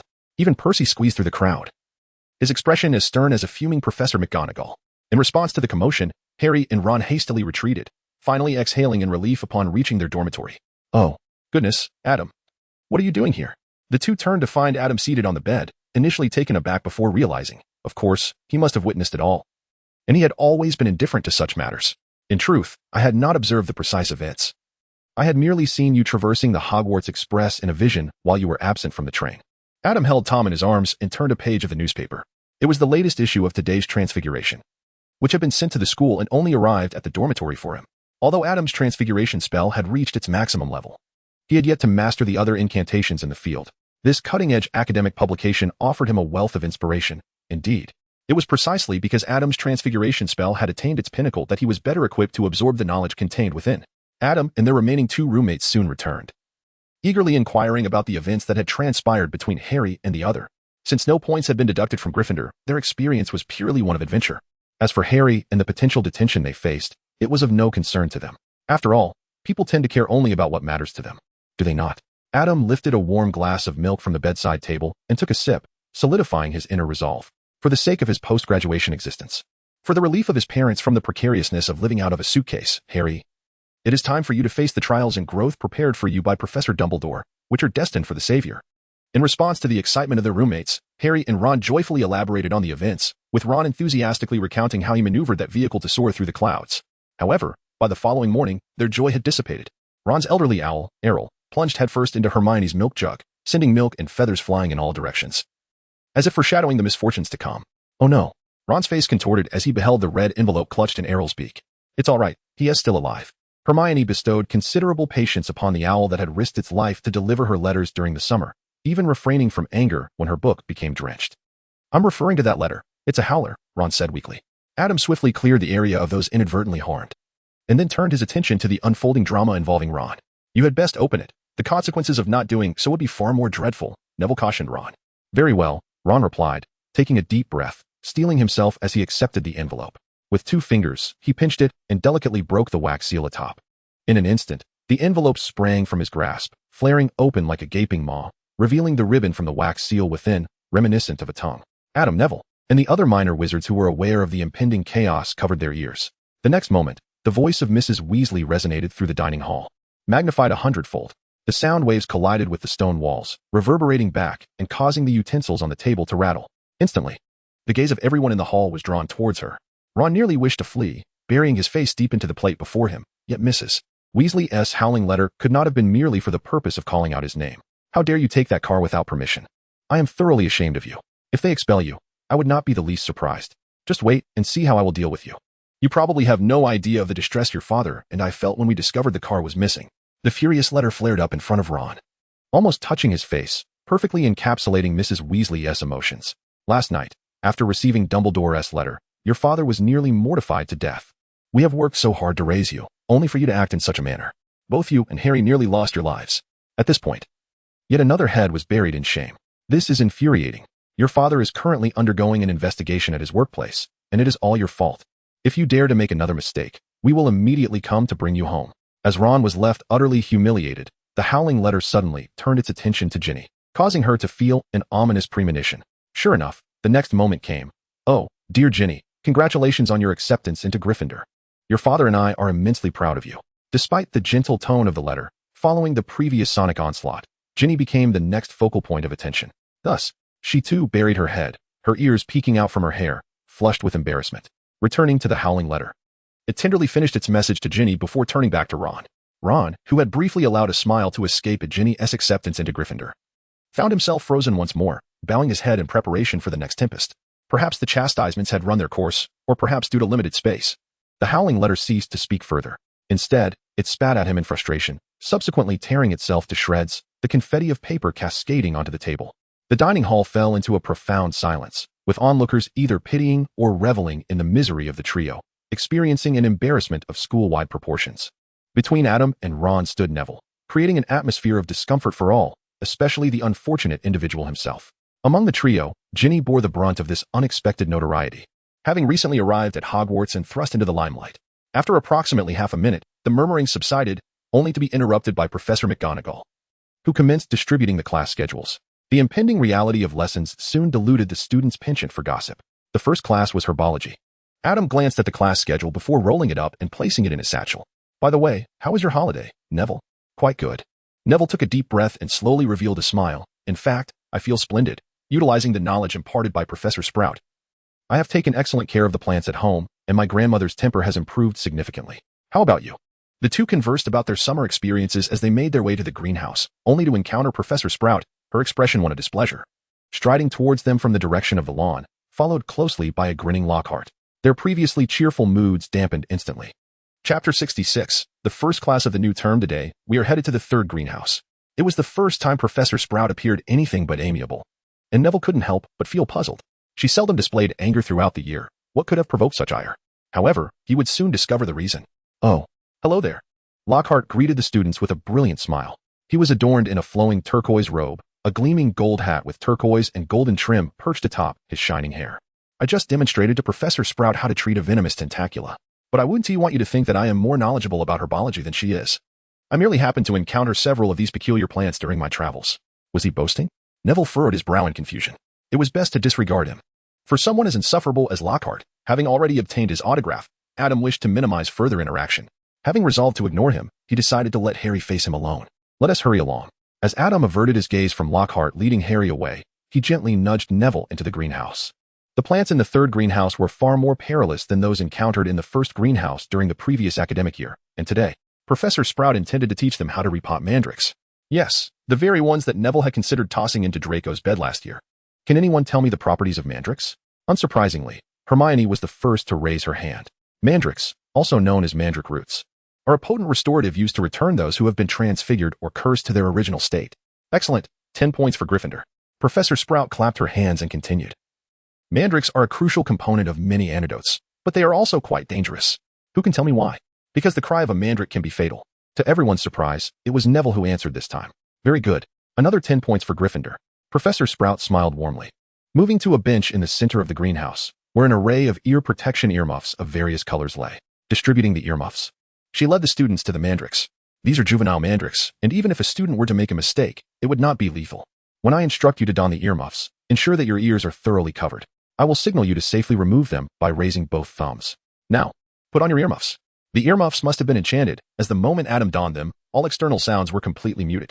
Professor Sprout stood at the front, wearing a pair of pink earmuffs, rolled up her sleeves, firmly grasped a mandrake leaf, and forcefully pulled it from the soil. At that moment, even Adam could not help but gasp in astonishment. Beneath the curled leaves, the mandrake's roots resembled the wrinkled skin of an infant, its pale green surface adorned with mottled patterns. Once uprooted from the earth, the mandrake began to wail. Professor Sprout swiftly retrieved a large pot from beneath the table, placed the mandrake inside, and carefully covered it with moist, dark compost, leaving only the leaves exposed. Finishing this task, she brushed the soil from her hands and raised her thumbs to signal the students to remove their earmuffs.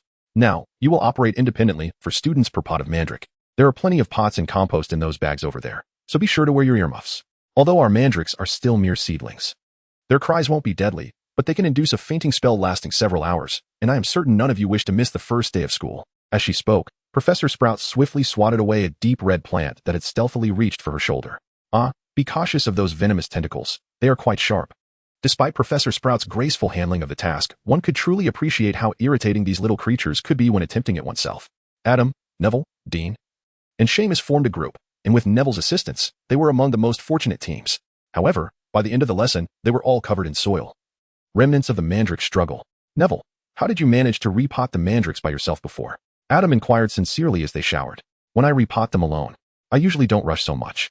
Today was the first time Neville had seen Adam yank the mandrake from the soil and promptly shove it into the pot. After their refreshing showers, they hurried to the Transfiguration classroom, as the next class was Transfiguration.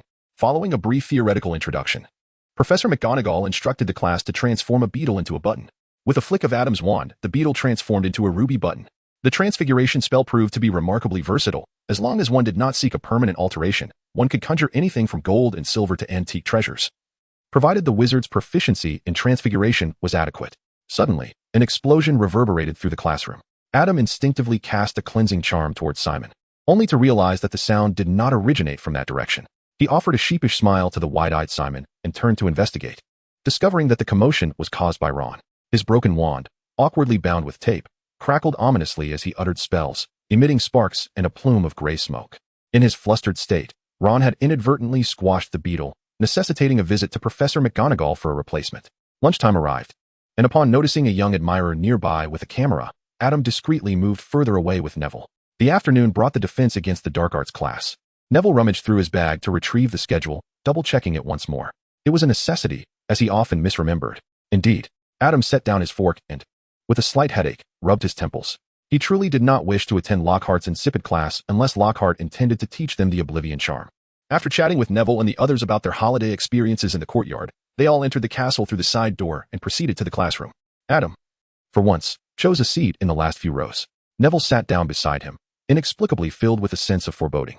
Last semester, when Adam had chosen to sit further back, it was for history of magic and defense against the dark arts classes.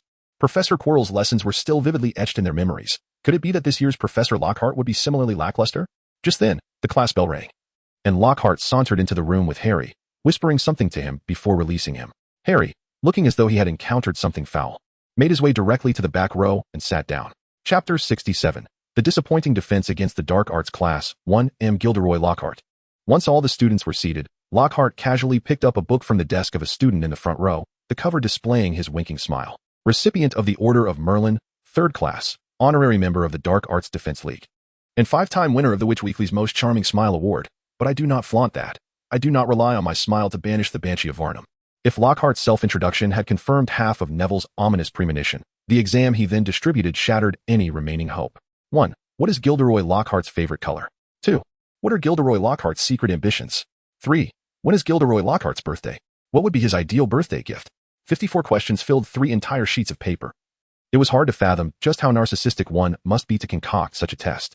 Adam, holding a quill, fell into a deep reverie. With his remarkable memory, he could undoubtedly recall every detail from the few books he had read, yet the prospect of articulating that knowledge filled him with embarrassment. Ultimately, Adam only earnestly answered a handful of questions, while the rest were scribbled haphazardly, questioning his own dignity. In stark contrast stood Hermione.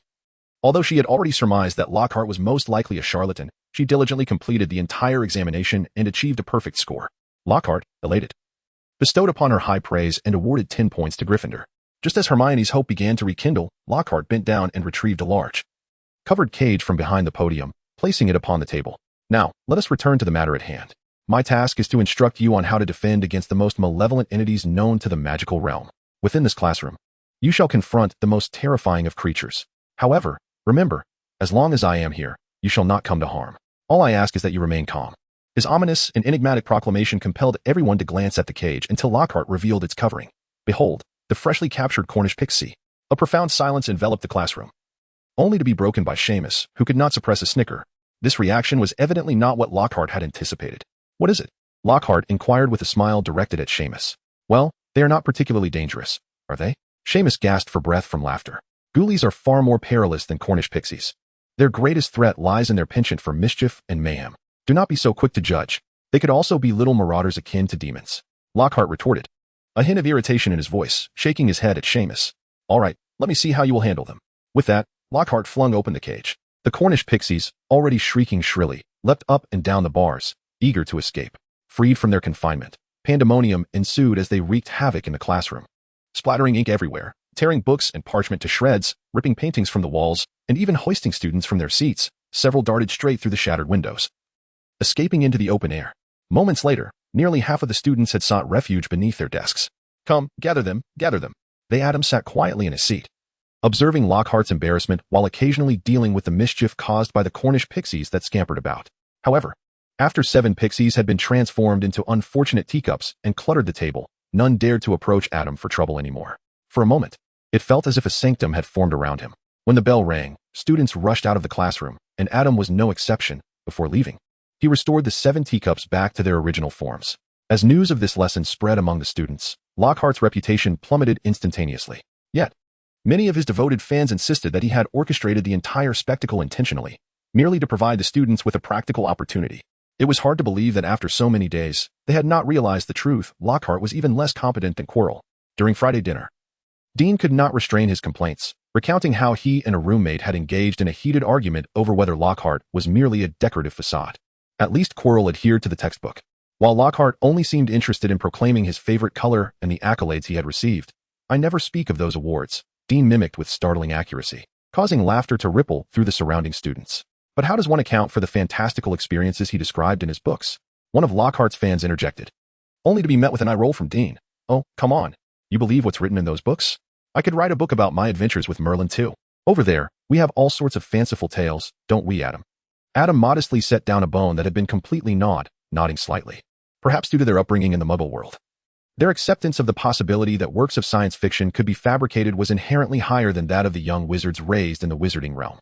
That evening, in the common room, Dean engaged in a lively debate with his fellow witches and wizards. Whenever a fan of Lockhart cited his works as proof of his prowess, he would brandish his yet-to-be-written tome, My Adventures with Merlin. In response, the fervent Lockhart supporters from Gryffindor, frustrated by Lockhart's lack of tangible accomplishments, could do nothing but seethe with impotent rage, fervently hoping that one day Lockhart would truly showcase his capabilities for all to see. Adam did not partake in the debate conference in the lounge. Instead, he retired to bed early, preparing to borrow books from the restricted section with Lockhart's sign list the following day. However, as if to ensure that Adam's sleep duration remained at a healthy level, he was awakened early on Saturday morning. The other teams had yet to commence their training, and this year, we must secure the first place. Amidst the cacophony, Adam sat up straight in bed, first gazing out at the misty sky with vacant eyes before shifting his attention to a groggy Harry and Wood, who had just been roused. Under Adam's scrutinizing gaze, Wood couldn't help but nervously fidget with the hem of his shirt. "So, Harry swallowed hard. "It's Oliver. He came to find me for training." "Ah, splendid. Perhaps I should offer some encouragement to the young enthusiasts of Quidditch?" Adam spoke in a light, airy tone, a wand having mysteriously appeared in his hand. "How about I transform you into a bludger? Or perhaps you would prefer to be a golden snitch?" Chapter 68. Restricted section and the room of requirement. With 2 resounding thwacks, 2 bludgers soared from the window of the Gryffindor tower, seemingly aimed at the Quidditch pitch. Indeed, the character card of Madame Hooch came in handy. Otherwise, he would never have dared to launch them both as balls, fearing they might plummet into the Black Lake. Retrieving the bat and transmuting it back into a cup of milk tea, Adam slowly turned to face his 3 roommates, who had stirred at the commotion, and offered a warm smile. "Good morning, everyone." The trio hastily nestled back under their covers, pulling the blankets over themselves. Adam wished to express that his morning irritability had dissipated. However, upon reflection, he realized that his companions were unlikely to rise early. Thus, he decided to let them slumber peacefully. As for Adam himself, having already awakened, he found it contrary to his nature to indulge in further rest, opting instead to proceed directly to the library. He retrieved a book by Lockhart from his satchel, turned to the signed page, and tore it out. With a flick of his wand, the printed text on the paper began to animate like a school of fish, transforming into a borrowing request for the restricted section in Adam's handwriting. Perfection. When Adam submitted this request to Madame Pants, although she harbored some skepticism regarding Lockhart's approval for Adam to borrow freely from the restricted section, she recalled Lockhart's eccentric behavior during their brief interactions over the past few days. After verifying the authenticity of the signature, Madame Pants permitted Adam access to the restricted area. Upon entering the restricted section with eager anticipation, Adam was met with profound disappointment. The so-called restricted books were merely deemed unsuitable for most students. They did not possess the sophistication he had hoped for.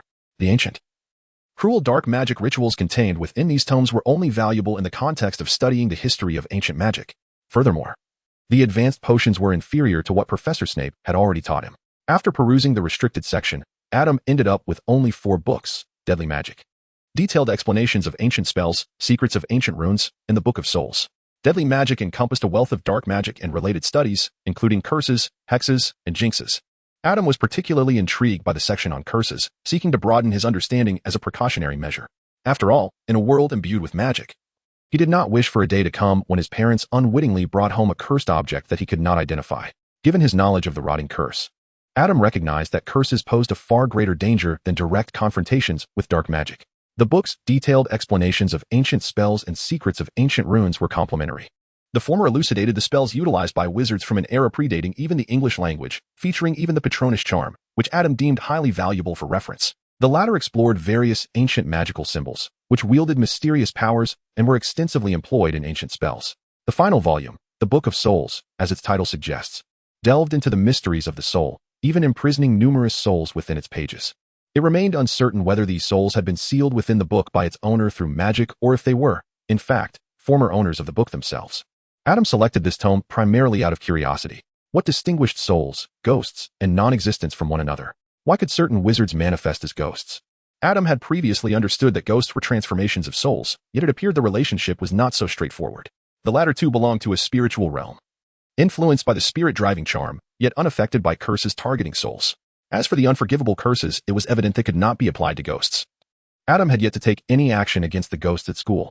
He merely hypothesized based on the conclusion drawn from an encounter between a ghost and a basilisk, reasoning that the basilisk's gaze and the killing curse should yield similar effects, both resulting in instant death. While processing the borrowing documentation for these 4 books, Madame Pants's gaze grew increasingly peculiar, yet Adam maintained a facade of composure, betraying no hint of guilt.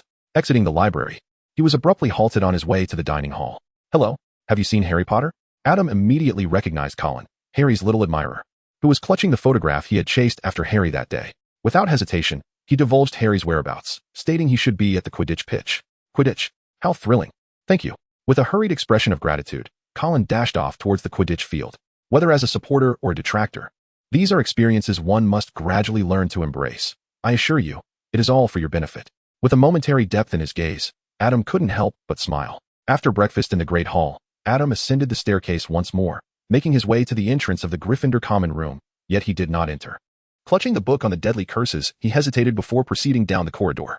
He walked until he reached the tapestry depicting the troll bludgeoning the hapless Barnabas, then turned back, only to retrace his steps as a doorway abruptly materialized upon the blank stone wall. Surprise adorned his face, as he was genuinely astonished by the sight of the room of requirement for the first time. Pushing the door open, Adam stepped into the suddenly revealed chamber. The room boasted a comfortable sofa and table, with candles illuminating the space perfectly, neither blinding nor too dim. In a distant corner stood a dummy intended for spell practice. It undeniably catered to Adam's needs, living up to its name. Settling comfortably into the soft sofa, Adam perused the book on the deadly curses as if reading a bedtime story, occasionally experimenting with the dummies. Naturally, he encountered spells that could not be tested on the dummies. The nosebleed curse, could it really induce a ceaseless flow of blood? Quite intriguing, but alas, the dummies did not bleed. The blasting curse? How curious, considering he had previously used the intral expelling curse on that brat Malfoy. It was surprising to discover a spell specifically designed for such purposes. Regrettably, this spell could not be tested on the dummies either. But perhaps one day he could seize an opportunity to try it on Malfoy and see which spell proved more powerful. When learning spells, it is inevitable to envision the scenarios in which they would be employed. Thus, as Adam exited the room of requirement, a mischievous grin lingered on his face, reminiscent of the pranks of Fred and George. As he passed the Gryffindor common room, he inadvertently collided with a fellow student who had just been pranked by Fred and George the previous night. Upon seeing Adam's smile, they nearly succumbed to PTSD. Chapter 66. The upcoming end of the tutoring session. After finishing lunch in the Great Hall, Adam prepared to return and gather his things for Professor Snape's class.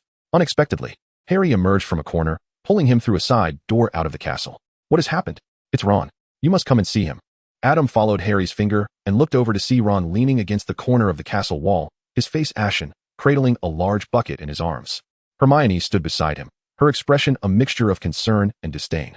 Upon noticing Adam's arrival, Ron raised his hand in a feeble greeting, but then his complexion suddenly changed.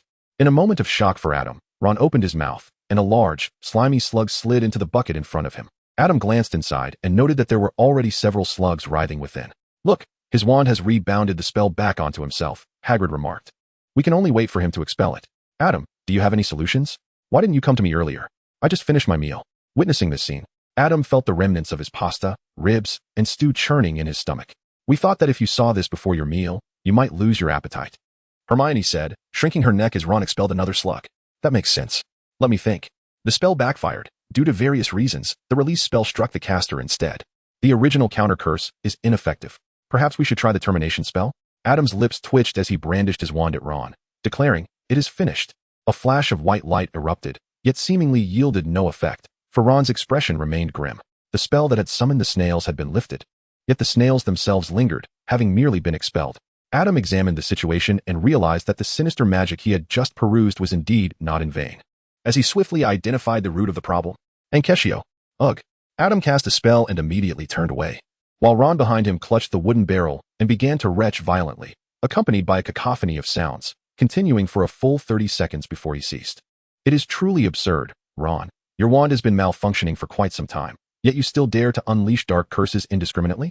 Just yesterday, your wand flew off and struck Professor Flitwick on the head, leaving quite a mark. Adam utilized the vanishing spell to promptly remove the wooden barrel. This action was prompted by Malfoy's derogatory comment towards Hermione, referring to her as a mud-blood, which incensed Ron, supporting the still feeble Ron on either side. Harry elaborated on the meaning of mudblood, a term he and Hermione had learned from Ron and Hagrid. It appears young Malfoy has resumed his mischief. When we encounter him next, I shall experiment with a combination of the crying jinx, nosebleed charm, vomiting spell, and the uncontrollable diarrhea curse, allowing him to experience a thorough understanding of distress. Well, with that matter resolved, I must attend class now. I shall take my leave. Adam greeted and proceeded towards the castle, where he encountered Professor McGonagall in the foyer. She was there to summon Ron and Harry, informing them of their detention. After directing Professor McGonagall, Adam had no time to return to the dormitory for a respite and made his way directly to Professor Snape's office. Good afternoon, Professor. Adam habitually greeted his surroundings, preparing to commence the day's tasks, when unexpectedly, the usually reticent Professor Snape spoke up. Once this potion is completed, you need not return. What? A pouch of African tree snakeskin powder nearly slipped from Adam's grasp into the cauldron. Did I err in some way? No.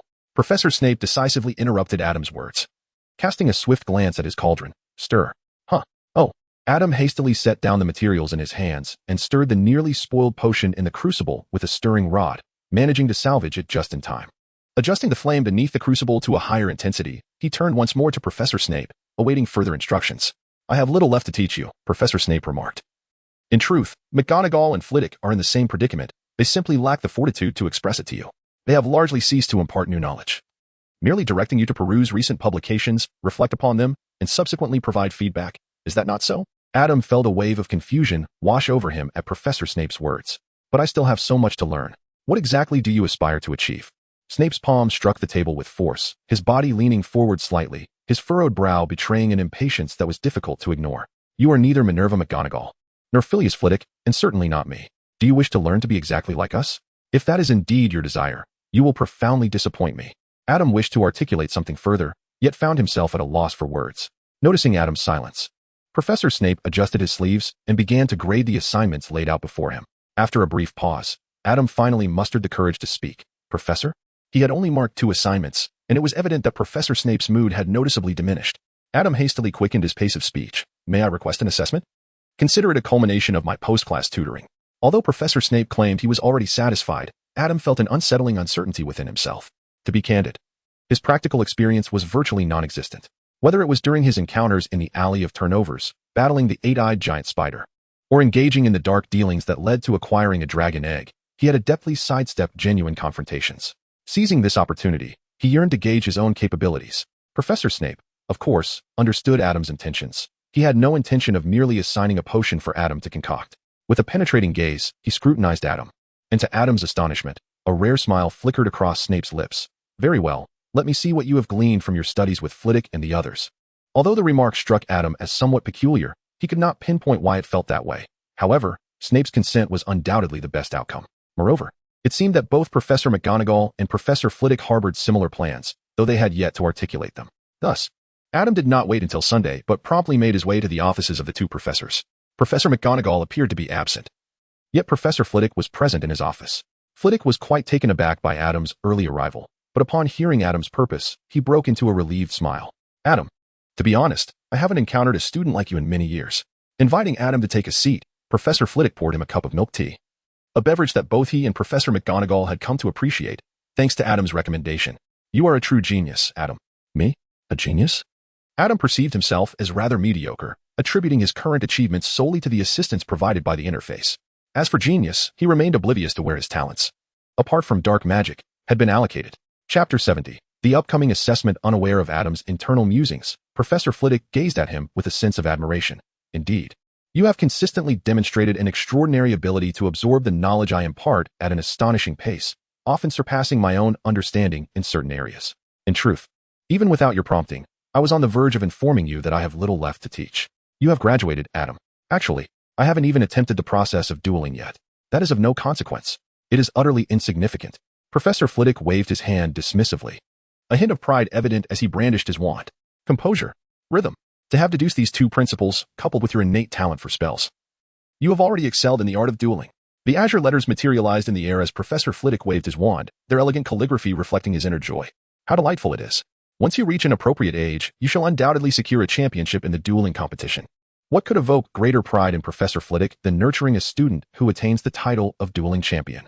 Perhaps it is simply the fulfillment of his role as a professor, having guided a champion to victory. Adam silently apologized to himself, aware that by the time the moment arrived, he might have already packed up and fled. Nevertheless, he seized the opportunity to propose. How about we find a chance to test my learning outcomes? Professor Flitwick's eyes sparkled with interest as he waved his hand, dispersing the words floating in the air. Excellent. Let me ponder this. I shall prepare and send you a message when the time comes. Thank you, Professor. Adam expressed his gratitude, leaving with a sense of fulfillment. Upon exiting Professor Flitwick's office, Adam intended to visit Professor McGonagall's office in hopes of good fortune. Unexpectedly, he encountered Malfoy and his gang on the staircase. Perhaps haunted by the lingering effects of a previous fall, Malfoy shuddered upon seeing Adam, yet soon held his head high, pretending not to see Adam as he strode past. Crabbe and Goyle, flanking him, occupied the staircase entirely, barreling straight toward Adam. Don't they realize I've grown taller this year? Adam raised an eyebrow and refused to yield, colliding directly with them. With a thud, Adam, infused with the bloodline of a fire dragon, remained unfazed in his descent, while the forceful Crabbe and Goyle were sent tumbling backward, rolling down the stairs like overturned gourds, ultimately crashing into a suit of armor. Malfoy stared in disbelief at the scene before him, feeling an overwhelming sense of humiliation, despite the absence of witnesses. Just then, Adam nodded thoughtfully, and then made the same request to practice with the professor. Upon hearing this, Professor McGonagall seemed to awaken from her drowsiness. Oh, certainly. When would you like to do so? Observing the eager anticipation in Professor McGonagall, Adam felt an imaginary bead of cold sweat trickle down his forehead. It appeared that she was even more excited than he was. I am available at your convenience. Professor, just let me know when you have time. Let me think. McGonagall replied, slightly calming herself. After some contemplation, she realized that it could not be arranged casually. Not only did the timing need consideration, but the venue required adequate preparation as well. How about this? You return for now, and I will notify you when the time comes. All right, Professor. After leaving Professor McGonagall's office, Adam returned to the dormitory, aware that he needed to prepare thoroughly, just like the several professors. Upon entering the dorm, Adam stumbled upon Harry and Ron, both wearing glum expressions. What is the matter? He inquired. We are going to be in detention tonight. Oh. Adam nodded knowingly and returned to his bed, contemplating how to confront the assessments of the professors. How would they challenge him? What spells would he employ in response? Was it merely a singular ordeal? The two felt somewhat wounded. What else could it be? Did they not frequently find themselves in confinement? They ought to have grown accustomed to it by now. Moreover, they should consider the reason behind their current predicament. They deserved it. Upon hearing Adam's nonchalant reply, Harry and Ron exchanged glances and sighed in resignation. Hermione had just expressed a similar sentiment. During dinner, Adam received notes from the professors, each inscribed with the identical message, 11 o'clock tonight, in the Great Hall. 11 o'clock after curfew, and in the Great Hall? Most importantly, why were all three professors convening at the same time and place? It couldn't be. Minutes before 11 that evening, Adam arrived at the entrance of the Great Hall, but hesitated to step inside. The long tables had seemingly vanished, and the expansive interior was arranged into a rectangular platform. Stone sentinels, armed with weapons, surrounded the platform, where his three esteemed professors stood side by side. Adam, you've arrived. Come forth, we are prepared. Professor McGonagall's excitement was palpable. In stark contrast to her enthusiasm, Adam felt a tremor in his legs. Professor McGonagall, what is this? Even for an assessment, a 1 against 3 is excessive. With Professors McGonagall, Flitwick, and Snape, along with the surrounding statues, it seemed they intended to pit him against Voldemort himself. Chapter 71. Transfiguration Duel during dinner. We discussed you and realized that you had scheduled assessments with all 3 of us. Since we needed to arrange the venue anyway, we decided to consolidate the 3 assessments into one, Flitwick remarked, looking quite dapper in a tailored tailcoat, having traded his usual unkempt appearance for a polished look. Now, come along, Professor Snape interjected impatiently, perhaps eager for the proceedings to commence. With a mixture of trepidation, Adam stepped onto the rectangular dueling platform. Professors, may I inquire if I am to battle all 3 of you simultaneously? Professor McGonagall paused, then chuckled lightly. Oh, of course not. We are merely awaiting your arrival. As she spoke, Professors Flitwick and Snape descended from the dueling platform and took their seats in the faculty area. Adam even noticed them clapping their hands, prompting an assortment of drinks and snacks to appear before them. Was this a mere spectacle? Do not lose focus, Professor McGonagall cautioned. Adam swiftly turned to Professor McGonagall, drawing forth his wand. The two adhered to the formalities of dueling, bowing with their wands raised, before turning to take their positions on the respective sides of the dueling platform. Stone Guardian, arise. In the moment they turned away, Professor McGonagall waved her wand, summoning a statue from the audience to stride forth onto the dueling stage. Professor, you never taught me this. Adam's expression darkened at the sight of this maneuver, questioning if Professor McGonagall truly intended to engage him as Voldemort would. When you become the Transfiguration Professor, I shall impart this knowledge to you, she responded with a smile, deftly maneuvering the statue while maintaining her composure. Clear water, like a spring. With a swift motion of Adam's wand, an incessant surge of magical energy poured forth, causing torrents of water to erupt like a fountain from the path traced by the wand, enveloping and shattering the heavy statue. With a flick of his wand, Adam directed the waters to split into several streams, converging upon Professor McGonagall. Splendidly executed. As the water approached, Professor McGonagall took a moment to applaud Adam in astonishment. Then, with a graceful leap, she transformed midair into a tabby cat, slipping through the gaps in the oncoming deluge as if made of liquid. As she landed, she reverted to her human form and cast a vanishing spell to disperse the water behind her. Adam's lips twitched as he realized that Professor McGonagall could effortlessly dispel his water, whereas he was unable to remove the school's statue. Even if he shattered it, he could at least repair the remnants. However, should he cast a vanishing spell, he would likely have to sculpt a replacement himself. Furthermore, to utilize an animagus in such a manner, the flames blazed fiercely. Following the torrent of water, fire began to rage upon the dueling platform, coalescing into a dragon's head that lunged towards Professor McGonagall. The shattered stone from the statue was transformed by the professor into birds, which then surged toward Adam, only to revert back to rubble as they were engulfed by the flames. With experience in manipulating the fierce fire, Adam's wand displayed a deftness in the flame's transformation that was evidently superior. Perhaps wary of singeing her fur, Professor McGonagall refrained from transforming into a cat this time, instead extending her wand to contest the control over the flames with Adam. The fire twisted and morphed in the air above the dueling platform, oscillating between the forms of a dragon's head and a lion's head, until both wielders simultaneously waved their wands, splitting the flames into two. The larger mass transformed into a dragon's head, which devoured the smaller lion's head in one swift motion, ultimately dissipating into nothingness. In an unspoken understanding between them, the victor had been determined. After both bowed with their wands in hand, Professor McGonagall, filled with surprise yet tinged with curiosity, inquired, Adam, what has transpired with your magical prowess? As someone who had tutored Adam for a year, how could she not perceive the shift in his magical abilities? I have grown significantly over this holiday. Is there an issue, Professor? Adam exhibited a look of uncertainty. Professor McGonagall glanced at Adam, whose height had increased significantly, and recalled the change in his eye color, nodding thoughtfully. It is indeed somewhat unusual, but I believe this should be a positive development. You need not worry. This is truly a good thing. Minerva, Adam must have experienced a bloodline resurgence. A sudden voice broke the conversation, and all turned to see Professor Dumbledore enter through the side door, clad in purple star-patterned pajamas. Adam nodded in greeting, and Professor Dumbledore returned the gesture with a warm smile. Do not fret. Just as your prophetic gifts, these abilities are innate to you, and they have merely come to fruition today. After reassuring Adam, Professor Dumbledore cast a glance at the chaos on the dueling platform and clapped his hands. Instantly, the debris soared off the stage, reassembling into statues, while traces of water and fire gradually faded away. Adam marveled at the display before him, recognizing it as the culmination of a century's worth of mastery possessed by the mightiest of wizards.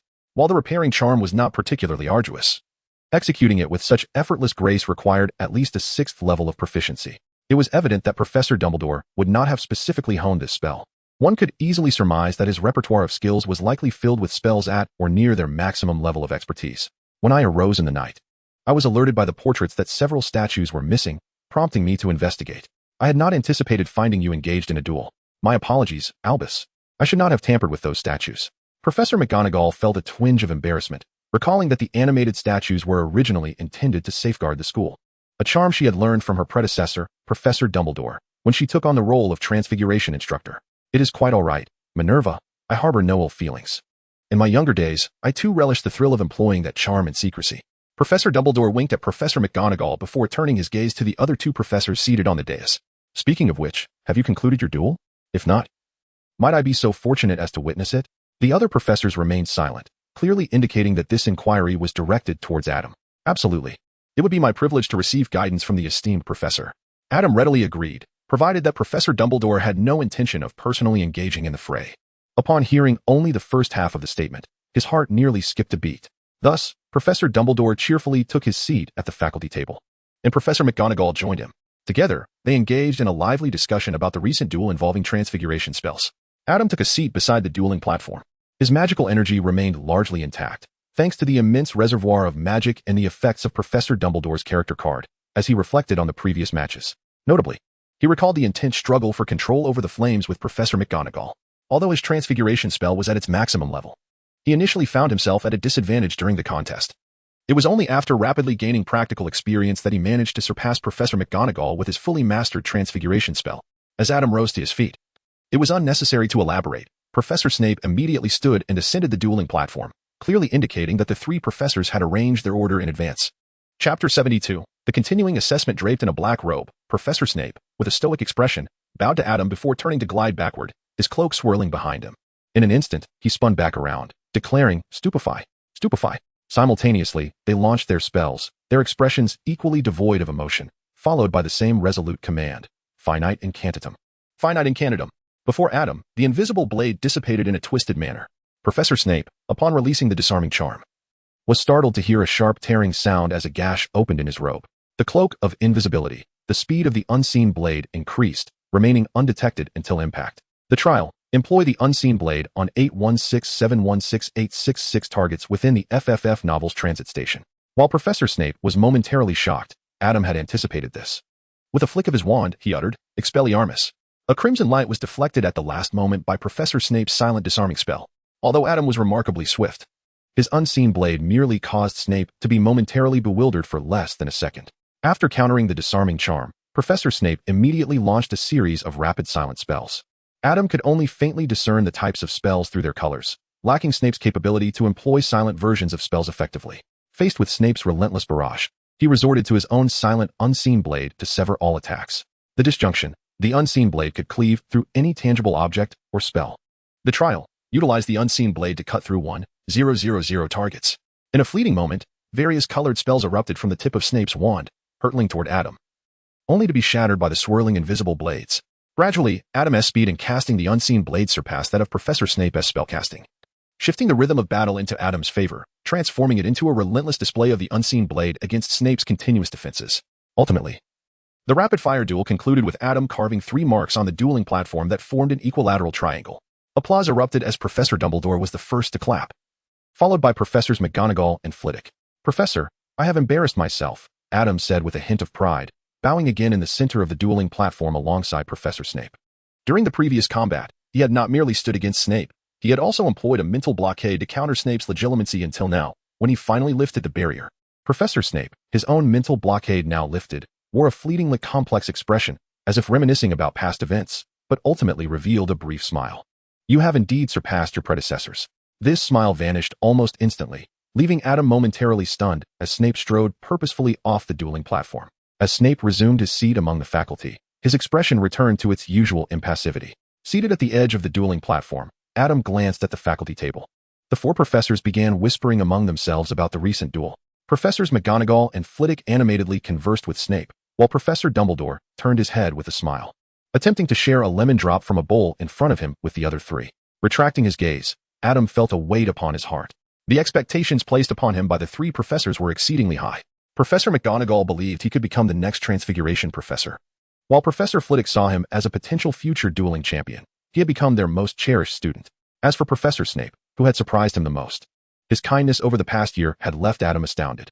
Were it not for witnessing Lily Evans and Snape's memories, he might have thought he resembled Harry's mother more than Harry did. However, it became evident that this was not mere affection for others, but a genuine love for his student. Yet, burdened with such love, Adam knew that his future would not align with their expectations. He might even choose to leave Hogwarts during the climactic battle of his 7th year. Was it worth wagering his life for this? Life, indeed, is what I desire. Honor, too, is what I yearn for. Can one attain both? I must strive to grow stronger. Perhaps if I become sufficiently powerful, I can achieve both. Perhaps if I grow strong enough, I shall no longer be so conflicted. Rising once more, Adam, infused with unprecedented determination, caught the attention of Professor Flitwick, who bowed in return. The two retreated to their respective positions, turned, and raised their wands. Expelliarmus! Expelliarmus! 2 beams of red light converged in midair. Yet both nearly simultaneously canceled their spells and initiated a new round of attacks. Much like his earlier encounters with Professors McGonagall and Snape. Although all 3 professors were primarily mentors, this was indeed an evaluation. Adam refrained from employing any spells beyond what he had learned in Professor Flitwick's supplementary lessons, resulting in an increasingly challenging stalemate. Thankfully, his mastery of the shield charm ensured that, while the situation was precarious, he would not be defeated. Nevertheless, facing the former dueling champion, who remained as formidable as ever, Adam felt unprecedented pressure, all the while rapidly absorbing valuable experience from this arduous predicament. Excellent. Truly remarkable. Just like that, Adam struggled to hold his ground, while Professor Flitwick fought with remarkable vigor, unleashing astonishing magical power from his petite frame. His attacks flowed like an unceasing torrent, and his defenses were impenetrable. Simultaneously, he adeptly restrained and hindered, weaving spells that clashed and intertwined like a symphony, each note perfectly harmonizing with the next. A violent explosion erupted, shrouding the arena in a thick cloud of dust. It was Professor Flitwick's thunderous blast. Adam, unable to discern the direction in the chaos, instinctively cast a disarming charm ahead, feeling his wand collide with another spell. As the dust gradually settled, flickering red lights illuminated the scene, with Adam and Professor Flitwick's disarming charms clashing midair. Except for specific curses, such as the killing curse, the brilliance of spells was not blindingly bright, allowing Adam and Professor Flitwick to observe each other's expressions clearly. Adam gritted his teeth, narrowing his eyes, while Professor Frivy exhibited a similarly determined demeanor. A spark of crimson light flickered back and forth between the two, caught in a stalemate. Adam's demeanor was, in truth, partially feigned. He was exerting approximately 80% of his strength. Whether it was the bloodline of the fire dragon or another lineage, or perhaps a combination of both, his magical output surpassed that of most adult wizards. It is noteworthy that although he could presently rival many adult sorcerers, he was still a mere 12 years old. Neither the dragon blood potion nor the enhancement of his lineage could alter his age. Thus, as he continued to mature, his various attributes, like those of other young wizards, would also see further enhancement. The professors seated at the teacher's table were evidently unaware of this fact. To them, Adam appeared to be performing beyond his capacity. They understood that the outcome of this match had already been tacitly determined between master and apprentice, resting solely on this spell, even prompting Professor Dumbledore to lean forward slightly in anticipation. In the final moments of the duel, Professor Flitwick deliberately created an opening, allowing Adam to secure victory just before he seemed to exhaust his magical energy. Reaching out, he caught the wand of Professor Flitwick as it flew back, and breathlessly approached to return it, bowing respectfully. "Thank you for your guidance, Professor." "I should be thanking you, Adam. It has been quite some time since I've enjoyed myself so thoroughly," Professor Flitwick replied, unable to conceal his delight. "You have officially graduated. In fact, even if you were to enter a duel tournament now, you would likely emerge as champion, though alas, underage wizards are not permitted to compete." "What a splendid duel!" Professor Dumbledore exclaimed, raising his cup and downing its contents, then rising to applaud Adam.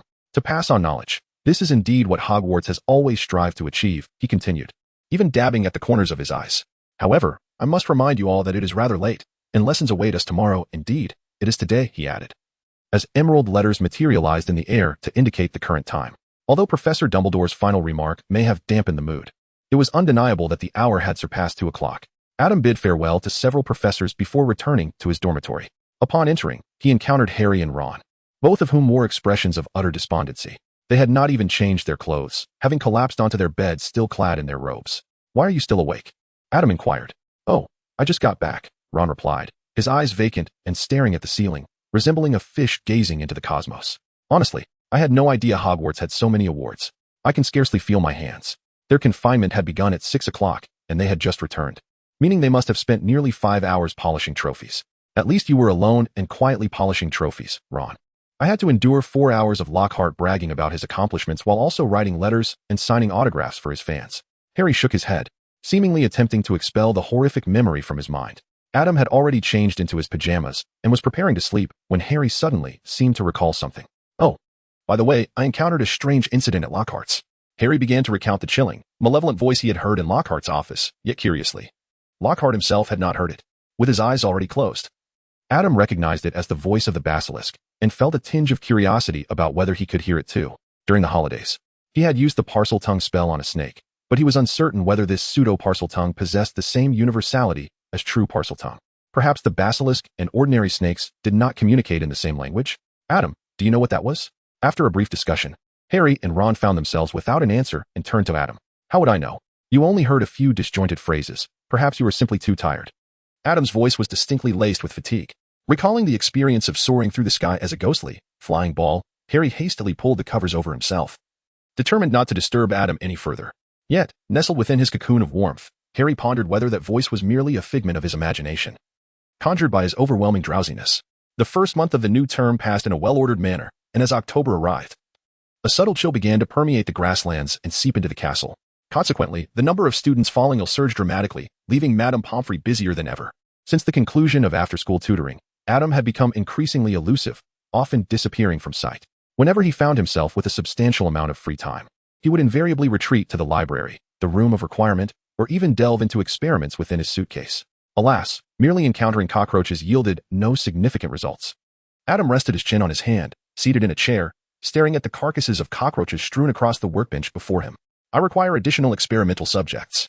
The fifth-tier space had once again been modified by Adam, and while the surrounding sea of deceased cockroaches remained unchanged, their numbers had increased significantly, particularly upon the central island. This island had been transformed into a laboratory, and in contrast to the potion laboratory in the second-tier space, this area was primarily utilized for experimenting with spells he had altered, even delving into the realm of dark magic. The heightened danger rendered this laboratory stark and austere. The entire laboratory embraced a minimalist aesthetic, predominantly fashioned from large blocks of stone, roughly cut and contorted, unbothered by any potential damage. Naturally, the cockroaches originally inhabiting the island became Adam's first batch of experimental subjects. However, while they sufficed for testing functional spells, they proved too fragile for the trials involving dark magic. He now sought subjects with greater vitality, more resilient to experimentation. The first-year giant was a promising candidate, as was the three-headed dog, though the former had already been dealt with by the professor, and the latter was under Hagrid's care and thus off-limits. Emerging from his suitcase and settling on the bed with Tom in his arms, Adam began contemplating potential candidates for his experiments. To clearly assess the effects of his modified dark magic, the subjects would need to possess a certain level of strength. Goblins, ghouls. Yet, such creatures would be essentially disposable, requiring a sufficient quantity for effective testing. The cage of Cornish pixies from Gilderoy Lockhart's last escapade was a suitable option, plentiful in number, though it remained uncertain who had dealt with them subsequently. Perhaps other magical creatures? The Kneazle? The Snidget? These were far too endearing to consider as subjects. Meow. Tom, who had been purring contentedly while kneading the blanket, suddenly seemed to sense something amiss, flipping onto his back and letting out a loud meow, his fur standing on end. What is it, Tom? Did you have a nightmare? Fear not, dear friend. Adam, feeling a twinge of guilt, embraced Tom tightly, hastily smoothing his hair back into place. Larger, more formidable magical creatures could be employed repeatedly, while weaker ones, such as the Thestral, Merfolk, and Centaurs, had their limitations. The more powerful beings, like the Griffin, Unicorn, Nightmare, Basilisk, and the Horned Serpent, were even rare. Aside from the Centaur and Unicorn, none of these creatures resided within the school. Although Merfolk could be found in the Black Lake, capturing one would create quite a commotion. As for the more potent magical creatures classified as XXXXX by the Ministry of Magic, their presence at the school was nearly impossible. What? Why isn't the Acromantula included? You may ask. That creature was a source of venom, vital to Adam's financial endeavors, and it was best for them to remain in the Forbidden Forest to thrive. After much contemplation, Adam found himself contemplating the possibility of the basilisk, yet the ramifications on Harry's development loomed large in his mind, compelling him to abandon that idea. In truth, he had another option. Ron's pet Scabbers, or rather, Peter Pettigrew, could serve as an adequate test subject. Though the loss of the rat would certainly condemn Sirius to a lifetime behind bars, it was a sobering thought. Harry had endured enough hardship. And even if this godfather were released, their time together would be fleeting. Adam had no intention of obstructing their reunion. Ultimately, he could not discern a suitable subject for his experiments. With a sigh, Adam exited the dormitory, gazing out the window of the common room at the relentless downpour beneath the somber sky. Chapter 74. The petrified Mrs. Norris. Adam ascended the staircase, his destination set for the basement. It was already evening, and he had become so engrossed in his experiments that he missed dinner, compelling him to seek sustenance from the house elves in the kitchen. Upon returning from the kitchen, having indulged in a hearty meal, the Gryffindor common room buzzed with life. As the Quidditch team members returned from their training, not far from the fireplace, Adam had transformed a chair into a cozy armchair. And it wasn't long before Harry spotted him and extended an invitation. A commemorative evening gathering? Adam took a sip of his caramel macchiato, a delightful result of his recent enhancements to the spell of replenishing various coffees. What do you think? I wager there are hardly a few living souls who have attended such a soiree, Hermione remarked with a hint of anticipation. Thank you for the invitation, but I must confess, I have little interest in a ghostly anniversary gathering. Indeed, there are scarcely any living beings who partake in a spectral memorial, for it is not a realm suited for the living. However, if you are curious, it would not hurt to have a look, especially since Harry has already consented.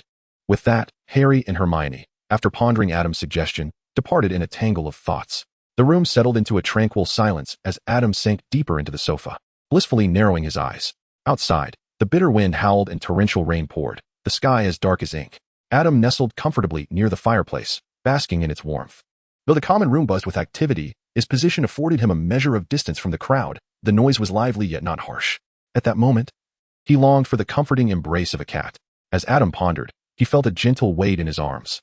A furry little creature had scampered onto his robe and nestled between his legs, Tom, having wandered out from the dormitory. Such is life. Just as Adam began to drift into a reverie, a sudden cacophony erupted in the common room, prompting him to open his eyes. A fire lizard, sparking with vibrant embers, spiraled past him, unleashing a cascade of orange stars from its mouth.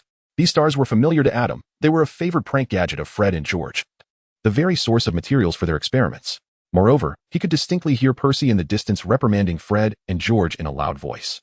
Sleeping in Gryffindor's common room and being disturbed was, in a way, to be expected.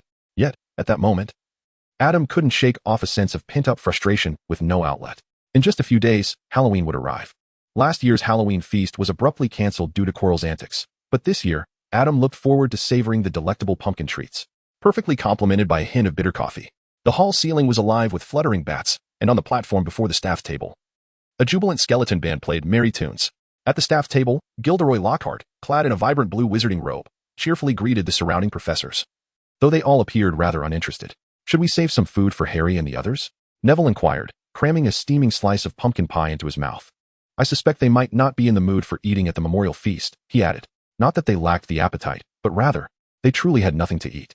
Adam pondered for a moment and, with a flourish of his wand, conjured a meal box filled with pumpkin pie, roasted pumpkin, roasted meat, pudding, and bat-shaped candies, along with a jug of pumpkin juice. The feast was a delightful homage to the culinary delights of Halloween. After a satisfying dinner, Professor Dumbledore clapped his hands, signaling the conclusion of the meal, and instructed the prefects to escort their classmates back to their respective dormitories. As they made their way back, Adam and Neville engaged in lively discussion about the repast they had just enjoyed.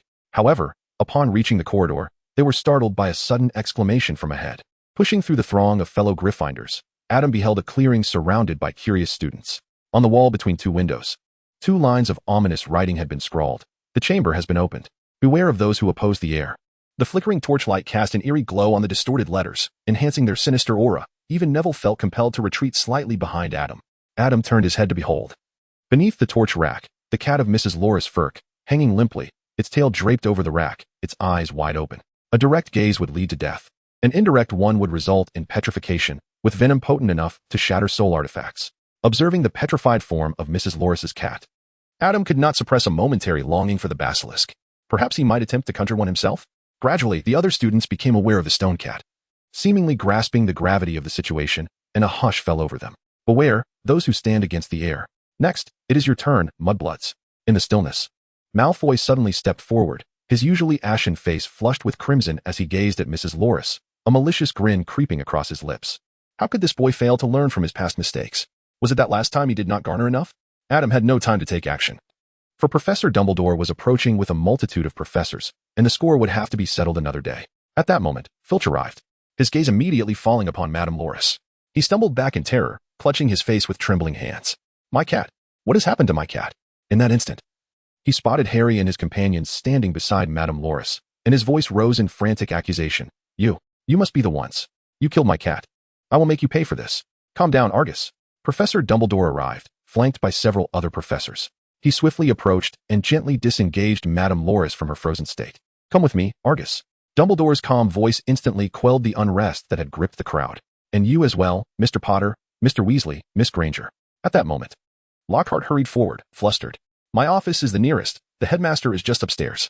Thank you, Gilderoy, Dumbledore replied, cradling Madame Loris as he led Harry, Filch, and the others away.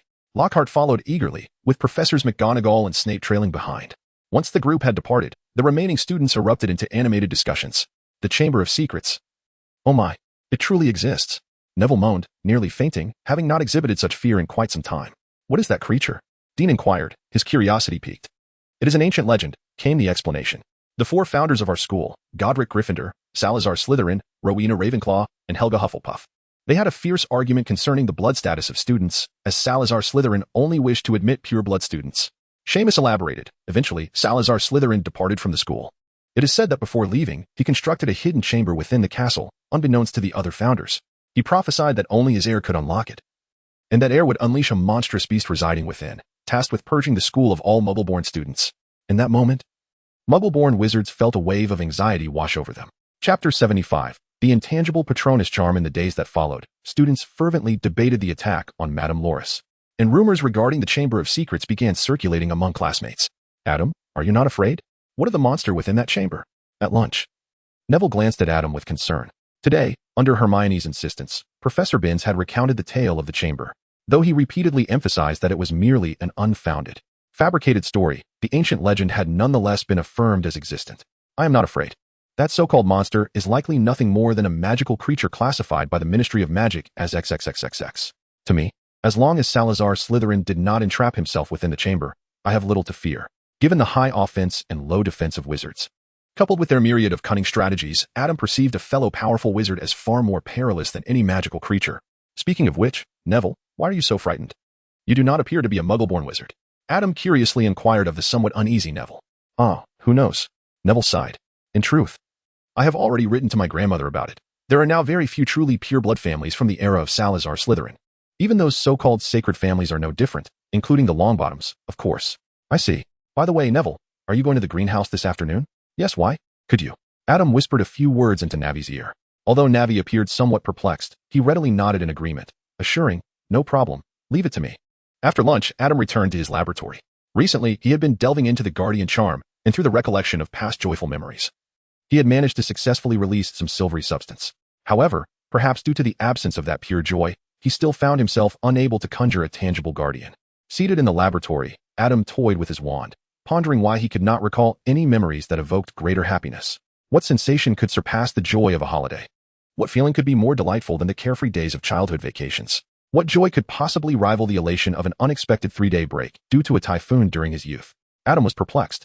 This joy, even in retrospect, elicited an uncontrollable happiness within him, surely no less than the exhilaration Harry felt during his inaugural flight on a broomstick. Why, then, could he not conjure a corporeal Patronus? Was his proficiency still insufficient? Expecto Patronum. A delicate stream of silvery substance erupted from the tip of his wand, swirling gracefully in the air before dissipating into nothingness. Or perhaps, do I require a Dementor to instill some pressure upon myself? Adam withdrew his wand, resting his chin on one hand. Something was amiss. With the Patronus charm at his disposal, playing with Dementors felt akin to molding clay, as they posed no real threat to him.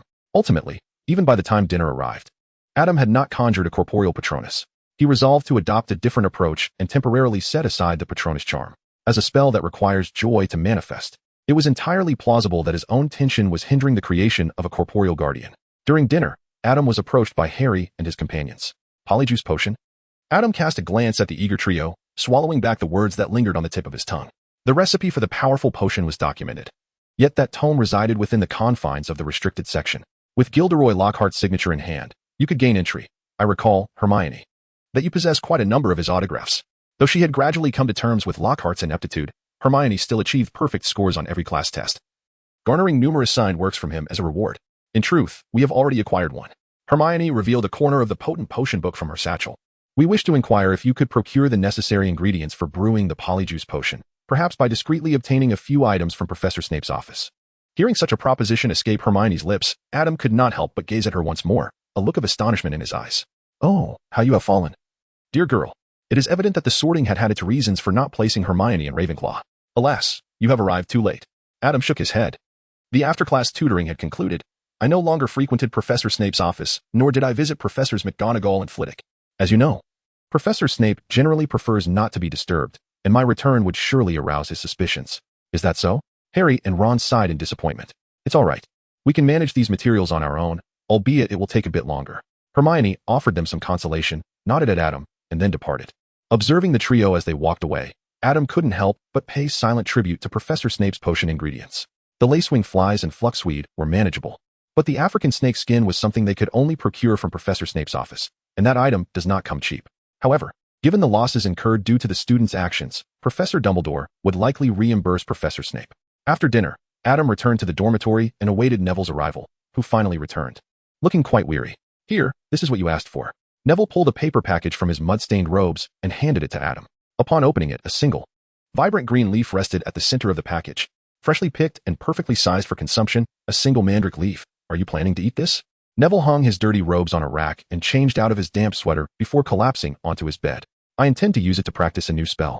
Indeed, it was an exceptionally suitable mandrake leaf. Adam tucked the paper package away and magically cleaned Neville's robes. It meets all the requirements. Thank you, Neville. No need for thanks. Neville waved his hand dismissively. Reviewing the knowledge of mandrake in his mind, he suddenly looked up at Adam. Adam, you're not thinking of practicing Animagus, are you? It was previously mentioned that the primary effect of mandrake is to restore transformation effects, but typically, it is the roots that are used medicinally, while the leaves are rarely employed. The use of mandrake leaves in relation to practicing a specific spell can only pertain to one situation, Animagus. That's correct. Would you like to join me? Adam gazed at Neville. Perceiving that Neville's transfiguration spell was rather commendable, certainly superior to that of the diminutive Peter. If Peter could achieve Animagus status with the assistance of James Potter and Sirius Black, there was no reason Neville could not do the same. Perhaps I should refrain from further commentary. Neville hastily waved his hand. I merely wish to caution you that this spell is perilous and the likelihood of failure is considerable. You must be mentally prepared. Rest assured, I am well aware.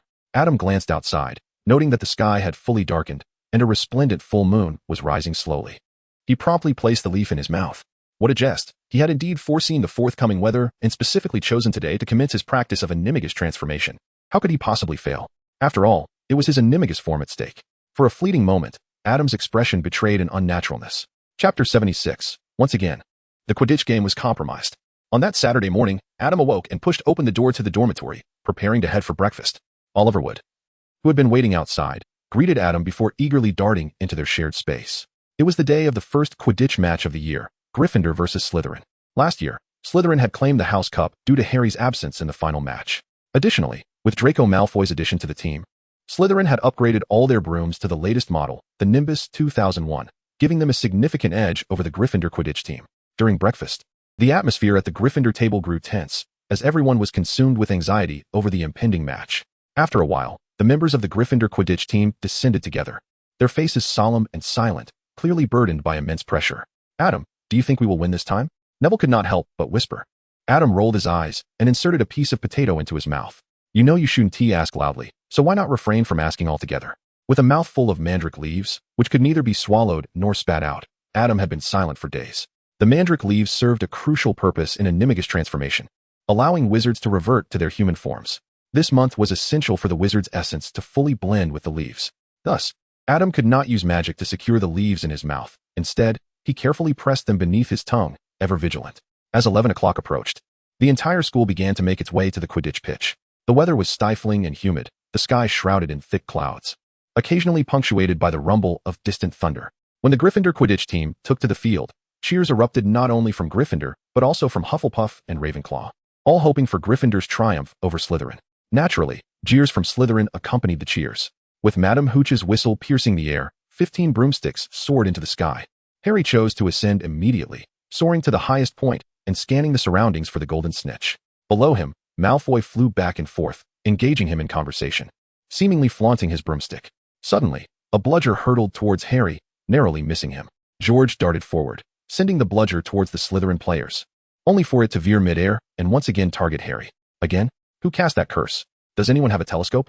Ron slammed his hands against the railing in frustration. Once more, Harry dodged the bludger's assault. This time, George aimed the bludger at Malfoy, but it again turned mid-flight and hurtled toward Harry. Soon, Gryffindor called for a timeout. But the bludger, too, paused at that moment.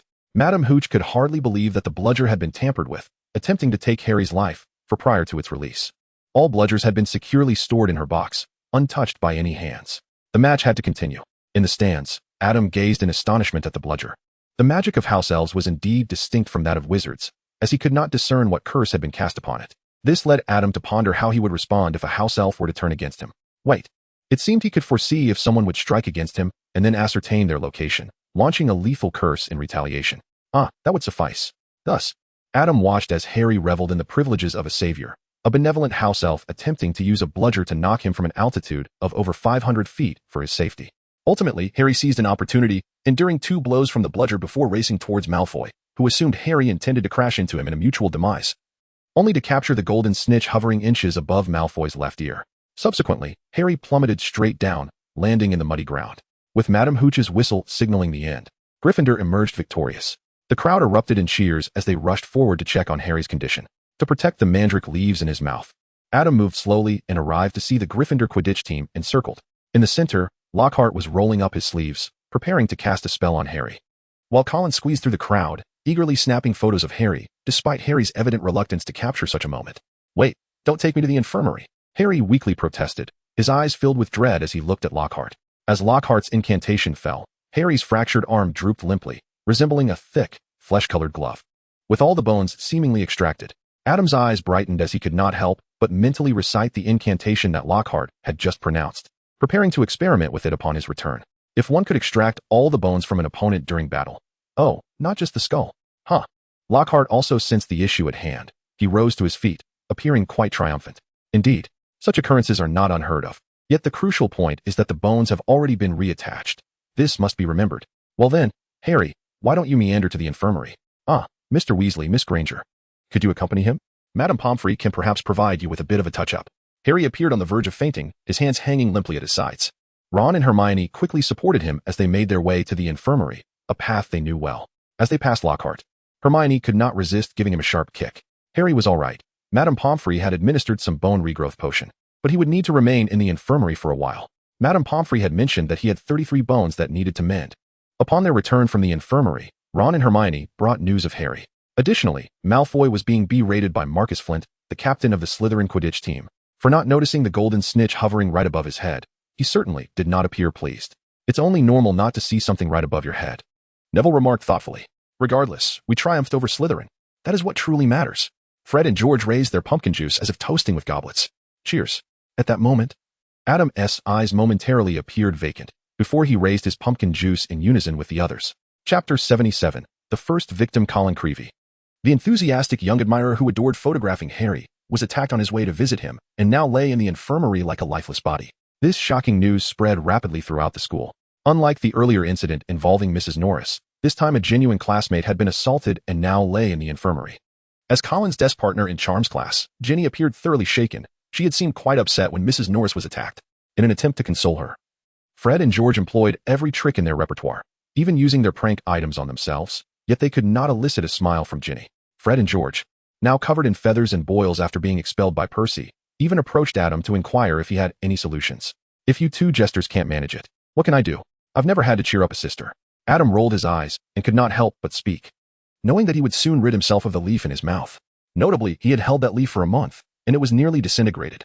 He felt that even the slightest touch of his tongue would cause it to crumble. That evening, casting aside the gloom of the previous night, the sky was clear, illuminated by the radiant moonlight that bathed the ground. After casting a silencing charm and a disguise spell upon himself, Adam made his way to the grassy area behind the castle, near the Forbidden Forest. He produced a small crystal vial filled with his saliva. Removing the leaf from his mouth, he submerged it into the vial, placing it under the moonlight, along with a strand of hair. A teaspoon of dew, sourced from a place untouched by sunlight or human presence for a full week, and a cocoon of a moth. Once these ingredients were added, the vial exhibited no reaction. The components merely coexisted as a mixture, yet it was not yet a potion. After maintaining a vacant stare for several seconds, Adam ventured into the Forbidden Forest, where he buried the vial beneath a tree. Here, until the storm 3 days later, no one would pass by, nor would sunlight reach this spot. The endeavor to achieve animagus status was largely a matter of fortune. First, the month of holding the leaf, spanning from one full moon to the next, required that the concluding full moon be clear and cloudless. Should it be obscured by clouds, he would need to begin anew with a different leaf. The subsequent step, which Adam was currently undertaking, demanded that the mixed liquid be concealed in a quiet, dark place, shielded from sunlight and disturbances until the impending storm. Depending on the storm's arrival, this could span weeks, months, or even years. The British climate ensured that storms would arrive annually, while some locales might go for years without encountering one. However, these fortuitous elements could be foreseen through Adam's divination, revealing that such reliance on luck favored the art of prophecy. Having buried the mixture, Adam returned to the castle, his first stop being the kitchen. For the sake of that leaf, he had neglected proper meals for an entire month, leaving him ravenous. After satisfying his hunger, Adam prepared a simple hamburger composed of 2 slices of toasted bread encasing cheese, mushroom bits, slices of chicken breast, and fresh lettuce. Strolling back to the common room with leisurely contentment. In the common room, everyone was engaged in the sale and exchange of protective charms and talismans. In light of Colin's recent attack, the atmosphere was rife with anxiety, prompting students to heighten their sense of self-preservation. Just days prior, Neville had even contemplated bringing a potted mandrake back to the dormitory from the greenhouse. "Look at this," Fred exclaimed as he bounced over to display a purple crystal amulet to Adam. George quickly joined him, adorned like a Christmas tree with a collection of wooden charms inscribed with obscure symbols that jingled as he moved, appearing far less refined than Fred's offering. The two were among the more level-headed of the group, seizing the opportunity to profit from the sale of charms. According to Adam's prophecy, their encounter with danger would not occur for several years, culminating in a grand battle at Hogwarts. Even if peril awaited them then, it at least suggested that they were safe for the time being, did it not? It must be said, the nature of prophecy had become quite clear to the duo. "I have no interest in this." Adam, knowledgeable from his studies of ancient magical texts, recognized the futility of these charms, but chose not to expose their ineffectiveness. "We know," Fred and George whispered to Adam, pulling him into a corner. "We just want you to cast a protective charm on these amulets, the same one you used after our explosion in the dormitory. The other students will surely trust the efficacy of the charms more. We'll handle the materials and sales. You just need to cast the spell. We'll split the profits evenly. What do you say?" Adam glanced at the collection of charms adorning George and shook his head. "I am unsure if you have ever encountered Madame Loris or Colin Creevey. Such malevolent and formidable forces cannot be warded off merely by the protective spells of these charms." Upon hearing Adam's words, Fred and George exchanged a curious glance and leaned in closer. "You know what that is, don't you? Surely, you have foreseen it." Adam cautioned, "Do not indulge in excessive curiosity. Fate is not immutable and shifts with each of your choices. The peril you may face in a distant future does not preclude the possibility of encountering other dangers in the present, particularly after your decisions have altered." Adam furrowed his brow and cautioned the two, genuinely apprehensive that they might take his prophecy, that the king would perish during the transit of Venus, as an invitation to recklessly court danger. The recent encounter with the serpent creature had been manageable, as Professor Dumbledore had been overseeing the situation, but what lay ahead? It was imperative to understand that his predictions were not of the kind that necessarily came to fruition. To illustrate, if he were to cast a death curse upon each of them, their futures would undoubtedly be irrevocably altered. Observing Adam's serious demeanor, Fred and George recoiled, abandoning their protective charms, and hastily made their exit. Adam felt somewhat uneasy and, after a moment's hesitation, consulted his divination once more to ascertain that neither of them had indeed attempted any reckless actions, which allowed him to breathe a sigh of relief. After receiving meticulous care at the Weasley household for a fortnight, the thought of the twins potentially meeting an untimely end due to his mere words weighed heavily on his conscience. How could he ever face Mrs. Molly or Mr. Weasley again if that were to happen? The twins' antics had stirred his thoughts, and Adam glanced at the burger nestled within the paper bag in his hand, sighing as he realized that the midnight snack he had prepared now seemed far less appetizing. Chapter 78.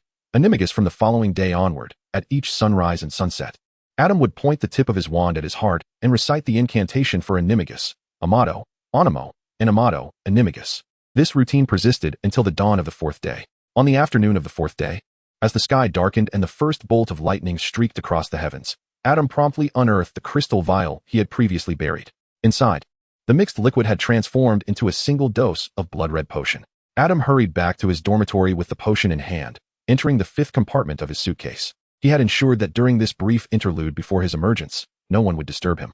With his wand pointed at his heart, Adam recited the incantation once more, Amato, Animo, and Amato, Animagus. As he felt the emergence of his second heartbeat, he uncorked the small vial and consumed the potion in one swift motion. The second heartbeat became distinct, intensifying alongside his original pulse, as a wave of excruciating pain surged from his heart throughout his entire body. Strangely reminiscent of the sensation he experienced when consuming the Dragonvein potion, the feeling enveloped him. With his eyes closed, Adam maintained a calm demeanor, fully accepting the transformation of his body. Gradually, an image emerged in his mind, a Hungarian hornet. Perhaps due to his lineage, this would be the form of his Animagus transformation. Typically, Animagus transformations are confined to non-magical creatures, while transforming into magical beings could yield unpredictable consequences. Had it not been for the prophetic vision in which he saw himself as a Hungarian hornet giving a thumbs up, assuring him of his safety, he would have certainly refrained from continuing his animagus practice. The pain persisted, and Adam could feel his form shifting, his clothes melded into his skin, and a tail sprouted from behind him. Eventually, he found himself instinctively crouching down, but upon opening his eyes, he realized his perspective had elevated. He had transformed into a fire dragon, a Hungarian hornet. The sensation of becoming an animal was already extraordinary, let alone that of a dragon. Adam curiously examined his new physique. An adult Hungarian hornet can reach a height of 50 feet, yet he estimated himself to be around 40 feet tall, perhaps due to his juvenile status, as indicated by the nearby wall. However, when equating a wizard's age to that of a fire dragon, Adam's size surpassed that of a typical hornet of the same age group, approaching that of a soon-to-mature specimen. This left Adam somewhat perplexed. Perhaps his upgraded lineage rendered him a superior individual among Hungarian hornets? Aside from his size, he appeared to embody all other characteristics of a Hungarian hornet, including black scales, bronze-colored horns and spines, and a long, spiked tail, even including. Adam opened his mouth, and a brilliant breath of fire erupted forth, swiftly scorching the stone wall ahead until it glowed a fiery red, with signs of potential melting. At long last, he could breathe fire. As a dragon with both wings and legs, Adam felt he should possess the ability to fly. However, this skill appeared to be less instinctual than the act of breathing fire. After flapping about for a while, he managed to lift off the ground, albeit in a manner more akin to fanning himself into the air rather than achieving true flight. To master the skill, Adam would likely need to observe flying creatures or even fire dragons for guidance. Once the novelty of his transformation into a dragon faded, Adam envisioned his original form. And as his perspective rapidly descended, he reverted to his human shape, a flawless animagus transformation. Retrieving his wand, he began to contemplate the uniqueness of his own animagus form. The reason for his distinctiveness was quite apparent. It stemmed from the bloodline coursing through his veins. However, he pondered why it was not that of another extraordinary creature, feeling a curious inclination to discover what that might be. Beyond the reasons, there were the implications of having an animagus that differed from others. Typically, the primary function of an animagus is disguise and concealment. A wizard in animagus form bears no perceptible differences from ordinary animals, which is why Sirius Black could deceive Dementors using his transformation. As for Professor McGonagall's adept exploitation of the fluidity of her cat form to evade harm, that was more a display of skill and species characteristics, not a recommended approach. In contrast, Adam's animagus form was even more conspicuous than his human self, making the route of stealth and disguise unfeasible. Fortunately, it seemed that Adam did not have a pressing need for concealment, given the interface-like skin of his form. The precise application of his animagus abilities remained to be explored. However, he had already uncovered an unexpected delight, the secret behind a dragon's fire breathing. After the transformation, Adam discovered that a dragon's ability to breathe fire was not reliant on any special organ but was akin to the innate magic exhibited by creatures like basilisks, the phoenix in its rebirth, or the size shifting of the avian furs. Such magic is typically beyond the grasp of wizards, as there exists a fundamental difference in the operation of magic between wizards and magical creatures. Yet, here was Adam, a wizard with a remarkably high concentration of dragon blood, who, through his animagus transformation, could comprehend the workings of a dragon's fire-breathing magic. Moreover, following his transformation, Adam sensed that his bloodline had undergone a remarkable enhancement, akin to unlocking the meridians within him. When he transformed into a Hungarian horntail, he felt an unprecedented potency of magic coursing through him. And even upon returning to his human form, that sensation persisted, as though he remained, in essence, that Hungarian horntail. Thus, Adam inhaled deeply. The magic within him began to flow in a familiar manner. As he opened his mouth, a brilliant orange-red flame leapt forth, scorching the air ahead into a distorted haze. The fire-breathing distance of the Hungarian horntail is the longest among dragons, reaching an impressive limit of approximately 50 feet. In his humanoid form, Adam's dragon breath appeared unaffected, capable of expelling flames over 40 feet, just as in his dragon form. Filled with exhilaration, as Adam's magic surged, the fiery tongue coalesced into the shape of a dragon, lunging towards the stone wall ahead. The violent explosion overwhelmed the already scorched wall, causing it to shatter under the force. Dragon breath? No, it was the enhanced, silent version of a powerful conflagration. At last, he possessed a legitimate means of attack that could be unleashed without incantations or wands. Previously, he had been utterly suppressed during his duel with Professor Flitwick, unable to cast even a single silent spell among the myriad of incantations he knew. Note, prior to this, the only spells Adam could cast silently and wandlessly were limited to the Unbreakable Vow, the Transformation Charm, and the Shield Charm, none of which possessed direct offensive capabilities. In a fit of excitement, he unleashed his dragon breath repeatedly. With time before dinner yet to pass, Adam utilized this opportunity to master the art of expelling dragon fire. Chapter 76, The Duel Club. Adam devoted nearly the entirety of December to mastering the art of flight. During this time, he also sought guidance from Athena. While he still exhibited a somewhat clumsy manner akin to that of a fledgling bird, he could at least glide through the skies with the grace befitting a dragon. Since attaining the ability to soar above the clouds, Adam realized for the first time that the space within his suitcase was rather limited. He also came to appreciate the technological sophistication of Newt's suitcase, which afforded the Thunderbird ample room to navigate. It must possess far greater capacity than his own. Perhaps it is time to pursue the achievement of spending a fortune? What could he purchase that would warrant an expenditure of 10,000 galleons? Speaking of which, what are the property prices like in the wizarding world?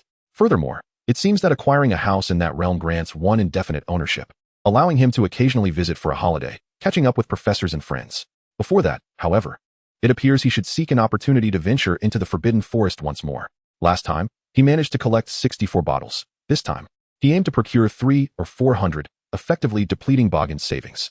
With yet another scheme forming in his mind regarding the acromantula, Adam made his way to the foyer, where he discovered a crowd gathered around the notice board, all fixated on a newly affixed parchment. A dueling club? Adam, eavesdropping nearby, suddenly wore a peculiar expression. He had encountered something intriguing in his divinations. Should he consider trying it out? Adam did not anticipate that, before he had made a decision.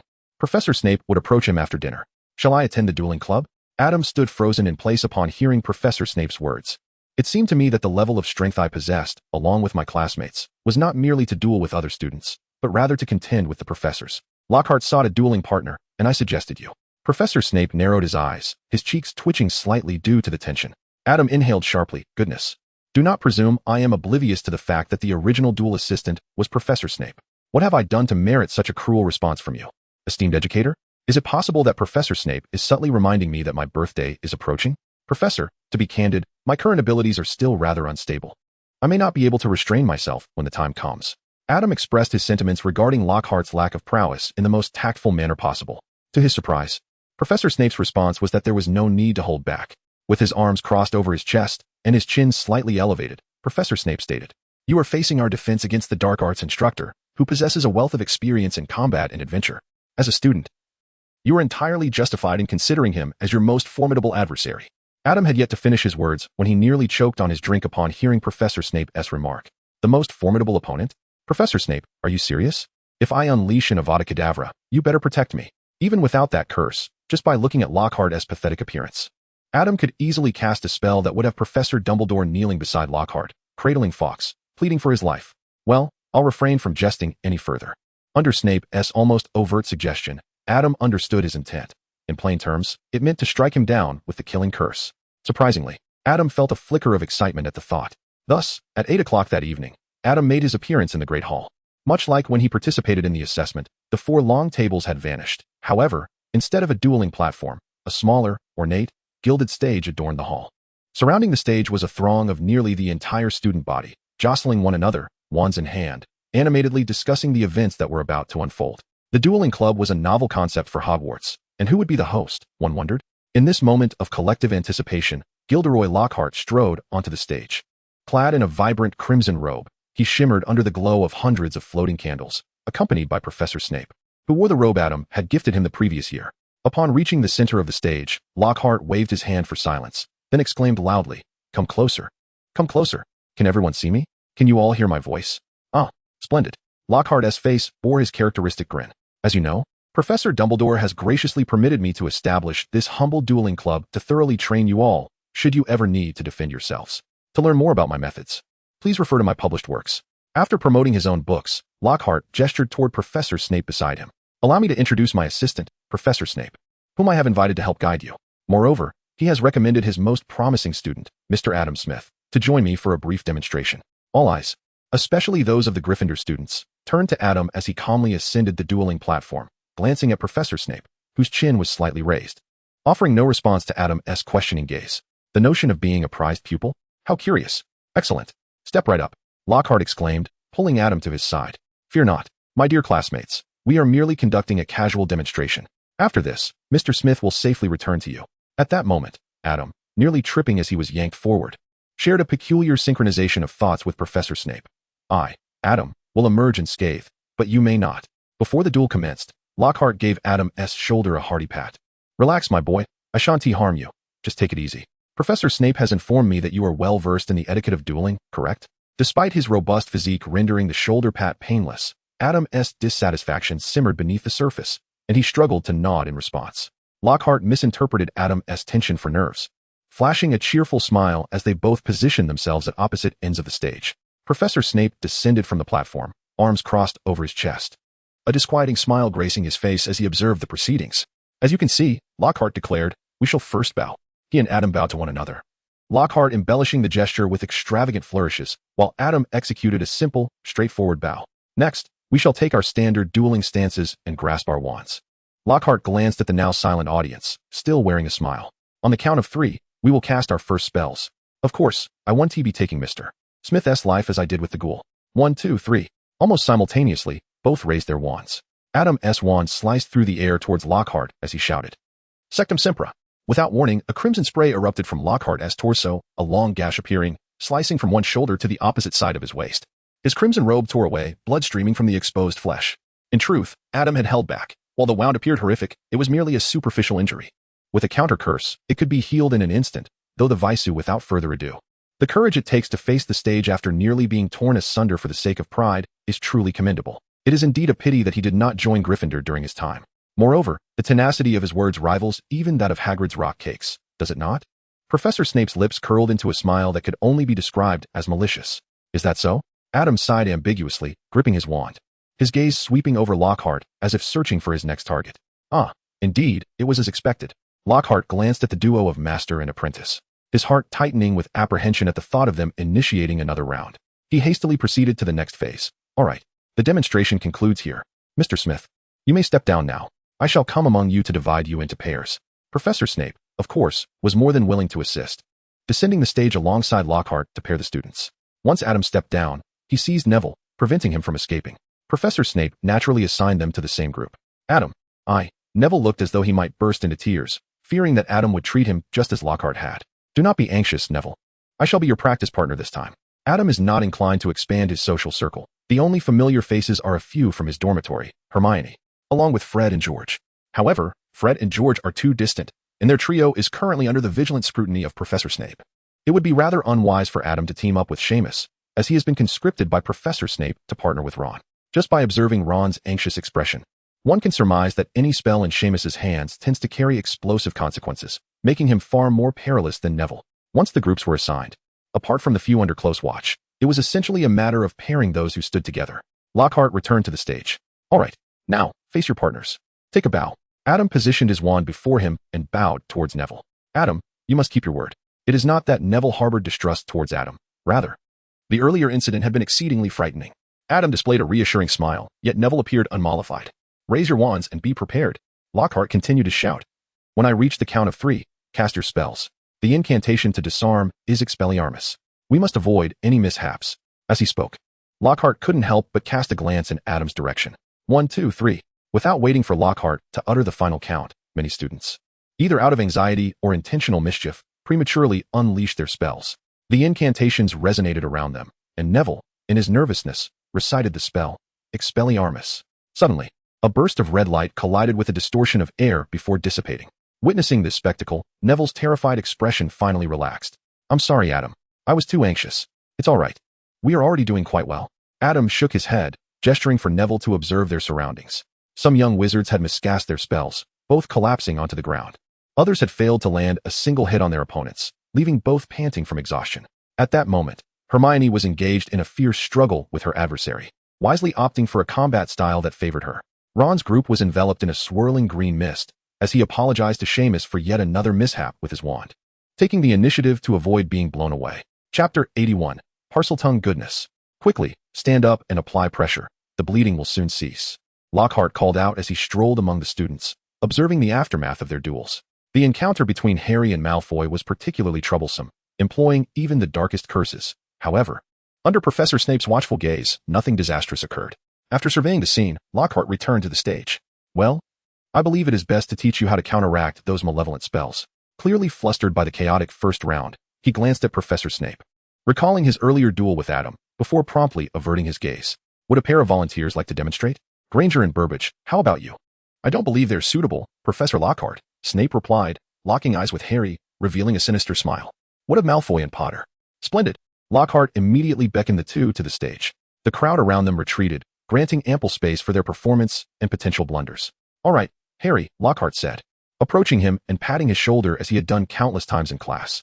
"When Draco points his wand at you, you should do this." He raised his wand and attempted to conjure a complex flourish, only for it to slip from his grasp and clatter to the ground. Snape stifled a laugh, while Lockhart hurriedly retrieved his wand. "Oh dear, it seems my wand is rather overexcited today." Harry glanced at Snape, then at the smirking Draco opposite him, and despite knowing the latter's unreliability, couldn't help but look to Lockhart. "Professor, could you demonstrate that counterspell again?" Lockhart, oblivious, patted Harry's shoulder once more. "Just do as I showed you, Harry." "How?" "By dropping my wand." Lockhart feigned ignorance and began a countdown. 3, 2, 1, go. Unlike the doubtful Harry, Malfoy swiftly raised his wand, exclaiming, "Serpensortia." With a burst from the tip of his wand, a black serpent sprang forth, landing heavily on the floor and slithering towards Harry. The unreliability of Lockhart's previous instruction was glaringly evident, leaving Harry frozen in place, locked in a stare with the snake. "Don't move, Potter. I shall dispose of it," Snape said languidly, clearly enjoying the spectacle. "Allow me," Lockhart interjected, raising his wand and brandishing it threateningly at the serpent, mimicking his earlier demonstration to Harry. Of course, this time his wand remained in hand. Nonetheless, the black serpent did not vanish. Instead, it reared up, hissing menacingly, and lunged towards the students behind it. Baring its fangs in an aggressive display, Snape furrowed his brow and stepped forward to deal with the creature. Just as Harry took action, he approached the serpent, fixing his gaze upon it, and began to hiss softly. Adam could hear him saying, "Let him go." The black serpent obediently went limp. Turning its head to gaze intently at Harry, Adam observed the scene, silently acknowledging that the Parseltongue was indeed incomparable to such innate abilities. Not only could Parseltongue facilitate communication with serpents, but it also possessed the inherent capacity to command them to a certain extent, something the language spell could not achieve. The emergence of Parseltongue transformed the atmosphere of the entire dueling club. Harry was hastily dragged away by Ron, and the surrounding students lost their focus on continuing the duel, instead fervently discussing the astonishing revelation of Harry's ability to speak with snakes. Gilderoy Lockhart busied himself attempting to redirect everyone's attention towards him, yet his efforts yielded little success. In light of the gravity of the situation concerning the heir of Slytherin, even his admirers found it challenging to maintain their interest in him at that moment. "Professor?"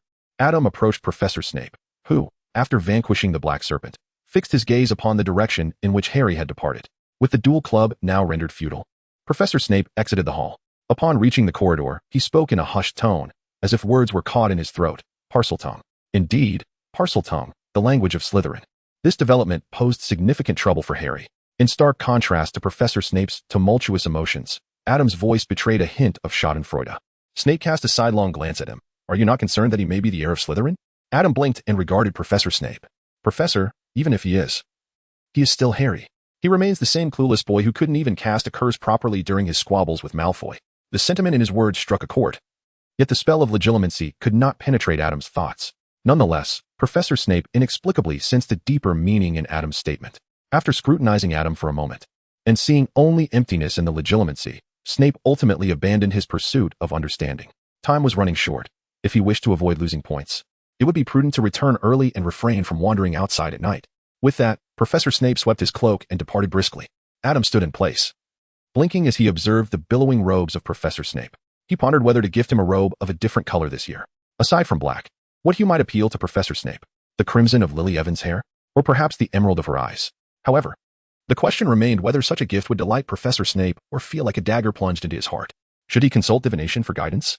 Typically, Adam preferred not to rely on fortune-telling for gift-giving, as he would not wish to awaken each day with foreknowledge of its events. Such a practice would strip life of its spontaneity. Yet, this time felt precarious, and Adam deemed it prudent to exercise caution. As he made his way back to the dormitory, he sought to intuit Professor Snape's sentiments towards gifts. Memories flooded his mind of countless occasions when he had been unceremoniously expelled from the professor's office, but ultimately, he resolved upon this year's birthday gift, a robe that remained black on the exterior yet featured a green lining. This time, Adam was neither thrown out nor told to leave.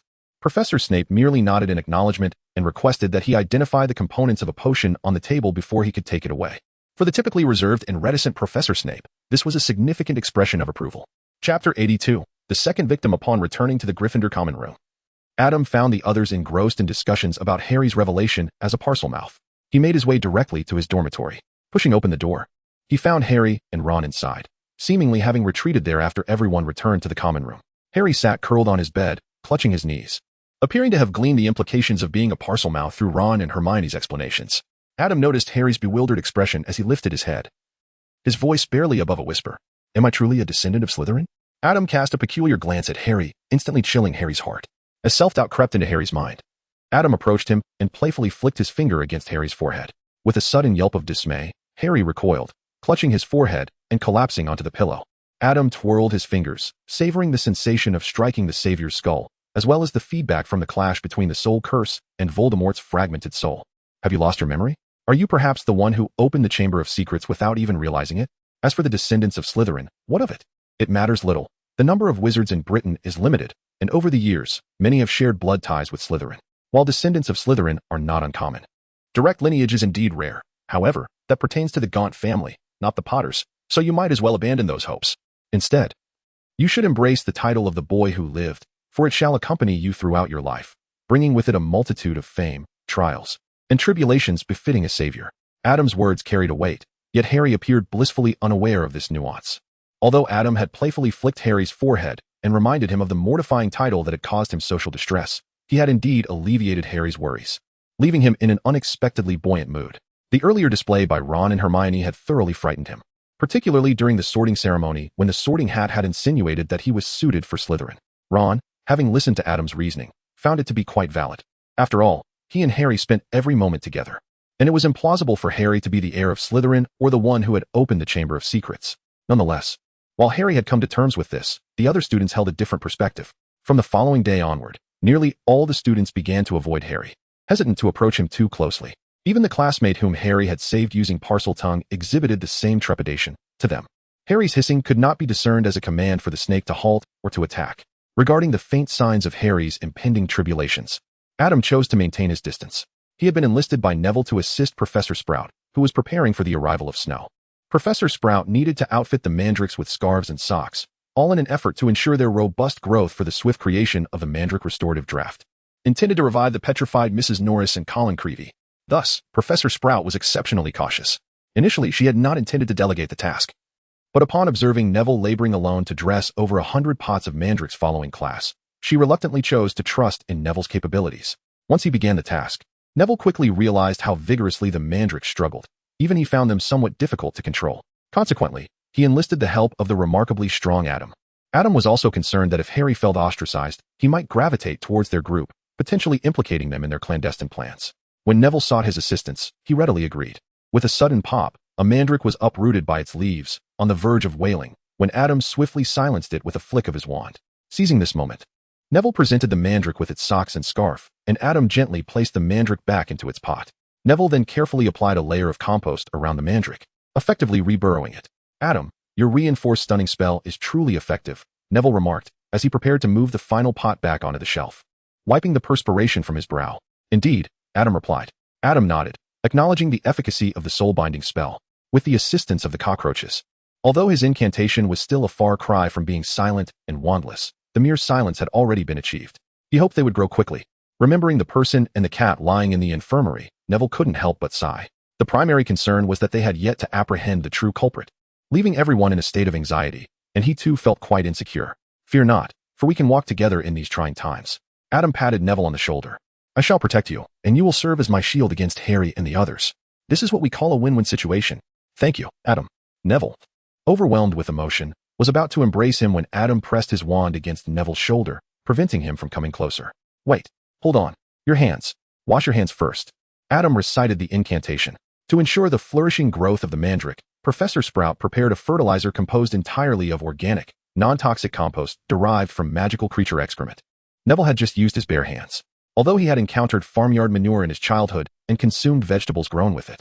As well as having hands-on experience in herbology class, it did not mean Adam could tolerate such substances making contact with him. After all, vegetables had to be washed and cooked before consumption.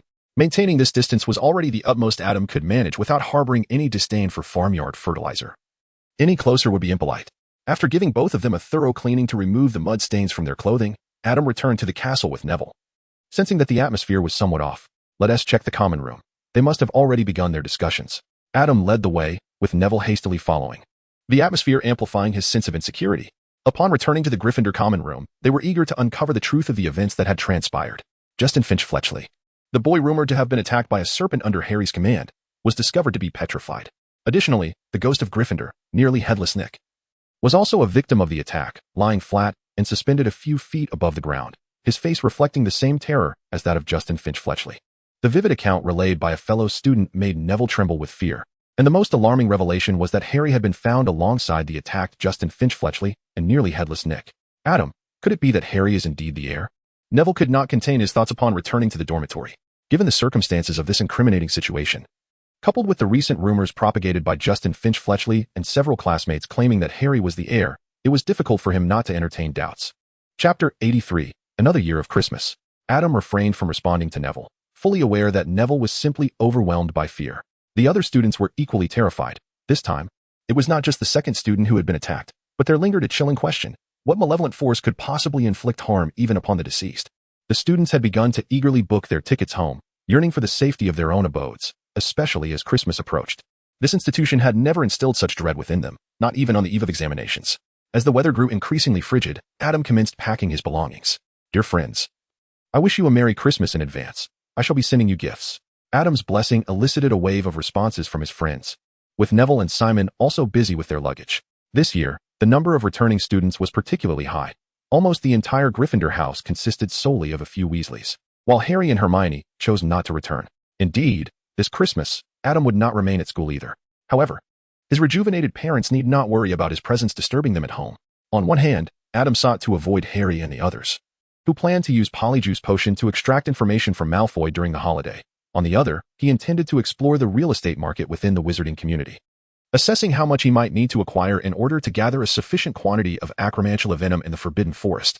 After some contemplation, Adam deemed it essential to procure a property in the wizarding world, not merely for the sake of ostentation. This residence could serve as a safe house, and he could designate its location as the destination for his portkey. His home in the Muggle world, or his suitcase, clearly could not fulfill that role. This arrangement would afford him greater flexibility to maneuver in certain critical situations. Reflecting on a senior who would meet his demise 2 years hence, Adam stroked his chin thoughtfully. Cedric, a Hufflepuff celebrity 2 years his senior, was not only amiable and handsome but also a talented Quidditch player, well-versed in social interactions and well-connected across all houses except Slytherin. Although Adam was not particularly sociable, he had heard of Cedric, especially during visits to Professor Sprout, who often spoke of him, as did Professor McGonagall. When Adam glimpsed Cedric's fate in a divination, he had initially resolved not to intervene. After all, while Cedric was a commendable individual, they were not close acquaintances. Yet, Cedric was still his fellow student, and the Ministry's attempt to disguise his death as an accident to obscure Voldemort's return irked Adam, a sentiment he found unpleasant. It was vexing enough when those close to him caused distress. The incompetence of the Ministry, however, was intolerable. Moreover, the potential benefits of saving Cedric intrigued him. Cedric's father, Mr. Diggory, worked in the Department for the Regulation and Control of Magical Creatures, the very department Adam had previously contacted through Hagrid. If Cedric were to graduate successfully, he would likely join the Ministry, possibly surpassing even his father's established connections. In Adam's vision, if Cedric were to graduate and enter the Ministry, he would ascend to the position of head of the Department for the Regulation and Control of Magical Creatures far more swiftly than Hermione, who had toiled for some time before becoming the head of the Department of Magical Law Enforcement. Although Adam did not plan to remain in the wizarding realm for long, such connections could prove advantageous. For instance, should he wish to travel abroad with Tom, he would need to notify this department, indicating that he would still have to engage with it even while residing in the Muggle world. Additionally, in moments of idleness at home, he aspired to care for other magical creatures, such as Nifflers, and perhaps even a certain charming, gold-loving platypus. While he merely held a casual interest in other magical creatures, he was resolute about acquiring a Niffler. Its adorableness was simply irresistible. At this juncture, having a friend in the position of head of the Department for the Regulation and Control of Magical Creatures, especially one whose life he could save, would be invaluable. A person with comprehensive knowledge of Britain's magical fauna would find it relatively uncomplicated to obtain a Niffler. As for Hermione, who would one day ascend to the role of Minister for Magic, and Harry, who would succeed her as head of the Department of Magical Law Enforcement, Adam could only muse that the distant officials were not as effective as those currently in power. His own detachment from the wizarding community meant there was little he could trouble them with. Most importantly, saving Cedric was not a daunting task. Adam need not take significant risks. The traps set for the Triwizard Tournament were not intended for Cedric. Timing the activation of his portkey precisely would suffice to rescue him. The only challenge lay in how to mislead Voldemort, ensuring he remained oblivious until the moment of their escape. It would be naive to assume Voldemort could be so easily distracted. To achieve this, Adam conceived a specific spell that, when executed in conjunction with divination, could facilitate the endeavor.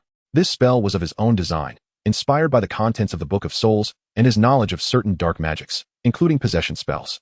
He had tested its efficacy on a fire lizard previously, with satisfactory results, though he needed to conduct further trials on a human subject to ascertain its effectiveness. Ultimately, would he need to capture a few dark wizards as test subjects? The dark wizards lurking in Nocturne Alley were like flickering candles in the wind, unable to withstand the rigors of experimentation. However, Adam recalled that Death Eaters would appear at the upcoming Quidditch World Cup in a year or two, and he could seize a few amidst the ensuing chaos. Adam consulted his divination, and the plan appeared feasible. On the eve of Christmas, Adam departed from school and, upon emerging from King's Cross Station, chose not to return home. Instead, he headed directly to Diagon Alley, where Gringotts, the most comprehensive yet notoriously unscrupulous real estate exchange in the wizarding world, resided. Indeed, these avaricious goblins were engaged in the sale of properties, many of which had been mortgaged by wizards who, for various reasons, never returned to reclaim them. Their magical contracts rendered void, often due to the death of the original owners. Thus, Gringotts reluctantly took on the custodianship of these properties, listing them for sale while incurring no personal use. The purchasing wizards were obliged to pay not only for the properties, but also for the management fees incurred during Gringotts' stewardship. While this was indeed exploitative, it proved worthwhile. As long as the payment was sufficiently substantial, the magical contracts would ensure that purchasers faced no future concerns. Upon full payment, every goblin privy to the knowledge of the property would be subjected to a forgetfulness charm, myself included. The contract existed in the form of a crystal ball in Gringotts Records Hall, safeguarding its secrets until its expiration. No one would remember the existence of a house there. An impeccably suited elderly goblin assured Adam, seated before him in attire reminiscent of Gandalf. For the right price, goblins would readily barter their very souls. Chapter 84. The soul jar ultimately secured in the end, Adam refrained from immediate payment, expressing a desire to deliberate further. The goblin's demeanor shifted to one of coldness. Yet he feigned understanding. It seemed that longevity had imparted a modicum of wisdom to the goblins. Over 40,000 galleons was not exorbitant. As Adam exited Gringotts, he mused internally, having gleaned the true value of the estate through legitimacy from the goblin's mind, the price at which it was mortgaged at Gringotts. The inflated price had been contrived by the goblins themselves. Adam could disregard that, but should it fall below this threshold, the magical contract would not recognize it. It must be said, Adam felt satisfied with this price, especially for a manor, which was significantly lower than he had anticipated for a mere residence. A mid-sized estate, mortgaged for just over 40,000 galleons, inclusive of its antique furnishings. Gringotts truly exhibited a dark cunning. One could only wonder which reckless heir had squandered their forebears' legacy. Frankly, with over 300 acres, exceeding 1 million square meters, nearly 2,000 acres, just considering the land itself, excluding the manor, stables, rivers, and woodlands, the value should far surpass this amount, shouldn't it? At this moment, Adam has begun to contemplate how to utilize the vast expanse of land, since he has no intention of using it for habitation. Apart from the manor serving as a safe haven, he plans to make the most of the other areas. He envisions designing several localized weather-modifying spells, complemented by enchantments for accelerated growth, allowing him to cultivate an abundance of vegetables, fruits, spices, grains, nuts, and mushrooms. Additionally, he intends to enclose a section of land for raising poultry and livestock. Not only will he achieve self-sufficiency for his daily meals, but he will also indulge in cherries, durians, Buddha-s hand, and macadamia nuts, delicacies he had previously refrained from purchasing, or even those he had never tasted in his past life, now within his reach. Were it not for the manor's distance from the sea, Adam might have even contemplated the magical cultivation of seafood. This is the true art of magic.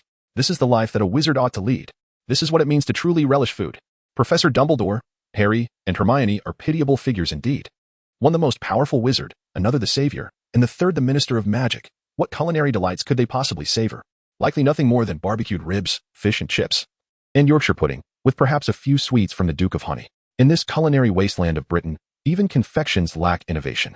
In the future, should he choose, Adam could even create a wondrous candy world akin to Willy Wonka's chocolate factory. Adam was so eager that he almost drooled, longing to return to school immediately, to rush into the Forbidden Forest and gather the necessary funds. A week later, Adam found himself back at Hogwarts.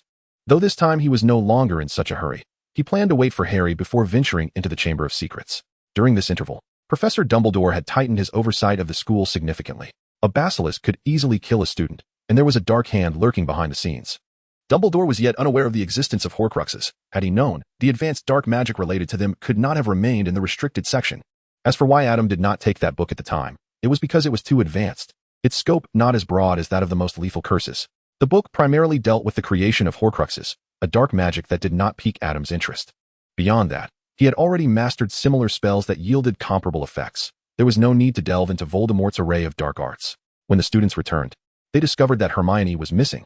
Upon inquiry, they learned she had gone to the infirmary. There were speculations about whether she had been attacked, but Harry and his friends denied such claims. Madame Pomfrey also refused visits from those unrelated to the matter. Weeks passed, and Professor Snape's birthday quietly came and went. However, the students clearly did not pay attention to the birthday of a professor who was not particularly well liked.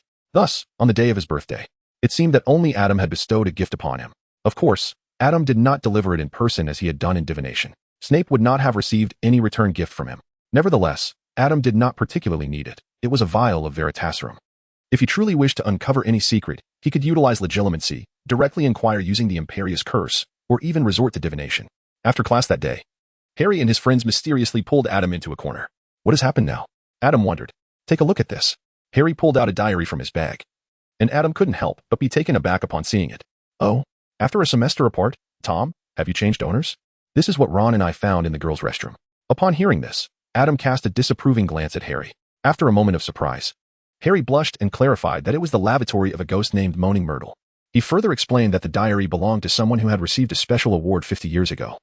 And since they were aware that the Chamber of Secrets had been opened half a century prior, they suspected the diary contained information pertinent to that time. However, the dilemma lay in the fact that the diary bore not a single word. I attempted to reveal its contents with the revealing charm and even used a revealing eraser. To no avail, indicating that it is not written in invisible ink, Hermione remarked. We wanted to inquire whether you possess any means to discern the nature of this mystery. This is a Horcrux, came the response. Adam silently mused, yet naturally accepted the diary. Oh, let me take a look, he said, running his fingers over the cover of the diary, forcibly suppressing the corners of his mouth that threatened to curl upwards. Allow me to study it closely. Regardless of the outcome, I shall return it to you by nightfall. Thus, Adam took Tom Riddle's diary back to the laboratory. To his surprise, it indeed yielded results. After glimpsing the outcome through divination, Adam drew his wand and pointed it at the diary. Avada Kedavra, he uttered the incantation symbolically, and a barrage of 10 green lights swiftly struck the diary. Instantly, the diary blackened and curled as if scorched by fire, and Adam could faintly hear the wails emanating from it. This was the malevolent artifact crafted from the soul fragments of a person slain by a Horcrux. It had never truly lived. It was not entirely lifeless. Thus, it could not be vanquished by the killing curse, which only rendered it feeble. Only the most extreme and potent evil forces, such as fiendfire or the venom of a basilisk, could obliterate it. A Horcrux serves as an anchor for the soul in this realm, allowing its master to remain in a state that is neither fully alive nor dead, even when faced with mortal peril. This explains why Professor Dumbledore sacrificed so much to devise a plan to defeat Voldemort, merely to lure him into a trap. It also elucidates Adam's choice to send Harry down his thorn-laden path as a savior, rather than dispatch Voldemort himself with a single killing curse. For one as unscrupulous as Voldemort, creating another Horcrux was a trivial endeavor, requiring merely the soul of an innocent victim or any random object. Even a stone from the roadside. Such materials were abundantly available to Voldemort. He could continuously create Horcruxes, endlessly slicing his soul, regardless of the toll it took on his vitality and sanity. In a direct confrontation with Voldemort, Adam's divination would prove futile. Divination cannot alter reality. He could only trail behind Voldemort, and the cost of competing with him in a battle of moral depravity was far too great. Only Harry, the infant who had once caused Voldemort to falter, the boy who defied death, stood as the prophesied adversary destined to survive against Voldemort, to preserve his pride, to showcase his might, and to indicate that his previous failure was merely a moment of carelessness. Voldemort would make no additional preparations in his confrontation with Harry. Chapter 85, The Valentine's Day Farce. When Adam returned the diary to Harry, it had reverted to its original state. From the moment Adam had acquired it, to being struck by 10 killing curses, and then absorbing the life force of a cockroach to restore itself, Adam feared that the diary was too weakened. He had directly absorbed the life force of Harry and his companions during this process, ensuring that it would not reveal the events of being struck by the 10 killing curses while conversing with Harry later. This Horcrux was merely a fragment of Voldemort's soul from his student days, evidently lacking the power to resist Adam's soul curse. You are at a loss as well? Harry inquired, taking the unchanged diary, feeling a twinge of disappointment. I have employed various counterspells, yet none have been effective. Adam casually offered an explanation, and Harry and the others, without suspicion, returned with the diary. A few days later, Neville appeared significantly more relaxed. The Mandrakes had begun to transition out of their juvenile stage. Upon their return from the greenhouse, while showering in the bathroom, Neville remarked, "Soon, those affected will be able to recover, and we will no longer have to live in fear." Oh, it seems we are not far from the resolution of this matter. Adam nodded in agreement. However, before they could await the ripening of the Mandela grass, they were met instead with yet another of Lockhart's antics. On February 14th, Valentine's Day, The entire auditorium was transformed by Lockhart into what resembled a wedding venue. The walls were adorned with countless dazzling pink flowers, while heart-shaped confetti cascaded continuously from the ceiling, even covering the breakfast laid out on the tables. Adam's expression nearly faltered. It was the first time he felt an overwhelming urge to cast aside his wand and strike someone with his fist. Taking a deep breath, he reminded himself that Professor Dumbledore had his own challenges to face, and thus he managed to suppress his anger. Earlier, when he and Neville visited Hagrid to collect some compost, they had discussed the unreliability of the defense against the dark arts professor. Hagrid had shared a startling revelation. Professor Dumbledore, too, faced considerable difficulties.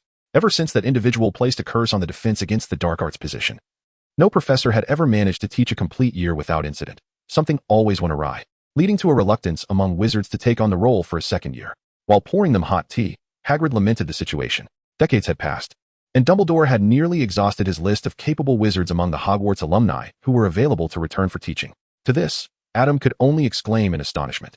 Truly, Voldemort was formidable. In some respects, this curse was even more insidious than the rotting curse.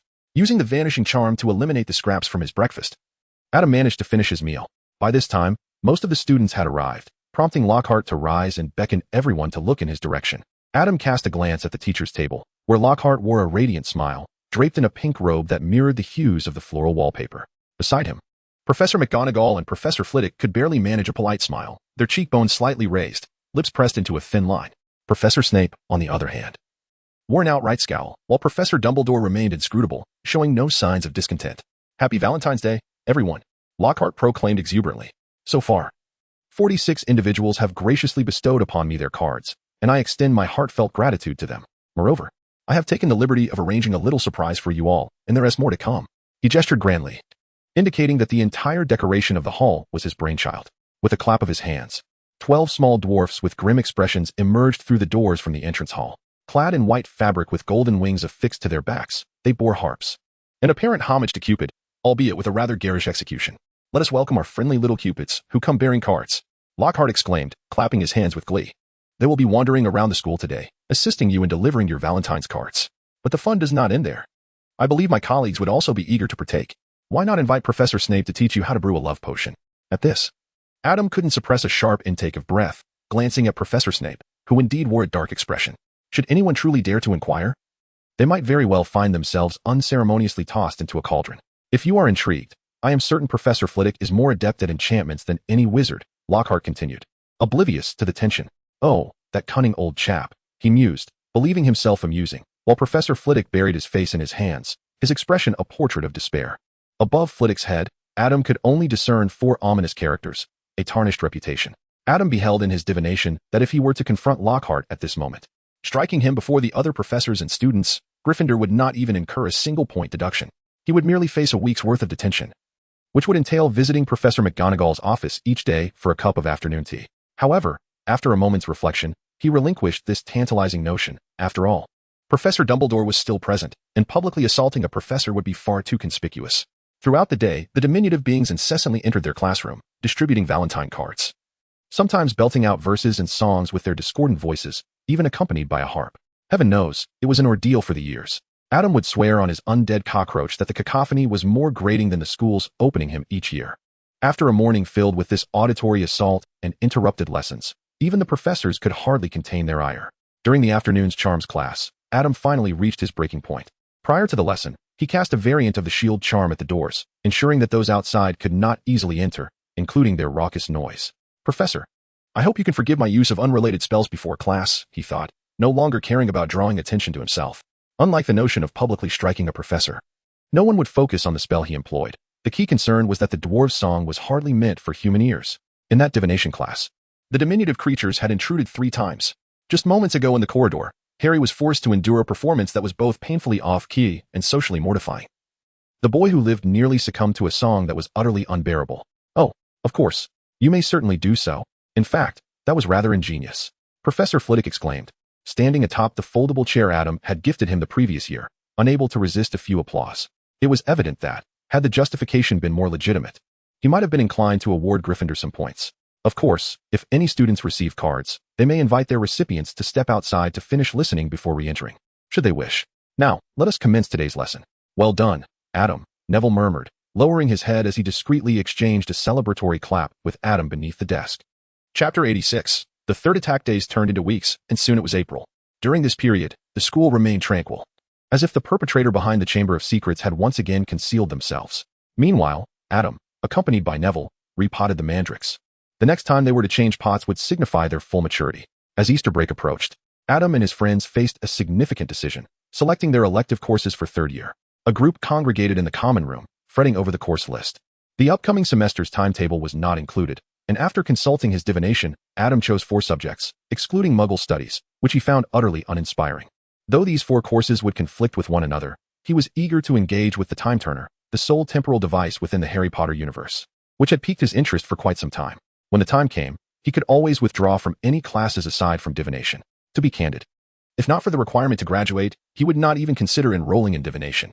This concerns our entire future, Hermione declared, meticulously marking each course with symbols only she could comprehend. Ultimately, disregarding Harry and Ron's advice, she filled in every course name. Harry and Ron scratched their heads in contemplation, uncertain of their choices. Meanwhile, Neville was burdened by a stack of letters containing varying recommendations from his relatives. Observing Adam's swift decision-making, Neville could not resist seeking his counsel. The essence of elective courses lies in the ability to demonstrate proficiency in a particular field after examination.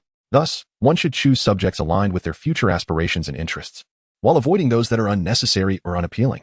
But I only have an affinity for herbology. I dislike all of these others, Neville sighed. Adam blinked. Indeed. Neville eventually succeeded Professor Sprout and became the herbology teacher at Hogwarts, rendering those elective courses utterly irrelevant. Ultimately, observing Neville deep in thought, his brow furrowed and his head resting on the desk, his gaze vacant and his tongue protruding, he resembled a malfunctioning CPU. Adam sighed, suggesting, if you truly cannot decide what to choose, then opt for divination. It is a subject that is easier to pass at the end of the term. Upon hearing this, Neville sprang to life, rising to mark divination on his list and exhaling a sigh of relief. Nearby, Harry and Ron exchanged glances and silently opted for the same course. Percy, passing by, was fervently imparting his wisdom, boasting about having chosen every available subject and advising them to select electives based on their future ambitions. Yet, what aspirations could Harry and Ron possibly have at this moment? In the end, they merely attempted to select courses that piqued their interest, choosing the same ones, comforted by the thought that at least they would have each other's company in the face of challenges. In the following days, Harry and his friends dedicated themselves to Quidditch practice, with Wood even waking Harry at the crack of dawn to ensure they would reclaim the Quidditch Cup lost in the previous year's final match. It wasn't until the day before the match that Harry returned from practice to discover his belongings had been rummaged through, and his diary was nowhere to be found. When Adam returned from the room of requirement, he overheard Harry and Ron's conversation and realized that the attacks were about to commence once more. Sure enough, the following day, during the Quidditch match between Gryffindor and Hufflepuff, before either team had the chance to take flight, they were abruptly interrupted by the hurried arrival of Professor McGonagall. The match was cancelled. The crowd erupted into discontented boos, and Wood even leapt from his broom to plead with Professor McGonagall, yet her expression remained stern. All students must immediately return to their respective common rooms. There, the house heads will provide you with further information. Now, please leave promptly. Upon saying this, Professor McGonagall approached Harry and whispered something to him before leading him away, prompting Ron to hurry after them. What has happened? Nervously following the throng towards the Gryffindor common room, Neville felt anxious. Surely, there couldn't be another victim. Swallowing hard, he recalled that the heir of Slytherin had been silent for quite some time, and he and T brought the protective charm he had purchased earlier that day. Upon arriving at the common room, they did not wait long before Professor McGonagall returned, accompanied by a visibly distressed Harry and Ron. In a voice tinged with anguish, she informed them that the attacks had resumed. This time, 2 individuals had been targeted. Hermione and a Ravenclaw named Penelope Clea. Adam was disinterested in their discussion and returned to the dormitory, while Neville and Seamus promptly followed suit. Neville was in dire need of the reassurance Adam provided. Seamus, on the other hand, retrieved his previous talisman, hanging a lengthy string around his neck. Just before sleep, Neville tugged at Adam's sleeve, preventing him from lying down. Adam, cast a charm for the dormitory, the one you demonstrated in charms class. The one that protects against intrusions from the outside. Adam replied, that spell clearly cannot bypass the portrait of the fat lady. And do you think it would even recognize the password? But what if? Neville urged, what if the air course is a Gryffindor student? Adam pressed his fingers against his brow, casting a sidelong glance at Harry and Ron, and deliberately remarked, however, once this spell is cast, it becomes impossible to exit from within. Harry, who had been contemplating donning the invisibility cloak that very night to inquire with Hagrid about the Chamber of Secrets, immediately felt a surge of panic. Oh no, Neville. This simply won't do. What if we need to step out? I'm saying what if we need to get up in the middle of the night? Who will awaken Adam? I fear that Adam might transform him into a toilet. Adam's lips twitched, though it was not to such an extent. To his surprise, Neville composed himself and nodded in agreement. Well, you were right. Finally reclining on the bed, Adam sighed, pondering how he could have transformed someone into a toilet. He was no devil, after all. At most, he simply wished for a more thorough outcome, to avoid rising multiple times throughout the night. Chapter 87. The approaching examination summer quietly arrived, and amidst the grim news of yet another classmate being attacked, Harry brought back disheartening tidings. Hagrid had been taken away by the Ministry of Magic. Moreover, Malfoy's father had delivered a temporary suspension order from the Board of Governors, necessitating Professor Dumbledore's departure from Hogwarts for an unspecified duration. With Dumbledore's absence, the entire school succumbed to an unprecedented state of panic, though the temperatures had warmed. The sun seemed unable to penetrate the thick castle walls, casting shadows in the corridors that resembled monstrous, clawing entities. Every student traversing the hallways did so in pairs, their faces etched with anxiety, ever watchful for potential assailants. During this period, Malfoy intermittently flaunted his newfound power, having influenced his father to momentarily oust Professor Dumbledore from the school. Why intermittently? Because after each display of bravado, he would vanish from sight for a time, leaving everyone to speculate about his whereabouts. That afternoon, Harry and Ron approached Adam. Adam, we intend to venture into the Forbidden Forest today. They exchanged a glance. We wish to inquire whether we might encounter any danger. Adam blinked. Not bad at all. At least Harry and Ron had no intention of taking him along. Adam's gaze drifted into the void, and Harry and Ron understood he was engaged in divination, their expressions filled with anticipation as they watched him. Beware of spiders. Approximately half a minute later, Adam's eyes regained their focus. Beware of spiders? Ron's complexion paled. Surely not the same as last year. Harry expressed his concern. There are quite a few of those creatures in the Forbidden Forest, far more than you might imagine. Adam spoke mysteriously, then emphasized once more, be extremely cautious. After uttering those words, he departed, leaving the two behind to exchange glances. Ron swallowed hard, while Harry looked at him with concern. Ron, perhaps you should stay behind. I can go alone. He was well aware of Ron's fear of spiders. Yet, despite his pallor, Ron pondered for a moment before resolutely shaking his head. Adam has warned that it is perilous. I cannot allow you to venture forth alone. However, Adam had not indicated that I would perish, Harry mused. If I were to die in the Forbidden Forest, Adam surely would have mentioned it. Yet, what if the outcome he foresaw included my own involvement? Harry fell silent. Ron and Hermione had previously deliberated over Adam's divination, and the likelihood was substantial. That evening, they set off together, and as Ron rose from his bed, he was already bracing himself for the worst possible outcome. As Adam cast a glance towards the Forbidden Forest just before slumber, he contemplated the multitude of acromantulas that resided within, such treasures they could yield. Regrettably, the moment was ill-suited, for Professor Dumbledore stood guard over that realm. Old Malfoy had issued a temporary suspension notice, liberating the most formidable wizard from the burdens of school affairs. The following day, Adam received yet another lamentation from Ron, who was in a state of distress, tears mingling with snot. There were indeed hundreds, if not more, of 15-foot-tall spiders. One of those colossal arachnids was at least the size of an elephant. They intend to feast upon us. I had cautioned you all to be vigilant. Adam innocently blinked his eyes. It is your choice to go, and this time you haven't even visited the infirmary, which is certainly an improvement compared to the end of last school year, isn't it? Indeed, that is true. Ron emitted a mournful groan from his throat, collapsing onto the bed, the pillow beneath his head soaked with tears, suggesting that he had been crying since his return yesterday. No wonder his eyes were swollen. However, Ron's considerable effort was not entirely in vain.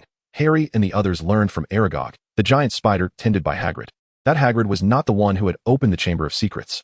Additionally, they discovered that 50 years ago, when the chamber was opened, the deceased student was a girl. They suspected that the deceased was none other than Moaning Myrtle. Just as they were preparing to delve deeper into the investigation, a familiar dilemma surfaced. Examinations were looming. Even more daunting was the absence of Hermione to devise a study plan this time. The group had no choice but to gather in the library, seeking at least an atmosphere conducive to revision. Adam lamented, I do not have a study plan. Adam abruptly interrupted Ron, turning a page in the book about ancient runes, which was to be studied in the upcoming semester. Moreover, according to the detailed records of ancient spells, runes appeared to bear some relation to the original Patronus charm. Before Ron could speak again, Adam interjected once more. Without diligent revision, failing 3 subjects would lead to severe reprimands. Although Ron's academic performance was not poor, he simply refused to take his studies seriously. With a resigned sigh, Ron continued his revision. Alas, Professor Dumbledore was no longer at the school, Quidditch had been cancelled, and Professor McGonagall still dared to impose exams upon them. Did she not fear that they might be attacked during the assessments? After a while, Ron set down his book and pulled out his wand, wrapped in magical tape. Can you believe it? I have to use this wretched thing for the exam. Harry, equally distressed, raked his fingers through his hair, struggling to recall what they had learned that semester. Neville also sighed, but at least he had confidence in his herbology class. Thanks to a year of assisting Professor Sprout with the mandrakes, he could recite facts about them in his dreams. And mandrake knowledge was the focus of their studies this year. Thus, Even if he had a couple of failing grades, he would still manage to pass the exams. On the morning 3 days prior to their first examination, Neville summoned Adam once more to the greenhouse. The mandrakes were finally mature. Good children, you have arrived.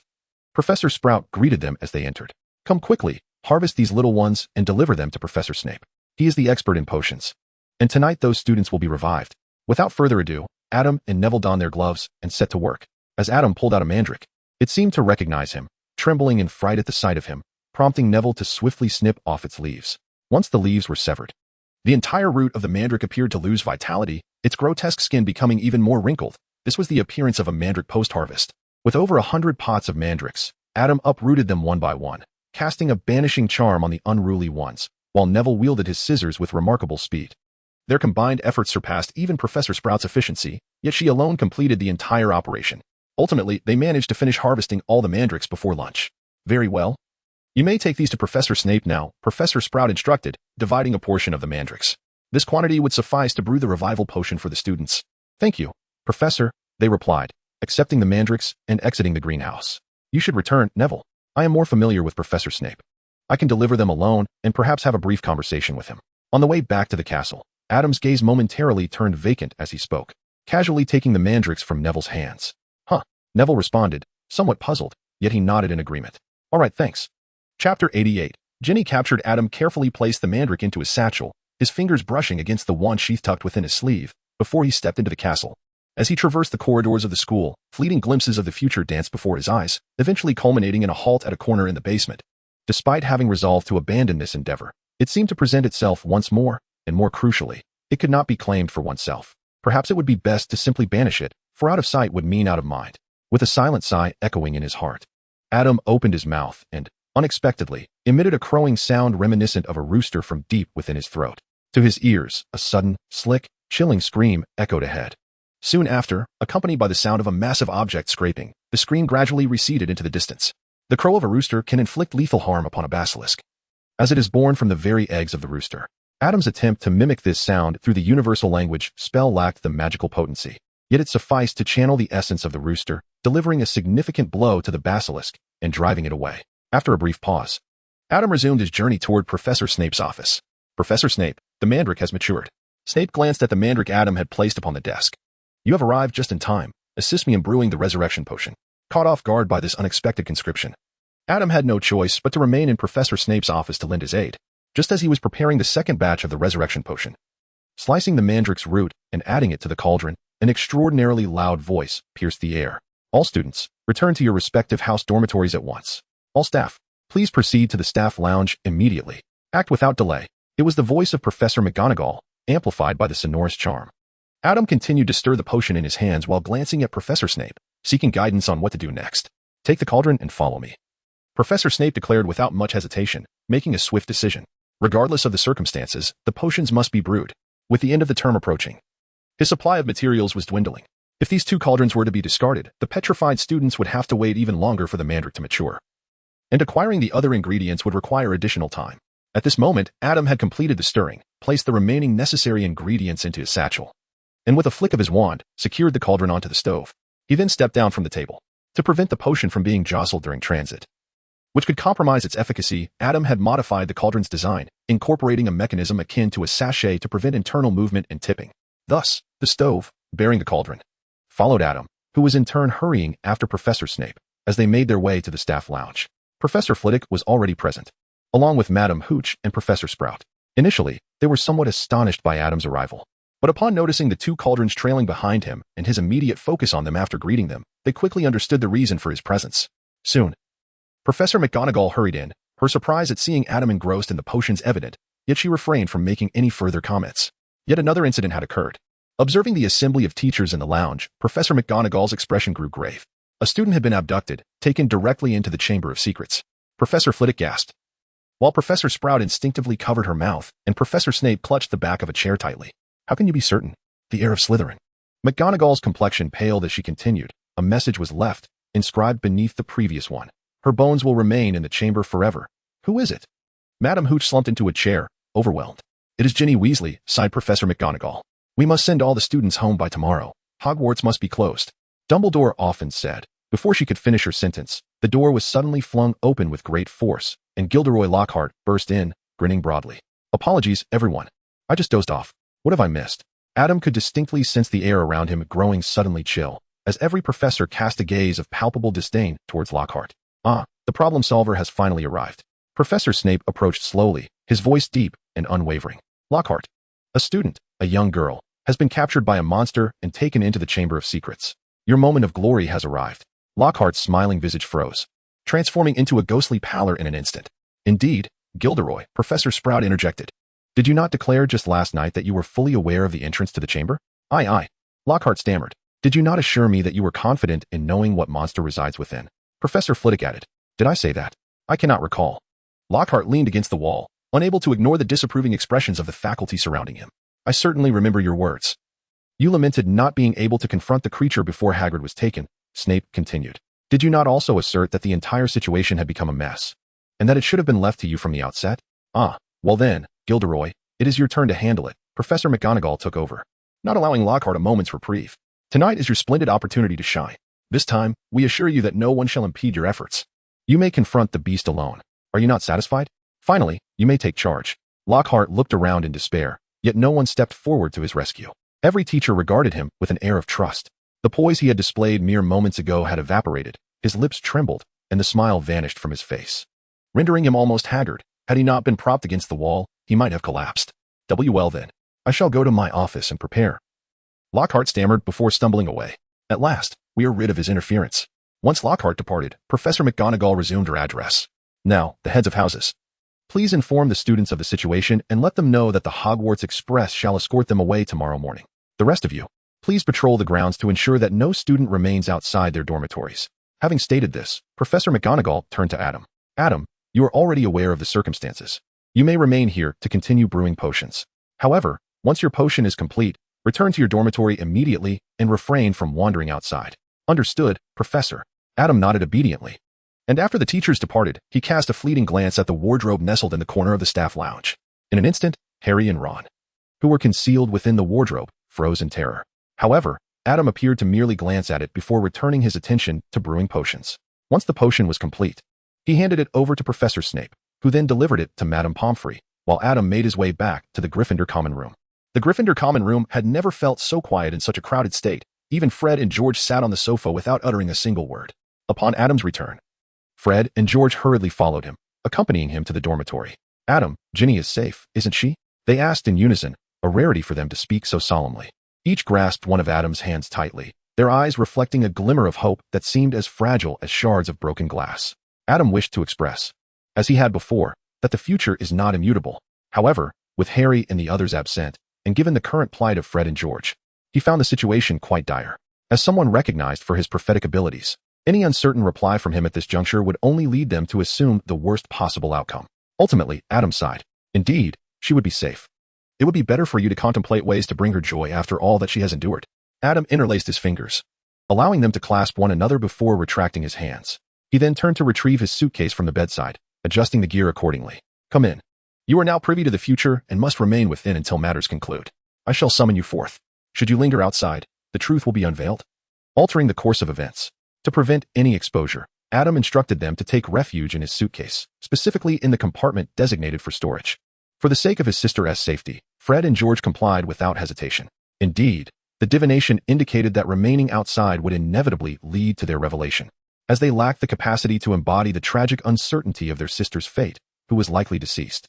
While their exposure would not result in Ginny's demise, after all, Professor Dumbledore was observing, Adam would find himself in a precarious situation. Thus, it was prudent for them to remain quietly in the suitcase. He had not lied. He merely stated that the future would change, not that Ginny would perish, correct? After closing the suitcase and placing it back, Adam confirmed via divination that no one else would enter the dormitory. He then cast a disillusionment charm upon himself and deftly climbed out the window. The entrance to Gryffindor Tower was on the 8th floor, with Adam's dormitory situated even higher. The gusts of wind at such heights rushed against him, transforming into a gentle breeze as it caressed his scales. As he exited the window, he employed his animagus form. Spreading his wings, he glided gracefully through the air, occasionally flapping to maintain altitude, heading towards the Forbidden Forest. Eventually, Adam folded his wings and descended slowly before touching down, reverting to his human form upon landing. To descend as a dragon within the Forbidden Forest would have risked exposure. Even with the disillusionment charm, due to the potential destruction of several trees, indicating that a large creature had fallen from the sky. Unlike the previous occasion, Adam no longer required the refinement of spellcasting. He only needed the venom of the acromantula, and his divination abilities were no longer as reliable. Consequently, his current endeavor proceeded swiftly, leading him to the acromantula's lair, a depth he had not ventured to in his last expedition. Adam soared through the lair of the eight-eyed giant spiders, utilizing his flight charm with remarkable visibility for a considerable time. With an abundance of magical energy at his disposal, he cast soul-stealing spells upon the eight-eyed giant spiders he encountered, which in turn attracted even more of their kind. Thus, when he finally paused, he found himself followed by at least 100 of these formidable creatures. In an instant, the fauna of the forbidden forest fled in terror. What a bountiful harvest! One by one, the eight-eyed giant spiders lined up to deposit their venom into bottles, and as rows of containers filled with this potent liquid accumulated, the shape of golden galleons seemed to materialize in Adam's mind. The spiders trailing behind were not all fully grown. The juvenile specimens produced limited venom, and some had just finished hunting, leaving them with inadequate supplies. Nevertheless, Adam did not disdain them. He ensured that each spider was thoroughly drained before allowing them to depart. In the end, Adam's bounty amounted to 256 vials of eight-eyed giant spider venom. Although this fell short of his initial target of 300 to 400 vials, Adam was disinclined to make another round. Furthermore, should he produce a stock sufficient to strip Mr. Boken of his very last pair of trousers, it would not necessarily compel Mr. Boken to go bankrupt in his purchasing. There was even a risk of exposing Adam's previous intrusion into Mr. Boken's memories. While Adam would not mind being discovered, it could dampen Mr. Boken's enthusiasm for profit. If Mr. Boken earned less, that would ultimately translate to a reduction in Adam's own earnings. Such a short-sighted act would be unwise, especially when Adam intended to continue having Mr. Boken lay more golden eggs. Thus, Adam chose to seize the opportunity, stowing away the 256 vials of spider venom into his satchel before returning to his dormitory. After casting a cleansing charm upon himself, Adam settled onto his bed, quietly awaiting the arrival of dusk, cradling an ancient tome of spell intricacies. As the sun gradually descended, a sudden ethereal and haunting melody reached his ears, an otherworldly sound that stirred a profound sense of exhilaration, as if all positive emotions were awakened within him. It was the call of the phoenix. No, more accurately, the call of the immortal bird. A golden-red fox, resplendent and surrounded by flames, materialized before him. Its size comparable to that of a celestial crane, radiating vitality, a stark contrast to the lackluster demeanor Adam had observed during their last encounter in the headmaster's office. Greetings. Adam greeted it politely. Did the headmaster send you to find me? Fox nodded, turning to present his golden tail feathers before Adam. As Adam gently grasped them, he felt a momentary lightness, and the surroundings blurred, transforming into the headmaster's office. Professor Dumbledore was seated behind his desk, watching him, with Harry present as well. Experiencing yet another novel mode of transportation, Adam felt quite pleased. Once he released his grip, he greeted Professor Dumbledore and then glanced at Harry, who bore stains of blood. Harry, it appears you've had quite an extraordinary adventure again. Harry's eyes widened in surprise. He seemed on the verge of speaking, but refrained due to Professor Dumbledore's presence. Well, I suppose it wasn't anything pleasant. Indeed, Harry has just saved our school. We should all express our gratitude. Professor Dumbledore remarked with a sigh, while Fox flapped his wings and settled on the professor's lap, receiving gentle strokes along his feathers. So, Professor, what is the reason for your summons? Chapter 60.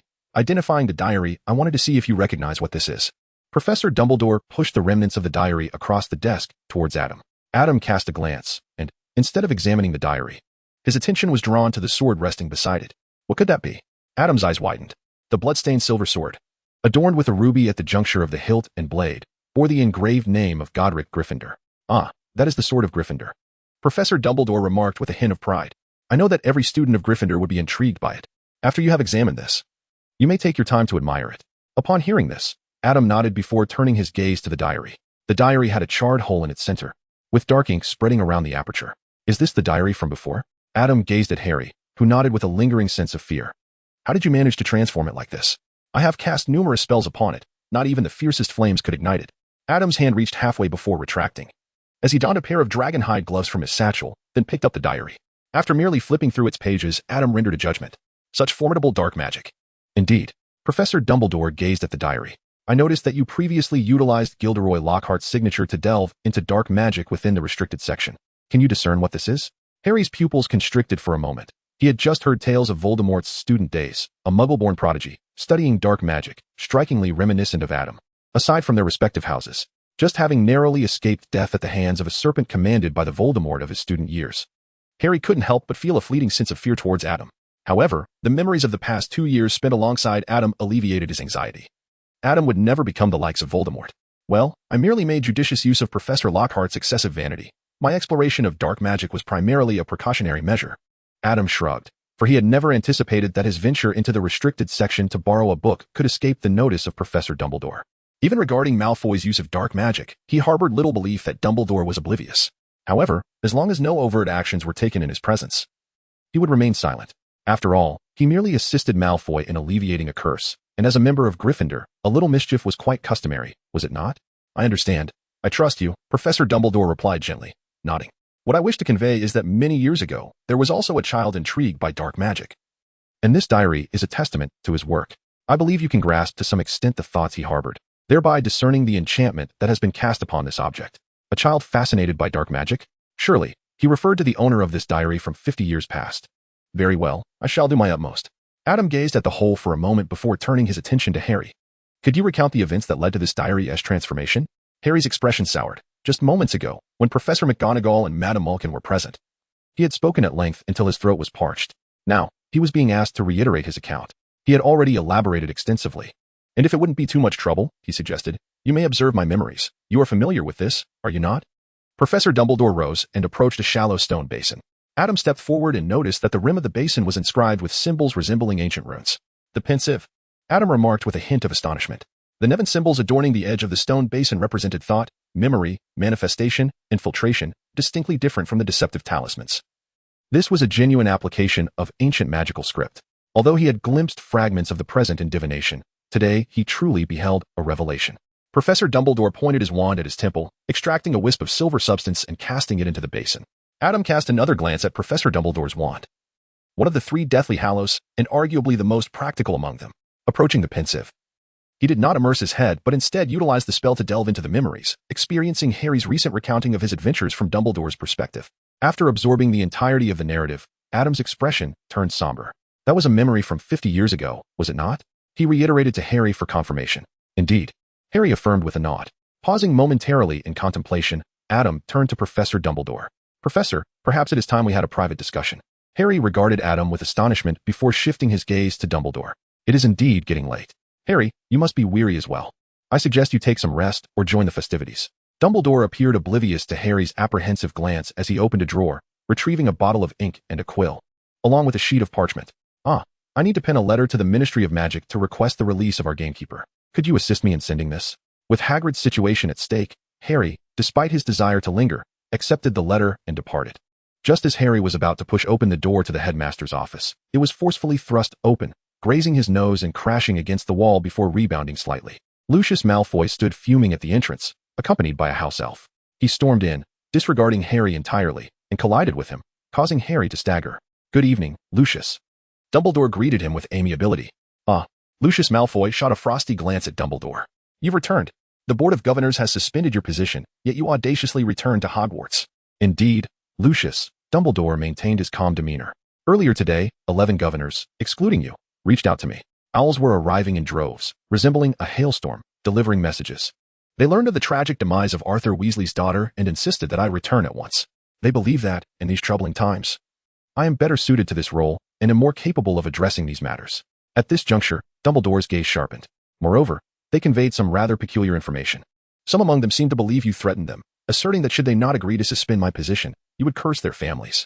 Is that correct, Lucius? Lucius Malfoy's complexion grew even more ashen, as if drained of blood, his eyes ablaze with fury, evading Dumbledore's probing words. Did you manage to thwart those attacks? He derided. Or perhaps, have you apprehended the perpetrator? We have indeed captured them, Dumbledore replied with a smile. Oh, who is it? The same individual as before. Regarding last year's incident with Professor Quirrell, I duly reported to the board, regardless of their beliefs. However, Voldemort orchestrated this through another, utilizing his diary. Dumbledore lifted the diary from the table, intently observing Lucius Malfoy's reaction. So it is, Lucius replied, his expression unchanged but his tone slow and deliberate. A clever scheme. Dumbledore continued to fixate on him. Had Harry and his friend Ron not discovered this diary, Ginny Weasley would have borne the blame. After all, who could prove she was not acting of her own volition? Could they? Lucius, upon hearing that Harry had found the diary, shot a venomous glare at him. But his countenance hardened further as the conversation progressed. The notion that she was under Voldemort's control, rather than acting independently, was precisely the excuse they had employed to absolve themselves after Voldemort's fall. Imagine the ramifications, Dumbledore continued. The Weasley family is among the most esteemed pureblood families. If it were revealed that Arthur Weasley's daughter was involved in attacks against Muggle-born wizards, what repercussions would that have for the Weasley family in the Muggle Protection Act? Thankfully, the diary was discovered, and the magic upon it was erased. Otherwise, who knows what might have transpired. Indeed, what a stroke of luck, Lucius stated stiffly, his face impassive. Do you not wish to know how Ginny came to possess that diary, Mr. Malfoy? Harry interjected suddenly. Lucius spun around to face him. Why would I care how that foolish girl acquired it? Because it was you who gave it to her, Harry retorted boldly, meeting Lucius's gaze. At flourish and blots. You picked up her transfiguration textbook and slyly slipped the diary inside, did you not? Lucius's fist clenched tightly before relaxing slowly. Do you have any evidence? His voice had grown hoarse. At present, no one can produce evidence. Dumbledore chimed in with a smile. Riddle has vanished from the pages. Furthermore, Lucius, I advise you to cease disseminating artifacts from Voldemort's school days. Should any of these items fall into innocent hands, Arthur Weasley will undoubtedly trace them back to you. Lucius Malfoy stood in silence for a moment, inhaling deeply before finally declaring, Let us depart, Dobby. He exited with the house elf in tow. Harry gazed at the wide-open door, contemplating for a moment before turning to Professor Dumbledore. Professor, may I return this diary to Mr. Malfoy? Dumbledore glanced at Adam, who remained silent, and nodded.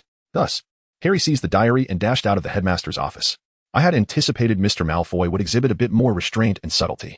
Adam lamented that when one's secret hopes are dashed, one often becomes impulsive. Professor Dumbledore rose to his feet, closed the door to the headmaster's office, and then turned his gaze towards Adam. Now, may we discuss that diary? Adam nodded and candidly articulated the essence of the diary. I believe it to be a Horcrux. Informing Professor Dumbledore about the existence of Horcruxes would not yield any adverse consequences. Adam felt it appropriate to be more forthright with the venerable professor. Perhaps this sagacious elder possessed a deeper understanding, which might enhance the outcome, even though the foretold future remained unchanged. Horcrux? Professor Dumbledore pondered for a moment before recalling what it entailed.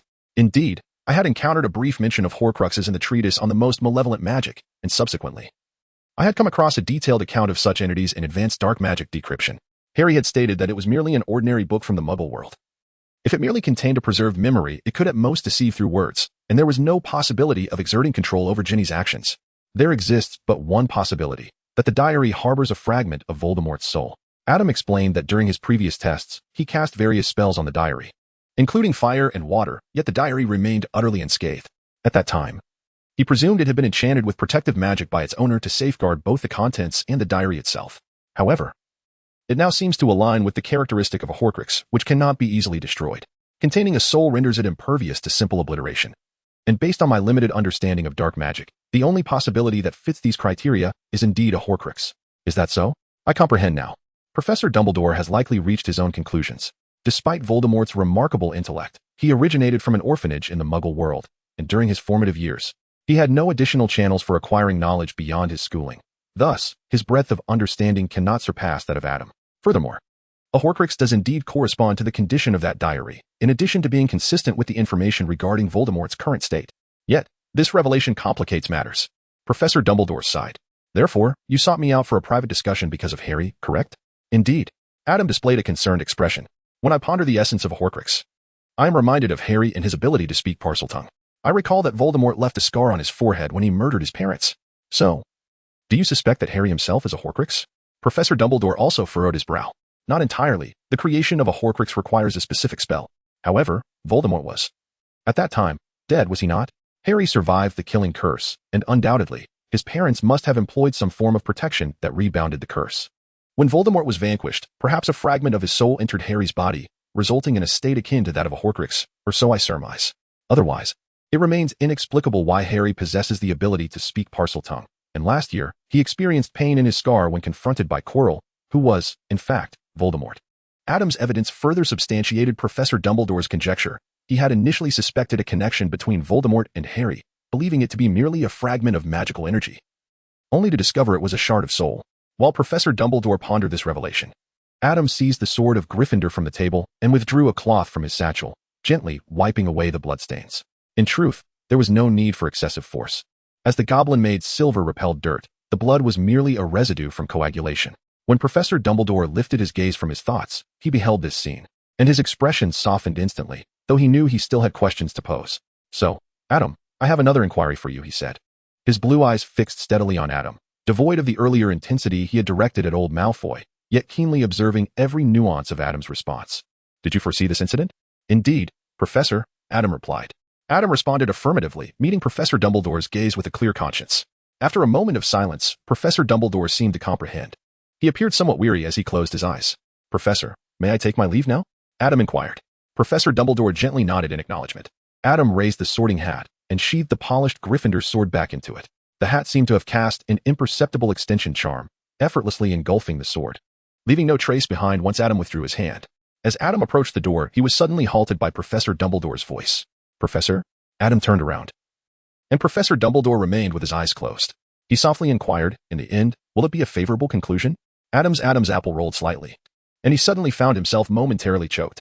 He raised his gaze and surveyed the surroundings. The portraits of the past headmasters had, at some unknown point, closed their eyes and bowed their heads, as if ensnared in a profound slumber.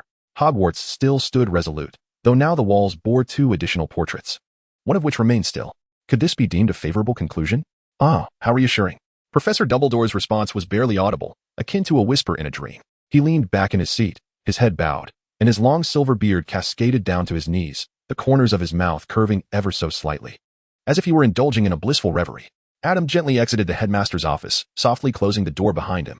Hogwarts had hosted numerous feasts, celebrating a myriad of festivities, yet none rivaled the exuberance of today's event. The students, initially prepared to return home, donned their pajamas yet were devoid of any drowsiness. Just as the entire school braced for a sleepless night, a sudden announcement from the professors revealed that the perpetrator had been apprehended. They need not return home after all. Adam released Fred and George from the suitcase, and as the 3 of them made their way to the dining hall, they were greeted by a throng of students clad in pajamas, cheering for Harry. Fred and George dashed forward, and Ginny was also present. Although curfew was fast approaching, there was no sign of anyone calming down. The professors, too, seemed equally spirited.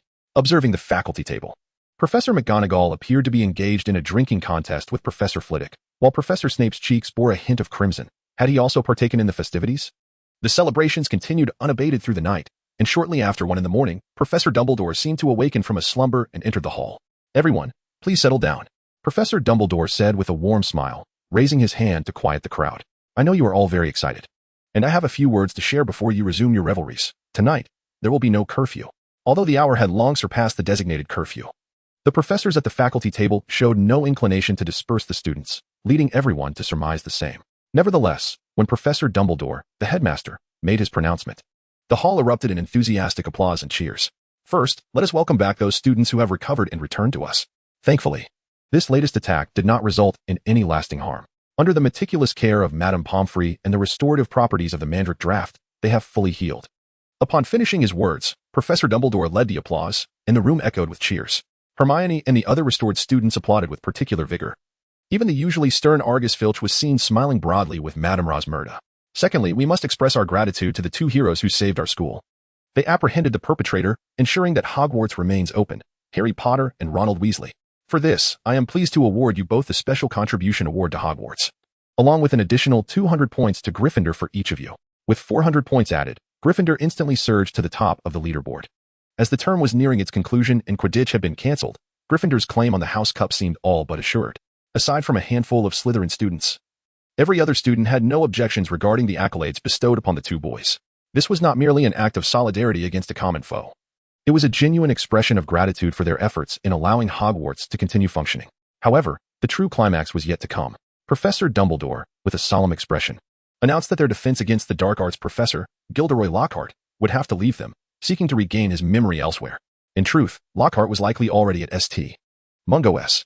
This news brought about a wave of nostalgia among the students, who masked their sorrow with food and drink.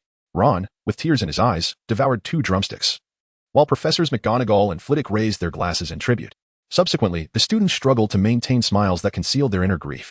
Before the atmosphere could settle, Professor Dumbledore declared that due to the absence of their defense against the dark arts professor, coupled with the multitude of events encountered this term, and considering that several students had fallen behind in their studies while petrified, it was decided, this year, there would be no examinations at Hogwarts. Of course, this only pertained to school assessments. Standardized tests such as the O, W, L, S, and EW, T, S would still be administered, unless one had no intention of graduating or obtaining certification. In an instant, had it not been for the enchanted ceiling of the hall, the jubilant cheers would have surely lifted it off. Even Slytherins found joy in the prospect of avoiding exams. However, there were those who were disheartened by the cancellation of assessments, such as Hermione and Adam.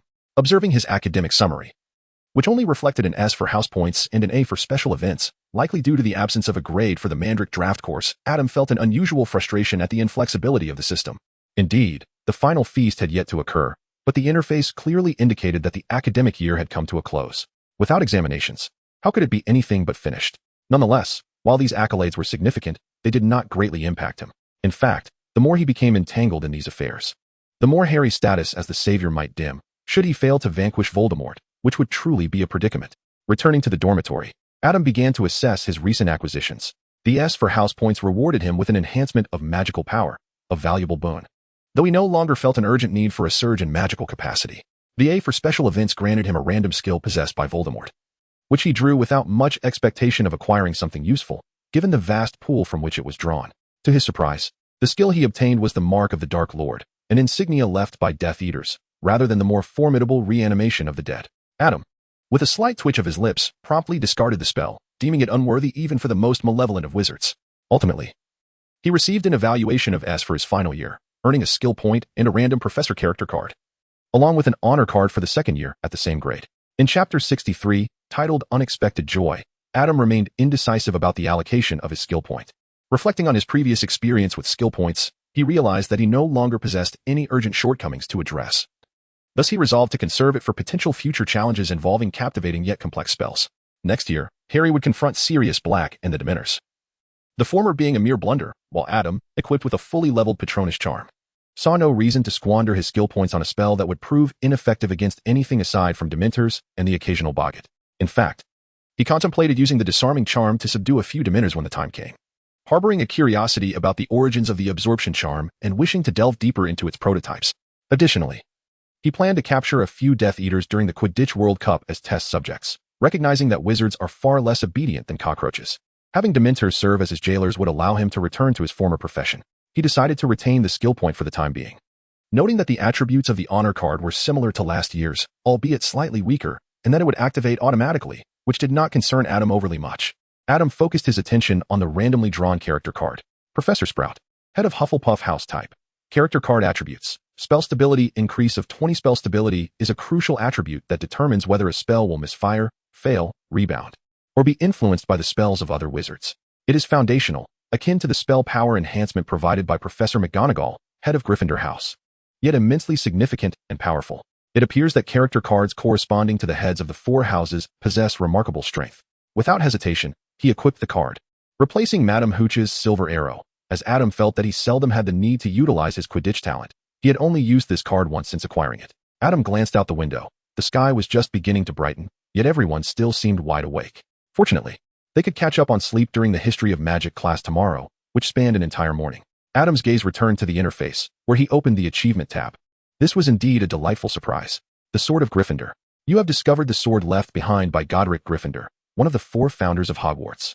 But wait, why would a wizard's relic be a sword? Achievement objective. Discover and touch the Sword of Gryffindor. 11. Achievement reward. 1 random high-level ancient magic at maximum capacity. The treasure of Godric Gryffindor. Truly befitting of the 4 founders, the achievements triggered are exceedingly lavish.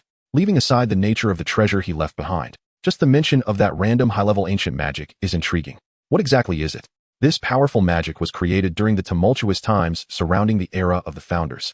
It is demanding in terms of energy and power, typically requiring numerous wizards to cast. Hence, high-level ancient magic is colloquially known as war magic in modern times. After the establishment of order in the Ministry of Magic, such magic faded into the annals of history, akin to the concealment of weapons of mass destruction. In the absence of large-scale dissemination, this type of magic, which necessitates the collaboration of many wizards, has largely been lost. A book in the restricted section detailing ancient history described a war magic known as the anti-magic field, capable of disrupting the flow of magical energy, thereby preventing spells from being cast. This was created by the Church to cleanse wizards, a magic released collectively by over 100 clergy members, rendering wizards unable to cast spells and leaving them at the mercy of the Church's armored forces. At the inception of the Ministry of Magic, the Church, under the aegis of the Muggle government, established a magical contract with the Ministry, obliterating this war magic aimed at wizards. As of now, the simplified versions of war magic that have endured include 2 ultimate protective spells, all spells end. These defensive incantations have persisted through simplification and can still be executed by multiple wizards in unison. The Ironclad Charm and the End spell are further simplified iterations. So, what kind of war magic can Adam possibly obtain? Moreover, at maximum capacity given Adam's magical potential. He might very well be able to cast it alone by the time he reaches adulthood, supplemented by the magical growth from academic evaluations in the forthcoming years. If all else fails, he could attempt to simplify it himself. Although it may not be particularly useful, the thought of casting war magic alone, perhaps sustaining ultimate protection on his own, or driving his wand into the ground to unleash all spells end, is undeniably thrilling. With excitement coursing through him, Adam chose to accept the reward. In an instant, an unprecedented torrent of immense information surged into his mind, coalescing into a vast spell. After absorbing this knowledge, Adam was left astounded. This was a fire-based incantation with effects reminiscent of a magical contract, producing drastically different outcomes for allies and foes. Towards allies, the flames would possess no lethality, allowing them to traverse through the fire unharmed. Conversely, against enemies, the flames would unleash their full potency and could even obstruct the casting of enemy spells, akin to protective shields. Why emphasize the original power of the flames? Because this fire is not limited to mere raging infernos, it can be substituted. As long as all wizards casting this spell are familiar with the corresponding incantations, the flames can adapt accordingly. In other words, if the casting wizards are well versed in the Incendio spell, the fire that burns will be the everlasting Incendio, requiring no magical energy to sustain its blaze. If the wizards are adept in the fiend fire, the fire will manifest as fiend fire, capable of automatically spreading and transforming, while still discerning between allies and adversaries. This war magic is extraordinarily practical, whether released broadly across the battlefield or utilized to segregate enemy forces with fire lines. Indeed, leaving Adam feeling he had struck a remarkable fortune. Yet, a question lingered in his mind. Why did the effects of this magic seem so familiar? Wasn't this akin to Grindelwald's magical flames? As a relatively recent installment in the series, Adam's recollection of Fantastic Beasts was vivid, particularly the striking blue flames conjured by Grindelwald, which he could not easily forget. Initially, Adam had presumed it to be a complex spell amalgamating fiend fire, transfiguration, and other protective charms, only to discover it was a simplified version of a war magic. Even more astonishingly, as this spell reached its maximum level, Adam naturally acquired various simplified and mutated forms of this incantation, including Grindelwald's original fire shield. What a remarkable turn of events. Suddenly, an audacious idea sparked in Adam's mind. What if he transformed into a dark-hearted sorcerer, wielding a wand akin to Grindelwald's, and summoned a protective fire shield in London? Surely, Professor Dumbledore would abandon Voldemort and rush to his aid, wouldn't he? But it would be unwise to obscure the eyes of this dark-hearted figure. Perhaps he could conjure a pair of eyes reminiscent of Grindelwald's. How delightful, if he were to call out Father upon Dumbledore's arrival. The professor's first reaction might not be suspicion towards Adam, but rather self-doubt regarding his own lineage and that of Grindelwald. Oh, wait, based on the snippets Adam had witnessed over the past 2 months, he ought to address Dumbledore as mother, shouldn't he? Ahem, never mind. The venerable headmaster is over a century old. One might inadvertently frighten him. That said, Adam recalled a time when he observed Professor Dumbledore using a ring of fire to fend off and ensnare a wraith in a cave, a variant of this very magic. However, that particular spell was conjured from the flames of the ancient goblin fire, which prioritized defense over the offensive capabilities of a fire shield composed of fierce flames. Though it was equally formidable, perhaps he should seek an opportunity to inquire with Professor Dumbledore about mastering the goblin fire? Chapter 64. The Treasures of Gryffindor. As for the matter of goblin fire, it can be set aside for the time being. When the Dementors arrive next year, Adam could feign a desire for warmth as an excuse to approach Professor Dumbledore for lessons. Following their previous conversation in the headmaster's office, Adam felt confident that Dumbledore would not delve too deeply into such trivialities. However, what the professor might concoct in his imagination remained a mystery to Adam. Adam turned his attention towards the remaining reward, the treasure of Godric Gryffindor. It must be said that after the previous war magic, Adam felt a heightened anticipation for the treasure left behind by the giant. Could it be that Godric Gryffindor left behind a quarter of Hogwarts' inheritance? As information flooded his mind, Adam's eager expression froze on his face. He was mistaken, truly mistaken. Looking around at the group of dimwits, he realized he should not have harbored any expectations of this founder of Gryffindor House. Why would the relic of Godric Gryffindor be an exquisite swordsmanship? What a farce to think of a wizarding swordmaster. Did the esteemed elder ever stumble over his own tongue while uttering spells? Thus, it dawned on him that Neville was indeed the true heir of Gryffindor's legacy. In that fleeting moment, if the energy of sarcasm could be accumulated, Adam could have obliterated Hogwarts beneath his feet. After a few deep breaths, he suppressed the ripples of disappointment that surged within him. Aside from swordsmanship, Godric Gryffindor also left behind the reasoning for choosing swordsmanship as a treasure. This information, originally inscribed on some medium, was now directly transformed into input in Adam's mind. It was deemed disgraceful for wizards to use spells in duels against muggles, thus he believed that an exemplary Gryffindor must possess exceptional sword skills. Well, this rationale might have been plausible in the era of the four founders, though he likely never anticipated such rapid advancements in time. Nowadays, muggles do not duel with swords. They wield firearms instead. Ron, let me tell you, this is far more effective than a wand. Although somewhat disheartened, Adam did not dwell on his disappointment for long. After all, it was a free gift, and one could never have too much. Moreover, one must admit that swordsmanship is quite impressive. While Eastern and Western sword styles differ significantly, Adam could certainly strike a few poses and indulge in self-amusement at his current level, once he had thoroughly organized his gains. Adam's mind wandered for a while before he drifted into a drowsy slumber. The remaining days leading up to the holiday were filled with an exhilarating atmosphere. As the absence of exams and the cancellation of defense against the dark arts class, due to the lack of a professor, relieved the previous pressures. However, Draco Malfoy was not so fortunate. Following earlier threats and his failure to unseat Professor Dumbledore from the headmaster's position, old Malfoy was ousted from the Board of Governors.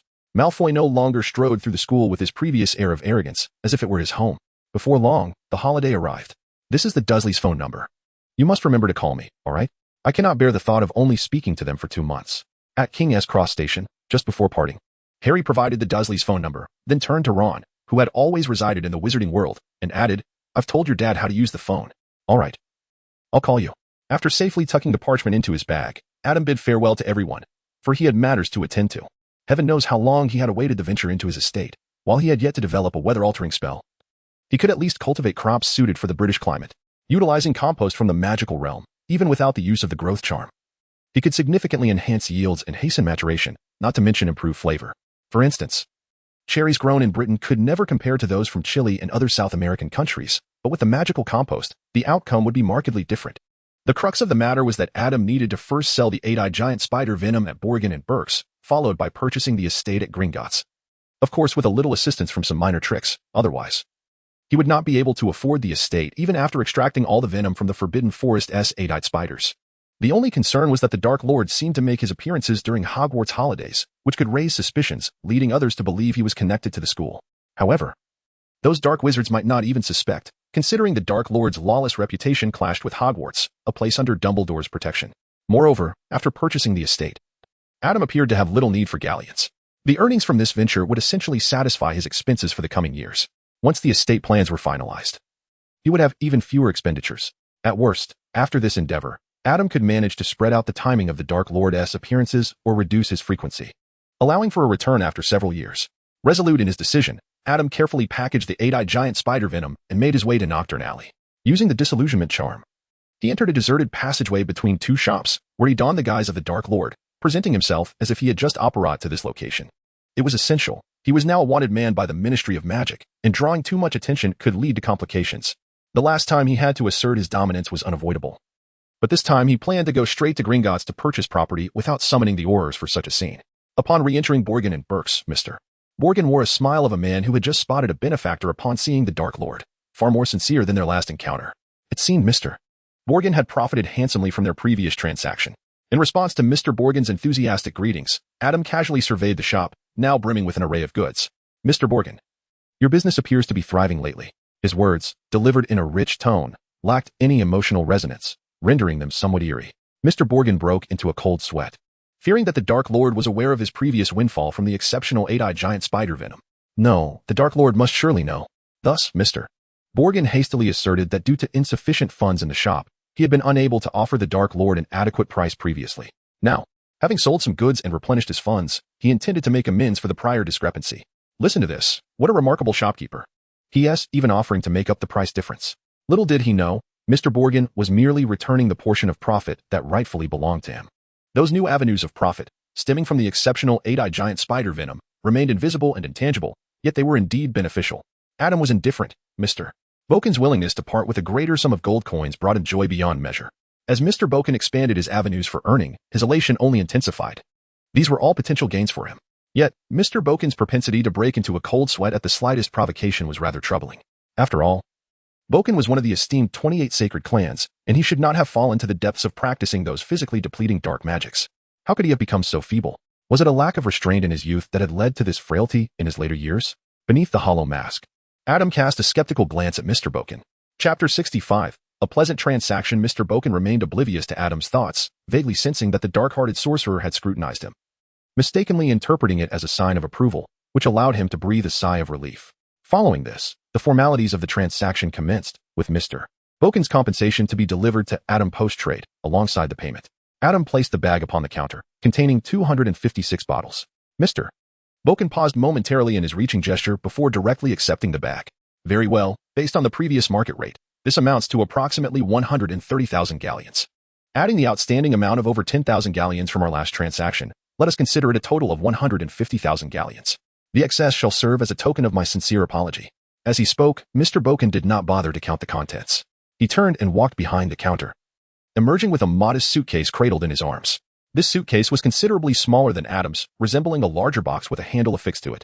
It was a specialized container designed for holding substantial quantities of goods, enhanced with a spell for seamless expansion, making it far more capacious than a mere pocket. In fact, this style was the prevailing norm within the wizarding community, as it was less conspicuous compared to larger and more illicit suitcases. Here, there is at least 150,000 galleons. I shall not count it meticulously. Please take care of it. Since their last transaction, Mr. Boken had learned his lesson, opting to keep the galleons directly in the shop. After all, he dared not gamble on whether someone as formidable as Adam would permit him to conduct business halfway before making a trip to Gringotts for funds, or worse, follow him and abscond with whatever meager savings he had there. Thus, settling the matter face-to-face felt far more secure. Adam directly took the box without counting, exuding an air of trust towards Mr. Boken. In reality, upon touching the suitcase, he had already transferred a total of 150,700 galleons into the interface. The transaction with Mr. Boken was indeed quite pleasant. Upon hearing this, the smile on Mr. Boken's face became notably more sincere. Although he understood that the primary reason the Dark Lord did not count was due to his confidence in his own power, this could not alter the fact that he had successfully connected with such a significant figure. Who says one must profit directly from a powerful individual? In the past, did he dare to make a fortune from Voldemort himself, relying only on a tenuous relationship? It was the Death Eaters who constituted his main clientele during that period. Although the Dark Lord had not yet expanded his influence, when he first established a connection with Voldemort, Voldemort was not yet the Dark Lord. A transaction where both parties felt satisfied ensued. Upon exiting the Gringotts Bank, Adam first left Diagon Alley, dined on the streets of London, and then donned a Gandalf costume to return to Gringotts. He was greeted by the same elderly goblin as before, who wore a smile that suggested success was imminent with Gandalf's return. Indeed, Adam's persona was that of Gandalf, as anticipated by the goblin. Once seated in the private VIP room, Gandalf expressed his intention to purchase the previously discussed estate. Just as the goblin was about to feign interest from other potential buyers to inflate the price, Adam swiftly cast a soul-binding curse. It was absurd for Adam to consider spending hundreds of times the price on that estate. Had Gringotts considered implementing safeguards? Did they truly believe their customers would not cast a soul-binding curse? They had, especially in such a secluded VIP room. However, Adam possessed a specialized mastery over the soul-binding curse. The spell's effect would remain undetectable by any magical detection or device. Utilizing the spell on the targeted objective rendered Gringotts' defenses against such magic entirely ineffective. The elderly goblin hastily drafted a contract, and after receiving the same sum of over 40,000 galleons that had been pledged for the estate, he handed over the title deed to Adam, finally sealing the contract with an imprint. With a flash of golden seal, the contract ignited, transforming into a crystal orb. In that instant, Adam felt a connection with the title deed in his hand. As the galleons on the table vanished in a swirl, seemingly transported to a vault belonging to Gringotts, this connection bore a resemblance to the unbreakable vow. Without Adam's mastery of the latter, he would not have sensed it, suggesting it was a form of ancient and powerful contract magic.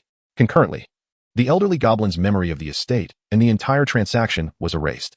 At that moment, Adam, with a flicker of thought, prompted the goblin to begin drafting a new contract. As the saying goes, since we are here, we might as well. With extra funds on hand, and having acquired the properties at a bargain price, he decided to purchase a couple more residences.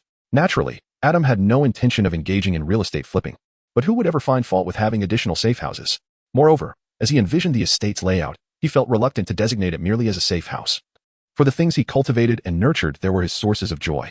Ultimately, in addition to the estate, Adam purchased a total of 7 properties to serve as safe houses. Some of these residences were quite habitable, while others were in disrepair. Some were situated in pure wizarding enclaves, while others lay within Muggle communities, dispersed across 7 counties in England, ensuring ample safety.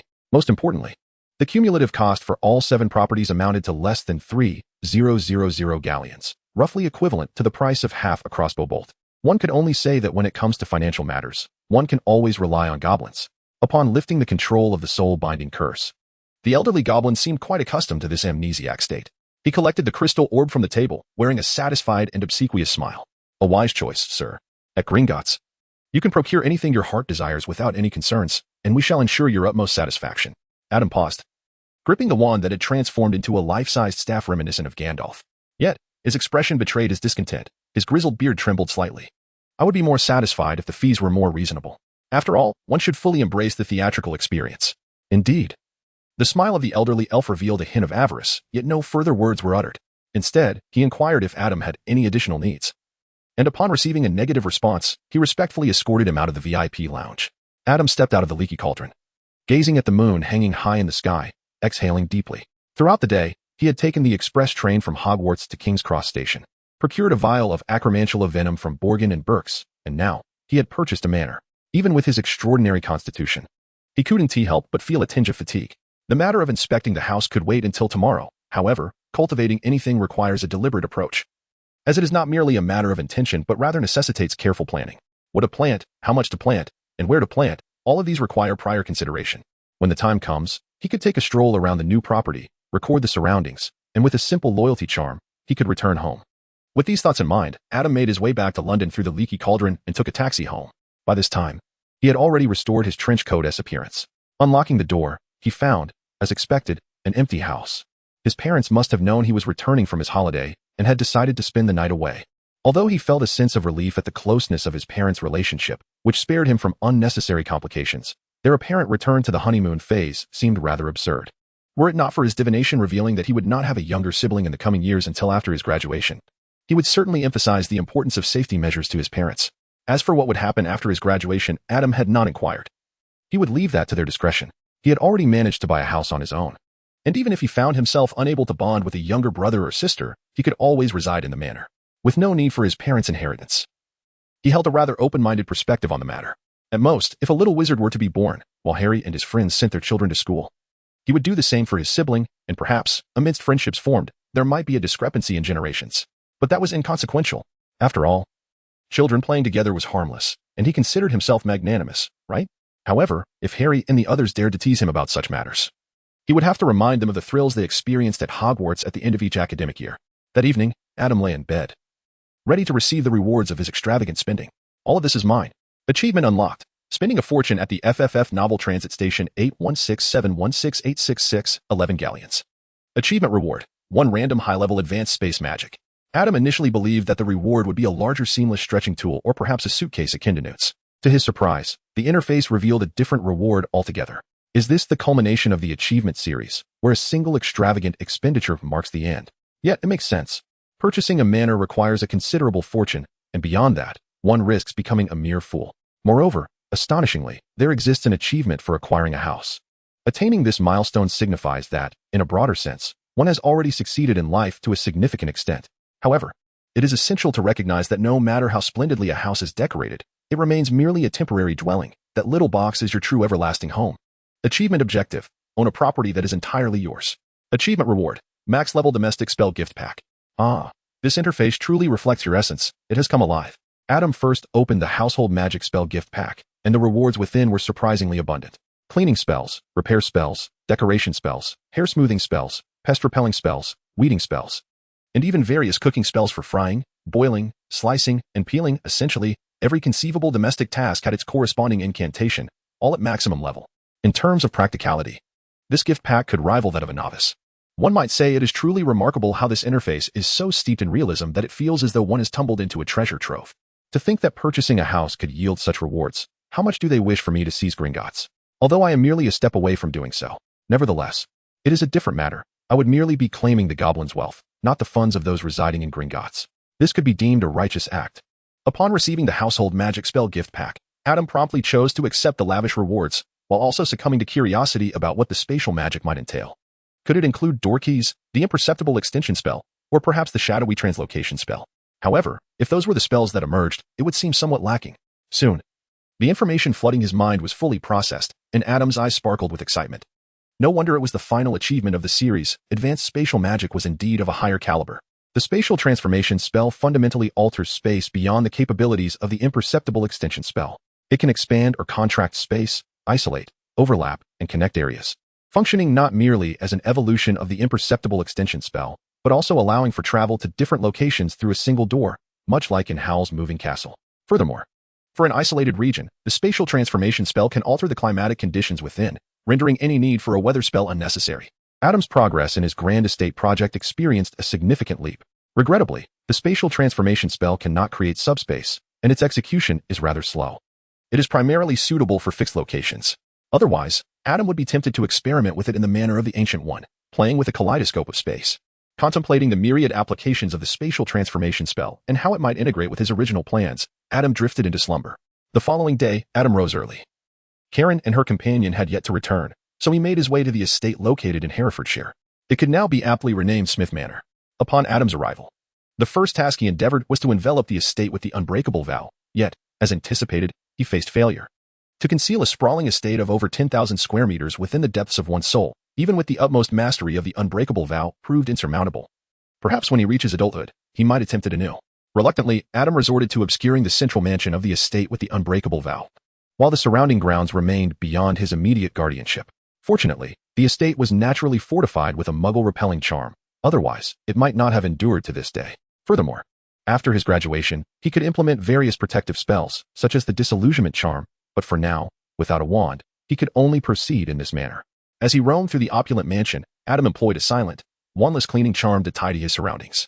Observing the once dusty murals adorning the walls, he was suddenly inspired to create some murals for the estate, yet not mere ordinary paintings, but rather the animated portraits akin to those found at Hogwarts. These masterpieces required a wizard's infusion of magic, allowing for a semblance of communication reflective of the wizard's own thoughts.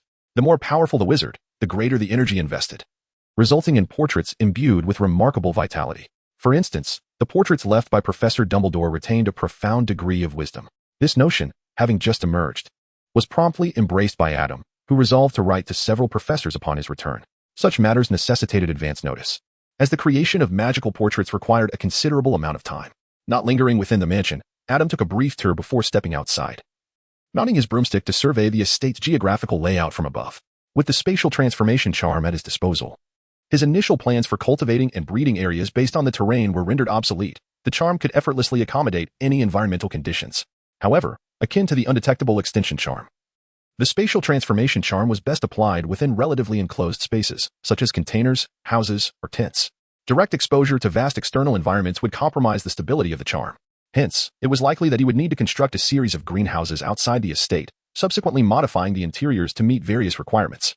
While this approach might appear somewhat unsightly from the outside, it proved far more convenient than his original plans. Moreover, the greenhouses would look uniform and unremarkable from without. Yet upon entering, one would encounter a plethora of distinct exotic atmospheres, creating a unique beauty. Chapter 67, The Safe House. After inspecting Smith Manor, Adam's agenda for the following days involved visiting the 7 safe houses he had acquired. Regarding these sanctuaries, Adam was anything but casual. He meticulously concealed every inch with the unbreakable vow as a fundamental measure. These houses were not meant for habitation, but served as emergency waypoints, necessitating absolute security. In addition, Adam needed to document the location of each safe house and craft corresponding keys. Everything progressed according to plan, yet while attending to safe house number 3, an unexpected complication arose. There was someone inside. Adam gazed at the dilapidated house before him, a look of peculiar bewilderment crossing his face. Just moments ago, out of an abundance of caution, he had performed a divination, unleashing a wandering wizard from the shadows. The crux of the matter lay in the identity of this individual. Professor Remus John Lupin, might you elucidate why you currently reside in another's abode, and furthermore, why that individual happens to be one of your students for the upcoming year? Rubbing his temples, Adam had not anticipated such an encounter. Perhaps it was best to depart. He could address the matters of safe house number 3 during the next holiday. Given that Lupin was to be his eminent instructor for defense against the dark arts, their paths crossing now could complicate matters considerably. Whether he chose to expel him or allow him to leave, encountering Lupin again at school would undoubtedly lead to further complications. What if Lupin were to resist? That would be even more troublesome. Not only would it disrupt the future, but where would Professor Dumbledore find another instructor for defense against the dark arts? Resolute in his decision, Adam turned to leave. Following his visit to safe house number 3, no further complications arose, and the safe house initiative progressed smoothly to safe house number 6. This particular safe haven was situated within a Muggle neighborhood, specifically at 10 Wisteria Lane in the Little Whinging district, conveniently close to Harry's residence. At that time, Adam selected 7 safe houses, for in the realm of magic, the number 7 is deemed a fortuitous and enchanted numeral. Harry, being the 6th Horcrux of Voldemort, prompted Adam to establish the 6th safe house in close proximity to Harry's residence, as he believed this arrangement would be more auspicious. Furthermore, Adam deliberately chose to visit on Harry's birthday, July 31st, taking the opportunity to deliver a birthday gift. In truth, Adam had previously promised to call Harry, but the pressing matters of the safe houses had caused him to forget. A month had swiftly elapsed, and were it not for the sixth safe house's location near Harry's home, Adam might have remained oblivious. Now, he could conveniently explain that he intentionally refrained from calling Harry to surprise him, for children, after all, are easily appeased with a little charm. After finishing his lunch, Adam visited the Dursley residence. Upon knocking on the door, he was greeted by the stout Vernon Dursley. "Who are you?" Vernon inquired with a furrowed brow. "My name is Adam Smith, a classmate of Harry's. I am here to see Harry." Almost immediately upon hearing Harry's name, Vernon's expression shifted dramatically. "There is no Harry Potter here. Do you understand? Do not come back," Vernon bellowed, slamming the door shut. Adam blinked in astonishment at the doorstep. Although he had previously heard Harry speak of the eccentricities of his family, he never anticipated their peculiarities to such an extent. He had gone out of his way to visit. Even if they were reluctant to see him, one would expect at least a few perfunctory words before being dismissed.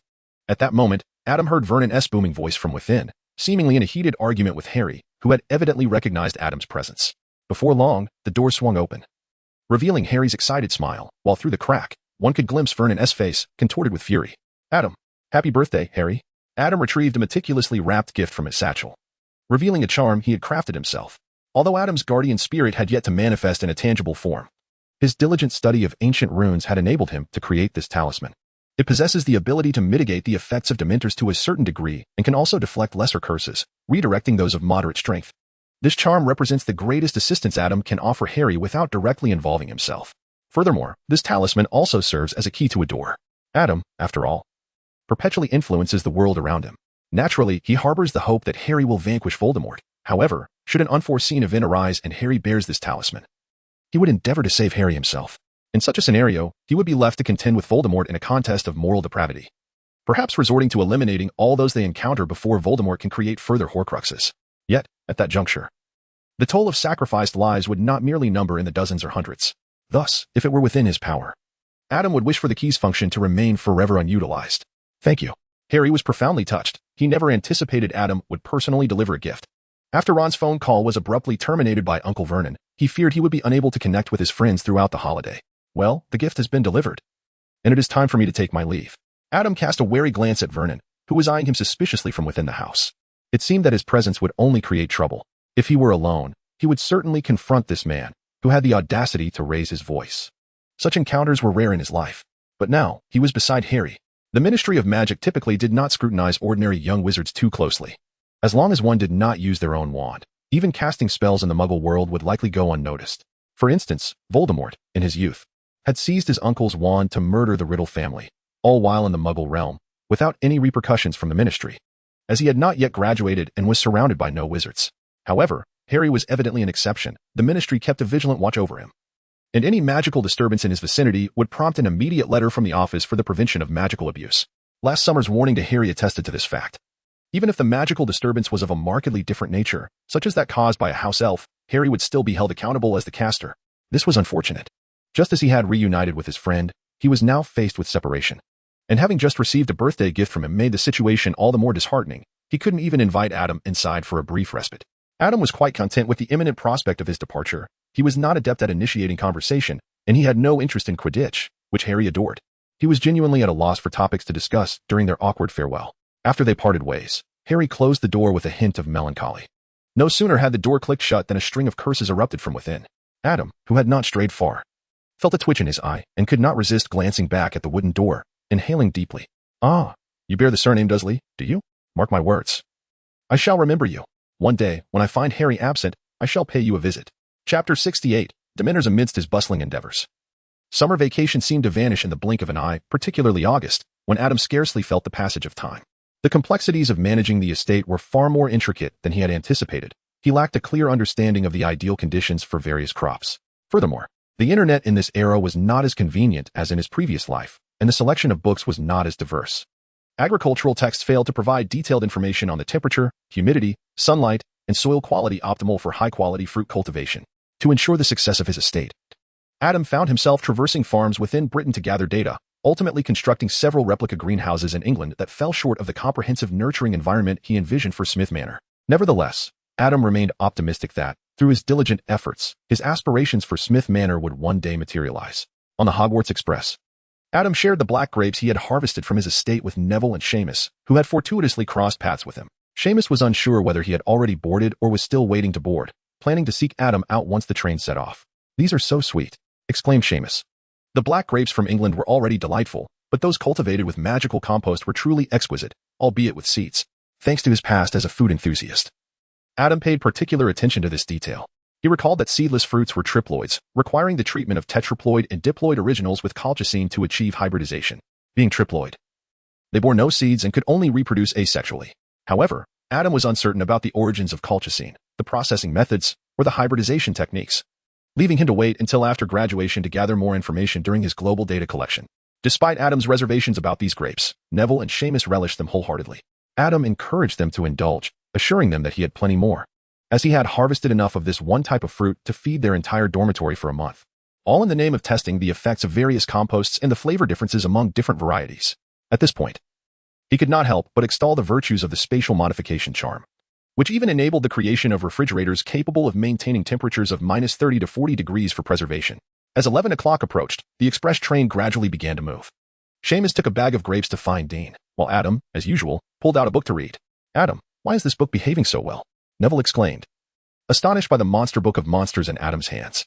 Having only enrolled in divination, Neville had not purchased this book, but he had witnessed a hapless young wizard being chased and bitten by it as it escaped from a suitcase before boarding.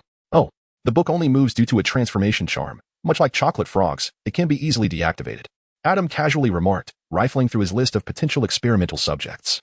Speaking of which, this summer, Fred and his companions traveled to Egypt after Mr. Weasley won a grand prize of 800 galleons. One wonders if they encounter the Sphinx. This mythical creature, residing in the desert, is a large being, appearing robust and resilient. As the train continued its journey, the sky gradually darkened, and the temperature steadily dropped. By 3 or 4 in the afternoon, rain began to fall, the droplets thudding against the window with a relentless percussion that was almost maddening. This dreary weather left me feeling rather unsettled. Neville sighed as he gazed out the window. Before him lay the lunch prepared by his grandmother. Yet having indulged in too many grapes earlier, and with a dinner planned for the evening, he had little appetite. Adam's hand paused as he flipped through the pages, casting a contemplative glance at Neville. "Neville, it seems you possess a gift for divination," he remarked. Neville stared blankly at Adam, blinking in realization of his meaning, his face paling in an instant. Just then, the train conveniently began to decelerate, ultimately coming to a halt. "Have we arrived?" Neville swallowed hard, peering through the rain-streaked glass to glimpse the outside world, where the blurred outlines of fields were discernible and the distant shadows of mountains loomed on the horizon. Adam set down his book and gazed intently at the sliding door at the end of the carriage, his eyes seemingly alight with anticipation. At last, the moment had arrived. However, it seemed that something was approaching from outside. Navi's voice trembled as he hurriedly rose from his seat, maneuvering around the table to squeeze over to Adam's side. Following Adam's gaze towards the carriage's end, Navi's heart sank in terror as he beheld a damp, black handprint abruptly appearing on the glass. Soon after, the sliding door began to open slowly. "Shh, don't speak," Adam whispered. Adam raised his hand to obscure Neville's vision, directing his gaze towards the entity that had entered. It loomed tall, nearly brushing the ceiling, its form largely concealed beneath a cloak, save for a single hand that protruded, appearing slick with slime and mottled, resembling a corpse that had been drowned alive. This was a Dementor, one of the most perilous entities of non-existence, born of fear and despair, regarded by humanity as the epitome of repulsiveness. They feed on human joy, instilling a profound sense of melancholy and hopelessness in those who draw near. Additionally, they possess the ability to siphon away souls, rendering individuals into a state akin to the living dead, leaving behind merely an empty shell. This method of attack is ominously referred to as the kiss of the Dementor.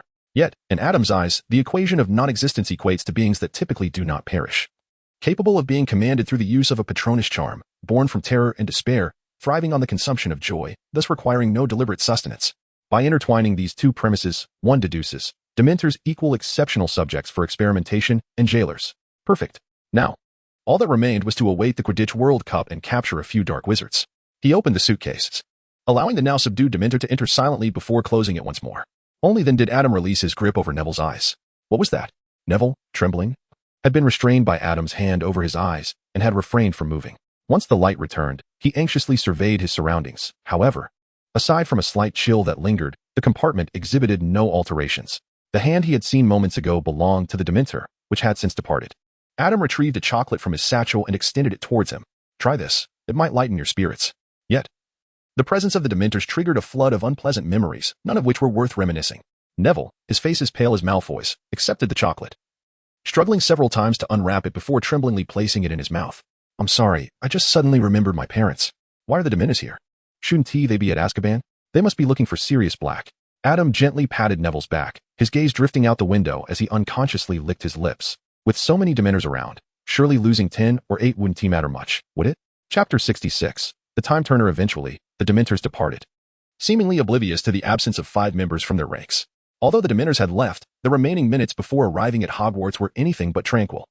The carriage was filled with the sound of people rushing in, crying as they sought their friends or family. Adam, have you seen Ginny?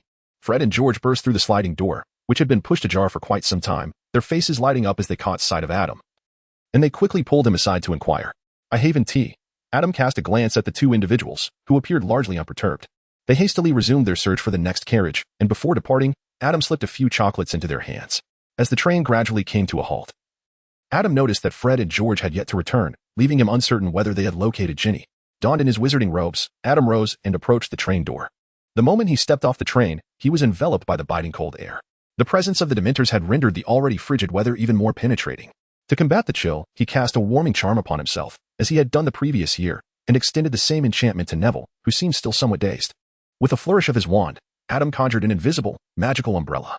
Shall we proceed? He inquired. Neville, still seemingly in a daze, followed Adam closely as they navigated their way from the carriage to the entrance of the Great Hall. When Professor McGonagall summoned Adam before leading him away, Neville remained in a state of bewilderment. Follow me, she instructed. In addition to Adam, Professor McGonagall also invited Harry and Hermione to join them. She guided the trio to her office, gesturing for them to take a seat before settling behind her desk. Adam observed that an additional portrait adorned the walls of Professor McGonagall's office, depicting none other than her own likeness, albeit a version that remained still for the time being. He had previously sent letters to several familiar professors, and perhaps this painting was a gift from Professor McGonagall herself. Once seated, Professor McGonagall first directed her gaze towards Harry. Professor Lupin had sent an owl in advance, inquiring if Harry had felt unwell during the train ride. Had he not? Before Harry could respond, a sudden knock at the door announced the hurried entrance of Madame Pomfrey. Oh, it's you, she remarked, disregarding Harry's assertion of being well, as she approached him and scrutinized his complexion. I suspect you must have engaged in some perilous activity, haven't you? It was only the beginning of their 3rd year, yet Madame Pomfrey had already formed a profound impression of Harry. It was the Dementors, Poppy. Professor McGonagall elucidated the circumstances that Harry had faced. Madame Pomfrey's expression soured immediately. If Dementors are dispatched around the school, he's certainly one to be the last student to faint, she muttered, reaching out to touch Harry's forehead. Indeed, he feels icy and cold. Those creatures are truly dreadful, inflicting their effects on those who are already fragile. I'm not fragile, Harry protested, yet he found himself subjected to her examination, much like a chick beneath the wing of a hen. Of course, you are not fragile, Madame Pomfrey absent-mindedly replied, resuming her pulse check, which was more a measure of his heartbeat than anything else. What does he require? Professor McGonagall inquired with concern, her eyes fixed on Harry. Perhaps a night's rest in the infirmary? I'm perfectly fine. Harry could not help but rise, explaining that he merely experienced a slight headache in the presence of the Dementors, as if he had witnessed the tragic demise of his parents at the hands of Voldemort, which was indeed distressing. Why did Professor McGonagall speak as though he were at risk of being slain by the Dementors? At the very least, he ought to have some chocolate. Upon hearing this, Adam retrieved a Ferrero Rocher from his pocket and offered it to Harry, then produced another for Hermione. He had always been fond of this exquisite chocolate in his previous life, yet its lavish price had deterred him from purchasing it for himself. Thus, he planned to replicate the Italian growing conditions and enchanted processing line at the manor in the future. He had already indulged in some while in the car, as Professor Lupin had shared his chocolates with them. Nevertheless, who could truly resist a Ferrero Rocher? Thank you. Harry accepted the chocolate from Adam, unwrapped it, and popped it into his mouth. Hermione, after expressing her gratitude, placed hers in her pocket. Delicious. Observing the delight on Harry's face as he savored the sweet treat, Adam felt an inexplicable sense of paternal satisfaction. Perhaps it was the recent agricultural labor that had elevated his mental age. Indeed, we finally have a professor of defense against the dark arts who knows how to address our needs. Madame Pomfrey was quite pleased with Professor Lupin's handling of matters. So, do you truly feel all right, Potter? Professor McGonagall inquired once more. Yes, Harry replied, cheeks bulging. Very well, then please step outside for a moment. I need to discuss the schedule with Adam and Miss Granger, and then we shall descend together for the feast. After Harry left with Madame Pomfrey, Professor McGonagall turned her attention to Adam and Hermione. You too, due to your selection of numerous electives, may encounter scheduling conflicts. Hermione's expression tightened, perhaps fearing Professor McGonagall would require her to drop certain courses. To this end, I have procured some assistance for you. Only students of exceptional merit are afforded this privilege. I recognize that you indeed have the necessity and desire to manage these conflicting courses. Professor McGonagall regarded them with a seriousness akin to that during Transfiguration class. What follows must remain strictly confidential. You must swear not to disclose it to anyone. After they nodded and pledged their secrecy, she retrieved a small box from her drawer, from which she produced 2 necklaces. These were golden chains, each adorned with a peculiar hourglass pendant, filled with shimmering golden sand, encircled by 2 golden rings. This is a time turner, a device designed for time travel. Upon hearing Professor McGonagall's words, Hermione gasped in astonishment. However, Professor McGonagall suddenly raised her voice. You must also swear to use this device solely for the purpose of enabling you to attend those classes that conflict within your schedules. After this class, use the time turner to return to before the lesson begins to attend another class and not for any other purpose. You must understand that time travel is exceedingly perilous. Altering the past and violating the laws of time could lead to catastrophic consequences. Only after they continued to swear did Professor McGonagall finally relinquish the time turner to them. Adam cradled the hourglass in his palm, bringing it closer to his eyes for a meticulous examination. Inscribed upon its surface were the words, I mark each fleeting moment. Yet have never transcended the sun. Your worth, I gauge, is determined by your purpose. In the ensuing minutes, Professor McGonagall reiterated the protocols for utilizing the time turner and the prohibitions associated with its use, cautioning that reversing time should not exceed 5 hours, lest it precipitate grave temporal repercussions. Adam and Hermione meticulously took note. After Adam and Hermione finally emerged from Professor McGonagall's office, they followed her back to the Great Hall, just in time for the conclusion of the sorting ceremony. As they took their seats, Professor Dumbledore rose to address the assembly. Welcome back to Hogwarts. Dumbledore's voice resonated with its characteristic vigor. With a warm smile and open arms, he seemed to invite all the students into his embrace. Before we commence the feast, there are a few matters I wish to discuss with you. One particular issue is of such significance that I feel compelled to address it before you indulge in the exquisite fare and become somewhat dazed. As he shifted to more serious matters, the smile faded from Dumbledore's face, and he cleared his throat. Our school is currently host to a contingent of Dementors from Azkaban, dispatched by the Ministry of Magic to carry out official duties. I trust you are already aware of this, as they have recently conducted a search of the Hogwarts Express. At this juncture, Dumbledore paused, a clear discontent flickering in his eyes. This was precisely why Adam had dared to capture 5 Dementors, even if he lost 5. Cornelius Fudge would not dare confront Dumbledore, yet if one more were to vanish, he would certainly demand an audience with him. They are stationed at every entrance of the school, Dumbledore continued. I must make it unequivocally clear, while they are present, no one is permitted to leave the grounds without proper authorization. Any tricks, ploys, or disguises will not deceive the Dementors, not even the invisibility cloak. Their nature does not comprehend excuses or pleas for mercy, thus I urge all present not to give them any reason to inflict harm. I expect the prefects and our newly elected student council leaders to ensure that no student encounters the Dementors. Adam thought that anima could deceive the Dementors, but he specifically pointed out the invisibility cloak. Adam glanced at Harry. Professor Dumbledore paused for a moment. Well, let us change the subject to something more pleasant. I am delighted to welcome our 2 new teachers to our ranks this semester. Professor Dumbledore turned his gaze towards the faculty seating. First, we have Professor Lupin, who has graciously agreed to fill the vacancy in the Defense Against the Dark Arts course. A sparse round of applause echoed through the hall, as the scars left by last year's Defense Against the Dark Arts professor were still too fresh. However, Harry and his friends clapped enthusiastically. In response to the lukewarm welcome from the others, Professor Lupin, dressed in somewhat tattered clothing, kindly nodded at everyone. Adam's gaze, however, fell upon Professor Snape, who was intently fixated on Professor Lupin, his expression stern and his eyes radiating a sentiment akin to hatred, reminiscent of the way he regarded Harry. As for our second new instructor, once the sparse applause welcoming Professor Lupin subsided, Professor Dumbledore continued with the introductions. I regret to inform you that our esteemed Professor of Care of Magical Creatures, Professor Kettleburn, has retired at the end of last term. However, I am pleased to announce that his vacancy will be filled by none other than Rubius Hagrid, who has graciously agreed to take on this teaching role in addition to his responsibilities as keeper of keys and grounds. The applause this time was heartier, particularly from Gryffindor, as Hagrid's face flushed with pride. Very well, that concludes the important announcements. Let the feast begin. With a clap of his hands, Professor Dumbledore caused the golden platters and goblets before them to overflow with an array of food and drink. After the banquet, as Adam was about to join his peers in returning to the Gryffindor Tower, he was informed by a senior Slytherin student that Professor Snape was awaiting him in his office.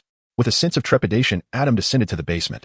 Professor Snape sat in his office, maintaining the same expression he had worn during the dinner. It was only upon Adam's entrance that his countenance softened slightly, resembling the grim portrait hanging on the wall. Professor, did you require my presence? Adam settled down beside Professor Snape's cabinet filled with various vials and jars. This academic year, one of us requires a bottle of Wolfsbane potion each month, and I wish to delegate this task to you. I shall provide the materials. Upon hearing Professor Snape's words, Adam fell silent. Professor Snape, you never cease to surprise me each year. Among us, there are merely 2 new teachers this year, Hagrid, whom Adam is familiar with, and Lupin, whom he does not know well. Is there really any need to ponder who requires the Wolfsbane potion? Moreover, even if you harbor reservations about Lupin, is it not somewhat rash to entrust such an essential task as brewing the Wolfsbane potion to me?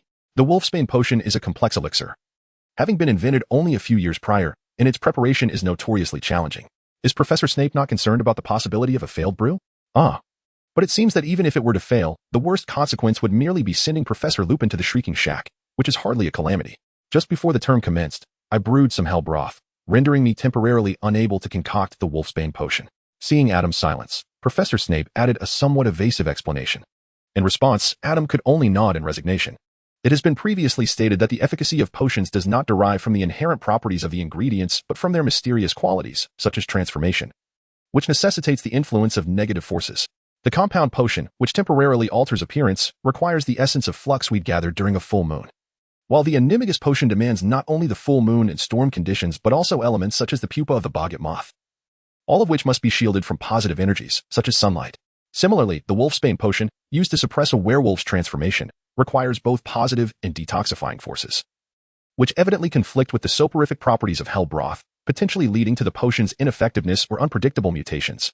If Professor Snape truly has just finished brewing hell broth, then indeed, he cannot prepare the Wolfsbane potion at this time. Well, if that is the case. Furthermore, even if Professor Snape has just brewed hell broth today, it would not pose a problem to brew the Wolfsbane potion in a couple of days, as those forces do not linger on a wizard for long. Nonetheless, as one who has witnessed Professor Snape's troubled past firsthand, and as his devoted apprentice, Adam surely stands by Professor Snape's side. So, Professor Snape, shall I brew in my dormitory or in your office? Adam tentatively inquired. This academic year, I have an abundance of electives. If I were to concoct in the office, I might find myself resorting to a time turner. However, should I attempt this in the dormitory, my classmates would inevitably distract me, leading to the potential mishap of peculiar substances contaminating the brew. The time turner is not to be trifled with. Professor Snape promptly interjected, moreover, I am confident that as long as you can maintain the original efficacy of the Wolfsbane potion, that Professor would not hold you accountable for such trivialities. Understood, Adam replied. Adam nodded knowingly. Chapter 101, A Minor Mistake. Oh, be careful. Groggy from sleep, Harry inadvertently bumped into the jars and bottles that Adam had placed in the corridor, causing one to tumble directly into the bubbling cauldron. In an instant, Harry was fully alert, his legs weakening as Adam steadied him. I didn't mean to, Harry exclaimed. Adam had been brewing this potion the previous night before retiring to bed. It's nothing, merely a minor mishap, Adam reassured him. To Harry's surprise, Adam simply used tongs to retrieve the bottle from the cauldron. Before attending to the potion, he first guided Harry back to his bed. It won't interfere with the potion's efficacy.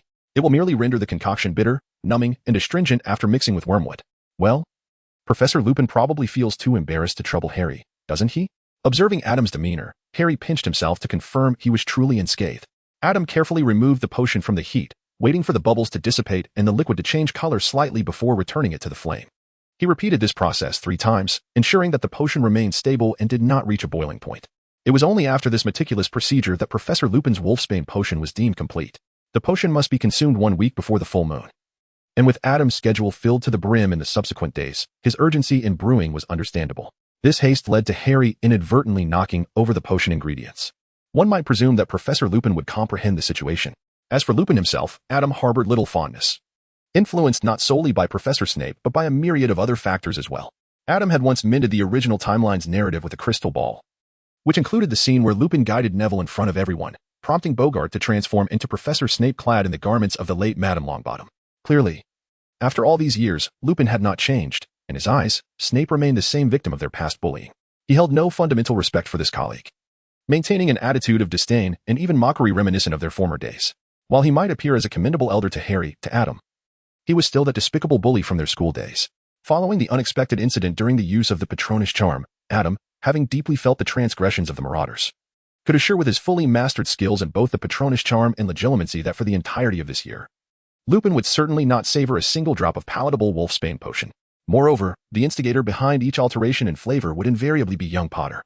After meticulously bottling the Wolfsbane potion, Adam, along with his peers, proceeded to the Great Hall for breakfast, intending to hand over the potion to Professor Snape. Although Snape harbored a profound loathing for Lupin, it was believed he would take delight in witnessing Lupin's reaction upon consuming this particular concoction. Following their meal, Adam presented the Wolfsbane potion to Professor Snape, inadvertently revealing that he had, due to Harry's influence, carelessly allowed some powdered moonstone to fall into the cauldron while adding wormwood. Unsurprisingly, as Snape accepted the potion, a subtle smirk played at the corners of his mouth. Adam was indeed taught by Snape. How could he possibly be unaware of the consequences of mixing baneberry powder with wormwood? Nonetheless, the detoxifying properties of baneberry are quite effective and do not conflict with other ingredients, Thus the efficacy of the Wolfbane potion remains unaffected. This potion is in my possession, and I shall ensure that I witness him consume it when the time comes. With that, Professor Snape departed, the swish of his cloak carrying a lighter air than usual. As Adam watched Professor Snape leave, he prepared to attend his first class. The initial lesson was divination, held atop the North Tower. Adam ascended the staircase, joining his fellow classmates who awaited him. This was the end of the stairs, yet the divination classroom was not in sight. The students noticed a hatch in the ceiling, but there were no further steps leading upward. Adam, Neville called out, squeezing through a gap. He had chosen the divination course after hearing Adam's description and intended to sit beside him. He hoped this class would be as easy as Adam had suggested. Adam and Neville leaned against the wall, sharing a small bunch of grapes while engaging in a brief conversation about their holiday experiences, which they had yet to finish before sleep the previous night. Suddenly, a commotion arose from the trapdoor in the ceiling. Observing this, Adam hastily tucked away the grapes he had been holding. A silver ladder descended from the trapdoor, landing directly at Harry's feet, who had just arrived. Following the flow of people, Adam ascended the ladder and entered their divination classroom. In truth, it bore little resemblance to a conventional classroom. Rather, it resembled the fusion of an attic and an antiquated tea house. The attic-like ambience stemmed from the structure of the tower above and within the classroom. More than 20 small round tables were crammed together, flanked by upholstered armchairs adorned with floral patterns and plump cushions.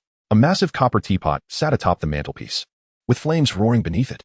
The combination of that flickering fire, the tightly drawn curtains, and the red scarves draped over every lamp cast a hazy crimson glow over the entire classroom, creating an oppressive heat reminiscent of Hagrid's dragon egg hatching escapade from the previous year. Adam pulled the climbing navvy behind him and found a spot against the wall to rest, which was at least a bit cooler than the front. However, this refuge was not without its drawbacks, as the shelf behind them was cluttered with filthy feather quills, burnt-down candle stubs, tattered playing cards, and teacups stained with grime.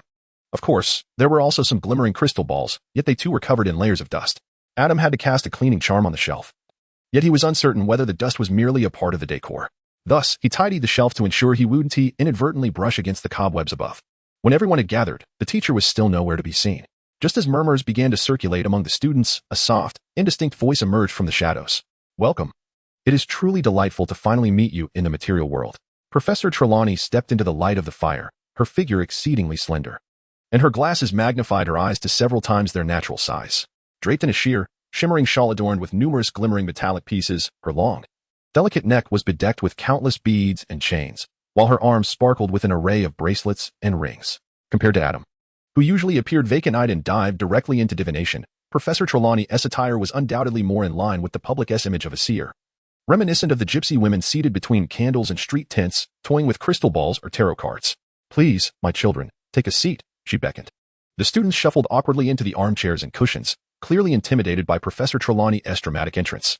Chapter 102, Divination Class. Welcome to Divination Class, Professor Trelawney announced as she settled into an armchair by the hearth. I am Professor Trelawney, and you likely have not encountered me before. I find that frequently descending into the chaos and clamor of campus life can cloud my inner vision. At her words, Harry and the others exchanged thoughtful glances with Adam. You have chosen to study divination, the most profound of all magical arts. However, I must preface this by saying that if you lack the requisite insight, I am powerless to assist you. In this domain, the assistance books provide is minimal. As she spoke, Professor Trelawney elegantly adjusted her shawl. Many wizards, despite their talents in the cacophony of sounds, myriad aromas, and sudden disappearances, cannot pierce the veil of the future. This ability is a rare gift possessed by only a select few. Subsequently, Professor Trelawney demonstrated her dubious divination skills. She prophesied numerous events, such as a certain student needing to beware of a red-haired man, another student's family encountering troubles, and a disruption in their teaching schedule due to influenza next February. Her words were laden with psychological hints and events that were bound to occur. For instance, warning someone to be cautious of a particular individual often leads to heightened tension and conflict. Furthermore, what constitutes trouble for a family? And who can claim to avoid difficulties altogether? As for influenza, it is a yearly occurrence at Hogwarts, and whether the teaching plan is interrupted is ultimately at her discretion. The final prediction, a student among them would depart permanently around Easter, left Adam uncertain whether it was a classic prediction of death or a reference to Hermione. After Professor Trelawney concluded her foretelling, the classroom fell silent, as the students seemed to interpret her words to mean that one among them would perish. Dear, could you please pass me that largest silver teacup? Professor Trelawney, pleased with the atmosphere she had created, addressed Lavender Brown, who was huddled in her chair, visibly frightened. Lavender stood and retrieved the teacup from the shelf, placing it before Professor Trelawney on the table. Thank you, dear. By the way, the thing you fear the most will occur on Friday, October 16th. Another psychological hint. Now, I ask you to pair up. Professor Trelawney instructed the students to engage in tea leaf reading, a method of divination that involves interpreting the shapes of tea leaves. Adam was undoubtedly paired with Neville, After they finished their tea, they followed Professor Trelawney's instructions to swirl the tea leaves a few times before straining the liquid and handing the cup to one another. Neville, upon flipping to the 5th and 6th pages of Divination, A Guide to the Future, furrowed his brow as he began to decipher which of the predictions aligned with the tea leaves. It seemed to suggest a lofty possibility, perhaps a future position of authority within the Ministry of Magic. It was evident that Neville was earnestly striving to discern some favorable omens from the remnants of the tea. Adam felt a slight twitch at the corner of his eye as he cast a glance at the teacup. Ah, the rose. You shall experience a splendid romance. At these words, Navi's cheeks flushed, and he leaned in curiously, eager to discover the truth behind the prediction. At this moment, Adam had begun to rotate the teacup counterclockwise. Spiral, you will encounter numerous chaotic points in life, and it is likely that you will pursue a career in education, perhaps remaining at Hogwarts as a teacher. Adam spoke nothing but the truth, yet Neville frowned upon hearing it. Could these 3 patterns truly be remnants of the same tea leaves? Of course, one must trust me. From Adam's perspective, in the realm of spirituality, the tea leaves at the bottom of the cup indeed appeared remarkably different as they spun counterclockwise. This distinction embodies the essence of true seers versus charlatans, no matter how many books one reads or how much practice one undertakes. A fraud can never transform into a genuine diviner. At that moment, Professor Trelawney abruptly stood up, hastening to Ron's side to seize Harry's teacup. It seemed that Ron's nonsensical ramblings had provoked her, as Professor Trelawney personally began to interpret Harry's tea leaves. My dear Eagle, you have a formidable adversary, she declared. This is common knowledge. Hermione could not help but interject. From the moment Professor Trelawney claimed that the textbook offered no assistance, she had harbored a distaste for the course. Connecting all that Professor Trelawney had just uttered with Adam's earlier remarks about the futility of divination, Hermione had begun to discern the true nature of the class, as well as that of Professor Trelawney herself. The professor shot her a glare, remaining silent as she continued to scrutinize the bottom of Harry's cup through her magnifying glasses. A fatal confrontation. Good heavens, this is most unsettling. A skull. There is danger along your path, my dear. Suddenly, Professor Trelawney halted, gasping dramatically, before screaming. She shrieked and plopped down onto an empty armchair beside her, one hand pressed against her chest, eyes shut tightly, as she shook her head fervently. My dear child. Oh, my poor dear child. It is best not to speak of it. Do not inquire what I have seen. What did you see, Professor? Dean could not restrain himself, rising to peer into the depths of Harry's teacup. The others stood as well, eventually crowding around. Oh, my dear child. Professor Trelawney suddenly shrieked, sitting upright. Her eyes wide open fixed on Harry. You possess a portent. What? Harry's body stiffened in his chair. Memories of Adam's previous divinations flashed through his mind. Apart from the one predicting Ron's demise, Adam had never reacted so dramatically before. Though he did not fully grasp Professor Trelawney's words, the surrounding classmates gasped in horror, covering their mouths. A portent, my dear, a portent. Professor Trelawney appeared somewhat unhinged as she shouted. The ominous great dog that roams the graveyard. My dear child. It is an ill omen, a dire omen of death. A great dog is a portent? Harry himself was the greatest omen of doom at Hogwarts. Adam, taking advantage of his height advantage over his classmates, glimpsed the bottom of Harry's teacup, which from Adam's perspective resembled a cross, symbolizing suffering and tribulation. At that moment, Hermione stood up resolutely. I do not believe this portends ill. Professor Trelawney cast a disdainful gaze upon Hermione, her eyes brimming with contempt. My dear, forgive me for saying this, but I perceive your aura to be rather dim, lacking in foresight regarding the future. She had little affection for such students. Without a fundamental trust in her, it proved challenging to deceive them. Furthermore, persuading them to abandon divination class would serve to validate her prior predictions. After addressing Hermione, Professor Trelawney turned her attention to the students gathered around Harry, declaring, I believe we shall conclude today's lesson here. Once again, she adopted her characteristic vague tone. Yes, please gather your belongings. Chapter 103. The Charlatan. Just as they exited the divination classroom, Harry eagerly grasped Adam's sleeve. Adam, was that truly an omen of death? Adam grasped Harry's hand and patted him with a serious expression. On the day you truly face death, I shall notify you in advance. So you may revel in the knowledge that there will be no homework to complete, and you can indulge in a hearty meal. With that, Adam hurried away. Upon hearing his words, Harry exhaled in relief, yet the gazes of his classmates weighed heavily upon him, their looks suggesting he was on the brink of death. The next class was Transfiguration. Although Professor Trelawney had dismissed the previous lesson early, the Transfiguration classroom was quite distant from the North Tower, and by the time they arrived, the class was nearly commencing. During the first Transfiguration lesson of the term, Professor McGonagall introduced the concept of animagus. The knowledge required was merely an understanding, with no practical exercises mandated, making it an enjoyable topic to commence the school year. However, as Professor McGonagall was nearing the end of her lecture and demonstrating the animagus transformation into a tabby cat, very few students seemed to be paying attention to her. Pray tell, what is amiss with you all today? Professor McGonagall inquired, reverting to her original form. Everyone turned to look at Harry, yet no one spoke. At that moment, Hermione raised her hand. "Professor, we just had our first divination class, where we interpreted tea leaves, and the result." "Ah, I understand now." Professor McGonagall frowned. "No need to elaborate further, Miss Granger. Tell me, which one of you is destined to perish this year?" The class stared at her in astonishment. "I am." Harry raised his hand. "Understood." Professor McGonagall regarded Harry with a look of resigned reassurance. "You should know, Potter, that ever since Sybil Trelawney arrived at the school, she has foretold the death of a student each year. It appears she relishes the opportunity to welcome new classes with a portent of doom. Were it not for my reluctance to speak ill of colleagues." Professor McGonagall paused, seemingly recalling a certain colleague from the previous term, while also suppressing her dissatisfaction with Professor Trelawney. After a moment of composure, she continued, "Divination is perhaps the least rigorous branch of magic. To be candid, I possess little patience for it. As for Professor Trelawney, I must say that true seers are exceedingly rare. To borrow a theory I once encountered, when you foresee good tidings, embrace them with joy. When you foresee misfortune, simply remind yourself that divination is not always accurate, and that shall suffice." As she spoke, Adam blinked innocently. Finally, Professor McGonagall turned her gaze to Harry and said in a light-hearted manner, "In my estimation, you appear in excellent health. Therefore, should I refrain from assigning you homework today? I trust you will forgive me. I assure you, in the event of your untimely demise, there shall be no homework to submit." Her words echoed Adam's sentiments, and with Professor McGonagall exposing Professor Trelawney as shortcomings, Harry felt an immense sense of relief. Perhaps the earlier sighting of the black dog had merely been a coincidence. Meanwhile, in another classroom, Hermione, seated next to Adam, who was the only familiar face among those who had also chosen the arithmancy course, struggled to articulate her thoughts more delicately. However, her impression of Professor Trelawney left much to be desired. "Well, I'll be frank, is she a fraud?" "Unclear," Adam replied. Adam lowered his head, scribbling on the parchment. He initially believed that arithmetic divination was akin to probability theory, only to discover that it bore little resemblance. Instead, arithmetic divination resembles psychological assessments or astrological interpretations. For instance, by assigning numerical values to the vowels in a name and performing a series of calculations, one can derive specific numbers which correspond to personality traits and fate. As for the accuracy, it can be said that for those without clairvoyance, arithmetic divination tends to be more precise. However, for those endowed with such insight, divination proves to be even more accurate. Unsatisfied with Adam's response, Hermione expressed her frustration. Why should there be ambiguity when the truth is straightforward? Can she foresee the future? Did she genuinely glimpse what was to come and spoke the truth? Or did she fabricate a lie, either having failed to see the future or, having seen it, chose to distort it to steer the outcome towards her desires?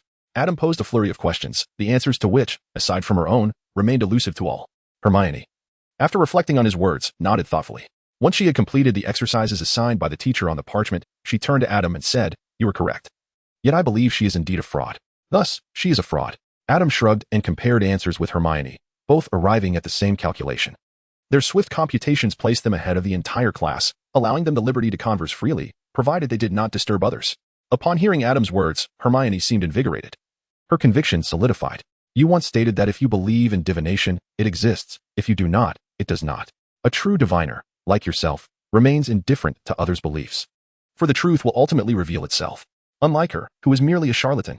Adam was momentarily taken aback, struggling to recall when he had uttered those words. Yet he refrained from contradicting Hermione.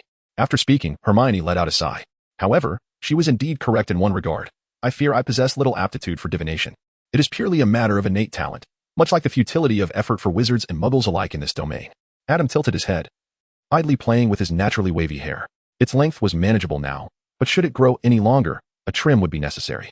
If you aspire to achieve perfect scores across the board, then by all means, continue attending. Over the years at Hogwarts, I have yet to encounter a student genuinely gifted in divination who has attained full marks. Such students seem to emerge annually regardless. However, I suspect you may struggle to achieve perfection, as Professor Trelawney has evidently begun to harbor disdain for you. Hermione pondered briefly and shook her head. If obtaining a perfect score in divination requires me to feign insights from a pile of tea leaves to curry favor with the professor, I would rather withdraw from the course. This would conveniently lighten your load. Selecting every available subject will only drain your energy. Do not forget, enrolling in an additional class entails far more than merely attending another lesson during the day. It also brings forth an increased volume of assignments and knowledge to acquire. You cannot possibly expect to master a subject solely through in-class instruction.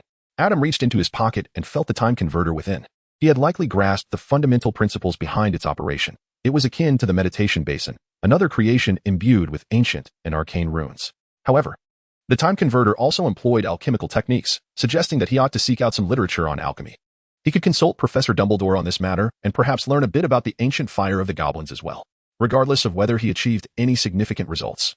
He needed to conclude his research on this device promptly, for if he continued to attend so many classes, he would surely exhaust himself. Initially, his pursuit of this device stemmed from mere curiosity, and there was no need to wear himself out over it. Chapter 104. The Care of Magical Creatures. The first class of the afternoon was Care of Magical Creatures, and once again, it was a joint session for Gryffindor and Slytherin. Adam, where's your book? Hermione observed that Adam's volume on magical creatures was unbound, merely held in his grasp, without any means of restraint. Yet it did not bite him. Ah, this? Just lift the transfiguration charm from it, or you could do it this way. Hermione had tightly bound her own book with bandages, which was still writhing in defiance. Adam stroked the spine of the book a couple of times, causing it to tremble briefly before settling into stillness. So that is how it works. Hermione hastily opened her book. This was the only subject she had not reviewed, and she needed to glance over it a few more times before class commenced. Upon noticing this, her peers began to mimic her actions. Since Hagrid had not provided prior notice, from the staff at Flourish and Blots to the students, no one knew how to properly open the tome on magical creatures. Consequently, everyone had to bring their uniquely styled books to class. Some, like Hermione, had bound theirs, others had crammed them tightly into narrow bags, while others resorted to using clamps to hold their books together. When Adam and the others arrived, Hagrid was already waiting for them at the door of the hut. Come on, hurry up. Hagrid beckoned them to gather around. I have something wonderful to show you today. This lesson is going to be spectacular. Is everyone here? Good, follow me. Hagrid led them to his small enclosure, which was empty. All right, everyone wait here for a moment. I'll go fetch the magical creatures. After speaking, Hagrid turned and entered the Forbidden Forest. My goodness, this school is doomed, Draco remarked, flicking the belt that had previously bound the Book of Beasts, striking it against the tome with each swing. If my father knew that such fools could attend class, he would surely have a heart attack. Shut up, Malfoy, Harry retorted, predictably getting into an argument with Draco, who retaliated without hesitation, mocking Harry's previous fright on the express by imitating a Dementor. At that moment, Adam recalled that he had 5 Dementors in his suitcase. After brewing Wolfsbane potion last night and attending class today, he hadn't had the chance to check on them. Well, Dementors wouldn't starve. They could wait until later. Just then, a commotion emanated from the Forbidden Forest, and a dozen hippogriffs emerged from the shadows of the trees. Their front halves and wings were those of an eagle, while their hindquarters were equine, complemented by bright orange eyes. Each wore a thick leather collar, tethered by a chain held in Hagrid's hand as he walked at the back. Hippogriffs, Hagrid exclaimed, waving excitedly at them. Aren't they magnificent? Hippogriffs? Hermione gasped in astonishment almost simultaneously. She hadn't anticipated that Hagrid would allow them such close proximity to the hippogriffs on the very first lesson. Given the combat prowess of a hippogriff, a single flap of their wings could easily leave them all with broken bones. Why would they be introduced to such perilous magical creatures at the onset? Indeed, they were beautiful. Adam couldn't help but exclaim.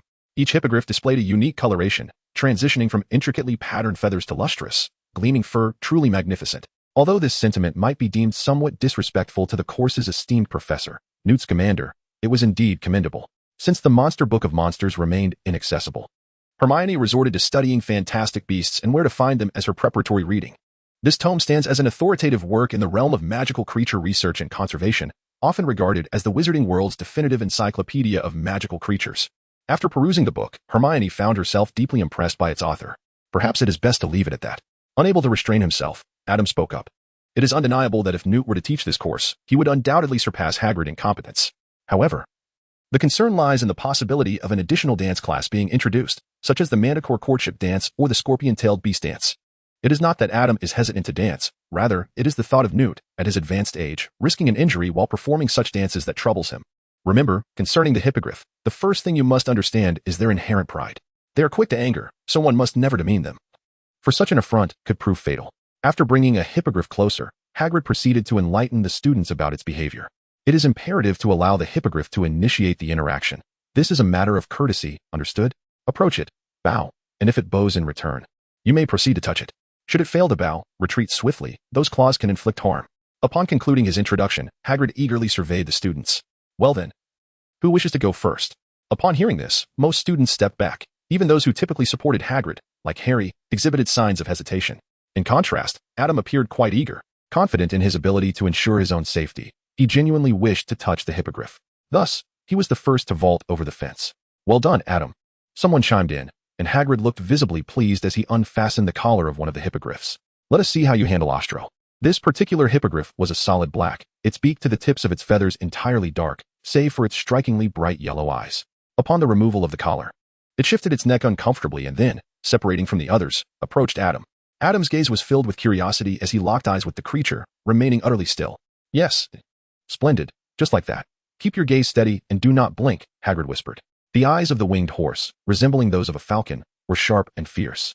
However, as Adam's gaze met that of the creature, Ostro's hind hoof seemed to slip slightly, causing it to stagger back a few steps. Although taken aback by Ostro's reaction, Hagrid noted that the creature did not exhibit any signs of hostility, prompting him to continue. All right, now you may bow. A bow signifies the willingness to expose one's knave to potential danger. Adam tucked his hands, one concealing his wand, into his sleeves while the other gently pressed against his chest as he gradually bent forward. Fortunately, there were no mishaps, almost simultaneously with Adam's bow. Ostro graciously lowered its front limb, covered in glossy black scales, and performed a perfect bow in return. Excellent, Hagrid exclaimed, his excitement palpable as he applauded the successful first lesson. It seems Ostro has taken quite a liking to you. Now, you may reach out and touch it. With a glimmer of delight in his eyes, Adam stepped forward and tentatively caressed the chin of Ostro, gently stroking the feathers atop its head with the back of his hand. His Athena seemed to quite enjoy this tender gesture. Indeed.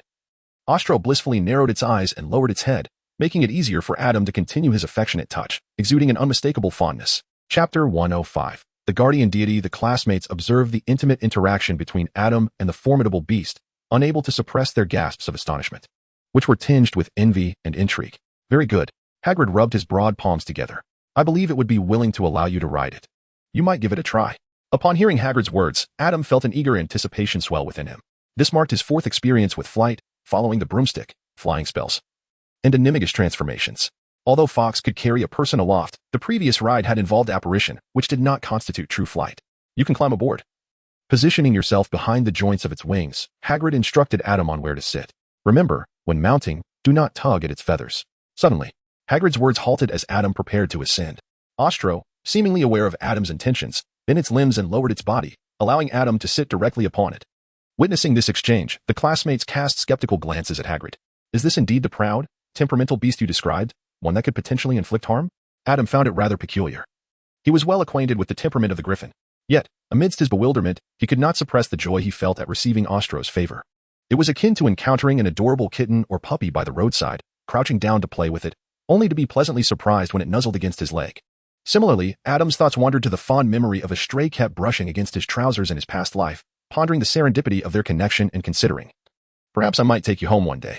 However, this notion was not one to be rushed, even if he were to bring Ostro home in the future. That moment was not yet at hand. Adam perched upon the back of Ostro, surveying for a place to grasp, but finding none, he opted to embrace Ostro's neck. As soon as Adam settled, Ostro rose to his feet. The sensation of the smooth feathers brushing against his face was quite delightful, and surprisingly, as a wild creature, Ostro bore no unpleasant odor. Let us proceed. With a gentle scratch beneath Ostro's chin, Adam leaned forward. In the next moment, wings spanning over 10 feet unfurled before him. With a single powerful flap, the force of the wind enveloped them and propelled them skyward. Compared to a flying broom or an aerial charm, riding Ostro was somewhat jarring. However, having practiced with animagus amidst turbulence, Adam paid it little mind. Once accustomed, he straightened his posture and reveled in the experience, arms outstretched. The sudden increase in wind resistance prompted Ostro to kick back with his hind legs to maintain balance, but soon enough, he adapted to Adam's presence, and their flight began to smooth out. Circling the arena in the air, Ostro prepared to descend, yet Adam tightened his embrace around its neck. Ostro let out a call reminiscent of a red-tailed hawk, a majestic cry akin to the regal screech of eagles in cinematic portrayals. But the true call of the bald eagle is more akin to a series of whimpering sounds. Accompanying Ostro's call, he understood and did not bring Adam down, instead ascending higher and flying further afield. Below, Hagrid watched in a state of alarm, fearing Ostro had lost control, only to soon hear the distant cheers from Adam. In the skies, Adam luxuriated in the exhilarating rush of the wind, albeit tempered by magic. Otherwise, at such velocity, he would have been unable to utter a sound, let alone cheer. This was precisely why he found no joy in flying broomsticks. With self-controlled flight, one must remain vigilant at all times, leaving little room for true exhilaration. In that moment, Adam once more experienced the thrill akin to riding roller coasters, swinging pendulums, and free-fall rides from his past life. Guardian spirit, as if summoned by fate. Adam drew forth his wand and exclaimed. Streams of silvery substance erupted from its tip, appearing light and airy, yet keeping pace with Ostro's rapid flight. The substance swirled around Adam for a brief moment before seemingly vanishing, yet he was utterly certain that he had indeed conjured a corporeal guardian spirit this time. Therefore, Adam tilted his head, and as his gaze fell upon his shoulder, a pair of eyes opened seemingly out of thin air. An invisible beast. The creature concealed its form, revealing only its eyes. In an instant, Adam comprehended the entity's identity. It was indeed an invisible beast. Was this the other lineage of blood coursing through his veins? No wonder he possessed the gift of divination. Yet, in the next moment, Adam's conjecture was swiftly overturned. The pair of eyes, which were composed of a silvery substance, narrowed from round pupils into slits.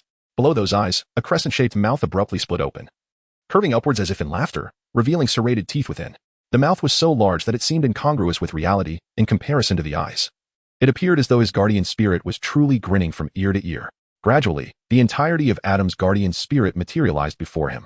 Watching this process, Adam was inexplicably reminded of a phrase uttered by Professor Trelawney. Finally, to encounter you in the material realm.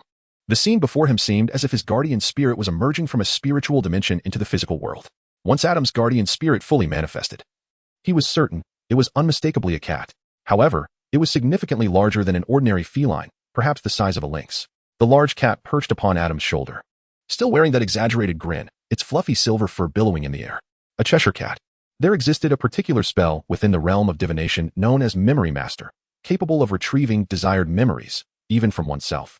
Adam swiftly conjured the image that corresponded to the cat before him, recalling a character from a childhood tale he had once read, Alice's Adventures in Wonderland. Yet this was the world of Harry Potter.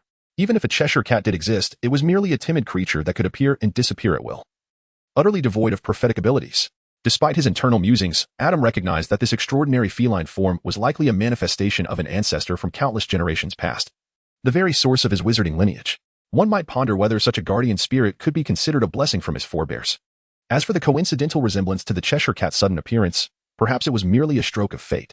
After all, was not the creature known as the Zowu also capable of traversing dimensions? It was entirely possible that this magical beast shared some connection with the Zowu as well. Adam could only speculate. Otherwise, could it be that the author of Alice's Adventures in Wonderland was a time-traveling sorcerer who had encountered such wondrous creatures, thus creating the character of the Cheshire cat? It seemed rather improbable. Shaking his head, Adam, who had also traversed into this realm, refused to accept such a possibility. Nevertheless, he could not help but engage in a brief divination, which confirmed that it was merely a coincidence, allowing him to breathe a sigh of relief. On another note, the sensation of enhancing his dragon bloodline while practicing with the Animagus felt somewhat similar. Adam sensed that the essence of the Cheshire cat within him had undergone a transformation when he truly solidified his guardian spirit. However, this change was on a spiritual dimension, making it more elusive. At present, he only felt that his divination had become more fluid. Regardless, an enhancement of his bloodline was undoubtedly a positive development, and he would discover its implications in due time. As he retracted his guardian spirit, Adam glanced below and noticed that Hagrid seemed unwilling to force him back, as he began instructing other students. At that moment, many classmates had commenced their interactions with the hippogriffs. Suddenly, it appeared that trouble had arisen. Observing a certain platinum-headed creature being swatted away by a hippogriff's claw, Adam realized that his airborne adventure had reached its conclusion. He gently patted Ostro's back, signaling it to descend. By the time Adam landed, Hagrid had already scooped up the injured Draco and rushed towards the castle. The students were left in shock, having been horrified by the gruesome scene they had just witnessed. Unlike the previous incident where Adam had inflicted a wound on Lockhart with a precise spell, this time, Draco had been violently struck by the hippogriff's claws, crumpling onto the grass, his flesh torn, and blood gushing forth. As they gradually regained their composure, the students began to grumble about Hagrid while making their way in the direction of the castle. Adam dismounted from Ostro and gently patted its back. Stay here in the Forbidden Forest for a while and do not wander off, understood? This is for you.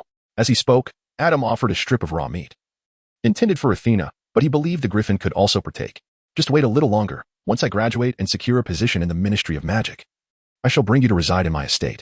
I will prepare a separate warm enclosure for you, where you can have a multitude of chickens and ducks, along with some cattle and sheep to feast upon at your leisure. Ostro tilted its head back and swallowed the meat strip with an air of contentment, letting out a pleased call and nuzzling against Adam's chest. After bidding farewell to Ostro, Adam made his way back to the castle. During dinner, he noticed Hagrid was absent from the staff table, and similarly, Draco Malfoy was nowhere to be seen in Slytherin. After the evening meal, Adam returned to his dormitory, intending to check on the status of the Dementors in his suitcase after a day had passed. Upon entering the suitcase, Adam surveyed his surroundings. A shroud of dark, cloud-like substance loomed above, and the air grew frigid in the presence of the Dementors. 5 Dementors floated in the air. Beneath them lay a solitary island surrounded by water. On the island stood a laboratory constructed of massive stones, while countless shadowy cockroaches hovered and scuttled through the water. Since the establishment of a genuine safe house, the sanctuary within the suitcase had been rendered obsolete, allowing for an expansion of the 5th-level laboratory. Adam had arranged ample space for future experimental subjects. With the addition of the Dementors as guardians, his laboratory became increasingly refined. However, the ambience of this fifth-level space appeared ever more detached from the realm of the living. What mildly reassured Adam was that after a day without sustenance, the 5 Dementors seemed to be in good condition, summoning them with the Patronus charm. He found the drop in temperature inconsequential to his constitution, and the sensation of joy being siphoned away was utterly imperceptible to him. Adam scrutinized the Dementors before him with a researcher's gaze. To facilitate identification, he assigned numbers to several of the creatures. A method he devised by shattering a brick into fragments, which he then fashioned into badges for them to attach to their cloaks. "Can you comprehend my words?" he inquired.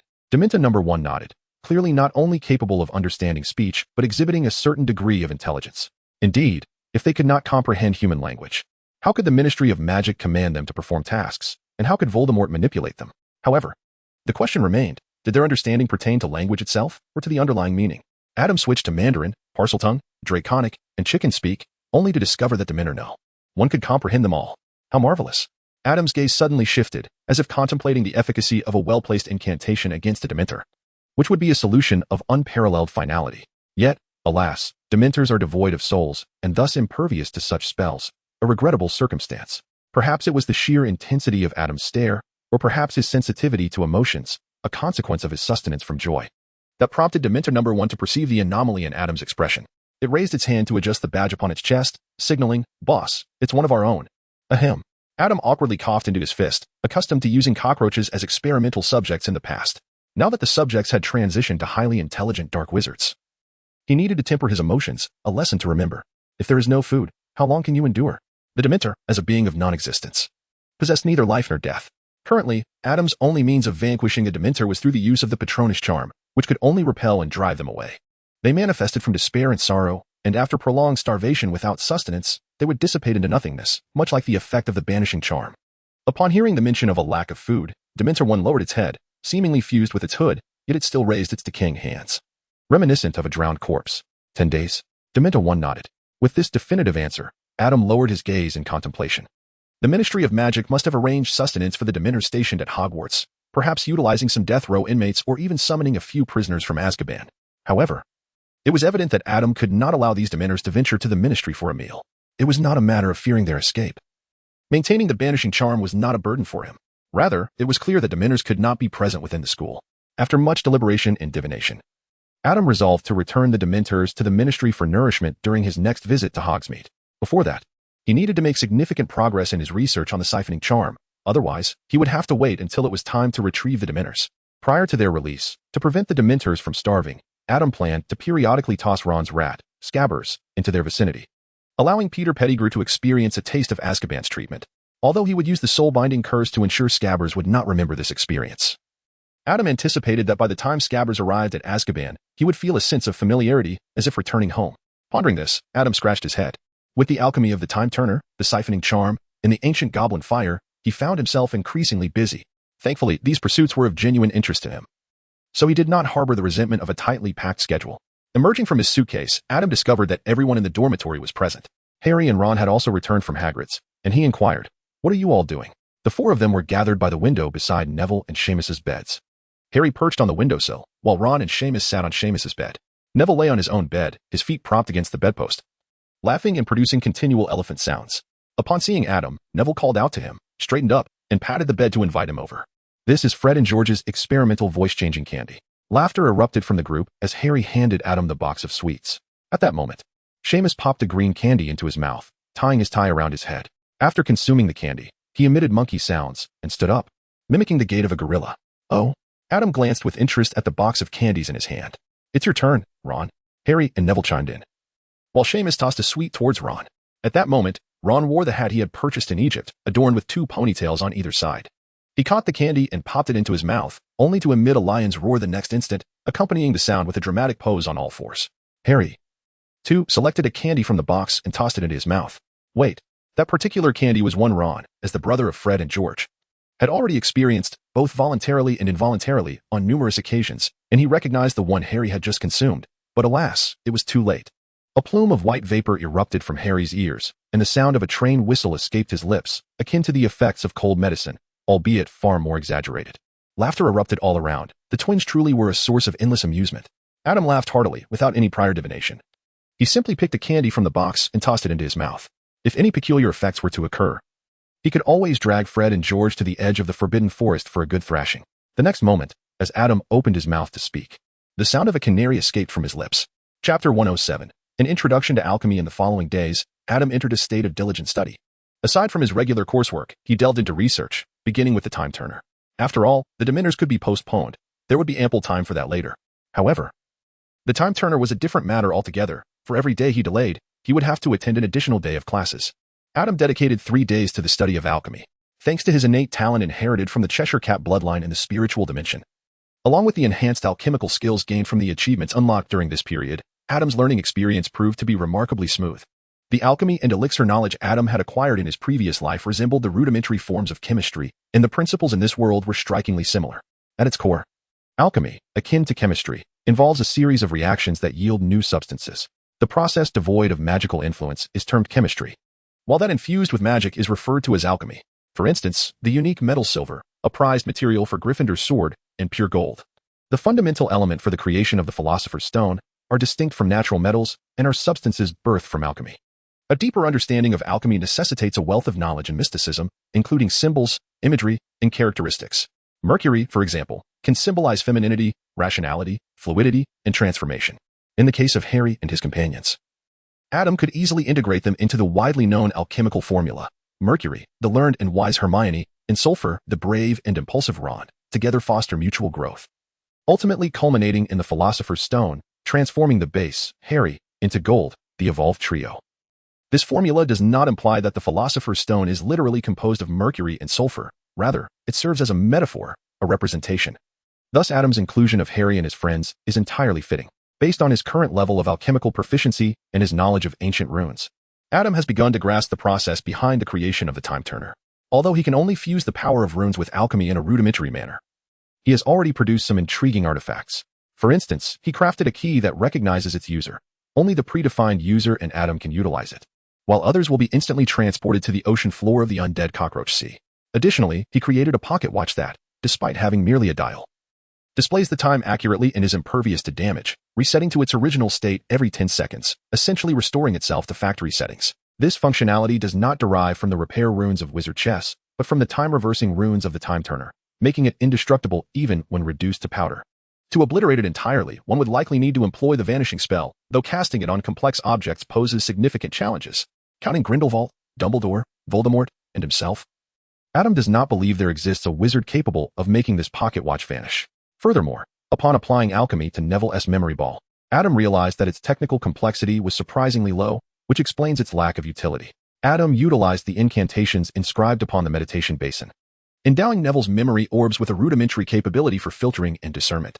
With Adam's assistance, Neville can now pre-configure certain matters within the memory orbs, enabling them to manifest corresponding words when he forgets specific items, such as robes, assignments, or other belongings.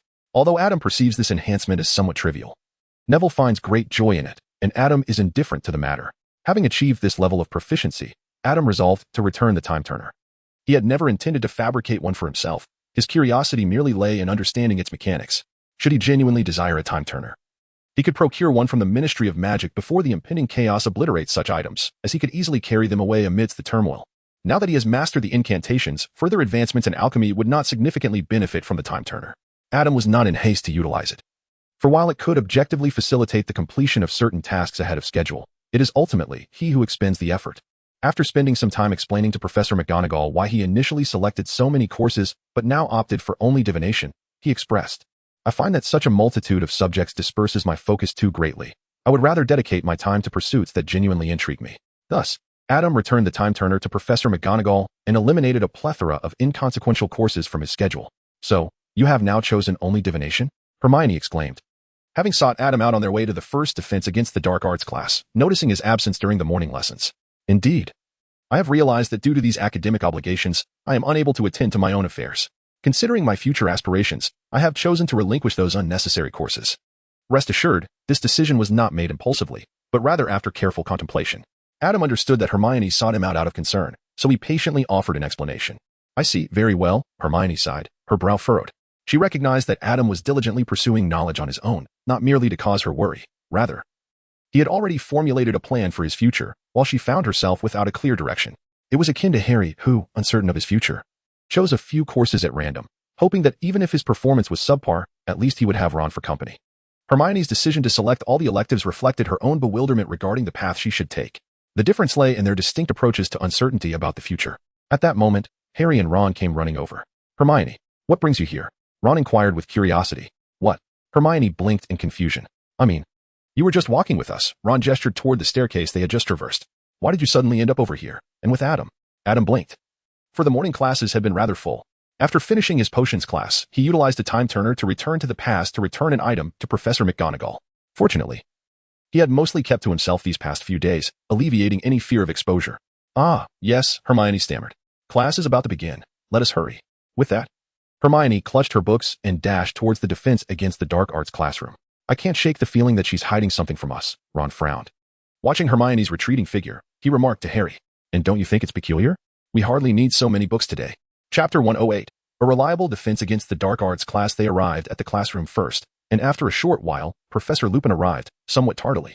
"Good afternoon," he greeted, a gentle smile gracing his face as he carried a somewhat tattered old trunk. Though he wore the same ragged attire, his appearance seemed markedly improved since the start of term feast. "Please stow your textbooks in your bags. Today, we shall engage in a practical lesson. All you require is your wand." Upon hearing practical lesson, the students displayed a variety of expressions, all tinged with curiosity. The disastrous incident last year involving Gilderoy Lockhart's unleashed cage of Cornish pixies was still fresh in their minds, leaving them eager to see what this professor would conjure. With palpable interest, the students followed Professor Lupin as they traversed the corridor. They rounded a corner and encountered Peeves, who was currently suspended upside down, stuffing chewing gum into a keyhole. Upon spotting Professor Lupin, Peeves suddenly broke into song. "Lupin the lunatic, Lupin the fool." Though Peeves generally maintained a degree of respect for the professors, Lupin was an exception. As a mischievous spirit, Peeves was a manifestation of the students' playful thoughts, and Lupin, having once been a part of their ranks, was undoubtedly a significant source of Peeves' power. Peeves knew him too well. Naturally, Lupin was well aware of Peeves as well. He did not react with anger to Peeves' song, instead offering a few kind words, which Peeves ignored, even spitting in his direction. With a gentle sigh, Professor Lupin drew his wand and turned to the students behind him. "This is a rather useful little spell. Do pay close attention." With that, he raised his wand and exclaimed, "Wadawasi." In an instant, the chewing gum shot out of the keyhole like a bullet, lodging itself in Peeves' left nostril. The mischievous spirit, though ethereal, was evidently displeased by this display, and he flew off cursing. This single act revealed a stark contrast between Professor Lupin and the previous two Defense Against the Dark Arts instructors, showcasing his reliability. Eventually, they traversed a second corridor and halted before a staff lounge. Professor Lupin opened the door, and the students filed in. Inside was a lengthy space where Professor Snape was seated in an armchair, resting. "Do not close the door, Lupin. I would rather not witness this scene." Professor Snape interjected just as Lupin was about to close the door. He rose, his black cloak billowing behind him, casting a cold glance at Lupin before exiting. With a resounding thud, the door was closed from the outside. "Very well." Lupin appeared unperturbed by Snape's unpleasant demeanor, signaling for the students to proceed to the other end of the room, where an old wardrobe stood, typically used by professors to store spare robes. Lupin approached the wardrobe and stopped beside it. Suddenly, the wardrobe began to shake, producing a series of thuds. "Do not be alarmed." Lupin reassured the few students who recoiled in fear at the noise. "It is merely a boggart." However, his explanation did little to calm the students. On the contrary, those who understood what a boggart was now gazed at the rattling doorknob with trepidation. Boggarts thrive in dark, confined spaces, such as wardrobes, under beds, or in cupboards. This one was just moved in yesterday afternoon. I requested the headmaster to allow the professors to keep it for my third-year practical lessons. Professor Lupin began his lecture. "Now, the first thing we must understand is, what is a boggart?" "A shapeshifter." Hermione quickly raised her hand. "It transforms into whatever it thinks will frighten us the most." "Excellent. I could not have articulated it better myself," Professor Lupin continued. "Thus, the boggart currently residing in the dark wardrobe has yet to assume a specific form. It does not yet know what terrors lurk beyond the door. No one knows what a boggart resembles when it is alone, but as soon as I release it, it will instantly transform into our deepest fears." The students exchanged anxious glances, their eyes fixated on the wardrobe. With a hint of curiosity, Adam engaged in a divination, honestly intrigued by the nature of his fears. In his past life, he harbored a certain dread of ghosts, insects, and a mild fear of heights. Yet now, ghosts? It should be they who fear him. Insects? The eight-eyed giant spider in the Forbidden Forest would likely tremble at the mere sight of him. As for heights, he had mastered the art of flight, possessing more than one method to soar through the skies. There is a saying that all fears stem from a lack of power. With Adam's current prowess, even Voldemort would fail to instill fear within him. His decision to leave the task of confronting Voldemort to Harry was merely due to the exorbitant cost associated with vanquishing such a formidable foe. It must be noted that Professor Trelawney's prophecies, once she entered her trance, proved remarkably accurate, even with the variable of Adam. The ultimate prophecy of Voldemort's downfall at the hands of Harry remained unaffected. With eyes vacant, Adam's spiritual vision unveiled a manifestation of his boggart. Transforming into the lifeless form of Cedric, slain by the killing curse, Professor Dumbledore, plummeting from the tower, Fred, who perished in an explosion of dark magic, and Professor Snape, who met his end at the hands of Nagini. There was also Harry, who willingly embraced death. A grim procession of corpses materialized before him. Scenes from his divination replayed vividly, revealing not only the familiar faces he recognized, but also a multitude of indistinct figures, all of whom had succumbed in the struggle against Voldemort. The bodies piled high, towering like a wardrobe. Was this truly what he feared? Adam furrowed his brow, and he had to admit that witnessing this scene indeed stirred a sense of unease within him, though it could hardly be classified as fear. It seemed that Boggart had transformed into this state precisely because there was little that truly frightened him. However, Boggart's current demeanor was hardly suitable for public view. Perhaps he should attempt to utilize a cerebral shielding technique to obscure Boggart's perceptions. After Adam performed another divination, his Boggart form remained unchanged, still a field strewn with corpses. He was astonished to discover that the Boggart's abilities could defy the brain-closing spell. Unfortunately, dear brother, the path has narrowed. With a resigned sigh in his heart, Adam felt compelled to perform another divination, and this time, the form of the Boggart transformed. It was indeed the spirit-repelling charm. Having confirmed that the charm could control the Boggart's shapeshifting, Adam was no longer content with merely concealing his original Boggart form. Perhaps this was a splendid opportunity? Chapter 106. Boggart. Once Adam had conducted several divinations and ensured no surprises awaited, Professor Lupin began instructing everyone on how to deal with the Boggart using the humorous charm. He led the class in reciting the incantation several times, confirming their pronunciation, and then reiterated the key points for confronting a Boggart. Remember, what truly brings about the Boggart's demise is laughter. You must compel it to transform into a form that you find utterly amusing. After delivering this guidance, Professor Lupin organized the students into a line, signaling that they could prepare to face the Boggart. Due to Adam's influence, Neville was not relentlessly targeted by Professor Snape, thereby avoiding the latter's derisive remarks in front of Professor Lupin, and naturally, Lupin did not call upon Neville to demonstrate first. The students jostled into a chaotic throng, with most wishing to retreat, taking a considerable time to form a line. As a result, Adam, upon entering the queue, stood still, becoming the dividing line between those wishing to advance and those wanting to retreat, with Neville positioned behind him. Neville, what is your greatest fear? Adam turned his head to inquire of Neville. I don't know, Neville replied, his voice trembling slightly. It was precisely the uncertainty regarding what Boggart would transform into that heightened their fear. After allowing everyone a moment to conjure up amusing interpretations of Boggart, Professor Lupin instructed the first student to prepare, while advising the others to step back to avoid any confusion with Boggart. Subsequently, they collectively beheld the manifestations of their peers' deepest terrors: mummies stained with blood-soaked bandages, a long-haired specter, a severed hand crawling on the ground, spiders towering several feet tall, Professor McGonagall bellowing that they had failed all their exams, and a serpent as thick as a person's embrace. At last, it was Adam's turn. Adam stepped forward, and before him stood the Boggart, still embodying the form of a small dog transformed from a werewolf, reminiscent of the moment when the previous classmate had uttered the incantation. Upon seeing Adam, the Boggart hesitated, as if probing for Adam's deepest fears, before it underwent a transformation. It morphed into the figure of a boy sprawled on the ground, limbs outstretched, his body covered in dust and fragments of leaves. His mouth hung slightly ajar, as though in a state of shock, and his gray eyes reflected no emotion. He was but a lifeless corpse. The classmates behind Adam gasped in astonishment upon witnessing the scene. Adam appeared quite astonished, pausing for a few seconds before raising his wand. How amusing. The corpses on the ground burst open like balloons, transforming into a shower of colorful confetti. Professor Lupin cast a puzzled glance at Adam, yet chose to remain silent, merely inviting the next student to come forward. What was that? Adam was approached by the inquisitive Ron, who had already tried it alongside other classmates. Oh, it's nothing, merely a nightmare I had last night. Adam was clearly just making light of the situation. At that moment, Neville Boggart emerged, revealing itself to be a Dementor. Neville's face turned pale with fear, and Professor Lupin quickly urged him to remain calm, advising him to recall the amusing thoughts he had just entertained, along with that incantation. Funny. With great difficulty, Neville managed to utter the spell, and with a series of crackling sounds, the Dementor seemed to be tossed into a tumble dryer, spinning several times before collapsing to the ground, transforming into a tattered cloak. When it was Harry's turn, who was hiding at the back out of fear of the Boggart taking the form of a Dementor, Professor Lupin stepped in front of him before Harry's Boggart could take shape. Look at this. Lupin's Boggart morphed into a silvery orb, which, at Lupin's utterance of funny, turned into a deflating balloon, bursting into a cloud of smoke amid the laughter of the onlookers, vanishing before their eyes. Splendid, Professor Lupin applauded, his gaze gleaming with delight as he addressed the class. The students had performed admirably. Let me award 5 points to Gryffindor for everyone successfully subduing the boggart, and an additional 5 points to Hermione and Harry for answering my question. Despite the points awarded to Gryffindor, Harry felt no particular joy. Although he was indeed terrified of the Dementor, he couldn't fathom why Professor Lupin had deliberately prevented him from facing the boggart.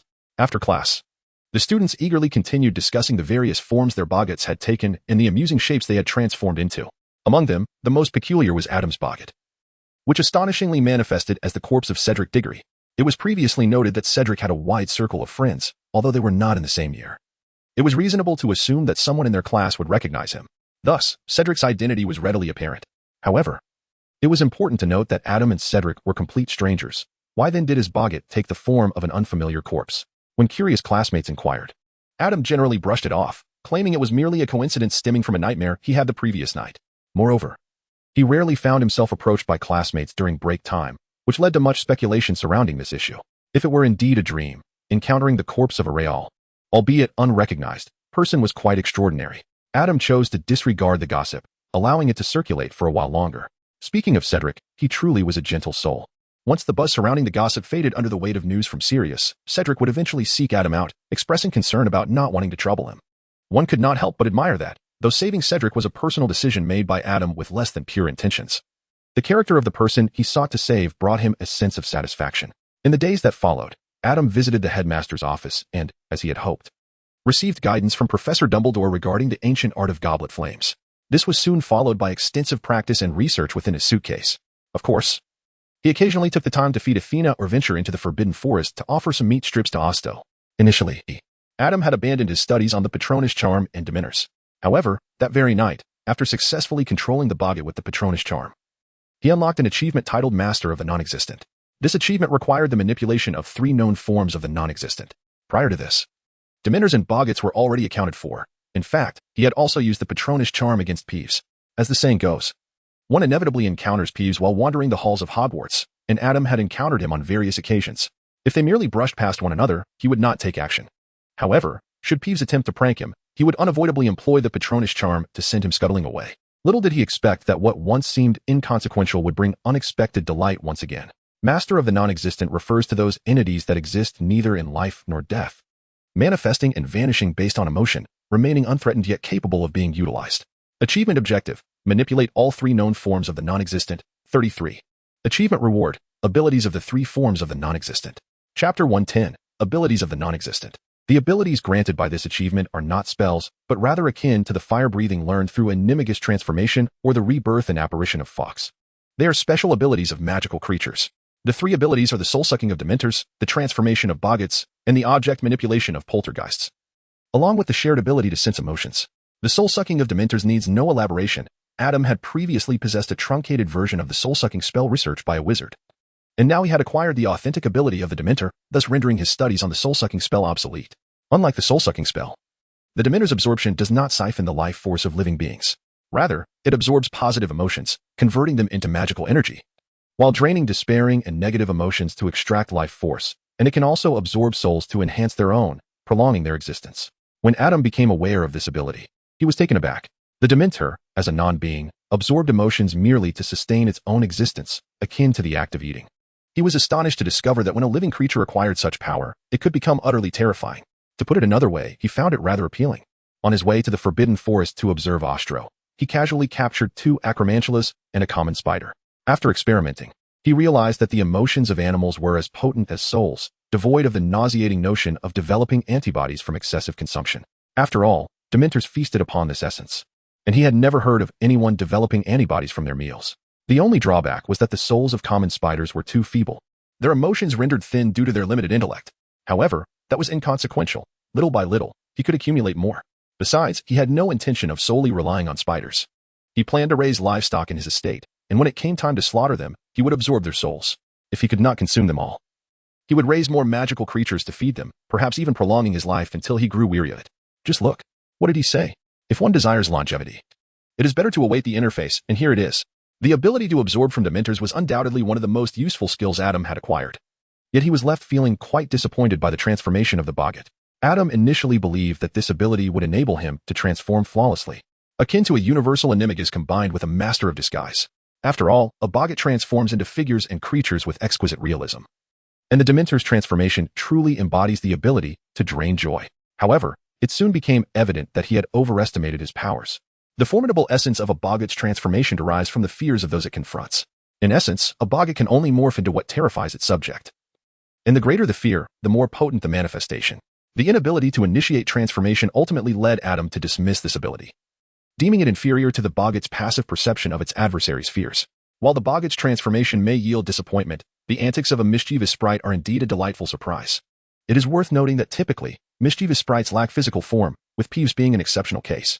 This implies that ordinary mischievous sprites cannot engage in antics like Peeves, who might stuff gum into a keyhole, topple armor, or create chaos with desks and chairs. So how do they execute their pranks?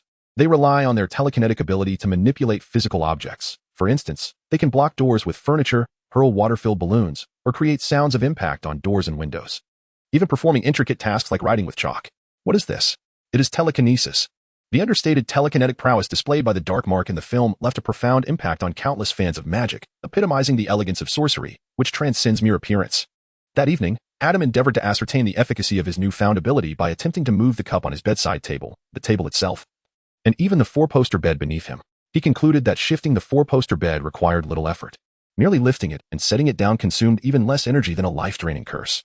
After all, this was the instinct of a mischievous sprite, which was perpetually engaged in pranks. If the effort were considerable, it would hardly be so enamored with mischief, even if birthed from chaos. Moreover, compared to the chaos, mischief, and pranks stemming from adolescent emotions, his magical prowess was exceedingly vast. Indeed, wizards could achieve similar translocative effects directly through their magic. Even a novice wizard's magical surges could displace objects or shatter them. However, this method was akin to attempting to lift 1,000 pounds with merely an ounce of effort, utterly inefficient, and the output of such magical force was challenging to control. Thus, even seasoned wizards typically resorted to stirring a spoon in a cup or flipping a page of a book with their magic. If one observed a wizard extending their hand and an object floated into their grasp, it was most likely a silent, wandless levitation spell rather than a direct manipulation of the object through magical force. Only a select few powerful wizards possessed the resources to indulge in such arduous and intricate feats. Yet now, Adam found himself capable of such tricks with ease, and they posed no challenge to him. However, this development also meant that Adam's powers, which were not of human origin, had increased. On that weekend day, while feeding Osto in the Forbidden Forest, he wielded his telekinetic abilities to toss the meat strips high and far, and Osto would invariably twist in midair to catch the morsels before devouring them with an upward gaze. Adam felt a profound connection with Ostro. During this period of feeding Ostro, he had also occasionally attended to other griffins, yet they regarded him with caution. In a display of jealousy, Ostro had completely ignored him for a full half hour. Adam would never possess the art of persuasion, let alone charm a creature as formidable as the griffin. In sheer desperation, he resorted to gently stroking Ostro, transitioning from the softness of feathers to the warmth of fur. Eventually, Ostro regained composure and affectionately nudged his robe with its pitch-black beak. How utterly daunting. Cradling Ostro's head, Adam sighed inwardly. If soothing a mere magical beast was this exhausting, how would one endure the trials of romance? He pondered how Karen and her companions managed to remain inseparable day after day. Perhaps remaining single was the preferable choice after all. Due to the complexities of realms and traversals, Adam harbored an abundance of secrets. He had always intended to lead a solitary life, and after becoming a wizard, this resolve only solidified. Yet, he had never felt such unwavering conviction as he did at this moment. Your bond is truly remarkable, a somewhat ethereal voice suddenly chimed in. Adam turned his gaze, and there stood a young girl, apparently his junior. With her dark golden-brown hair and large, shimmering silver eyes, she bore an expression of astonishment. Chapter 111, The Mad Girl. They had reached the outskirts of the Forbidden Forest, where, despite Hagrid's regular patrols, dangers still lurked. Adam had already sensed someone's presence. Yet he paid little heed to the appearance of this junior. He merely offered a kind reminder, "Aren't you here too?" The words sounded somewhat provocative. Yet the junior responded with an expression of calmness, imbued with a hint of curiosity, as if she were merely stating a fact or posing an innocuous question. "I am capable of protecting myself. Beyond that, I have Ostro." Adam turned his head to glance at the imposing Oster, who, in turn, elegantly raised a forepaw resembling an eagle's claw and unfurled his magnificent wings, creating a gust that rustled the fallen leaves on the ground. "Your relationship is truly enviable," the junior remarked, momentarily pushed back by the wind. It abruptly shifted the topic of conversation. Adam gazed at her and blinked. "What is your name? And what brings you to the Forbidden Forest?" The younger student blinked her large eyes in response. "Luna," she replied. "Luna Lovegood. I ventured into the Forbidden Forest in hopes of discovering a crumplehorn snorkack." In Adam's eyes, an expression of inevitability emerged. This peculiar, whimsical manner of speaking undoubtedly belonged to her, the eccentric girl from Ravenclaw. "My name is Adam Smith." Adam also introduced his name. We exchanged names.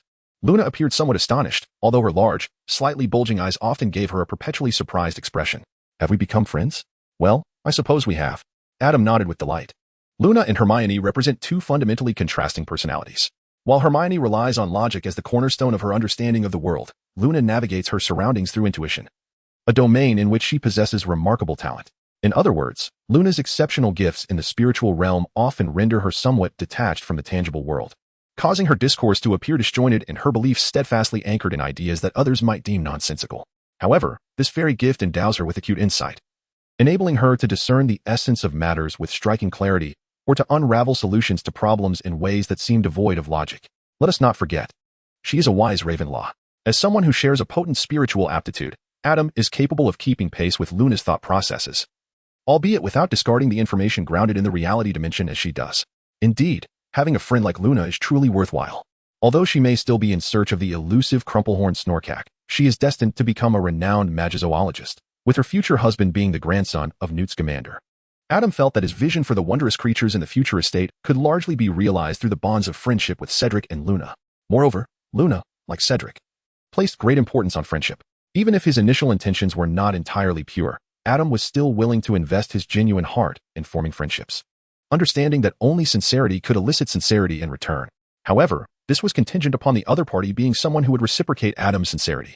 Otherwise, how demeaning it would be for Adam to press his warm cheek against another's cold shoulder. Was the Patronus charm ineffective? Gaining Adam's affirmation, Luna beamed with joy. She maintained her gaze fixed on Adam as she spoke, her smile unwavering. Typically, such intensity might evoke discomfort in others. But Adam was evidently not one to be influenced by conventional norms. Now, Luna, you ought to return. This place is not particularly safe, especially during this time when the Dominas are stationed around the school. Adam gently patted the feather on Osto's neck, a gesture of farewell. It is time for me to return as well. Very well, Luna sighed, turning her gaze towards the depths of the forbidden forest. It appears I must seek the curved horn beast another time. There will be opportunities ahead. Adam offered her a word of caution. However, you must exercise prudence. It is advisable to possess sufficient strength before venturing into the forbidden forest. To be frank, he harbored doubts about the non-existence of creatures such as the Bowtruckle, the Crumplehorn Snorkack, or the Occamy. Much like he could not definitively ascertain whether Professor Trelawney's prophecies were genuine, even if she herself questioned their validity. For someone like Luna, who possessed an extraordinary affinity for the spiritual realm, it was entirely plausible that she could perceive magical creatures unseen by others. Alternatively, it could be a manifestation akin to prophecy, an image transforming into a magical creature within Luna's vision. In the spiritual dimension, such occurrences were indeed conceivable. The addition of a new friend did not significantly alter Adam's life. In truth, he and this Ravenclaw classmate had little interaction. From the inception of their acquaintance until early October, Adam had encountered Luna merely 3 times in the Great Hall. This girl was undeniably deserving of her moniker, the Loony Girl, as not only her speech but also her attire was consistently peculiar. At times, she adorned herself with earrings crafted from carrots, and on other occasions, she sported a necklace made of bottle caps, even delighting in tucking her wand behind her ear. Nonetheless, each time Adam met her, he would greet her and engage in light conversation about their recent experiences. Have you been seeing anyone lately? Adam greeted Luna, who was preparing to leave after lunch. Just as he sat down, Ron curiously pulled him aside to inquire. Huh? Not at all. Adam selected a small dish of stew and added 2 grilled sausages. That was Luna, a student from Ravenclaw, a year below us. She was our friend. I recalled that Ginny had mentioned her, referring to Luna as the eccentric girl from Ravenclaw, rumored to be quite peculiar. Ron cast a glance at Luna's retreating figure. However, she didn't seem as strange as one might expect. Luna was not odd. Rather, her perception of the world diverged from that of most people. After hearing Adam's explanation, Ron pondered for a moment. Well, upon reflection, it indeed sounded rather peculiar. Adam cast a silent glance at him. If one were to speak of the peculiar, could there be anyone in the entire school more bizarre than you? Since the beginning of the term, how many hundreds of school rules have you violated? Upon hearing this, Harry quickly sought to clarify for himself. However, all that we have done is for the greater good, and Professor Dumbledore has even awarded us extra points. This, indeed, is true. Adam shrugged. After dining, Harry and the others headed to the library to prepare for their elective assignments, while Adam returned to the dormitory. The practice of the Goblet of Fire spell continued, yet Adam had other matters to attend to, leaving little time for practice. As one of the exceedingly rare eternal flames that can endure after the death of a wizard and continue to burn perpetually, the complexity of this incantation is equally formidable. Thus, even though Adam's innate talent had been enhanced time and again, he could only intermittently conjure a flicker of the Goblet of Fire's flame. Adam's current objective is to proficiently wield the Goblet of Fire before the Christmas holidays. As for mastering it completely, He believes that achieving this within the academic year would be quite commendable.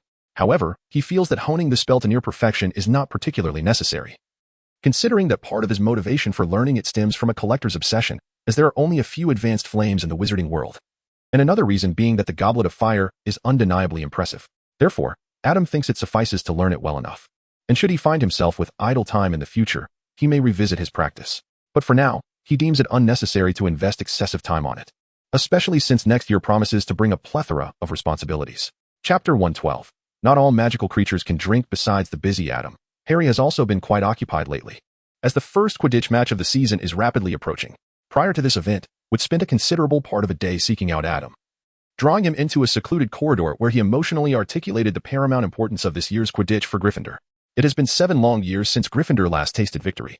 Indeed, we are the unluckiest team in the world.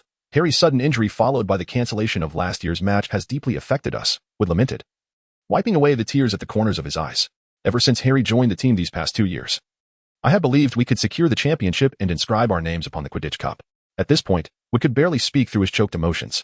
This year represents my final opportunity. Next year, Wood will graduate, having spent 7 years at the school. In other words, since his enrollment, Gryffindor has yet to win the Quidditch Cup.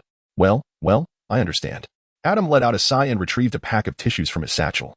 Pressing it into Wood's embrace, Wood hastily pulled out a few sheets to wipe his tear-streaked face, though his body still trembled with excitement. I will enchant soundproofing around my bed, so feel free to drag Harry off for training, no matter how early, he assured. Thank you so much, Adam. Wood choked out as he departed. Thus, aside from training 3 evenings a week, Harry was astonished to find Wood bursting into his dormitory at the crack of dawn on weekends to whisk him away, all while Adam remained utterly silent. This was simply illogical. It wasn't that Harry was unwilling to contribute to Gryffindor. He had echoed Wood's sentiments to Adam, yet the latter's behavior was undeniably peculiar. Curiosity piqued one Saturday morning. Before leaving, Harry lifted the specially crafted, soundproof and light-blocking curtain Adam had conjured. Consequently, that day, Harry and Wood experienced the exhilarating rush of swiftly arriving at the Quidditch pitch once again.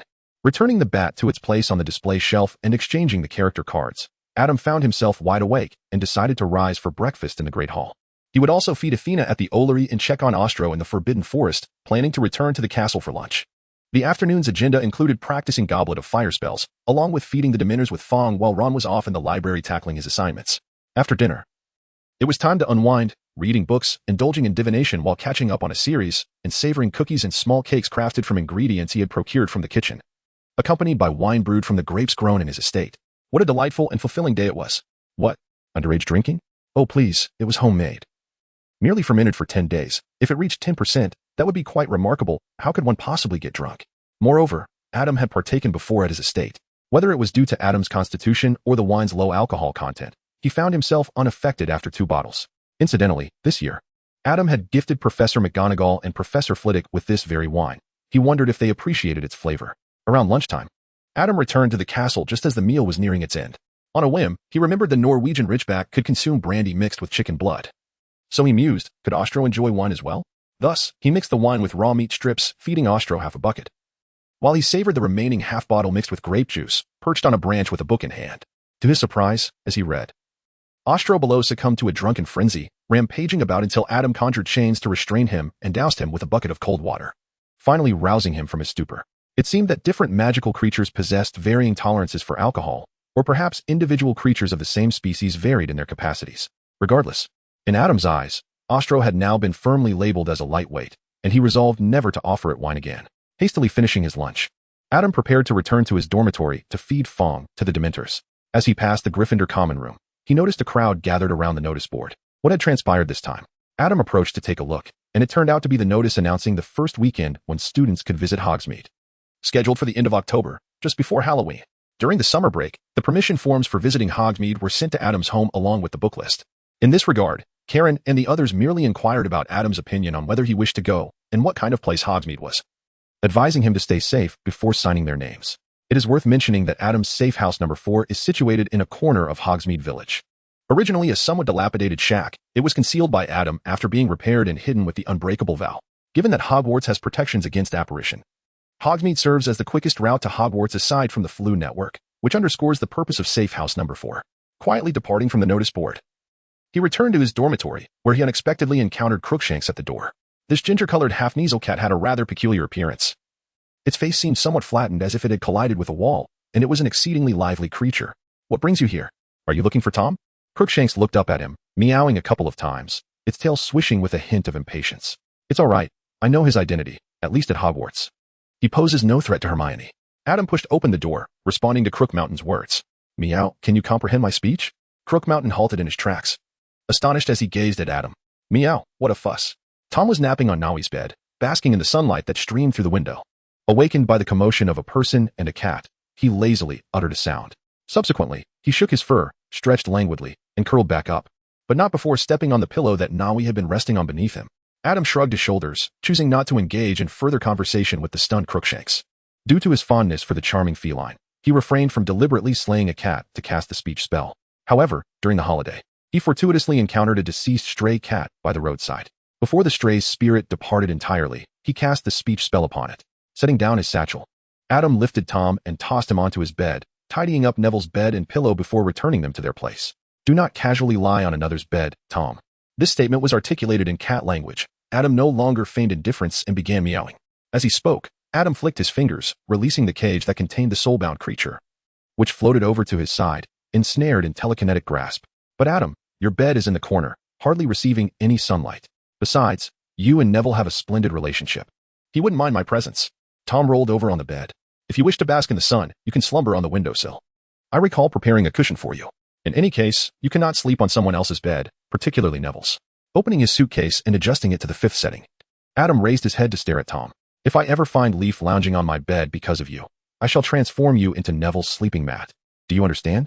With that, Adam entered the suitcase, which snapped shut with a decisive click. Was he jesting? Crookshanks silently observed the entire scene, gazing at the cat perched on the bed. No, he was quite serious.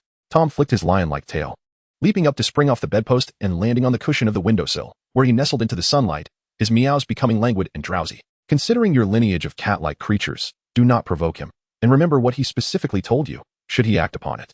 Why do you still follow him?" Crookshanks tilted his head in confusion. The cat-like creature is a wise and proud magical entity, selectively choosing its companions and showcasing remarkable abilities. Coercion will never earn their allegiance. As long as I obey, he truly treats me well, and his requests are not unreasonable. Tom shifted slightly on the cushion, turning his head halfway to gaze at Crookshanks with an expression of amusement. Which cat-like creature could resist a cat playground larger than this room, filled with countless scratching posts, cardboard boxes, and various magical feathers fashioned into self-flying toys? Moreover, there were delectable treats aplenty. Tom turned his head back, his voice becoming airy as drowsiness overtook him. "Oh, why hasn't Adam graduated yet? I wish I could reside in that grand house forever." Adam was unaware of the conversation that transpired between Tom and Crookshanks outside. By the time he emerged from the suitcase with the nearly soul-sucked scabbers, Crookshanks had already departed. The following day, Adam and his companions were engaged in herbology class, learning the proper methods to handle bubotuber pods. What had happened to Ron and the others? Adam, Neville, and Simon sat around a bubble tree, continuously plucking the pink pods and engaging in light-hearted conversation. It seemed that Ron and Hermione had quarreled, likely due to Ron's pet rat. I overheard him talking to the creature late into the night. Neville carefully deposited a handful of glistening beans into a bucket, aware that if they fell to the ground, they would bloom and become unusable. I, however, had not heard any of this. As I shelled the beans, Adam inexplicably felt a sense of nostalgia, reminiscent of helping his mother harvest vegetables in a past life, his hands moving with a practiced grace that evoked sympathy. I had already draped the curtain early on. Inside, I cuddled with Tom while binge-watching shows, sipping drinks and snacking, and Adam, after lowering the curtain, performed a spatial transformation charm, creating an immensely pleasurable environment. I hoped they would reconcile soon. Simon glanced towards Harry's group, where Harry, Ron, and Hermione were situated, with 2 members of the group at odds, both of whom were his friends. Harry must have been feeling quite awkward. After class, they hurried back to the Gryffindor Tower to hastily wash off the mud. But upon reaching the classroom for transfiguration, they discovered a commotion at the door. What could have transpired? Adam curiously inquired of Hermione, who stood nearby. Lavender's rabbit had been killed by a fox, and she believed that Professor Trelawney's prophecy had come to fruition. The thing you fear most will happen on October 16th. However, the unfortunate demise of her rabbit did not occur today, but rather yesterday, and it was evident that she could not have been perpetually terrified of her rabbit's demise, for her boggart did not embody that fear. Hermione wore an expression that suggested she had seen through Professor Trelawney's ruse. It was merely a trivial trick. As long as something unfortunate befell Lavender on that day, whatever it might be, it could be interpreted as the prophecy being fulfilled. This would lend an air of credibility to her prophecy, would it not? Lavender cried out in distress. Don't mind Hermione, Lavender. Ron rolled his eyes dramatically at Hermione. She displayed a complete disregard for the feelings of others concerning their pets. Hermione was momentarily rendered speechless by their reactions. Why could they not engage in rational thought? Hermione. Not everyone possesses your level of rationality. They merely perceive that since the misfortune did not befall you, you can remain so composed. Moreover, persuading someone to alter their beliefs is an arduous task, particularly when their views stand in stark contrast to your own. Adam gazed at Hermione with profound sympathy. At times, possessing too much clarity and foresight can prove detrimental. It was akin to the notion of Hermione establishing a society for the promotion of house elf rights in the future. Yet, even with the awareness that such an endeavor might lead to her ostracization, Hermione would undoubtedly persist in her pursuit. At that moment, Professor McGonagall entered the classroom. Throughout the lesson, the atmosphere between Hermione and Ron grew increasingly tense, leaving one to ponder Harry's feelings as he sat between them. As the bell rang, Professor McGonagall hastily addressed the class before they could disperse. Please wait a moment. You are all in my house, so ensure that you submit your permission slips for the trip to Hogsmeade before Halloween. Those who fail to submit their forms will not be permitted to attend. Do not forget, some students, like Adam and Hermione, retrieved their forms from their bags and approached Professor McGonagall to hand them in. Others, who had forgotten their slips, silently resolved to remember to bring them to the next Transfiguration class. Neville, who was in the process of packing his books, suddenly froze, a pained expression on his face as he timidly raised his hand. I apologize, Professor, I forgot. Your grandmother has already sent the form to me, Longbottom. Professor McGonagall replied, nodding at him. She seemed to find that arrangement more secure. Very well, you may leave now.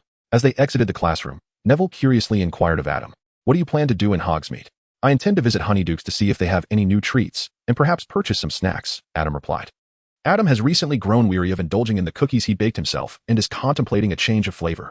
It is worth mentioning that, although everyone eagerly anticipates a visit to Hogsmeade Village, there are not many attractions to behold. The shops are few in number, comprising only Zonko's Joke Shop, Honeyduke's Sweet Shop, Madame Putafoot's Tea Shop, famed as a romantic rendezvous, and the Wizarding Robes Shop. There is a distinct lack of entertainment venues. If one considers bars that do not serve minors and Madame Putafoot's as a viable option, then there are barely 3 establishments to choose from. Are you not inclined to explore Zonko's Joke Shop? Simon appears to be quite enthusiastic, and Dean enthusiastically lists an array of items he intends to purchase, a substantial portion of which are notably on the list of forbidden goods. It is evident that they are genuinely thrilled. No, I have no interest in such items. Moreover, if I were to seek out such things, I would prefer to tend to the business of Fred and George instead. Adam shook his head. At the very least, their ingenious antics were far more entertaining than the pranks crafted in Zoko's Joke Shop. Speaking of which, how long has it been since Zoko updated his merchandise? Oh, George. Guess what I just heard? It seems to be a compliment from someone. But who could it be? Chapter 114, Wesley's Surprise. As Adam was speaking of Fred and George, he unexpectedly collided with them around the corner of the corridor. Upon hearing their voices, Adam could not help but twitch the corner of his mouth. Oh, Adam. You've never mentioned how much you support us, one exclaimed. Honestly, you could have expressed such praise right in front of us. The two exchanged mischievous glances and leaned closer, playfully jostling Adam with their shoulders, one on each side. Do you truly think our prank props are splendid? Which one do you favor the most? Last time, Ron mentioned the voice-changing candy you played with in the dormitory. Or perhaps the dazzling firecrackers we showed you during the holidays. Witnessing their self-satisfied demeanor, Adam could not suppress a deep breath. Fred, George, he began, but they interrupted. All right, someone is feeling shy. They shared a knowing look, quickly retreating from Adam's side, raising their hands in a gesture of surrender, and then abruptly turning to flee. When we head to Hogsmeade, we have a surprise for you. Be sure to come.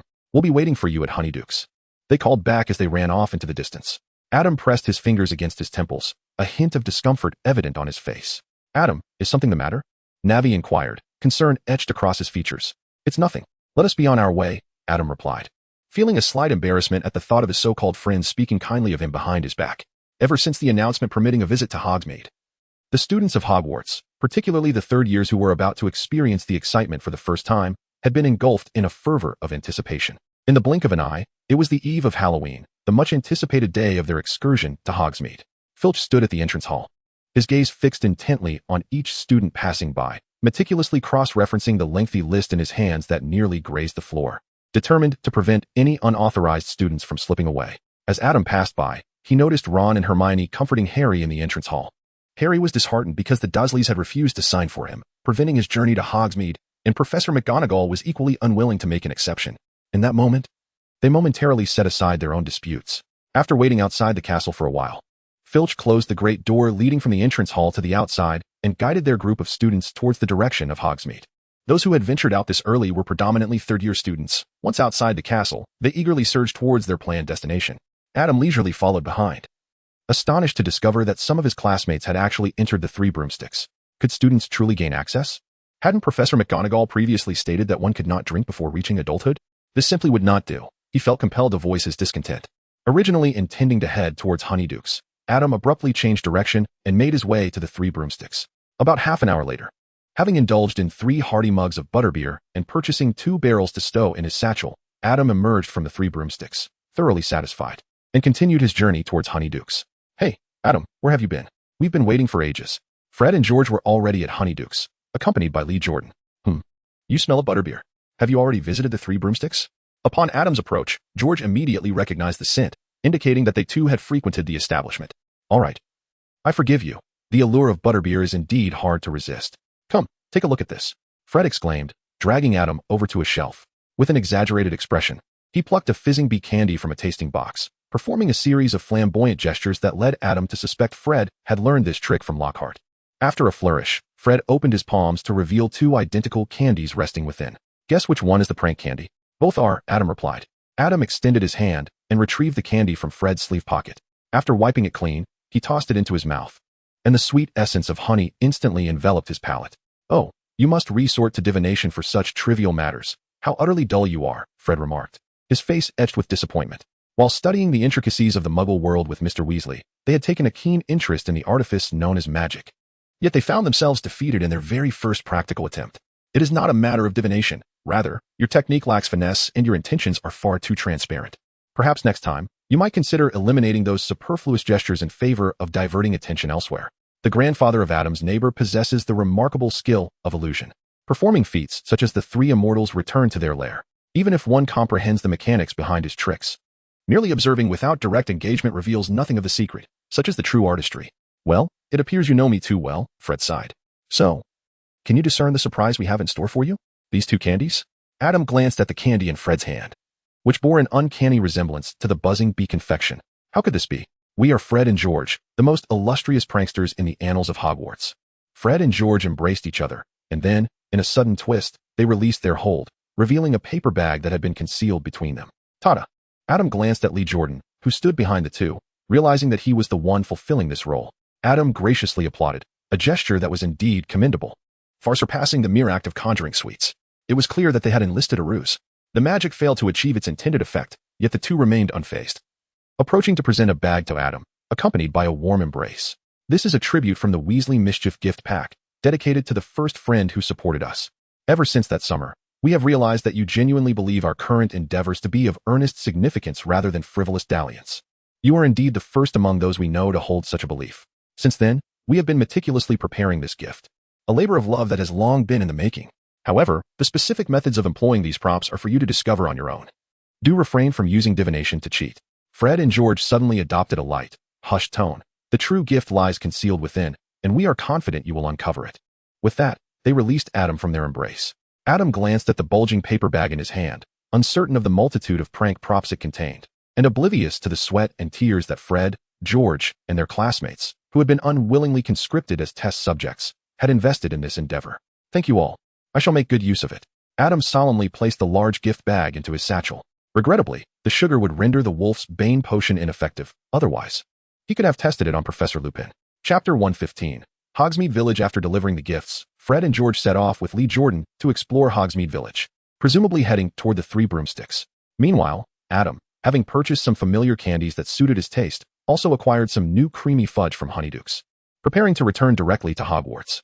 Before departing, he found a secluded corner to cast the disillusionment charm, returning the Dementor to the Ministry of Magic. The sudden drop in temperature caused his fellow students to tighten their cloaks. Of course, the effects of the Patronus charm still lingered. Once the disillusionment charm was lifted, Adam could not resist entering the three broomsticks to buy 2 tankards of butterbeer. Initially, he had not cared for beer due to its bitterness. Yet, butterbeer offered him a unique gustatory experience, with the rich aroma of butter masking the beer's harshness, while the beer's lightness and effervescence countered the butter's greasiness. Indeed, butterbeer is a warm beverage. It is prepared by heating the beer and adding butter, which means that what Adam bought was technically beer, while the butter was packaged separately. Both were special recipes from Madame Rosmerta. Unlike the richness of milk tea and coffee, butterbeer is relatively refreshing, providing a sensation that does not linger long in the mouth after a sip, making it perfect for indulgent enjoyment while binge-watching shows. Imagine, as winter approaches, cozying up in a four-poster bed, nestled in blankets, watching a series while cradling a steaming mug of butterbeer, with a cat lounging in one's lap. Life is indeed boundless in joy. Harry? Upon returning to the dormitory, Adam was surprised to find Harry there as well. It made sense. Hermione and Ron were likely still at the Three Broomsticks enjoying butterbeer, and they would probably not return until closing time. Without Hermione and Ron, Harry likely had nowhere else to go. Adam, why are you back so early? Harry managed a forced smile. Was Hogsmeade enjoyable? Not particularly entertaining, but certainly more engaging than what the school has to offer, and the food is plentiful. Seeing Harry's forlorn expression, Adam sighed and pulled a bag of Honeydukes candies from his satchel. Here, this is for you. It was a bag of assorted candies the shopkeeper had given him as a complimentary gift after his bulk purchase. While labeled a gift, it was merely a sampling of each type, unlike the store's tasting candies, which belonged to the shop. Guests who might not be interested would inevitably consume them. A customer like Adam, who buys in bulk, might discover a new favorite and return for more. Harry glanced inside the bag, noting that the assortment did not reflect Adam's usual choices. Rather, it contained a variety, clearly selected because Adam was unsure of what Harry would prefer. Moved. Harry felt tears welling in his eyes, causing his glasses to fog. And there's butterbeer. I saw Hermione and Ron drinking it. I thought it tasted delightful. And I believe you would enjoy it. The cup by Harry's bedside floated toward Adam, who tapped the rim with his wand. A fresh serving of butterbeer was magically poured from the barrel in his satchel into the cup, steam rising from the brim. Food cannot be conjured from thin air. As per the first rule of Gamp's law of elemental transfiguration, the replenishing charm, originally designed to transfer beverages, had been modified by Adam to also handle the preparation of drinks, such as milk tea, coffee, and butterbeer, all of which require mixing and processing. Thank you, Adam. Harry set aside the candies and grasped the cup, which grew warm in his hands due to the butterbeer inside. Taking a gentle sip, he was immediately enveloped in the refreshing and gentle maltiness accompanied by the sweetness of honey. The temperature was just right, the butter completely melted but not scalding, flowing smoothly down his throat and warming him from within. As Adam had a penchant for sweet beverages, he had added a touch of brown sugar to the butterbeer's replenishing charm. It seemed Harry also relished the flavor. Watching Harry savor the butterbeer, Adam returned to his four-poster bed, drawing back the curtains and happily resuming his series. After spending the entire morning in leisure, he decided to postpone studying until tomorrow. After all, the next day marked the Halloween holiday, with plans to continue his studies the day after. When Adam emerged from behind the curtain, the dormitory was already deserted. He made his way to the Gryffindor common room, only to discover that nearly everyone who had returned was gathered there, eagerly awaiting the imminent commencement of the feast. Adam emerged from the dormitory just in time, for Percy had already come to announce that everyone could descend. Following the throng, Adam passed by the portrait of the fat lady and entered the ornately decorated Great Hall. As ever, the hall was a splendid sight during the Hogwarts feast, adorned with countless pumpkins aglow with flickering candles, while a swarm of transformed bats flitted about the ceiling, accompanied by many vibrant orange banners flickering with flames. The feast offerings were particularly delectable that evening, featuring Hogwarts special pumpkin pie, sweet yet not overly rich, of which Adam could easily consume an entire one. He couldn't help but lament why he wasn't sorted in a Hufflepuff. Once more, he reminisced about the Hufflepuff dormitory located by the kitchen entrance. Taking a bite of his pumpkin pie, the entrance to Gryffindor Tower was on the 8th floor, while the kitchen lay below. After a hearty meal in the kitchen, he would return to his dormitory, effectively aiding digestion. Following a sumptuous repast, the evening concluded with a performance by the ghosts. They emerged from walls and tables, forming various formations, and nearly headless Nick reenacted his beheading experience to great acclaim. Everything today was simply delightful, with every student leaving the hall wearing a smile. Yet, as they approached the 8th floor, preparing to return to their dormitories, they found the students ahead of them halted before the fat lady's portrait, unable to move. Adam gazed at the portrait that remained closed before him, letting out a wistful sigh. Oh, the tranquility of his slumber tonight. Excuse me, let me through. Percy's voice pierced through the crowd, his expression a blend of seriousness and pride as he navigated forward. Why is everyone blocking this way? Surely, you haven't all forgotten the password? I apologize, I am the student council president. As Percy advanced to the forefront of the throng, his voice abruptly ceased, a chilling silence enveloping him. Suddenly, Percy's voice rang out again, now sharp and urgent. Who will fetch Professor Dumbledore? Quickly. Chapter 116. The Sleepless Dragon. The portrait of the fat lady had been destroyed. The canvas was marred with gashes from sharp instruments, fragments of fabric littering the ground, with a sizable portion of the painting entirely removed. Professor Dumbledore arrived promptly, casting a swift glance over the remnants left behind, his expression grave as he regarded Professors McGonagall, Snape, and Lupin, who had hurried to his side.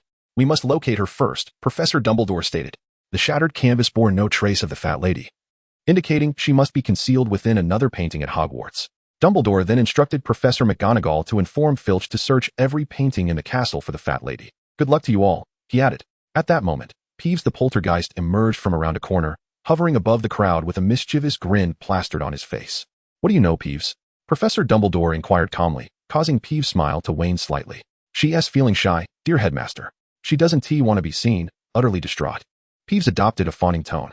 "I saw her dash to the landscape painting on the 5th floor, hiding amidst the trees, crying inconsolably." As Peeves spoke, he nearly beamed.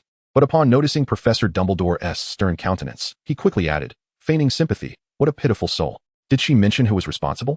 Professor Dumbledore squinted. "Oh, she did. She said she wouldn't let him in, and he was quite furious." Peeves performed a somersault in midair, hanging upside down as he observed Professor Dumbledore. "His temper is truly fearsome, Sirius Black."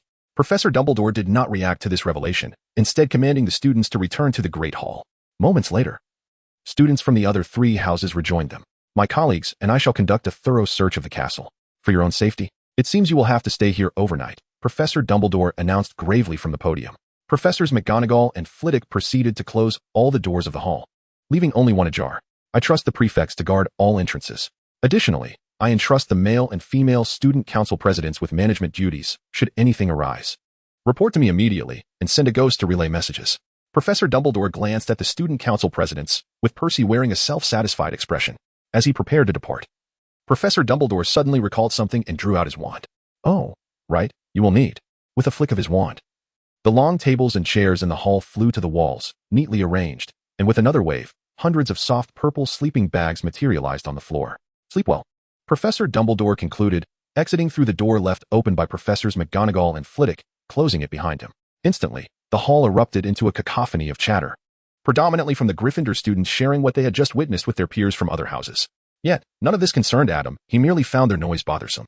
Adam utilized a transfiguration spell to enlarge, soften, and enhance the comfort of his sleeping bag, while also transforming his skin into that of luxurious sleepwear before burrowing into it. It is indeed unfortunate that, despite the sleeping bag's newfound comfort, it pales in comparison to the grand 4-poster bed that Adam had meticulously adjusted through multiple trials. However, Adam could not simply transform his sleeping bag into his 4-poster bed without drawing attention. If everyone employed transfiguration spells in such a manner, the hall would soon be overcrowded. Merlin. At that moment, Simon was animatedly recounting a tale to a fellow Ravenclaw, and upon witnessing this scene, he instinctively gasped in astonishment. Initially, he felt a sense of excitement at the novelty of sleeping in the hall, but he had never anticipated such a turn of events.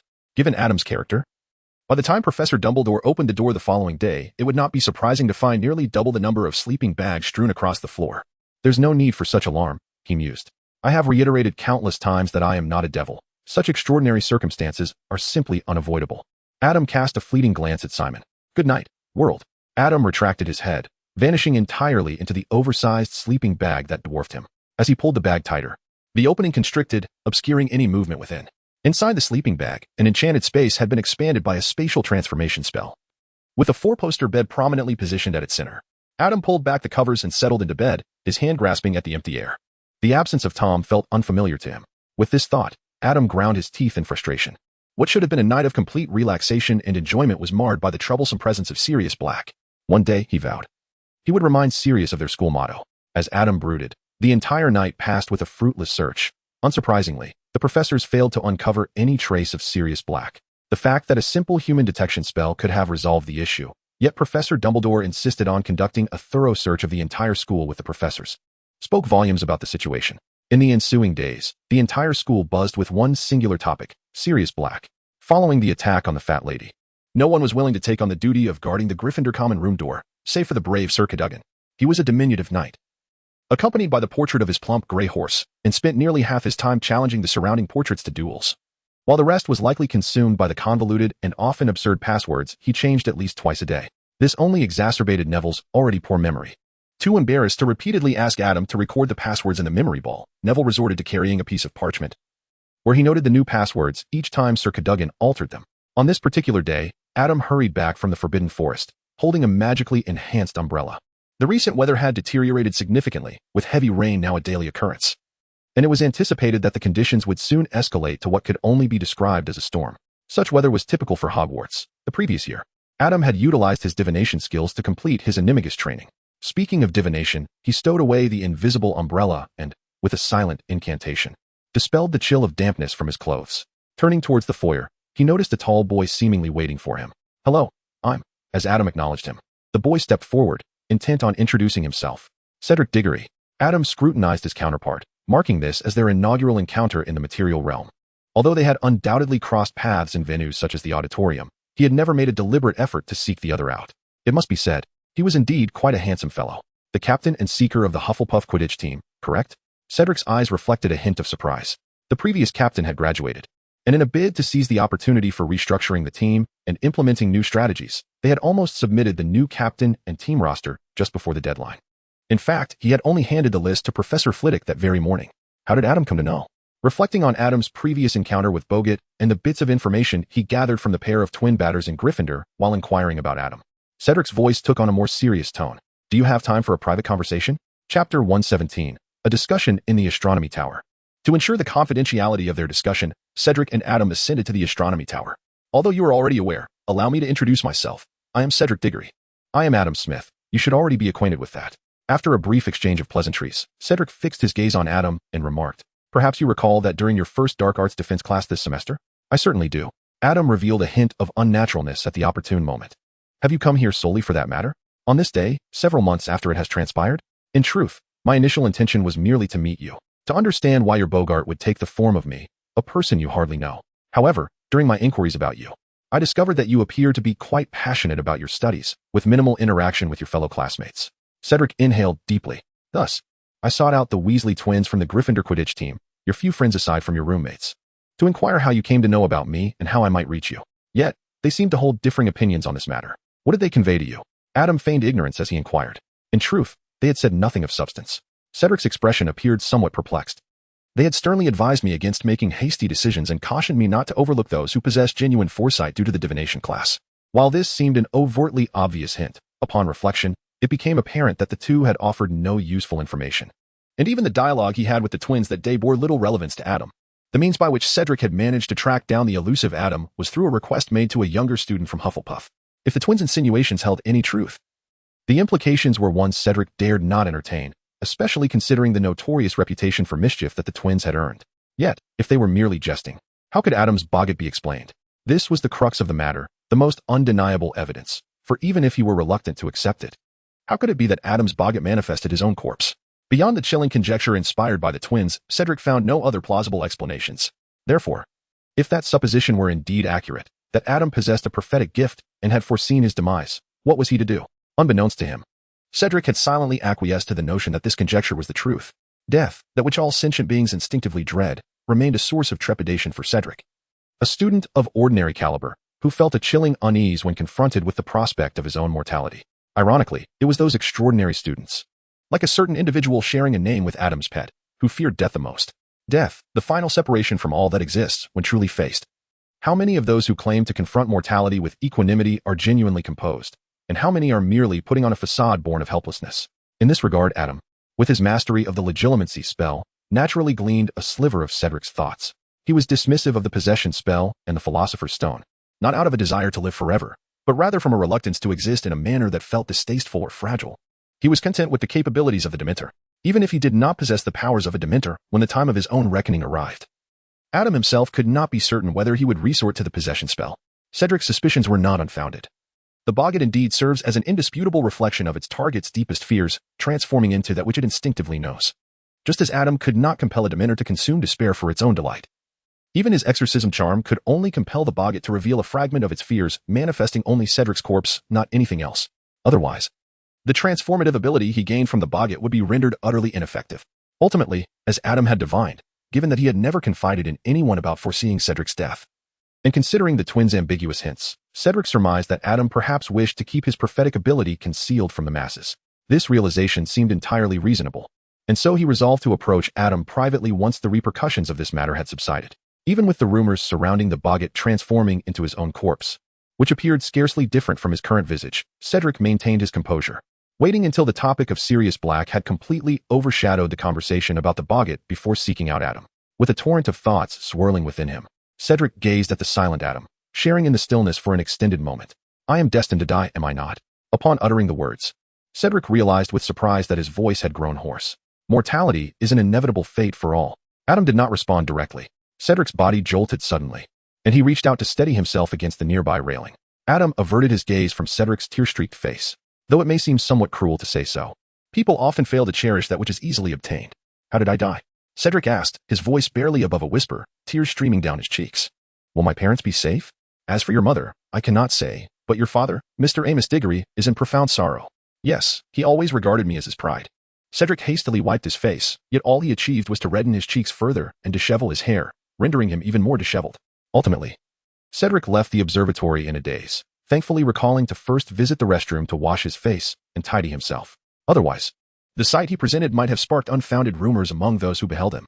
Adam silently watched Cedric depart. Once he returned and had time to reflect, Cedric's intelligence and keen perception would undoubtedly reveal Adam's unease. He had deliberately avoided discussing the circumstances of Cedric's demise during their conversation. The fact that his boggart manifested as a mountain of corpses indicated Adam's fear regarding Cedric's death. Cedric, of course, remained oblivious to this, believing instead that Adam's greatest fear stemmed from knowing how to avert his own death, yet choosing not to disclose it. When that moment arrived, it would be the time for Adam to assist Cedric and forge a friendship with him. Although the path was somewhat convoluted, Cedric indeed managed to escape the clutches of death, and Adam felt no guilt towards him. As for Cedric's thoughts on the matter, he would never uncover the truth. Such is the nature of a clear conscience. After Cedric's departure, Adam took a few steps toward the spot where Cedric had just stood, leaning against the railing to gaze below. The familiar figure of Professor Dumbledore, plummeting, flashed before his eyes. For a brief moment, he locked eyes with those dull, lifeless orbs. Adam's fingers brushed against the railing thoughtfully before he exited the astronomy tower. Chapter 118, Quidditch in the Rain. 3 days after that day, Cedric sought out Adam once more. This time, he approached him privately again, though due to the class schedule, it was inevitable that he was seen. Adam and Cedric communicated privately after their departure, and no one knew the substance of their conversation. Following that exchange, Adam and Cedric transitioned from mere acquaintances to friends. It is not to suggest that their bond was particularly intimate, but there was undeniably an increase in their interactions. One Saturday during lunch, Ron, with a serious expression, tapped his spoon against his plate and asserted, "You must uphold the honor of a Gryffindor." This statement seemed rather perplexing. Adam raised his head in confusion, with food still lingering in his mouth, merely blinking at him to signal him to continue speaking. Slytherin cited the unhealed injury of their seeker as a justification for their inability to participate in the match. Ron exchanged a glance with Harry at this, both of them aware that it was merely an excuse. Malfoy's injury had long since healed, and Slytherin simply did not wish to compete against them in such torrential rain. Thus, our first Quidditch match's adversary unexpectedly shifted from Slytherin to Hufflepuff. You cannot cheer for the Hufflepuff captain simply because he is your friend. Remember, Harry is your friend too. Not to mention Fred and George, and... Stop. Adam swallowed the food in his mouth and quickly called for a halt. Why did Ron speak in such a tone, as if Adam were a callous scoundrel? Of course, I still remembered that I was a Gryffindor, rest assured. I would continue to cheer for Harry and the others. Not to mention that he was also a Gryffindor, but on that day, when Wood came to him, tearful and distraught, he could not possibly cheer for Hufflepuff. In the following days, as the match drew nearer, Wood's urgency and anxiety became increasingly apparent.